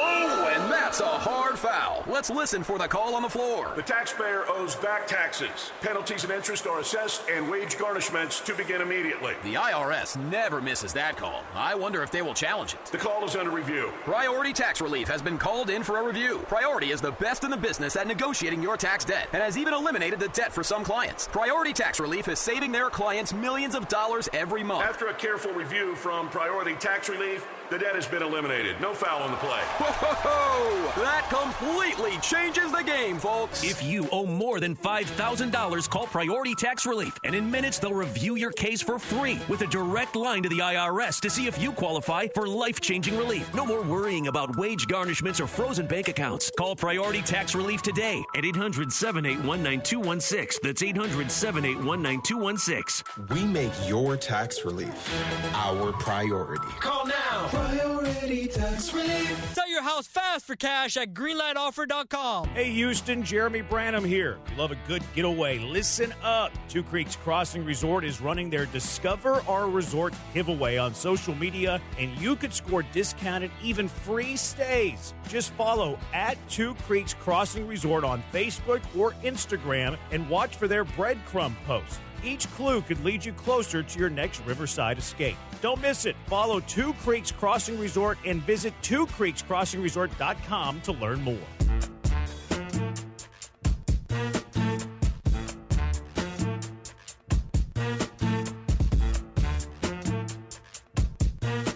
It's Jeremy and Joe. On ESPN 97.5 and 97.9 HD2. Broadcasting live from the Huntington Bank Studios. Here's Jeremy Branham and Joe George.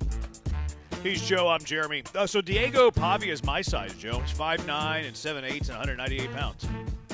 He was listed at 6'2", 207 this year in Vanderbilt. So they lied by over 2 inches and almost 10 pounds.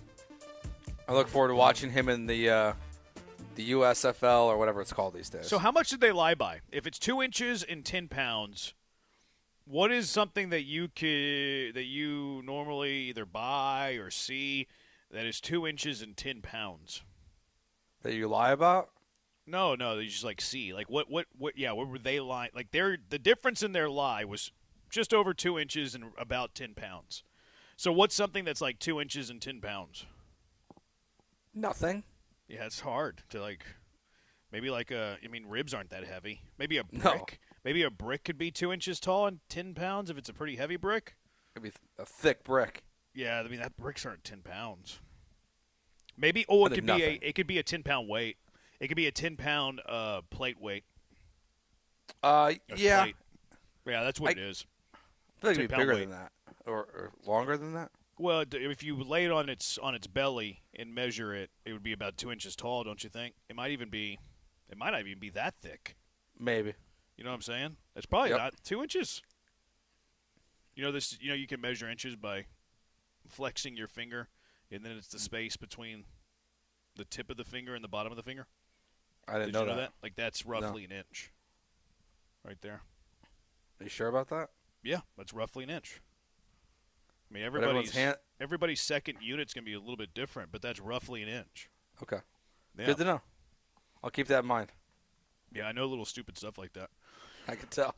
713-780-ESPN. This Rams-Seahawks game was more than 2 inches and 10 pounds. This was a fun football game.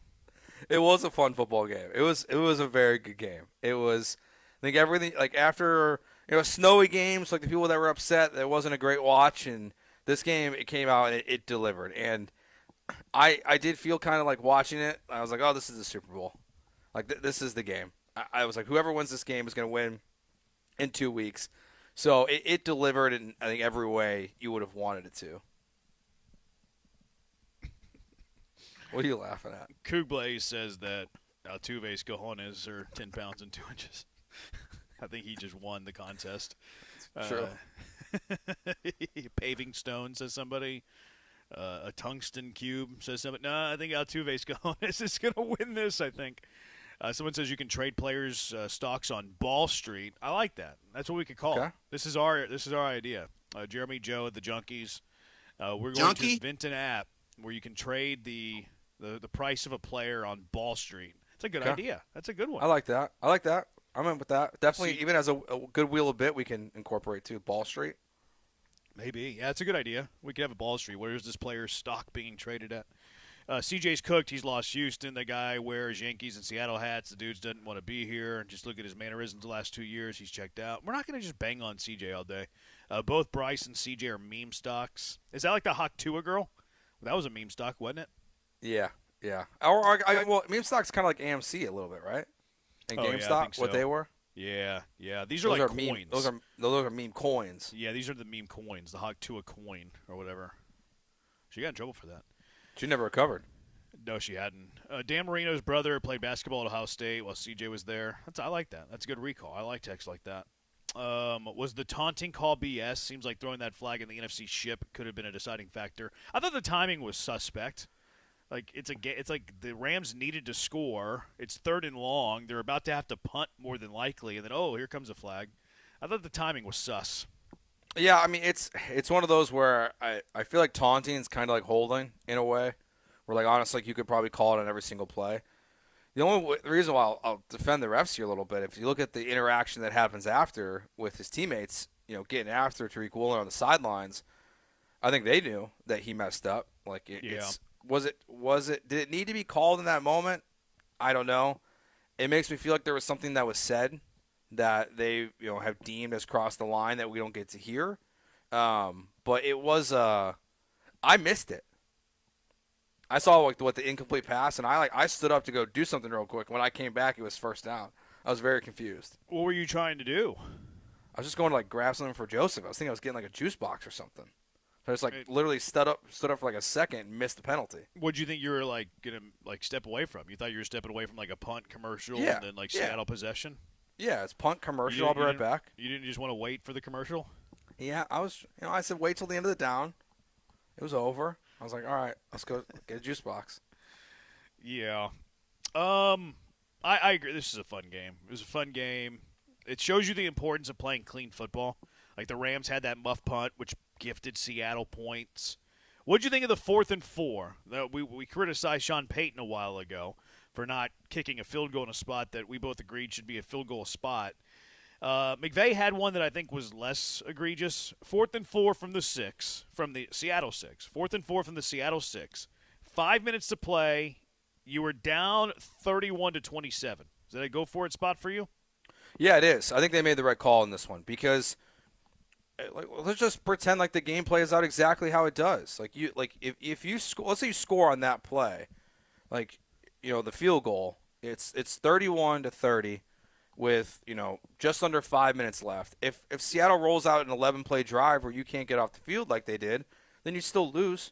You're still in desperate situation trying to get the ball down to the field into field goal position. So I know it's a little bit less yardage to go, but if you don't get a good kick return, or a good punt return, it's just you're still in a bad situation. So I think it's the right decision. I'm going for the lead. I'm not trying to be down 1 in the moment because.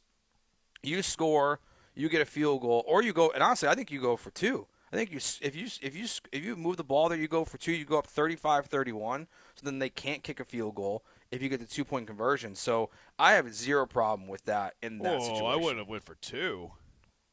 Yeah, I think you get 8 points. You go up 35-31. Then they can't. Kick a field goal. You're guaranteeing that you score. What if you don't score and it's 33-31, and now they just need a field goal to win? A good counter. Good counter. Yeah, I'm with you though. I'm with you on the go for it in that spot. To me, that's 10 out of 10 go. 10 out of 10 go. Never think twice. I don't think people should even be questioning that one at all. It's what does getting down 1 help you with? You're trying to win a football game. If you can't stop the run, Kenneth Walker's been running the ball well all day. JSN's almost impossible to stop. It feels like in clutch situations. So why am I doing that? And Sam Darnold's not making the mistakes that he used to make in the past. So, yeah, I think there's no question about it that Sean McVay made the right decision there on 4th down. Yeah, no argument here. Speaking of Sam Darnold will become, don't want to brand him foot and mouth this one either. Sam Darnold, if he does start in the Super Bowl, will be the first quarterback from the 2018 draft class to start the Super Bowl. The Jets got this pick right, Joe. He went number 3 to the Jets. He was selected after Baker Mayfield, who went number 1 to the Browns. He was selected before Josh Allen, who went number 7 to the Bills, before Josh Rosen, it's funny thinking of that, who went number 10 to the Cards, and then before number 32 pick, Lamar Jackson. So between Mayfield, Darnold, Allen, Rosen, and Jackson, Sam Darnold is the most decorated quarterback of the bunch. Congrats at least to him. In terms of going furthest in the playoffs. You're right. They got it right. They got it right. They bailed early. Lance Zierlein got it right. I saw him tweet out his draft profile. Never wrong, just of early. Sam Darnold. Yep, never wrong, just early. It's it's kind of damning. It feels like on Allen and Lamar, and more than it, not Baker as much because of the situations that he's been in starting his career in Cleveland. But even them, like, they're winning the division almost every single year until this year with him at quarterback. The fact that Sam Darnold's the first quarterback from this class, and it's not like he got a free ride there. You know, like, yeah, their defense is good, but he's been fantastic in the playoffs so far, and he's been really good. It's like you look at Minnesota, the Jets, like these decisions they made, they just got it wrong. Like, now, I'm not sure Sam Darnold never gets here with the Jets. Like, that's a broken franchise. No. That, honestly, Sam Darnold's probably out of the league if he stays with the Jets. That's a bit much. I don't know. I feel like he doesn't get the redemption arc that he did. But what do you, like, play out this scenario, Joe. Like, they're just going to keep him for the next, like, how long were they going to keep him? Like, he was never going to be available to any team? I guess that's true. But, like, they should have kept him. The wrong decision they made was taking Zach Wilson and trading Sam Darnold. Yeah, Wilson. They should have traded the second pick and tried to build around Sam, or at least stick with him for a little bit until you can get a better quarterback. Like, they whiffed on that evaluation hard. And that's what's wrong with, like, the New York market, though. Is like the New York market's like, oh, he's a bum, get rid of him. So they have zero patience. Like, they all wanted Darnold gone. You know what I mean? Well, and again, like, he didn't do himself any favors. When he said publicly he was seeing ghosts. I mean, he said it on in the New York. Sideline. I know, but like everyone said saw on the it. sideline Like, was mic'd up. It's kind of messed up. Yeah, that's fair. But like, it's when that gets out, you're never going to live that down in New York, ever. No. It's impossible to recover from. That market's going to spit you out. He could have sued And him, so, I mean, kudos to him, man. Like, he's played way better football the last 2 years than anyone thought. Last year being a mess at the end of the season, in the Vikings game to be the 1 seed, and then again in the playoffs, like, and then to come back in Seattle and be as good as he's been. I never would have believed it, ever. Just got a funny tweet. Larry and Stafford yesterday, we'll get to the Clint Kubiak thing in a minute. He said the Texans should have hired Clint Kubiak, which the timeline on that wasn't great. Like, the Texans fired Slowick and hired Cayley, like, before Kubiak was even interviewing at places. So I don't know if the timeline made sense. But he said, and again, hindsight 2020, I would have rather had Kubiak too. But Caserio was and is on that New England bad word, so they hired Cayley. Kubiak was already a play caller, had coached several teams, blah, blah, blah, blah, blah. So basically he's saying that, Cayley was a Caserio hire, which I don't know how you feel about that. How do you feel about that? I think he was. I think it's fair to say D'Amico signed off on it, but when you look at he at least made a very hefty recommendation. And I don't know how much weight it carried, but it seems like a lot. Mm-hmm. So, like, it's where does Nick Cayley come from? He comes from the Patriots. He comes from John Carroll. He's never coached with D'Amico. He's never crossed paths with D'Amico. Like, it has Nick Caserio's fingerprints written all over it. Like maybe D'Amico could have said no and gone a different direction. But when you look back, if we can find it, the candidates that interviewed for the OC position are a joke. Nick Cayley looked by far like the best option. And so, yeah, I think it's a Caserio hire. And I really don't think, like, based on the candidates that they looked at, like, that they had much of a plan B. I feel like they just knew what they were doing from the get-go. So, I think it was all Caserio. Yeah, I agree with most of what you said, but all of Caserio I disagree with. I think D'Amico has more sway than Nick Caserio does. If D'Amico Ryans didn't sign off on Nick Cayley wouldn't be here. Like, D'Amico, to me, has the ultimate authority, at least on his coaching staff and probably in this organization. Like, if D'Amico was like, no, not hiring Nick Cayley wouldn't be here. And if Caserio stood up for Nick Caserio wouldn't be here. Like, if they went to the McNairs and they were squabbling over whatever, who are the McNairs going to side with? D'Amico. D'Amico has the ultimate authority. Like, that's where, like, my one nitpick and where we disagree slightly. I do think that Caserio recommended Cayley. I do think Caserio pushed hard for Cayley. And D'Amico might have even felt obligated to go with Cayley because his first OC hire in Slowick didn't really work out. But if D'Amico was an absolute no on Cayley, Nick Cayley wouldn't be here. And I really don't have much doubt about that. I'm very confident in that. If D'Amico flexed his power and was like, no Nick Cayley, then Cayley would be gone. He wouldn't have ever been here. And if Caserio stood up for his guy, I think Caserio would have been gone too. No, I do agree with that. Like, if D'Amico didn't want him here, like, they would go in a different direction. But it really feels like kind of what you hinted at there, where I got it wrong, and you're making the next one, and I'm trusting you in it. I mean, like I don't know, like, who D'Amico. I remember talking about this, probably got more off the air last year when this was going on with you guys, but like who was even like an option that had play calling experience or any real experience that D'Amico could have brought in from his tree outside of Chip Kelly. Like, he was always the one that people pointed to because when he played for the Eagles, he was there, I think it was, and then I think he might have been I think he was in San Francisco like right before he got there, so I don't think they overlapped there.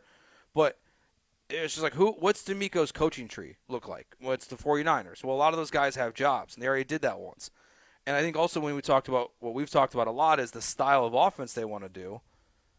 I think he's on board with that, and that's where I wonder if he just trusted Casario's viewpoint of, like, how do I get this kind of offense? Who should we talk to? And Nick Caley was the guy I guess they ultimately decided on together, but I think it's still Casario's higher at the end of the day. When things go bad in a company, you blame the CEO or the hiring manager? CEO. D'Amico's the CEO, man. D'Amico's the ultimate authority figure in this organization below the McNairs. He's the face that runs the place. Like, yes, I agree with you that he came heavily recommended and might even felt obligated to say yes to Caserio because of Slowick. But that is on D'Amico's. That's one of his assistants. Like, that's his staff.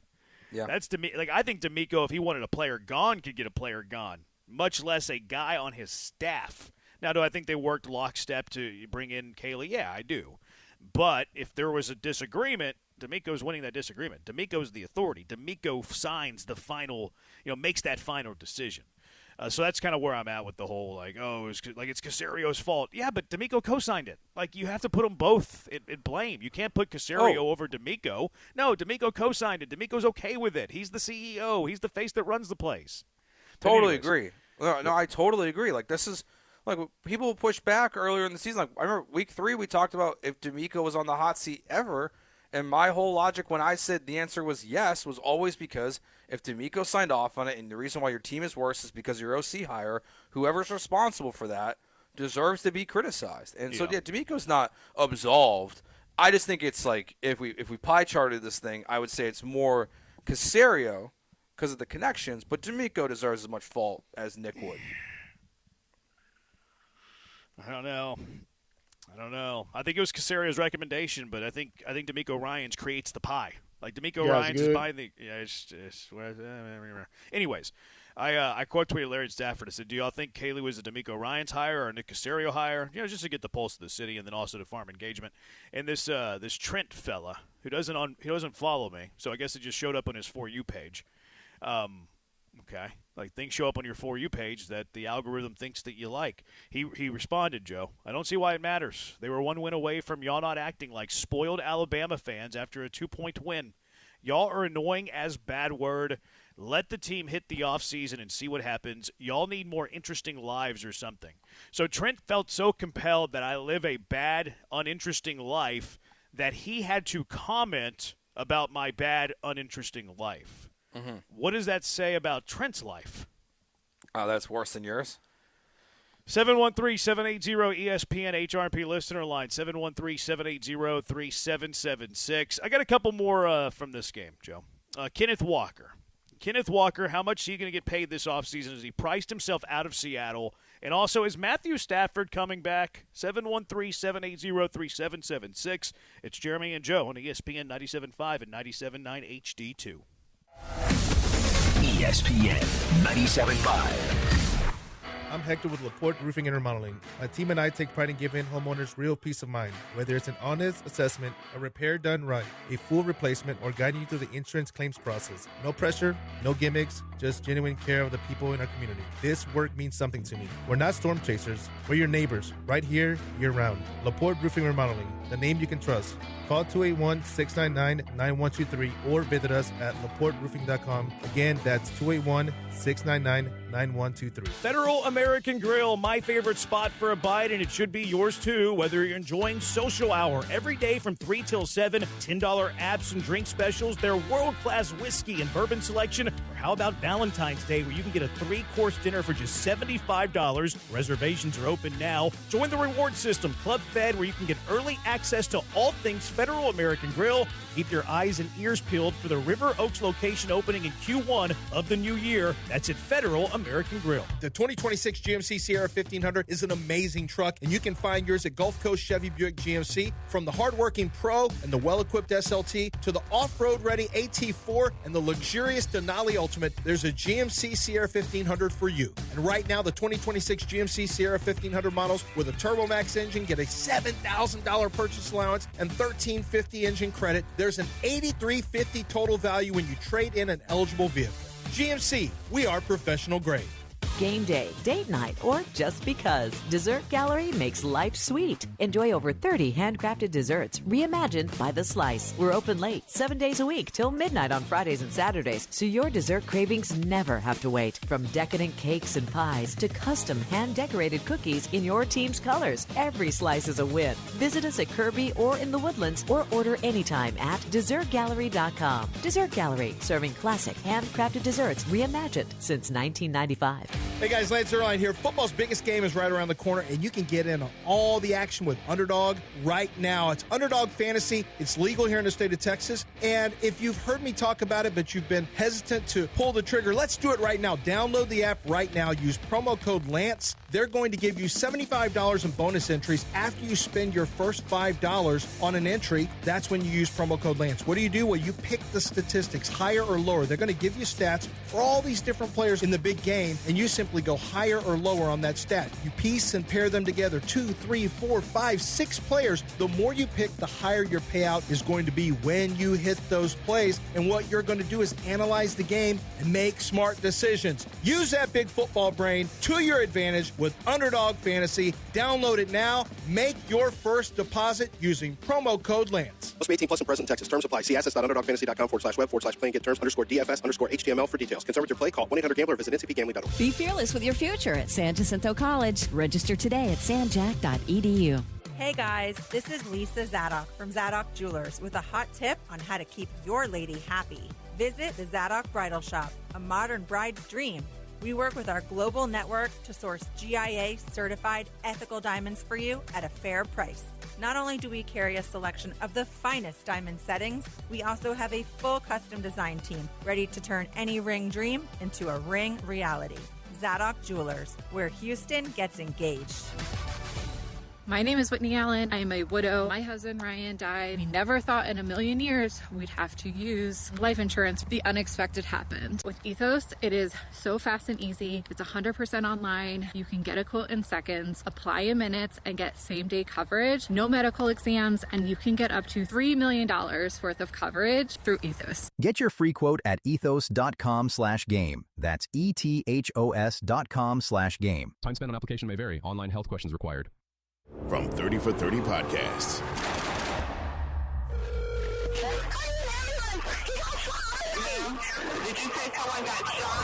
Brian Pata, senior defensive lineman from Miami, gunned down.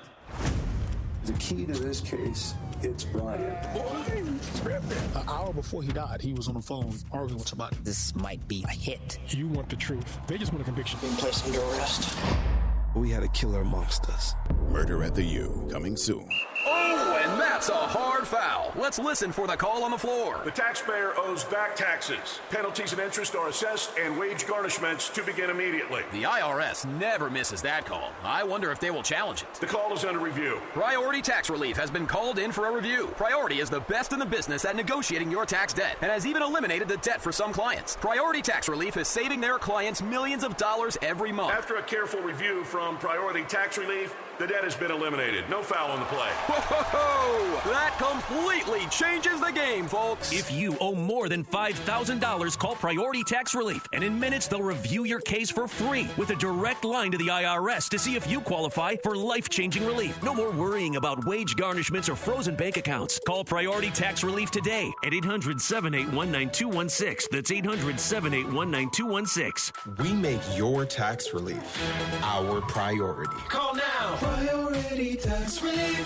Lance Zerline here. Rodeo season is here, and Republic Boot Company is the place to be. Just off 11th and Stewart in the Heights, step into the heart of Texas craftsmanship. It's the only place you can buy their 1836 line of handmade 100% leather boots, and they can even customize to fit for your unique foot the same way you break in a baseball glove. Pick up a sport coat, cowboy hat, enjoy a free beer. I'm talking about everything to get you rodeo ready from head to toe. Republic Boot Company, where tradition meets style. Go to their website, republicbootcompany.com. John and Lance, weekday mornings from 7 to 10. ESPN 97.5, presented by Zadok Jewelers. KFNC 97.9 HD2, Mont Bellevue, Houston, a Gal media station. Houston standing by, over. Jeremy and Joe continues now. On ESPN 97.5 and 97.9 HD2. Live from the Huntington Bank Studios, here's Jeremy Branham and Joe George. He's Joe. I am the Huntington Bank bad boy. Joe's right. Nick Cayley is 100% the GM's buddy. That's why he was hired. Never even called offensive plays in high school. Nick Haley has a problem solving offense. The issue is C.J. Stroud has no problem solving skills. Huh. I think that's fair. Yeah, I don't think it's people. Fans don't want to say that. Fans don't want to hear that. Is it plausible? Yeah, it's plausible. I think it's one of those where I think both things can be true. Nick Cayley might not be a good offensive coordinator, but I think also putting C.J. Stroud in this offense doesn't work for him.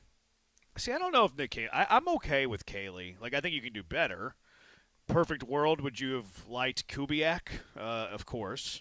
Could also be leaving you in a year, but that's always a good problem to have. I never have an issue if a coordinator is leaving you to go be a head coach. That usually means good things.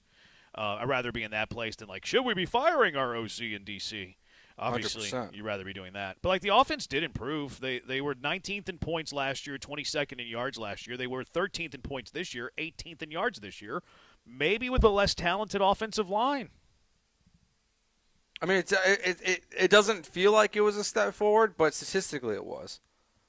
Like they were. I mean, we've talked about this. There's moments in the regular season where we're like, okay, this offense is fine. Their biggest issue was red zone. And I don't necessarily know if that's all Nick Cayley's fault. Like when your interior offensive line can't get any push, like what is he supposed to do? Yeah. Like it doesn't mean like just because if it's the right play call to run it up the middle, and you can't get any push on it, eventually you have to change. And that's where I feel like he's inexperienced and didn't know what the pivot was. Didn't the Texans have some good games running the football down the stretch though? Jawar Jordan went for over 100. Woody Marks went for over 100 in a playoff game. Yeah, they did. But like, it's in the red zone they didn't, though. Like, short yardage situation was a struggle all year.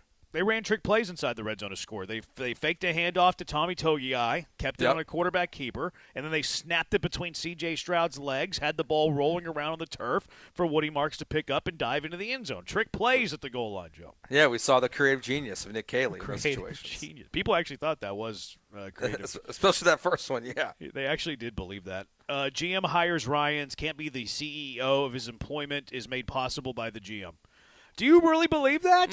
Do you really believe that the Nick Caserio is higher on the hierarchy of the Houston Texans than DeMeco Ryans? Let's say this right now. Like I'm going to tweet this here in a little bit too. Next commercial. If Nick Caserio and DeMeco Ryans went to the McNairs and said one of us has to go, who's going? Nick Caserio's going. Without a shadow of a doubt. This poll's going to be like 90 to 95 to 10 to 5. Yeah. It's going to be 90-10 in favor of DeMeco Ryans. Like, no. Yeah. Like, Nick Caserio is not DeMeco Ryans' boss. No. They work together for now, but if it came down to it, ever, and even if it just comes down to, like what's happening in Buffalo right now, right? Like, they keep the GM, Joe Shane, they fire Sean McDermott. That's not going to happen here. Like, I don't think we're going to see when one of these guys gets fired, because eventually one of them will. Like, they're not going to both be here for the next 15 seasons. So, like, even if it's 5 years down the road, when one of these guys is gone, it's going to be Caserio. Like, DeMeco's going to outlast Caserio. I don't think there's a question in my mind about that. Unless especially DeMeco leaves for some reason. What would he leave for? The Alabama job? Well, I mean, I think it's unlikely, but just throwing out that caveat. Sure, but like I struggle to see a scenario in which D'Amico would get more blame than Caserio for what's going on when, the struggles of this team are largely Caserio's.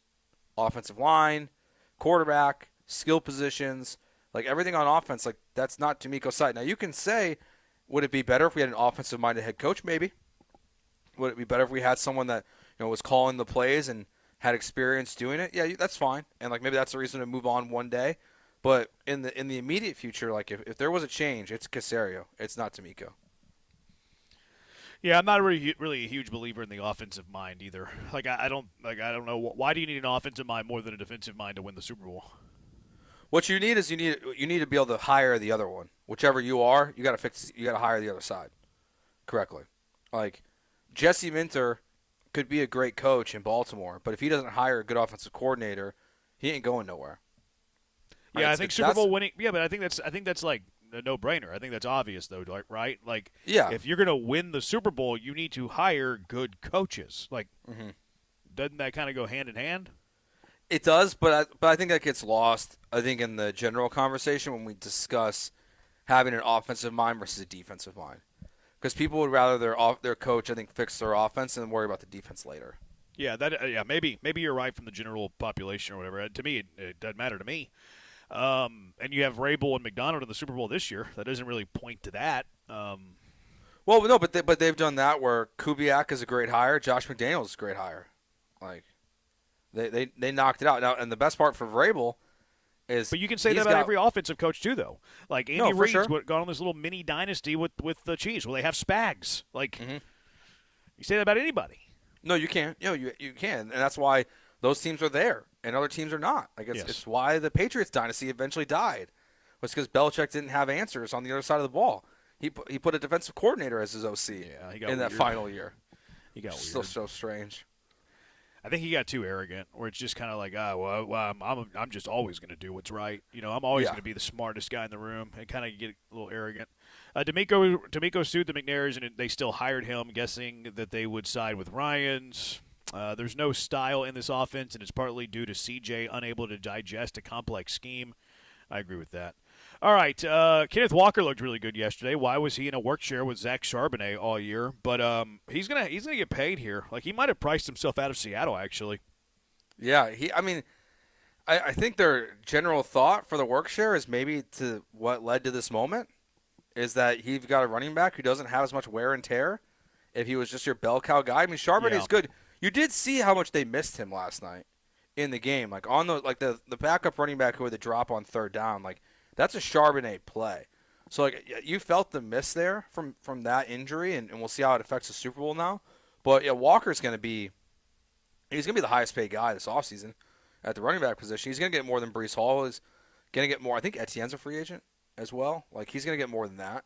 But, like, Walker is he's a monster, and he showed it last night. Yeah, I think he's going to be playing somewhere else. Yeah, I'm with you, too, on the, like, you don't want him to have the lion's share because does he get to the playoffs fresh? I think there is something to be said about that. And then the last one from this game. Is Matthew Stafford coming back, Joe? My gut says yes. Because going to the year, going to the offseason last year, he didn't have a contract. And they could have moved on. And they reworked a 2-year deal. So now, he was under contract, right? Like he wasn't a free agent. He was just. Oh no, no, you're right. He was under contract, but he wanted a raise, and instead of just giving him 1 year, they gave him 2 years. Yeah. So I think he's back for one more season.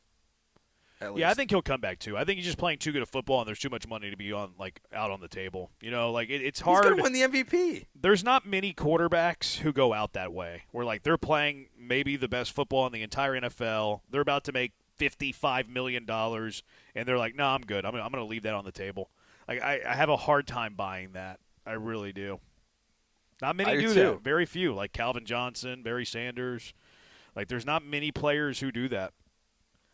And it doesn't feel like it's not. It's a little bit different than like those two guys because he's got a chance to win the Super Bowl again next year. Yep, and he's a quarterback, so he's not taking a huge beating. Yeah, and like I don't know if you saw his hands after the game, but like he was bleeding. like both of his, like two of his fingers are bleeding. So like I don't know, like, you saw him like kind of reaching at him or looking at him again during the game. So I wonder if he did hurt his finger more last night. I struggle to think that he's going to walk away when he's playing this good of football. And the back, for all we talked about was the offseason, was like, is Matthew Stafford going to play week 1 versus the Texans? He didn't miss a game. Yeah. So I don't know if it was like overblown or he's just like a tough son of a gun and dealt with it all year. But I would be surprised if he's not back next year. I would too. I think we're going to see, and I want him back too, just from like an entertainment point of view, from somebody who likes to watch the NFL and tries to watch as many NFL games as possible. I really enjoy watching Matthew Stafford play. Like, I have an appreciation for him. Like, it's a modern day football where it's like all these quarterbacks are mobile and like dual threat guys. Matthew Stafford just sits back there and flings it all across the park and makes throws that nobody else in the world can make. It's and awesome. it's fun. It's fun watching it.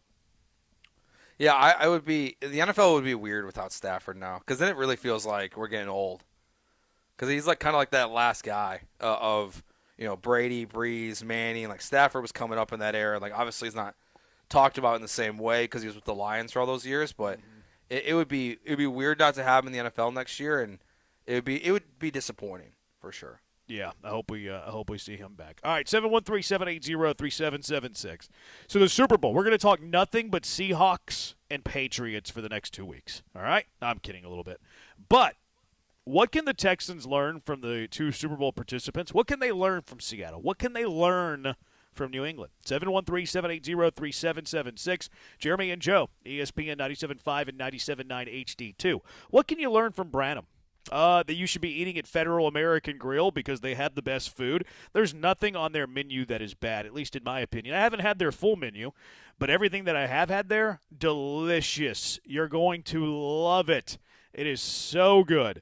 Also, they have a social hour every day. If you're looking for a good social hour, currently not even into the middle of it, not even halfway through their social hour yet. They have social hour every day from 3 to 7. So what are you waiting for? $10 appetizers for you and then various drink specials that you're going to love. Plus, their social hour vibe is world-class, which also correlates with their world-class whiskey and bourbon selection. You're a whiskey person, they got you covered. You're a bourbon person, they got you covered with that world-class whiskey and bourbon selections. Join Club Fed while you're there. Rewards point system. Members have early access to all things Federal American Grill. And there's always a Federal American Grill near you. You might not be stuck in traffic right now, but maybe you are stuck in traffic. Maybe you're looking right at a Federal American Grill. Whether it's the one on Shepherd, the two in Katy, one in downtown Houston. They got one in the Woodlands up near me. That River Oaks location is coming soon. Exit the freeway and stop inside Federal American Grill right now. Enjoy some world-class food. Enjoy that great social hour as well. If you haven't made Valentine's plans, think about Federal American Grill. Consider Federal American Grill for your Valentine's Day. Reservations open now. $75 per person, 3-course dinner menu that is spectacular. You're going to love it. Your significant other is going to love it. You're going to have a great time this Valentine's Day. Federal American Grill, where precision cooking meets quality ingredients in a tribute to classic American cuisine.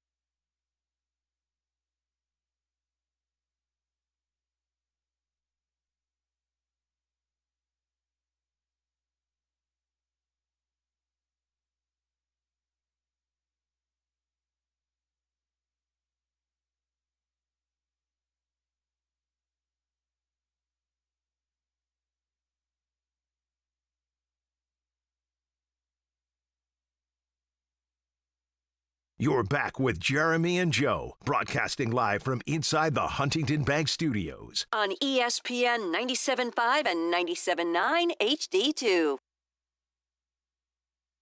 He's Joe. I'm Jeremy. 713-780-3776. What can you learn from the Patriots and the Seahawks? The two participants in the Super Bowl, Joe, what can you learn from these teams? Well, if you want to still be a believer in CJ, patience. I think patience is the one thing that you can learn from the Seattle Seahawks perspective, is that we saw, as we discussed a little bit earlier, like with the Jets, the Vikings, not sticking with Sam Darnold, and the talent was there. It was always there. You just had to find the right coach, the right system to unlock him fully, and it took a long time for him to get there, but they finally found it. And so I think patience does matter, honestly, like with having a quarterback. So if you still think that there's that talent in C.J. Stroud, I think being patient is the number one thing, honestly, you can learn from these two teams. Okay. I mean, hiring the right OC would be the first thing that jumped out to me. Like, I was watching that game like, man, I really would like Kubiak. Rocky says the same thing on the YouTube, ESPN Houston. What I learned is that Clint Kubes was a beast OC during a primetime NFC championship game. Could have had him. I don't know if the timeline really was great for Kubiak to Houston, but maybe the Texans could have been more patient. Hiring Kaylee. Like, you didn't have to do it right away. Like, let it play out a little bit. I also remember having the Kubiak conversation last year after Slowick was fired, and like, people were kind of down on Kubiak because of a bad year in New Orleans. And good thing for him, he got this redemption. Could be a head coach here coming up pretty soon. So, like hindsight 2020, I hate playing that game, but that is one that jumps out to me. Look, I think that both teams are built pretty similar to the Texans. Like, you have defensive-minded coaches, right? Great leaders of men. I think you have that with DeMeco. You do have a top-notch defense. Seattle top-notch, New England top-notch, Texans are top-notch. You know, the offenses are fine. Maybe even better than fine statistically. You know, taking care of the football obviously matters. Even though Drake May hadn't been great in the postseason, you pointed that out earlier. Now, they played some great defenses, though. So I think there's a lot of similarities, though, between, like, the three teams, Houston, Seattle, New England. Somebody on the text line, 713-780-3776. You don't need to pay a quarterback, says a junkie. I mean, I see what you're saying, but Sam Darnold making a good amount of money, and Drake May's going to get paid. So... And I do want to correct you on something too. Kubiak was hired on January 26th last year. Right. Nick Haley was hired 7 days later. I thought he was hired on the 24th. I did a quick Google search. It looks like February 3rd. Google's terrible. So, so it looks like he was hired after. So they could have had Kubiak then.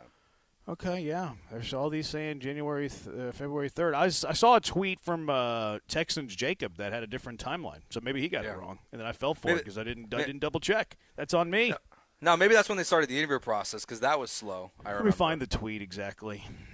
But yeah, I just think the OC thing is like if you had the right OC, it can help a lot. Oh, okay. I got it mixed up. It wasn't Texas Jacob. It was me. So Kubiak interviews the first time for the Seahawks job on January 14th. Now this was the benefit of him being fired while the playoffs were going on, right? Like Seahawks could have these interviews because they weren't playing football. So Kubiak interviewed with Seattle on January 14th. He interviewed for the Seahawks job for a second time on the 17th. The Texans fired Slowick on the 24th. And the Seahawks hired Kubiak on the 26th. Gotcha. Okay. So they were late to the game because they were still playing football, and Kubiak was off the market almost right away. I mean, the Texans would have had to act fast, which, again, maybe you can blame the Texans for that. So I got the timeline mixed up on the hiring. It was more the firing of Slowick being late and Kubiak's hire being pretty early. Yeah, if they would have known at the end of the season that they were going to fire Slowick, which I feel like they did, and they just didn't do it right away, like maybe they would have had a better chance at this, but – you know, look, if you have a different OC, maybe it is look that much different. I think to your point, it does show the importance of it, like what Kubiak can do. And I know people were down on him last year, but like the Saints were a mess. And I know 2 week sample size is not enough, but remember week 3 last year, we were all talking about Clint Kubiak as a head coach after the Saints scored 50 points in their first 2 games of the season. And like they were rolling, and then things go downhill. But like when Carr is your quarterback, and you're being forced to roll out Taysom Hill and things like that in there as well. Like what do you kind of expect. So they got it wrong. Like, they got it wrong. And I think the other thing, too, we can learn a little bit from the OC stuff is, in the Patriots are not running the Patriot system anymore.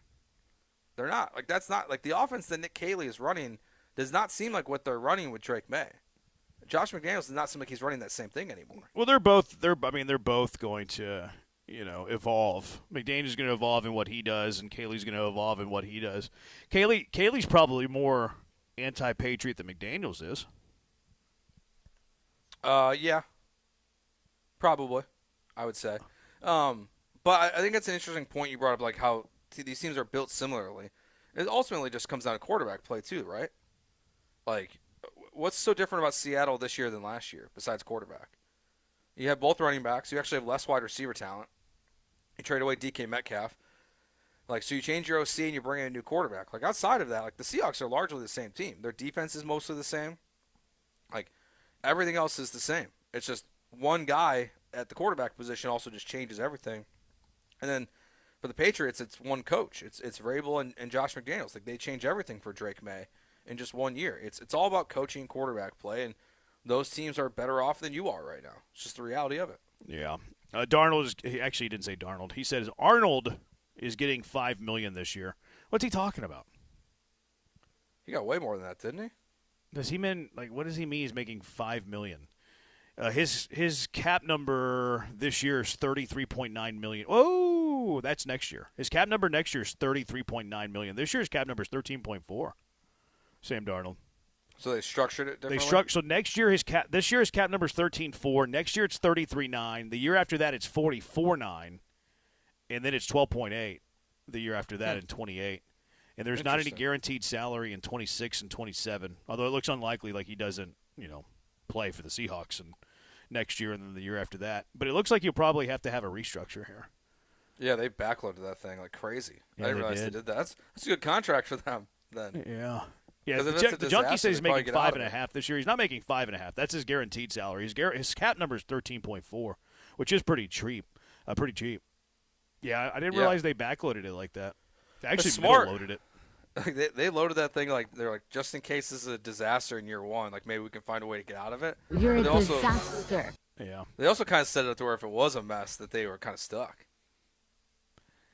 Yeah, I mean they could looking at his numbers. 33.9 next year. If they just cut him, they would save $8.3 million. Now, if they did it with a June 1st designation, it's $27.5.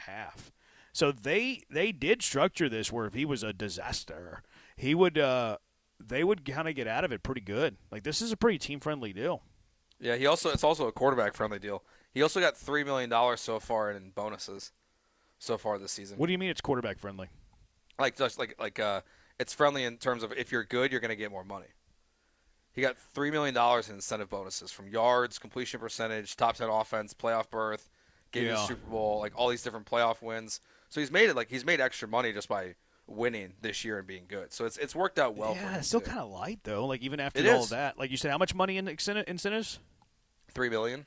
That's not a ton. So like his contract when he signed was for 33.5 average annual. So, like, get away from the escalators and de-escalators. It's just a 33.5 APY, which is pretty light. And, like, even if you put in the $3 million in incentives, that's still 36.5. Like, we're talking about Stroud signing for 55. Yeah. He's a Super Bowl quarterback, 36.5. And then Drake May is going to be top of the market. But Drake May's currently on that rookie contract. He's a year behind where Stroud's at, but better than Stroud. Definitely better than Stroud. I think it's not even close. Yeah. Texans need to cut down on penalties. I believe the backup for the Broncos gave them a better chance than CJ did. Jared Stidham ahead of CJ Stroud. That's what the text line has turned into, Joe. I mean, social media is roasting CJ Stroud. Yeah, he's being roasted. Every single time something bad happens in sports, CJ's face gets put on top of it now. I know. Yeah, it's bad. Who was the one that he looked like the other day? Oh, he got put in the Stidham jersey. C.J. Stroud did. Poor guy. I'm not sure he's ever going to recover from this. No, I don't know. Like it feels eerily similar to how we probably treated Sam Darnold when he was a Jet. Man, Sam Darnold threw 4 interceptions in a playoff loss last year. He did. So maybe there's hope for C.J. Stroud. Maybe he'll be the next Super Bowl going to quarterback that threw 4 interceptions the year prior. Okay, 713-780-3776. Games are going on in the NFL, but the off-season coaching carousel continued to churn. How about the Steelers going with Mike McCarthy? Slowick has a new OC gig, too.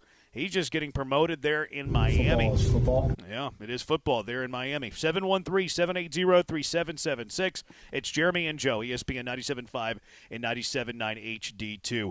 One more playoff game in pro sports. Football's biggest game is right around the corner. You can get in on all the action with Underdog right now in Texas. Not on Underdog yet? Then you're in luck because new customers score $75 in fantasy bonus entries when you make your first $5 fantasy entry. What a deal, right? You probably have lousy ways of spending $5. Stop at the C-store, go through the drive-thru. Who knows where you're spending your $5? But is there a better place than right now on Underdog? You can turn that $5 into $75 in fantasy bonus entries. What's not to like about that? We're going to be talking about Sam Darnold and his pick'em plays. We're going to be talking about Drake May and his pick'em plays. Stephon Diggs, too, former Houston Texan. And do you know what Underdog also opened up this over the weekend? Best balls. Best ball drafts are open. Sign up for Underdog, promo code KILLERB, KILLERB. I'll do a best ball draft with you. How does that sound? I've already done a few. I'm trying to get to 1,000 this year. Playing on Underdog is easy. Just head to the Underdog app, make picks on a player. If they'll go higher or lower on a bunch of different stats, touchdowns, rushing yards, receptions, sacks. Oh, they got it all. And if you get them right, you can win up to 5,000 times your cash. Plus, new promos dropping daily right in the Underdog app. So if you like making picks and winning money, then Underdog is the best place to be for the big game. They've had a ton. They're sending me notifications like every hour, it seems, with the great promos that they're dropping on that Underdog app. So what are you waiting for? Download the Underdog app right now. Use promo code KILLERB, KILLERB, to score $75 in fantasy bonus entries when you play your first $5 on fantasy. That's promo code KILLERB.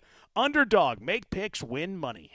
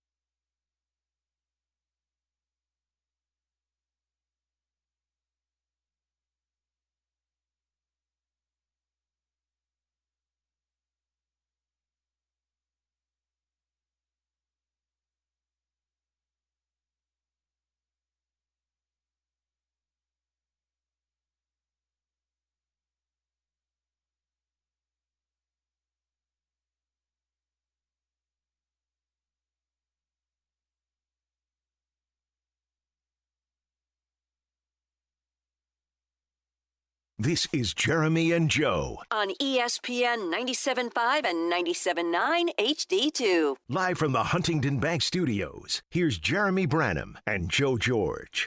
He's Joe. I'm Jeremy, the Huntington Bank bad boy. 713-780-ESPN. HRP listener line, 713-780-3776. Joe? Yes? Mike McCarthy to the Pittsburgh Steelers. What yins think? I mean, shocked. Shocked is the nicest way to put it. I cannot believe they made that hire. Like, this is – it just feels like so not Steelers. And maybe we've overblown the 4 coaches and, since, 1969 or whatever it is. I'm shocked by this one. I thought they were going to go young, find their next guy. This feels like a move that just keeps them in the exact same place they've been, which is no man's land. Like, you're not going to win a Super Bowl with Mike McCarthy.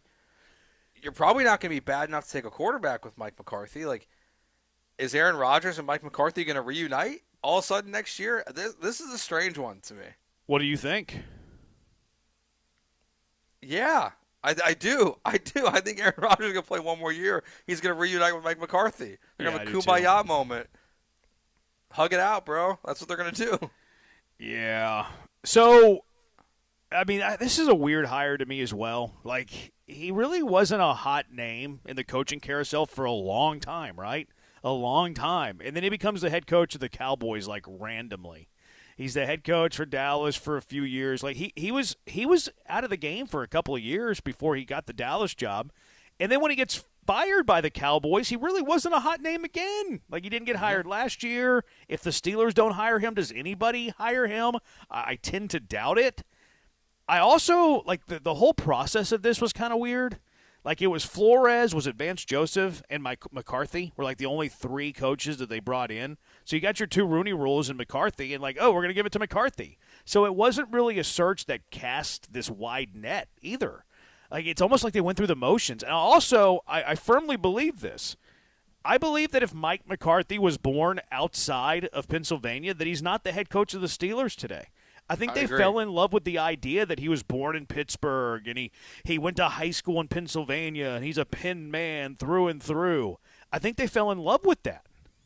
I think they did too. And, like, there was rumors that they were going to interview both Shieldhouse from the Rams and then someone else from there too. And it felt like those were, like, more in the mold of, like, a younger coach. I mean, Mike Tomlin was in his late 30s, early 30s. I guess like mid 30s when he got hired by the Steelers. This one just, if the only logical explanation is what you just said, is that they fell in love with the idea of bringing a Pittsburgh kid home to coach the Steelers. I don't know, like, what the rush to make this move was. And, yeah, I even think back to, like, how weird his introductory press conference was with the Cowboys when he lied about watching film and told Jerry Jones to his face that he had, like, broke down and watched all these Cowboys games. And he laughed it off. He's like, I didn't actually do that. And so this one feels like, to me, that it's by far the strangest hire this cycle, and it's going to be the worst one potentially. Yeah, it's odd, man. It is an like, odd hire. Is this a tank hire? No, I don't think. I know it's not. It's not the Steelers' MO to do that. The Steelers' MO is they hire a coach and he's there for ever. You know. Yeah.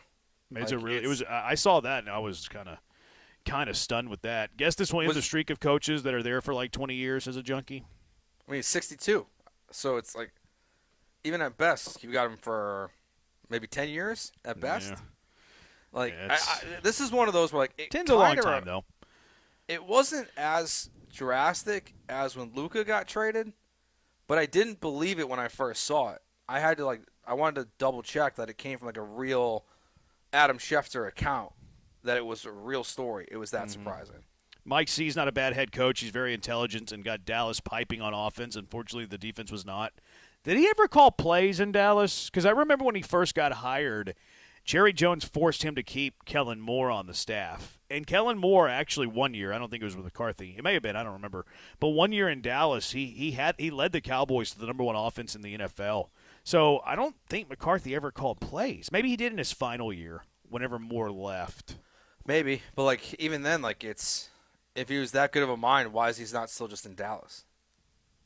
Okay, Brian didn't want to talk, but he texted us. Said McCarthy took it back when Kellen left.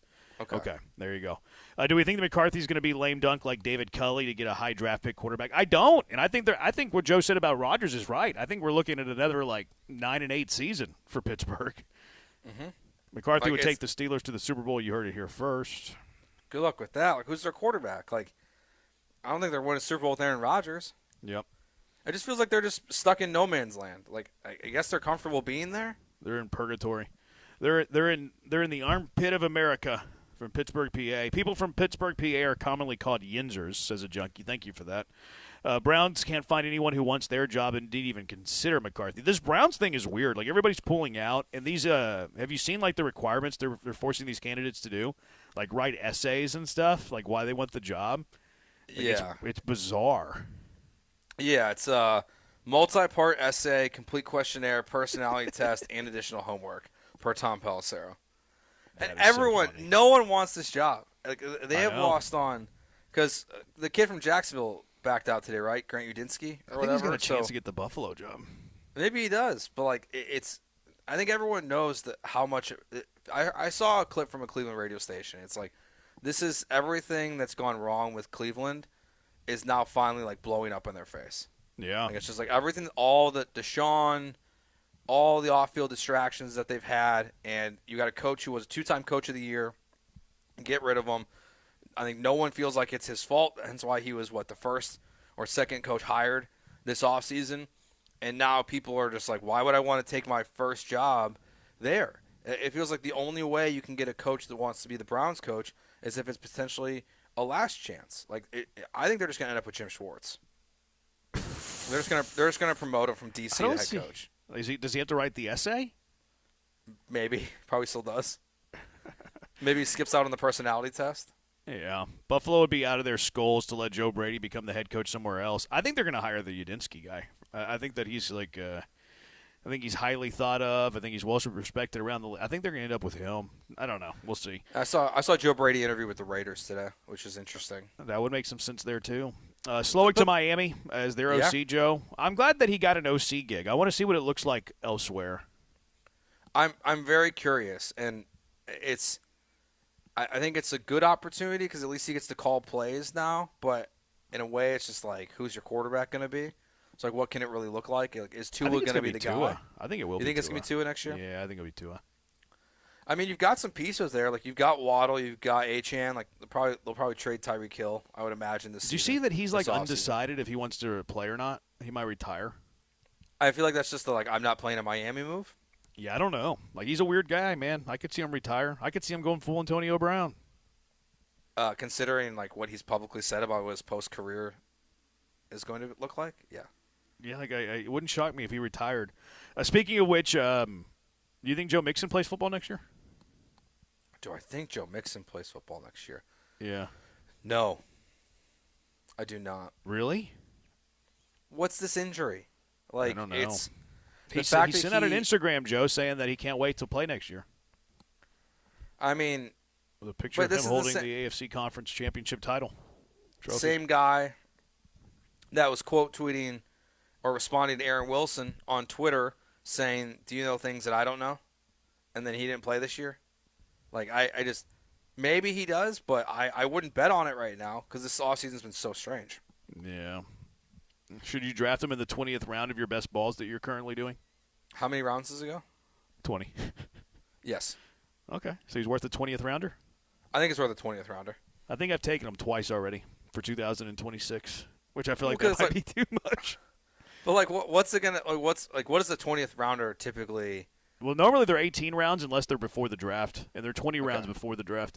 So then definitely. So usually I'm not drafting him as one of my top 5 running backs. He'd be my 6th running back at best. And he's in the likes of Trey Benson, terrible running backs. Ollie Gordon, in that tier. Yes. Then just on the off chance that he's healthy and he signs a $1 million contract with some team to come in and he shocks all of us next year, because I don't think it'll be the Texans, but I wouldn't bet on him playing next year at this point. Gannon's going to be the DC in Green Bay. I think it's a good hire. I think it's a good get for Green Bay. I think he's a good defensive coordinator. Yeah, I think it's a solid move for them. His best year was coming off of right after Fangio left Philly, I think it was, and then it kind of fell apart after that. But he got the job in Arizona, and I don't feel like their defense was ever really the reason why. Like it's one I wouldn't. It's a DC hire. Like this is a good move for them. Yeah, I believe I like the move. Arthur Smith's going to Ohio State. I thought this was kind of weird. Yeah, seems like a weird fit. It could be the most genius NIL move in the history of college football, though. Go on. I think his dad runs like FedEx, right? No, Ohio State's not hiring Arthur Smith so FedEx's dad can get it on the But NIL. just call him up like, hey, Dad, we need a quarterback. Can I get $5 million? Come on. I think it's a weird move. I thought Chip Kelly was just going to end up back there, but instead he's the OC at Northwestern. Jim Kelly? Chip Kelly, sorry. Oh, Chip. It's a weird one. Like I don't think Ohio State fans are thrilled necessarily. No. Yeah, it's a weird thing. McDermott's going to take a year off coaching, reportedly. I'm surprised there's not more interest in him. And then congratulations in order to Pro Bowler Shedeur Sanders, especially doing it in his rookie year, man. Like, that's impressive. Mm-hmm. That's impressive. Primetime junior, Pro Bowl. No one saw this coming. No one thought this would happen. Like, we're sitting there in the draft, like, where's he going to get drafted? He slides, and we're like, oh, he's going to be terrible. He's not going to play. Shedeur Sanders is literally a Pro Bowler in his rookie year. Israel was right. He was right all along about Shedeur. He made a Pro Bowl in his rookie year, Joe. He did. Congrats to him. Legit, man. It's legit for Shedeur. I applaud him. I tip my cap. Yeah. It's a good deal. All right, let's go out to the HRP listener line. Rudy, you're in with Jeremy and Joe. What's up, Rudy? Hey, guys. Enjoyed listening to your comments. I just wanted to get your take. I know you probably got a gazillion calls on C.J. Stroud, but, giving it some time to look at it from my perspective, can you have a serious discussion about the possibility of trading him? And with, the possibility, there's two tracks that are really legitimate trade targets. One is Joe Burrow, if he's willing to waive his no trade clause, or two with the Raiders to get Fernando Mendoza. Both excellent choices. And I think because this is a pivotal year, I've heard so much on social media about, oh, poor CJ and all this. Would they stop this poor whatever? Just take it from – it's a business. They always say it's a business. Well, his performance was – if you can rational – this is what I'll say. If the organization really wants a winner, then say, look, Caserio and D'Amico, if you believe in CJ, this is what I'm going to do. We'll let you start with CJ next year. But if it don't work out, you won't see the end of that next season, either one of you. So that means they put true skin in the game. If they're going to ride on this guy that most every expert doesn't believe in, I'll talk the two top quarterback experts, Troy Aikman, Kurt Warner, both said the same thing. They called the same two games in a row. You can't deny that. I mean, that's just – these are very good people that critique him, and if they can't pay attention to that, I'm saying, okay, as an owner, if you really believe in supporting the Texans fan, I'll let you ride with him. But if it don't work out, you will not see the end of that season, either one of them. Now go make your decision on C.J. Stroud. What do you think Rudy. about that? Yeah, thank you, Rudy, for the call. I think, look, if Joe Burrow was an option, you consider it. Like you not just consider it, like you go for it, right, Jeremy? Like there's not even a question. You try your hardest to make that happen if they're actually willing to move him. And there's a bunch of reports out this weekend about, what the Vikings are prepared to do, and it's J.J. McCarthy and Jonathan Grenard and multiple firsts for Joe Burrow, and like that's what they're going to try to do this offseason. I don't know if the Texans can do something similar, but if Joe Burrow's on the table, you have to do everything in your power to try to make that happen, no matter what you think of CJ, because he's not ever going to be as good as Joe Burrow. Yeah, I just really think that C.J. Stroud being traded is so unrealistic. Totally agree. Kind of hate even addressing it. If Burrow became available, I agree with you. Like, make it happen. Stroud, 3 firsts, Burrow, cool. But to me, it's so far-fetched that C.J. Stroud could be – they're not going to give up on Stroud. If a better quarterback became available, like could they do a Stafford-Goff type of trade? Sure. I don't think Burrow is going to be made available. Like I think it's much ado about nothing. They kept the coach that he wanted them to keep. And then secondly, the Texans aren't going to give up. They're not going to trade for another rookie quarterback.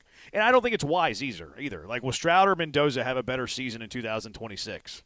C.J. Stroud will. Stroud will have a better year. Like, rookies have very little success in the NFL. And the guy who may have had the most success in the NFL, at least top 3 most success as a rookie, is literally C.J. Stroud. So I think it's unrealistic. Now, I understand the sentiment of like, man, this guy's just not any good. This guy's not going to ever get it done. I get it. I understand it. But because of the contract and where he's at, it's so far-fetched for me. I also think the idea of trading for Mendoza, because I don't think that's going to be the last time we hear about like that option. You know, if you're out on C.J. Stroud, part of that, I would say, is now the evaluation of the quarterback and if it was the right decision to take him or not. And that was done by Nick Caserio.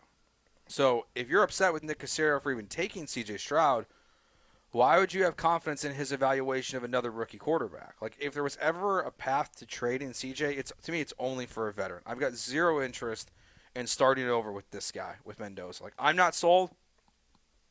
He could be really good, but, like, I'm not a full believer in him yet. So, like, if you're going to trade CJ for a rookie, I'm holding out for 27 and making a move next year and trying to do something like that. But also, like, if you want to trade him, he's also probably not worth the first pick in the draft. Yeah. But the Texans just aren't built for a rookie quarterback either, though. Like, yeah, they need to win now. This isn't the spot for a rookie QB. 713-780-ESPN. Let's go back out to the HRP listener line. Philip from the Woodlands is in with Jeremy and Joe. What's up, Philip from the Woodlands? Hey, guys. Just already in the draft mode. Curious what you guys think from a shopping list.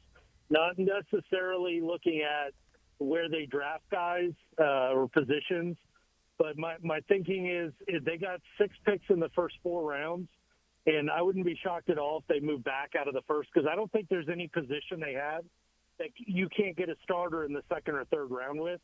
So a lot of interior offensive linemen, the top ones go in the bottom of the first, upper second. They might be looking safety for some more depth. Running backs are notoriously second through fourth rounders. So I think they could move back out of the first and pick up even a 7th pick in this draft in the first 4 rounds. But the way I look at it is I think it's up the middle. I think my shopping list would be I'm good with a combination of Titus and bringing back the big fella over there on the Trent Brown for right tackle, and then Ursery at left tackle, and bring back Ingram, and then replace center and guard. So you'd be looking to shop for center and guard.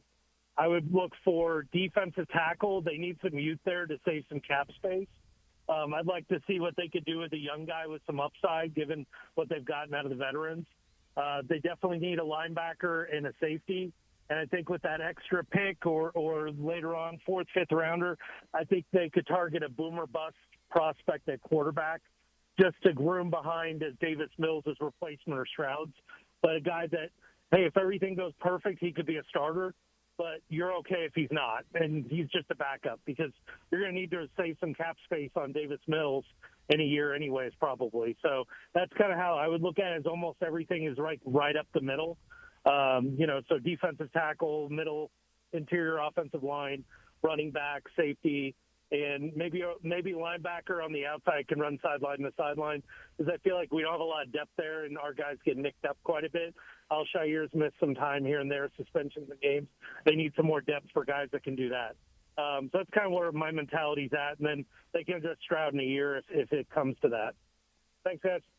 Thanks, Phil. Yeah, I think like those are the spots, like for the most part, in the draft that I think we'll be focusing in on. The other one I'll throw out there, like I still, Jeremy, I wonder about wide receiver. Like, you drafted Knoll, you didn't think he was really valuable in your offense this year. Like, you think wide receiver is a no? Yeah, I don't. You have under contract. You have Nico Collins. You have Xavier Hutchinson. You have Jaden Higgins. Or you have Jalen Knoll. You have Tank Dell. You have Justin Watson under contract.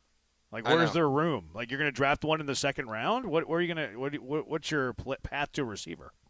I just if the board falls your way, man, like, and you like someone that falls in the first round or in that early second round, you want to add your wide receiver room. I feel like there was a lack of skill on the outside this year at the end, and I like Higgins. Like, I'm not like.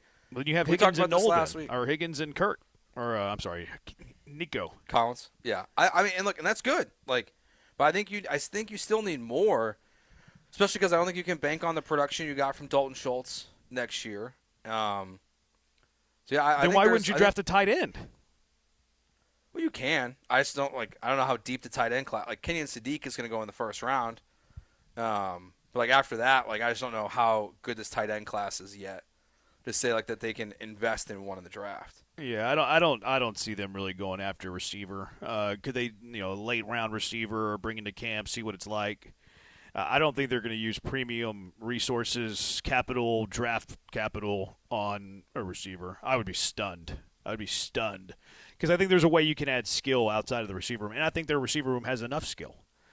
You need to develop the young players in Higgins and Knoll. Nico needs to just be Nico, and you hope that you get Tank Dell back at some decent level from where he was back, which I think is a little bit unrealistic because that injury was pretty severe.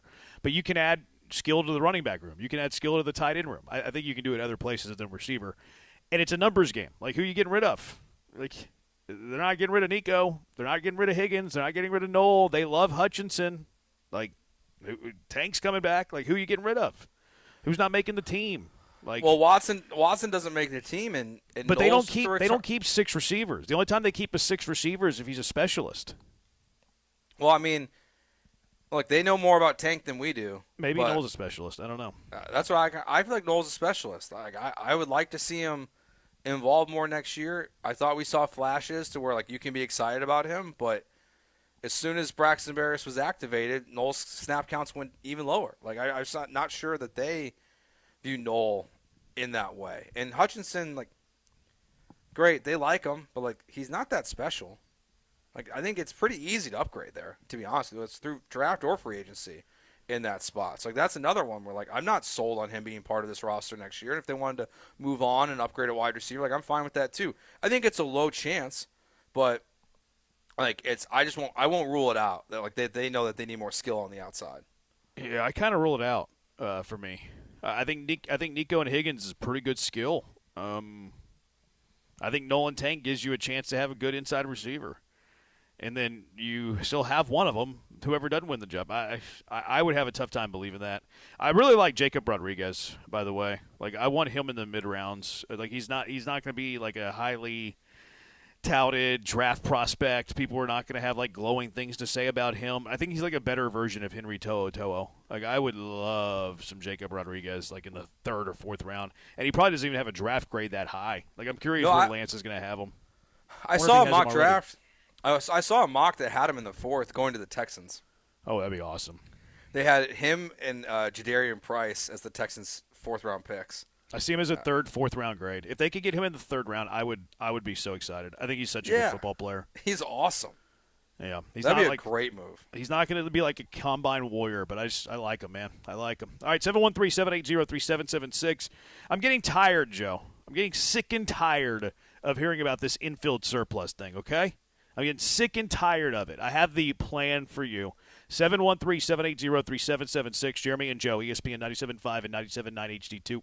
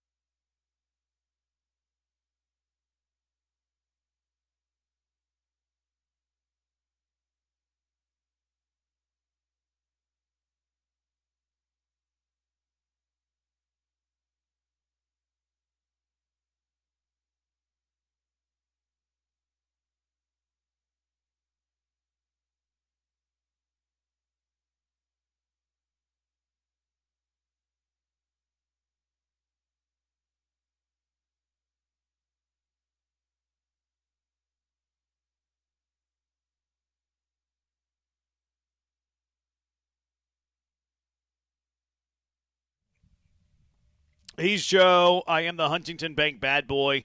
We had a junkie earlier. Let me find it. He said, the Huntington Bank bad boy, all capital letters, really? 3 question marks? Yeah. Really? Yes. So the people call me.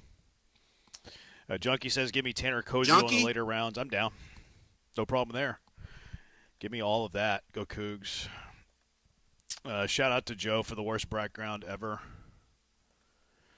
That's not a bad background. My background's way worse. My background's literally a wall in a bed.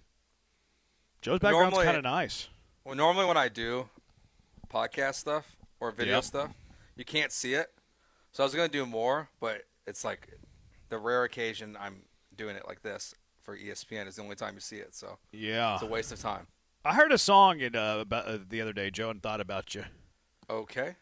It's this is it the End of Beginning song? I think it's End of Beginning. Yep. Where he's like, you can take the boy out of the city, but you can't take the city out of the boy. And then they talk about Chicago, and I'm like, that's Joe. Yes, I know that song. That's Joe. And then I heard another song where there's like squealing chickens. Okay. Like, oh, that's Brian. It's hard. I feel for Brian. I get laryngitis once or twice a year. It's awful. He's had twice in like a month. I know. It's weird how he got it, and then it went away, and then he got it back. That one's kind of odd. Makes me feel like there's something nefarious at play. He's dead. Now, laryngitis is the worst, man. It's not the worst. Let me take that back. It's far from the worst. There's a lot of things that are way worse. It just stinks for a few days. Yeah. Do you have any laryngitis tips that we can give to Brian? I've heard that drinking dip cans that are behind your right shoulder is very, very good. I don't think that's what that is. It helps you get your voice back. I don't think that's what that is. I like to do the hot teas with honey. That's what I do seems normally. to help me. Cough drops. Yeah, but once it's gone, it's gone. Like there's not reversing any of that course. No. Hydration, steroids, PEDs. And just hope it's gone for. Go to Tijuana. Go to Tijuana. They can help you out. A lot of stuff. I hope it's gone before you have like something important to do. Yeah. I've had to miss shows with laryngitis. Brian's in a position where he doesn't have to miss a show with laryngitis, which is good. But I've had to miss shows with laryngitis. Fortunately, I've never missed a game. Knock on wood. That would suck. All right, so this infield surplus thing, I'm starting to get annoyed by it, Joe. I feel like Chandler Rome's fear-mongering everybody and be like, oh, the Astros are having this earthquake and they can't survive. Like, no, bro, they just have an extra infielder. It's going to be okay. But he wrote an article after this Fan Fest thing. He said, insurance against injuries is necessary, and players will need an occasional off day, but finding everyday at-bats for all of Alvarez, Altuve, Walker, Paredes, Pena, and Correa feels impossible. Okay. I have the possibility here in just a second. He says they can't guarantee him, Isak, daily playing time only reflects the uncertainty around this roster construction. Fearmonger in here, Joe. We got a fearmonger on our hands. We got hot take Rome. Ever since he started this podcast, just hot takes. He's no longer just reporting on the news. He's got these spicy takes, and quite frankly, they're clown takes, bro. So I have a plan for you, and I think it's a very simple plan. I think it's a very easy plan, and I think that their words too, which I know you can't always take them for their word. But there's a lot of their words, like, Altuve's going to play some in left field, but most at second base. Jordan's going to play most at DH, but some at left field. Isak's going to take some ground balls at second to see how that goes. We want to rest these guys so they don't get hurt like they were hurt last year. Okay, like I've been able to put 2 and 2 together, deductive reasoning here, Joe, and I have the plan. You ready for the plan? Let me hear it. All right. First and foremost, what do you think the chances of Jose Altuve, Jordan Alvarez, Carlos Correa, Isak Paredes, Jeremy Pena, and Christian Walker making it through the whole season healthy? 0%. Okay. End of conversation. There you go. Injury insurance. There you go. If you have an infield surplus and one of those guys gets hurt, problem solved. But that's not what anybody wants to hear right now. I get it. So I played out the scenario, Joe, where all of these guys are healthy the whole year. Every single one of these guys completely healthy the whole year, and also they're all productive, right? Because if Christian Walker plays like the first half of Christian Walker last season, well, there goes the problem. Christian Walker just gets DFA'd like Jose Abreu got DFA'd, right? If he's so bad that you can't play, Isak Paredes, you're our new first baseman. Problem solved. So injury insurance, production insurance. So let's assume that you have a real problem. You don't have injuries to all these players. Sounds good to me. You don't have a production problem. Christian Walker finds the fountain of youth. Sounds good to me. So we're assuming that these guys are all healthy, and we're assuming that they're all productive all year, which both sound like miracles. But Jose Altuve's a little older now, right? Give him a day off once every 7 games. Have him play left field once every 7 games. So you're resting him, but you're also not playing him in left field that much, which is what you want to do and what they've said. Yordan Alvarez, we know that he can be a little injury-prone at times. Day off once every 7 games, play left field once every 7 games. Is that hard? Is that something? Do you have a problem with this yet? Nope, not at all. Okay. Carlos Correa, you get a day off once every 7 games. You've had injuries in your career. We want to keep you healthy. You get a day off once every 7 games. Jeremy Pena, last year's injuries fluke, but he still got hurt, got hit in the ribs, had an adductor strain that he couldn't play the final week or 2 of the season. I don't need you to get a rest every 7 games because you're young and you're shortstop and you're built like a Greek god. You can take a day off once every 20 games. Okay? No problem there. Christian Walker, you're older. You weren't that productive last year. We think you playing less will actually help you. You get a day off once every 5 games. Any issues so far? None. Okay. So if you do the math on that, Jeremy Pena gets 154 starts. Okay? That's pretty good. 8 days off, 154. That's still a good body of work. Jose Altuve and Yordan Alvarez get around 140 starts. Good number, especially for an older, Jose Altuve. This is starts, by the way. They can pinch hit in the other 22 games. But 140 starts-ish with 20 to 25 of them in left field. That's a small number. You can get away with that. Carlos Correa, 140-ish starts. That's fine for a third baseman in his 30s that's had injury problems. And Christian Walker, mid-30s, you get 130 starts. You know how many games that opens up for Isak Paredes? 150. Where is the surplus? Where is the issue? Where is the impossibility? Where is this bad roster construction? This is a clown take. This is fear-mongering at its best.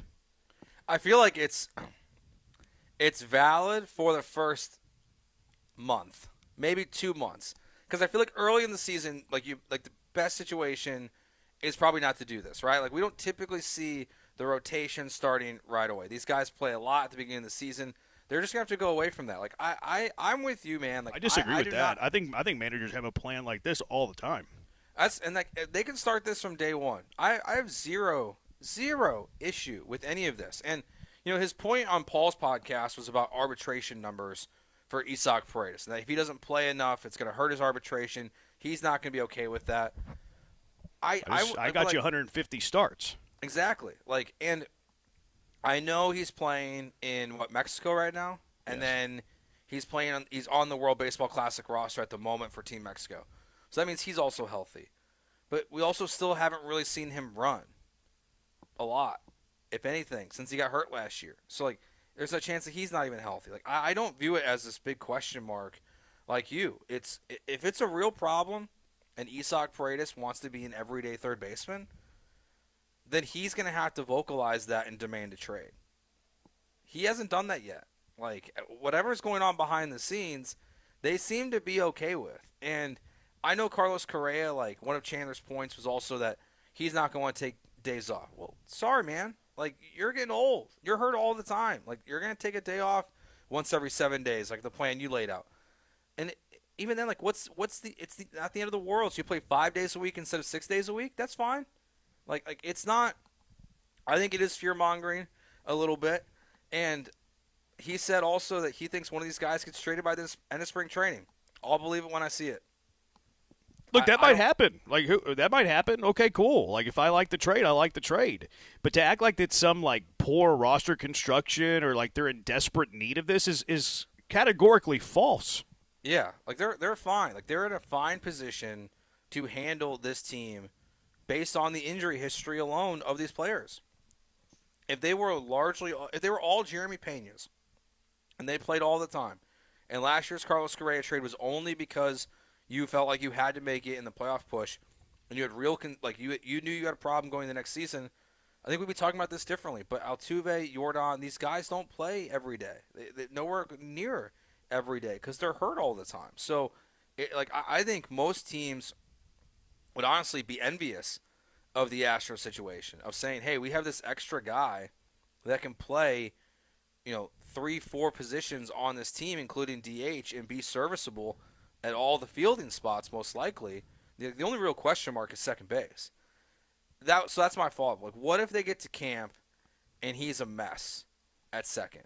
Does that change your thoughts on this at all if he can't really be a factor into Altuve's days off and that has to be someone else?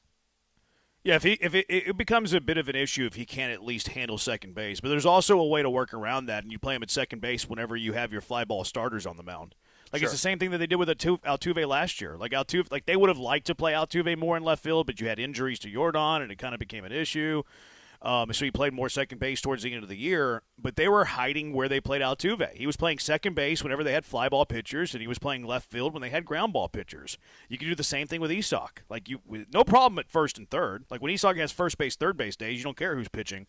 DH day, obviously, you don't care who's pitching. The few games where he plays at second, and in this model, 150 starts, the few games out of 150 where he's starting at second, not a lot, a few. Okay, well, you know who's pitching a week in advance. You make sure that he's playing second whenever you have your fly ball pitchers on the mound. Limit the exposure to ground balls. Limit the significance of having a good defensive second baseman because you have a fly ball starter. Like, it's not complicated. They act like it's some rocket science thing to have these guys who have to play multiple positions, or the manager's going to have unique lineups. It's 2026. These managers have 150 unique lineups a year. Why are we acting like the lineup that you put in on opening day is the lineup you're going to run out there 125 times? It is not. It is not. It doesn't happen that way. When was the last time the Astros have had fewer than 125 unique lineups? You'd have to go back to Phil Garner, probably. And also, what if they just play Jordan at left? They could do that. And here's the other thing about this, Joe. Everybody has a plan until they get punched in the face. The moment there's one injury, it all kind of fixes itself. But the moment you have one injury or one slump or a guy get hot, then you change the plan. They're constantly changing plans. We saw that last year. Altuve's a left fielder. Altuve's a second baseman. The plan consistently changes based on what you have available and the production of what you have available. The idea that this is some poor roster construct and they can't figure it out, I hate to say it, I don't want to be mean, is simply stupid. I drew up a very basic plan quickly, and you can alter based on that plan. And here's the other thing, Joe. If you had a must-win game and all of these guys are healthy, seems like a long shot. All these guys are producing well. Seems like a long shot. You know what else you can do? You can still play all 9. There's a way to get all 9 in the lineup. If you were playing in a must-win, game one, well, you don't have game 163 anymore. Let's say game 162 was a win or go home. You had to win it.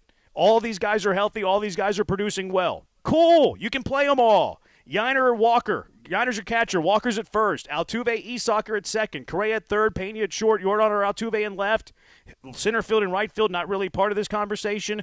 DH, whoever's left over. It's easy. This is simple. Why are we going nuts about this? It's because it's January 26th and there's nothing else to fearmonger about? Yeah, I don't know. Because it's even if the Astros, Jeremy, had if they had a for sure left fielder that wasn't a giant question mark, maybe this is a little bit of a different conversation, because then you don't have Altuve at bats in left field and Jordan playing left field. But because you don't have a true left fielder right now, Jesus Sanchez can play out there in your plan 5 days a week. Jordan can do it once, or every 7 games. Jordan can do it once, and Altuve can do it once, and you're fine. And and he doesn't. And Jesus Sanchez, then he can play in right field and give Cam Smith a day off. And he's still playing 6 out of 7 games. I'm with you 100%. Until the Astros make a move, simple. I don't. Yeah, and honestly, I think I have more questions about when they make this move, if they do. Yeah, look, and I'm not opposed to a move for what it's worth. If they traded Isak for Wilyer Abreu and a bunch of pitching arms, cool, that's fine. I'm not opposed to a trade. What I'm attacking here is the idea that it's some like roster improbability to make it work. It's simply not. Some layman like me just laid out a fine plan. Yeah, I agree. It's not hard to figure out. I think you're smarter than you give yourself credit for there. But to me, like, what's the rush even as the season starts? Okay, so let's say the season starts and your plan, you've got this plan, and you realize it's not working. You know, you like everyone's healthy. And the at-bats don't look good for Paredes because he's moving around the diamond. It's just not looking right. Okay, so then you make a move in season. Like give it a shot to see what it looks like in the regular season as you're healthy. Mm-hmm. And if it goes wrong, it goes wrong and you pivot. But there's no reason to me, unless you're getting a player you really like right now to solidify your outfield, to make a move right now. And even if you did, I don't mind the Dubon trade. I don't mind moving on from Urias. But if you trade Paredes away and Correa gets hurt, like Nick Allen is your third baseman. Cool. Bryce Matthews maybe. I don't know. It's probably Bryce. Like, or maybe probably Bryce. But like it's you're in worse shape. Like yes, your outfield's better off, I guess, if you get one of the Red Sox guys. But I would just keep it as is and just play it out and see how healthy these guys are. And I know someone texted in about the World Baseball Classic, how many guys are playing. Altuve was denied or asked not to play by the Astros. We know Correa said the same thing at FanFest this weekend. He's waiting to hear back from what the Astros want him to do. My guess is going to be not play. I don't think the Astros are going to have anyone playing at Dyken Park this year, frankly. Unless Hunter Brown surprises us and pitches for Team USA, but I don't think that's happening. No, that's the worst one. Yeah, so I think the Astros, in theory, should get to spring training healthy and figure it out. And I feel the same exact way about the rotation. It's going to play itself out. There's no need to worry about this surplus they have in the infield or in the rotation. It's going to play out. Someone's going to get hurt. It's just the reality of baseball. Everyone's so obsessed with here's my everyday lineup. Dude, that's a 1950 conversation. That is not the current times of baseball. Even the starting rotation's not. The Astros have talked openly, yeah, we're probably going to be in a six-man most of the year. People get so fixated with this is the way that it should be. It should be an everyday. These are the 9 you're running out there 125 times. Dustin brings up a good point on Twitter. Heck, why does Walker have to be the starting first baseman? I'm starting Paredes and letting Walker be the bench guy. I hear you on that, and I don't have too much of an argument or pushback. I do want to see what Walker looks like, though. Walker did have a good second half of the season last year. Flirted with an 800 OPS. I think he was hurt at the start of the last season, which hurt his numbers. But, hey, if he's bad in the first 2 months this year, okay, well, then he's coming off the bench. He's your glorified John Singleton. You might even DFA him. There's no guarantee that Christian Walker is going to be good from what we saw last year. Mm-hmm. I hope he's second-half Christian Walker and not first-half Walker, but, can I be 100% on that? Absolutely not. So this is having this many guys is, one, insurance for injury. It's insurance for lack of production. And if all those things hit, in the unlikely scenario where they do, well, there's still a path for plenty of playing time. And in games that you have to win, which when does that happen over 162 games? Maybe the last week. You can still get all 9 in the lineup. It's not a big deal. It's not. People are fear-mongering it. It drives me nuts. Have some clue. Have some feel. Have some sense. I think it's best case scenario is that we're getting to the playoffs and we're having to have discussions about everyone's healthy. What are you doing in the 8th inning when you want to substitute defensively, but Jordan's been at DH? You also don't want to take Paredes' bat out of the lineup, or Jordan was in left. You don't want to take Paredes' bat out of the lineup. You also probably don't want Altuve at second base at the end of games. Mm-hmm. You might not want Paredes there. It's Nick the Stick. Hopefully it's just a good problem to have. Well, that's what Nick the Stick's for, Joe. If you have a lead late in the game, I think that Nick Allen's a late-inning defensive replacement. Yeah. I think whoever's playing second base that day, what random game in May? You're up 4-2, 8th or 9th inning. Their spot just hits. You're not worried about it coming up in the next inning. If you replace them in the 8th, you're not worried about their bat coming up in the 9th because they just hit in the previous half inning or whatever. Nick Allen's your defensive replacement, and he's a good defender. He's a good defender. He's probably playing second. But, there you go. You can work your way around it. And here's the other thing. Again, I think this is a fine plan, and it's not going to be exact. Obviously, you're going to tinker as you go. But 154 starts for Pena, Altuve, Alvarez, 140 each, Correa, 140, Walker, 130, Isak, 150. The games that they are sitting, pretty nice luxury to have that bat off the bench. Pretty nice luxury, and they're still getting plenty of at-bats. There's nothing to worry about. There's nothing to fearmonger. They can still all play if they're healthy and productive. Let's stop being clowns with baseball takes because we started a new podcast. Just go report on stuff. You're a good reporter. Just report. Yep, Don't have I takes. agree. Your takes are trash. I'm with you. Like it would. So do you think there's going to be a trade? Like, what does your gut tell you about like how? My this gut plays tells out? me no. I'm with you. Like, I feel like they would have already made it. I think it's like 60-40 no. And if they make it, cool. That's fine, too. Like, I'm okay with them making a trade. This isn't anti-trade. But it's anti-stupid takes is what it is. Mm-hmm. Yeah, it's a wait and see a little bit of how this all plays out. But I struggle with seeing, like, a real negative to just keeping the roster as is. Yeah. I'm really, okay with the roster. Yeah. I don't mind where it's at. I really don't know like what the worst case scenario is that you don't have an answer for in anything. Like if you have, as you say, if Walker's bad, then he's just bad, and Paredes is your first baseman. Yep.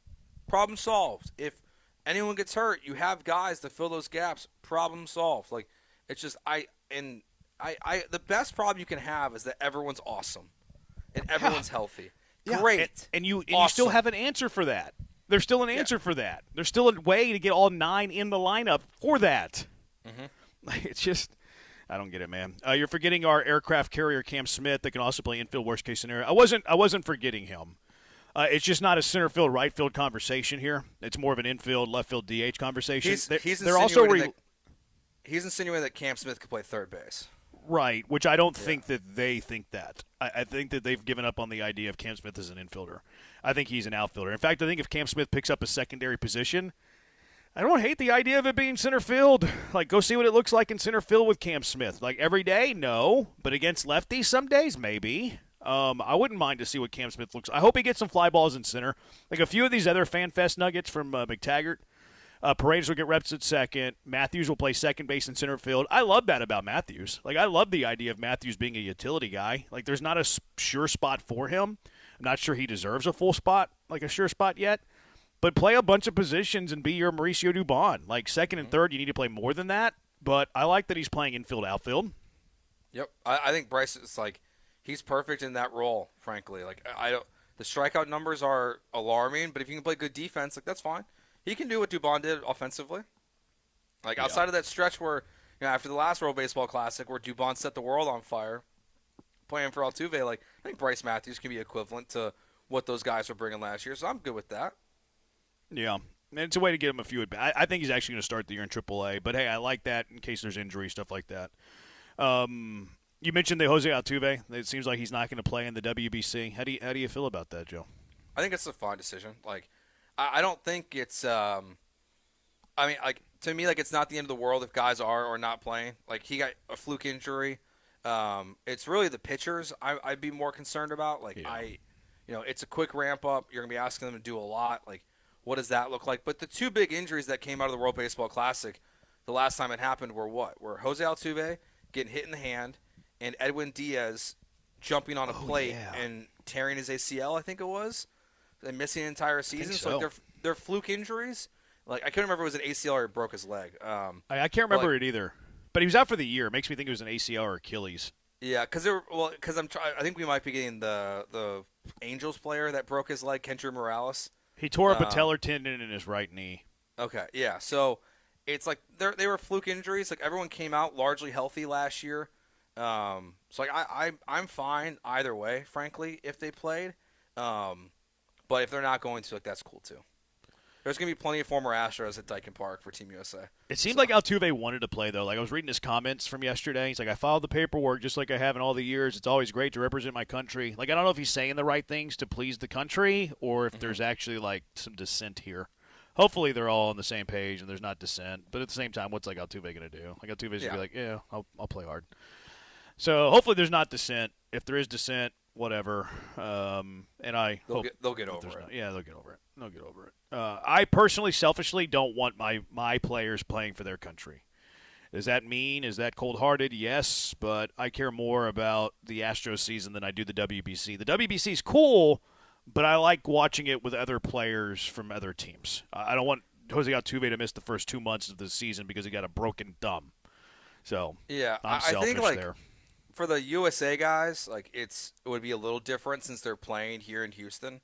Like it would be cool to see that, but I think Hunter Brown would be the only one that would qualify for the team, and there's been nothing on him for Team USA. I don't even think he was even asked about it at FanFest this weekend, or at least no one tweeted about it. But so I'm with you for the most part. Like it's cool they're playing. Like I'm like the other side of me, like the Cubs have like 6 guys playing. I'm freaking out. Like it could be a disaster. No one cares about the Cubs down here, Joe. I'm just saying, like, I would rather be the Astros and have no one playing than having 6 guys play. No one cares about the Cubs, Joe. Just make it a point. They don't care about the Cubs down here. 713-780. We do need Astros Con, though. I think that's something that needs to happen. They kind of do. Yeah, kind of do. FanFest is kind of Astro Con, isn't it? A little price difference is a little different, bit. But what it was cheaper or more expensive? I think it was like $2 to go to the Astros thing on Saturday. Oh, really? I think it was cheap. We pay you in $2 bills. All right, it was also freezing cold.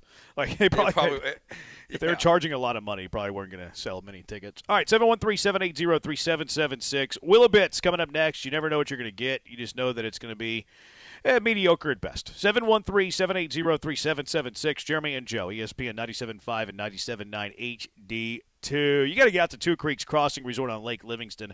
That's not average at best. That is awesome. You can escape the hustle and bustle of the job, stress, anxiety, whatever. Just get out there to Two Creeks Crossing Resort. You're going to have a great time. You and the family going to have a great time. Maybe it's just you. Maybe you want to escape the family. And you just want to get some peace and quiet, some rest and relaxation. Or maybe you want to send the missus away for a couple of days. Get her some rest and relaxation because you're a great guy and you're a good husband. Well, Two Creeks Crossing Resort is for you or maybe for her. Escape the city. Enjoy the relaxing, great outdoors. Book your stay, twocreekscrossingresort.com. Take advantage of this 40-20 discount through February. 40% off your stays, 20% off RV stays. If you already have your RV, they have the perfect RV hookup spots for you. They got glamping for you, cabins. We stayed in the treehouse when we went. The Branham boys, they loved the treehouse. They have the perfect stay for everybody. But it's only an hour and a half away from Houston. I mean, you're there in 90 minutes. You're going to be enjoying the open green spaces in no time. Wildlife, some of the best fishing in Texas, too. They got the two creeks that run alongside their property. Some good fishing. They got the catch and release pond in the middle of the property, which is a great way to teach the kiddos how to fish, teach them how to cast, teach them how to reel. As I mentioned, it's only 90 minutes away from Houston, so you can escape without traveling too far, hike on their 92 acres of property, do some kayaking. They got some pickleball courts for you, or just hang out at Swampers and have a cold one. Nothing wrong with that. Coming up in February, they got a Valentine's Day weekend, Friday and Saturday. Valentine's falls on Saturday this year. They always have food trucks out there, live music. Benny and Jesse on the 14th, the Mud Creek Revival on the 21st. Western Roundup weekend coming up in late February, and a Mardi Gras and gumbo cook-off. Man, what I would do for some gumbo right now. So Two Creeks Crossing Resort, always taking care of their visitors. Make sure you follow them on social, too. Giveaways from time to time. You might even win a free stay. Book that stay now, twocreekscrossingresort.com. That's twocreekscrossingresort.com.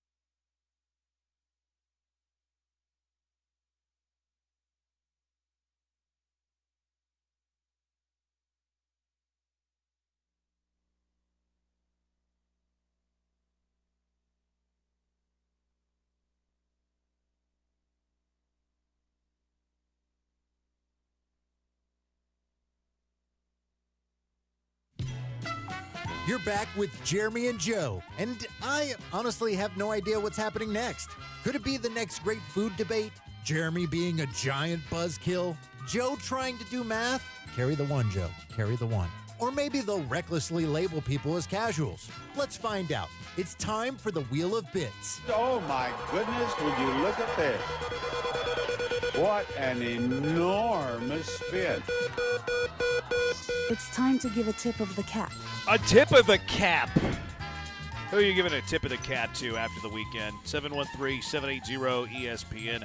HRP listener line, 713-780-3776. Joe, I'm giving a tip of the cap to the Alex Honnold guy.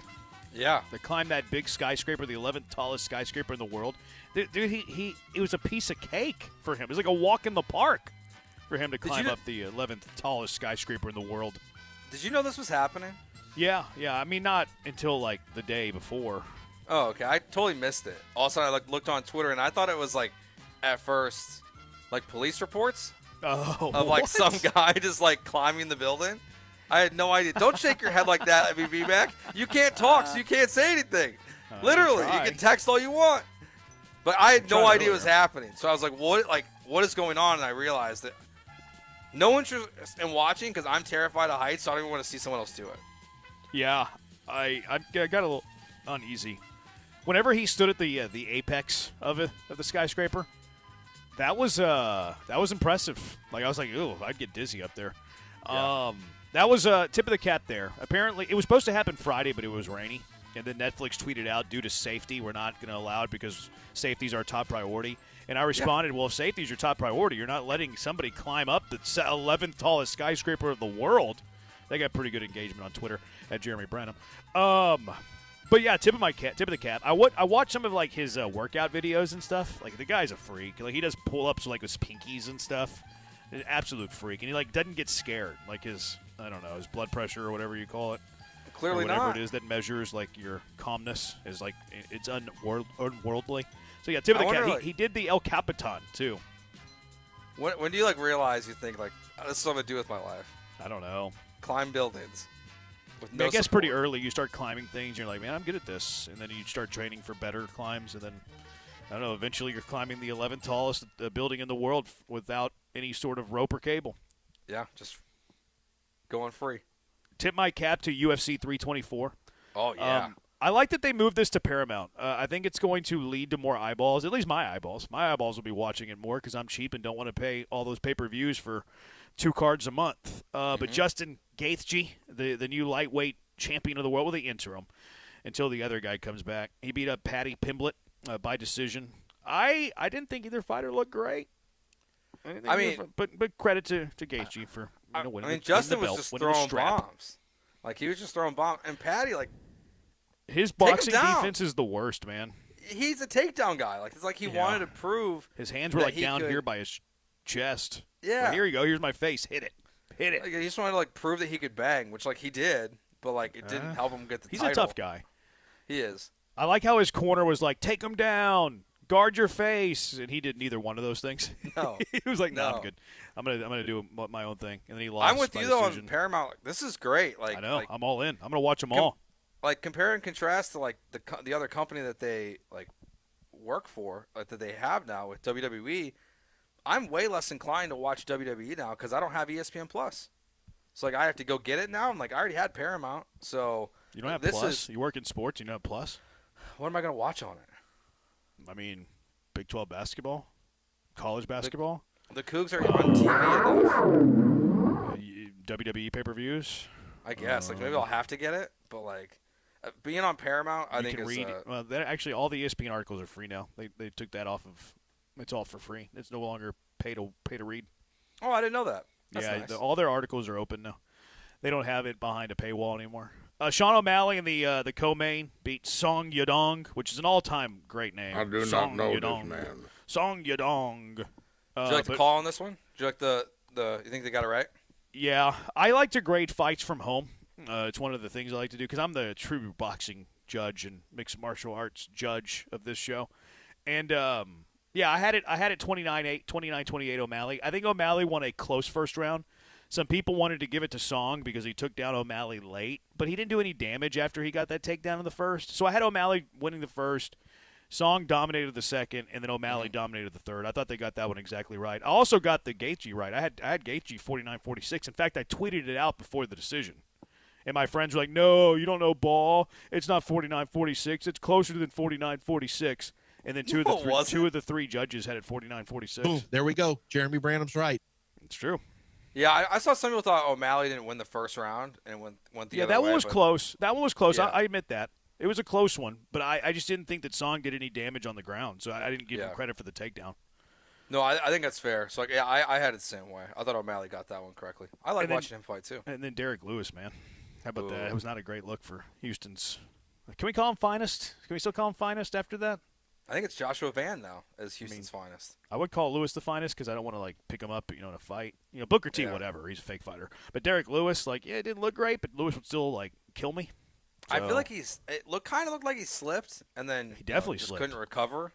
That was the other thing with Patty too. It kind of sucks that the big knockdown in the second round was an eye poke that cut him open. You could see it in real. I know the ref couldn't see it, but you could see it as he went down that his eye was hurting, and it cut him open. So I thought, I'm glad that they didn't have to intervene and call a no contest or anything like that, because I think they might have, honestly, if they would have saw in the moment that it was a finger poke. But for Derek Lewis, that was tough. That was a tough look. Yeah, for him. not a great one. Tip of the cap to Texas Tech. Tip of the cap. Good win for the Red Raiders on Saturday. Really good look for their fans showing up for game day, and then it was a sold out crowd. I was wondering how many people would get there with that weather. And I mean, pretty much every seat was full. Great environment in front of the USA United Supermarkets Arena, and then they won the game. So I have to tip your cap there. Hopefully we see that rematch again, and maybe in the national title game.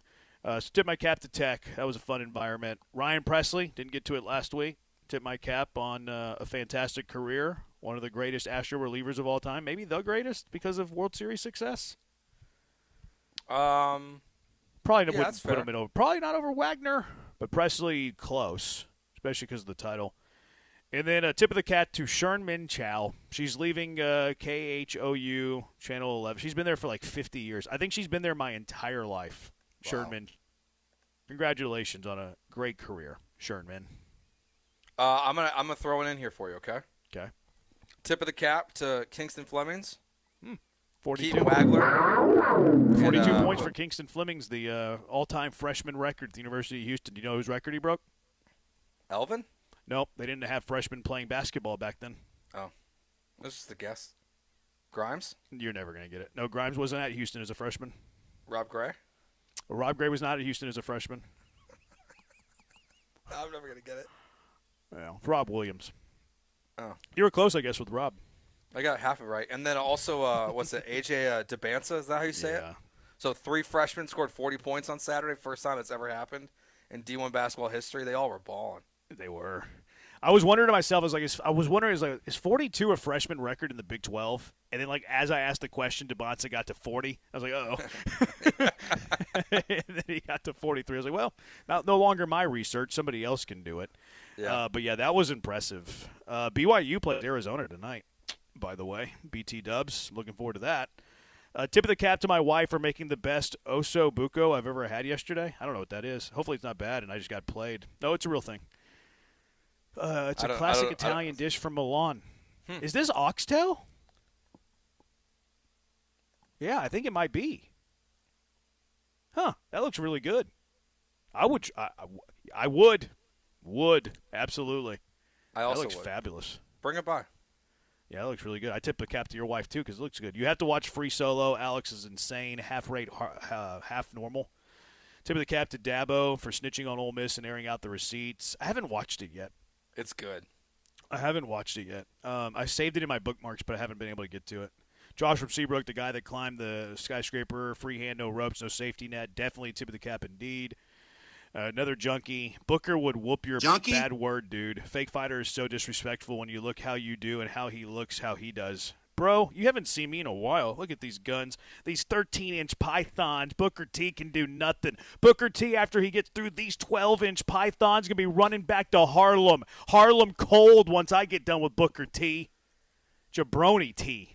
I think it's interesting they dropped from 13 to 12 inches in one promo, but good job. I saw you working out during one of the breaks. I work out. Me. What you gonna do, brother? What you gonna do, brother? When Branham puts the most electrifying move on Booker. Booker T's gonna try to hit the spinneroni and break his spine. That's what Booker T's gonna do. What would it take? Disrespectful to Booker T. He'd to whoop let Booker chop you. I've played golf with Booker T. Booker T couldn't drive the ball halfway of my drive. He got nothing on me. Branham would take Booker T to the, I don't know where I'd take him to the corner maybe, bang his head on the turnbuckle. What would it take take him back to let to Booker Harlem, show him some real heat? What would it take to let Booker chop you? A lot of money. Yeah, I'm willing to do business, but I'm not doing business for free. Let's say, is there a wager that we could do as a show? Like I do it for $100. We did these drink bets. $100. $100 you can chop me. I think we should just do something like one of our competitions that we do. No, I'm not doing that for free, bro. I'm willing to do business, but I'm not doing it for free.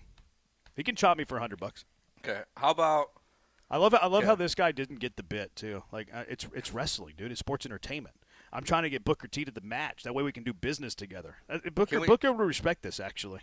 Can we find something where we each put $33 into a pot? Winner gets the $100 or the $99. I'll throw in the extra buck to make it $100, and loser gets chopped by Booker. Sure. Okay. Brian can't talk, so his answer is yes. Also, it's still real to me, damn it. This guy goes, it's so disrespectful. He got upset. He said $100. Do it. All right, send me the $100. Venmo, Jeremy-Branham. Send it my way, Jeremy-Branham. Tip of the cap to the blank hats who cleared out the grocery stores for a few balmy days, says St. Patrick. Yeah. That's okay, though. It's okay that it missed. All right, 713-780-ESPN. Who's your junkie of the day? 713-780-3776. I just saw Brian's. Who is your junkie of the day? 713-780-ESPN. Jeremy and Joe, ESPN 97.5 and 97.9 HD2. Monument Chevrolet, place that you need to buy your new vehicle. Monument Chevrolet, you know what makes them great? Their culture. Their culture is great. They have a great climate there. It's palpable the moment you step foot into their showroom, the moment you step foot on their lot. Massive lot, by the way. They have street names on their lot. It's so big. But one of the things I love about Monument Chevrolet, they take care of their salespeople. They give their salespeople more money than most places. They don't have the roster turnover of their salespeople because they take care of their salespeople. And if you're buying a vehicle, wouldn't you want to go to the place that has the best salespeople, that are honest with you, transparent with you? It's one of the values of Monument Chevrolet. They're not going to hassle you over pricing. You can trust Monument Chevrolet. That's why they're great to have on your side. Maybe one of your New Year's resolutions is to upgrade your ride. Monument Chevrolet, the place to do that, whether it's new, whether it's pre-owned, commercial fleet. They got the best commercial fleet in the game. They're offering exceptional deals on new vehicles. Tell them your budget, and they'll work hard to meet that budget. Whether you're looking for a durable, dependable Silverado, a compact, stylish Trax, Monument Chevrolet has the vehicle you want at the price you want. I'm currently driving an Equinox. I like the Equinox, too. It's not bad. But the vehicle of the week this week, of course it's the Silverado, the American classic. Durable, versatile, powerful, like me, not Booker T. It's available in multiple trim levels, including off-road trims, and now you can get one with a crazy low, get this, 1.9% APR for 60 months. Get yourself in a Silverado, the American classic, for an APR less than 2% for 60 months. What are you waiting for? Head over to Monument Chevrolet, Beltway 8225. Ask for GM Jeff. How many GMs are like, yeah, have them ask for me? Well, Jeff does, because Jeff is the best, and he's going to get you a fantastic deal at Monument Chevrolet. Chevrolet, together, let's drive.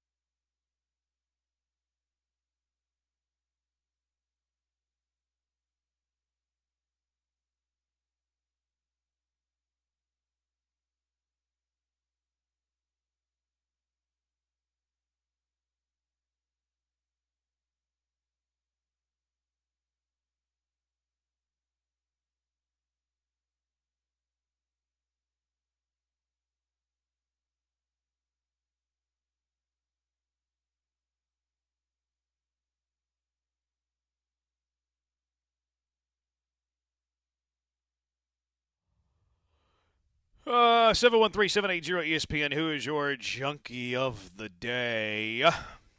Joe? Whatever integrity was left of the Pro Bowl, which there wasn't much left, but congratulations to Shore Sanders being a Pro Bowler, I guess. Also, shout out Kamar Lassiter and Kalen Bullock. They're not Pro Bowlers, too. Yeah. But what a joke this thing has become. Yeah, I saw somebody say this is like the worst Pro Bowl alternate ever. I'm like, bro, you forgot Tyler Huntley. But, yeah, pretty crazy. Did you see this middle school basketball fight? This is what I feel bad for Ryan. Listen to what happened to Ryan.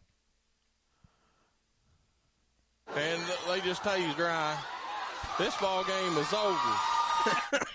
Usually you, hit a big shot or hit a home run. This ball game is over. No, they tased Ryan. Play it again, Brian. Ryan. I love the way you said and Ryan. They just tased Ryan. They just tased This Ryan. ball game is over.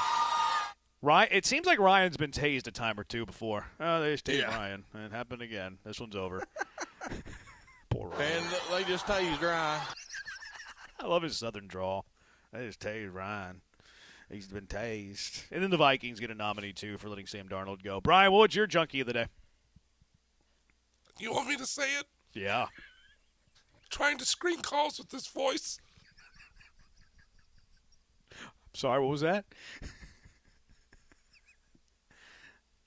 You're doing what? Damn you, Branham.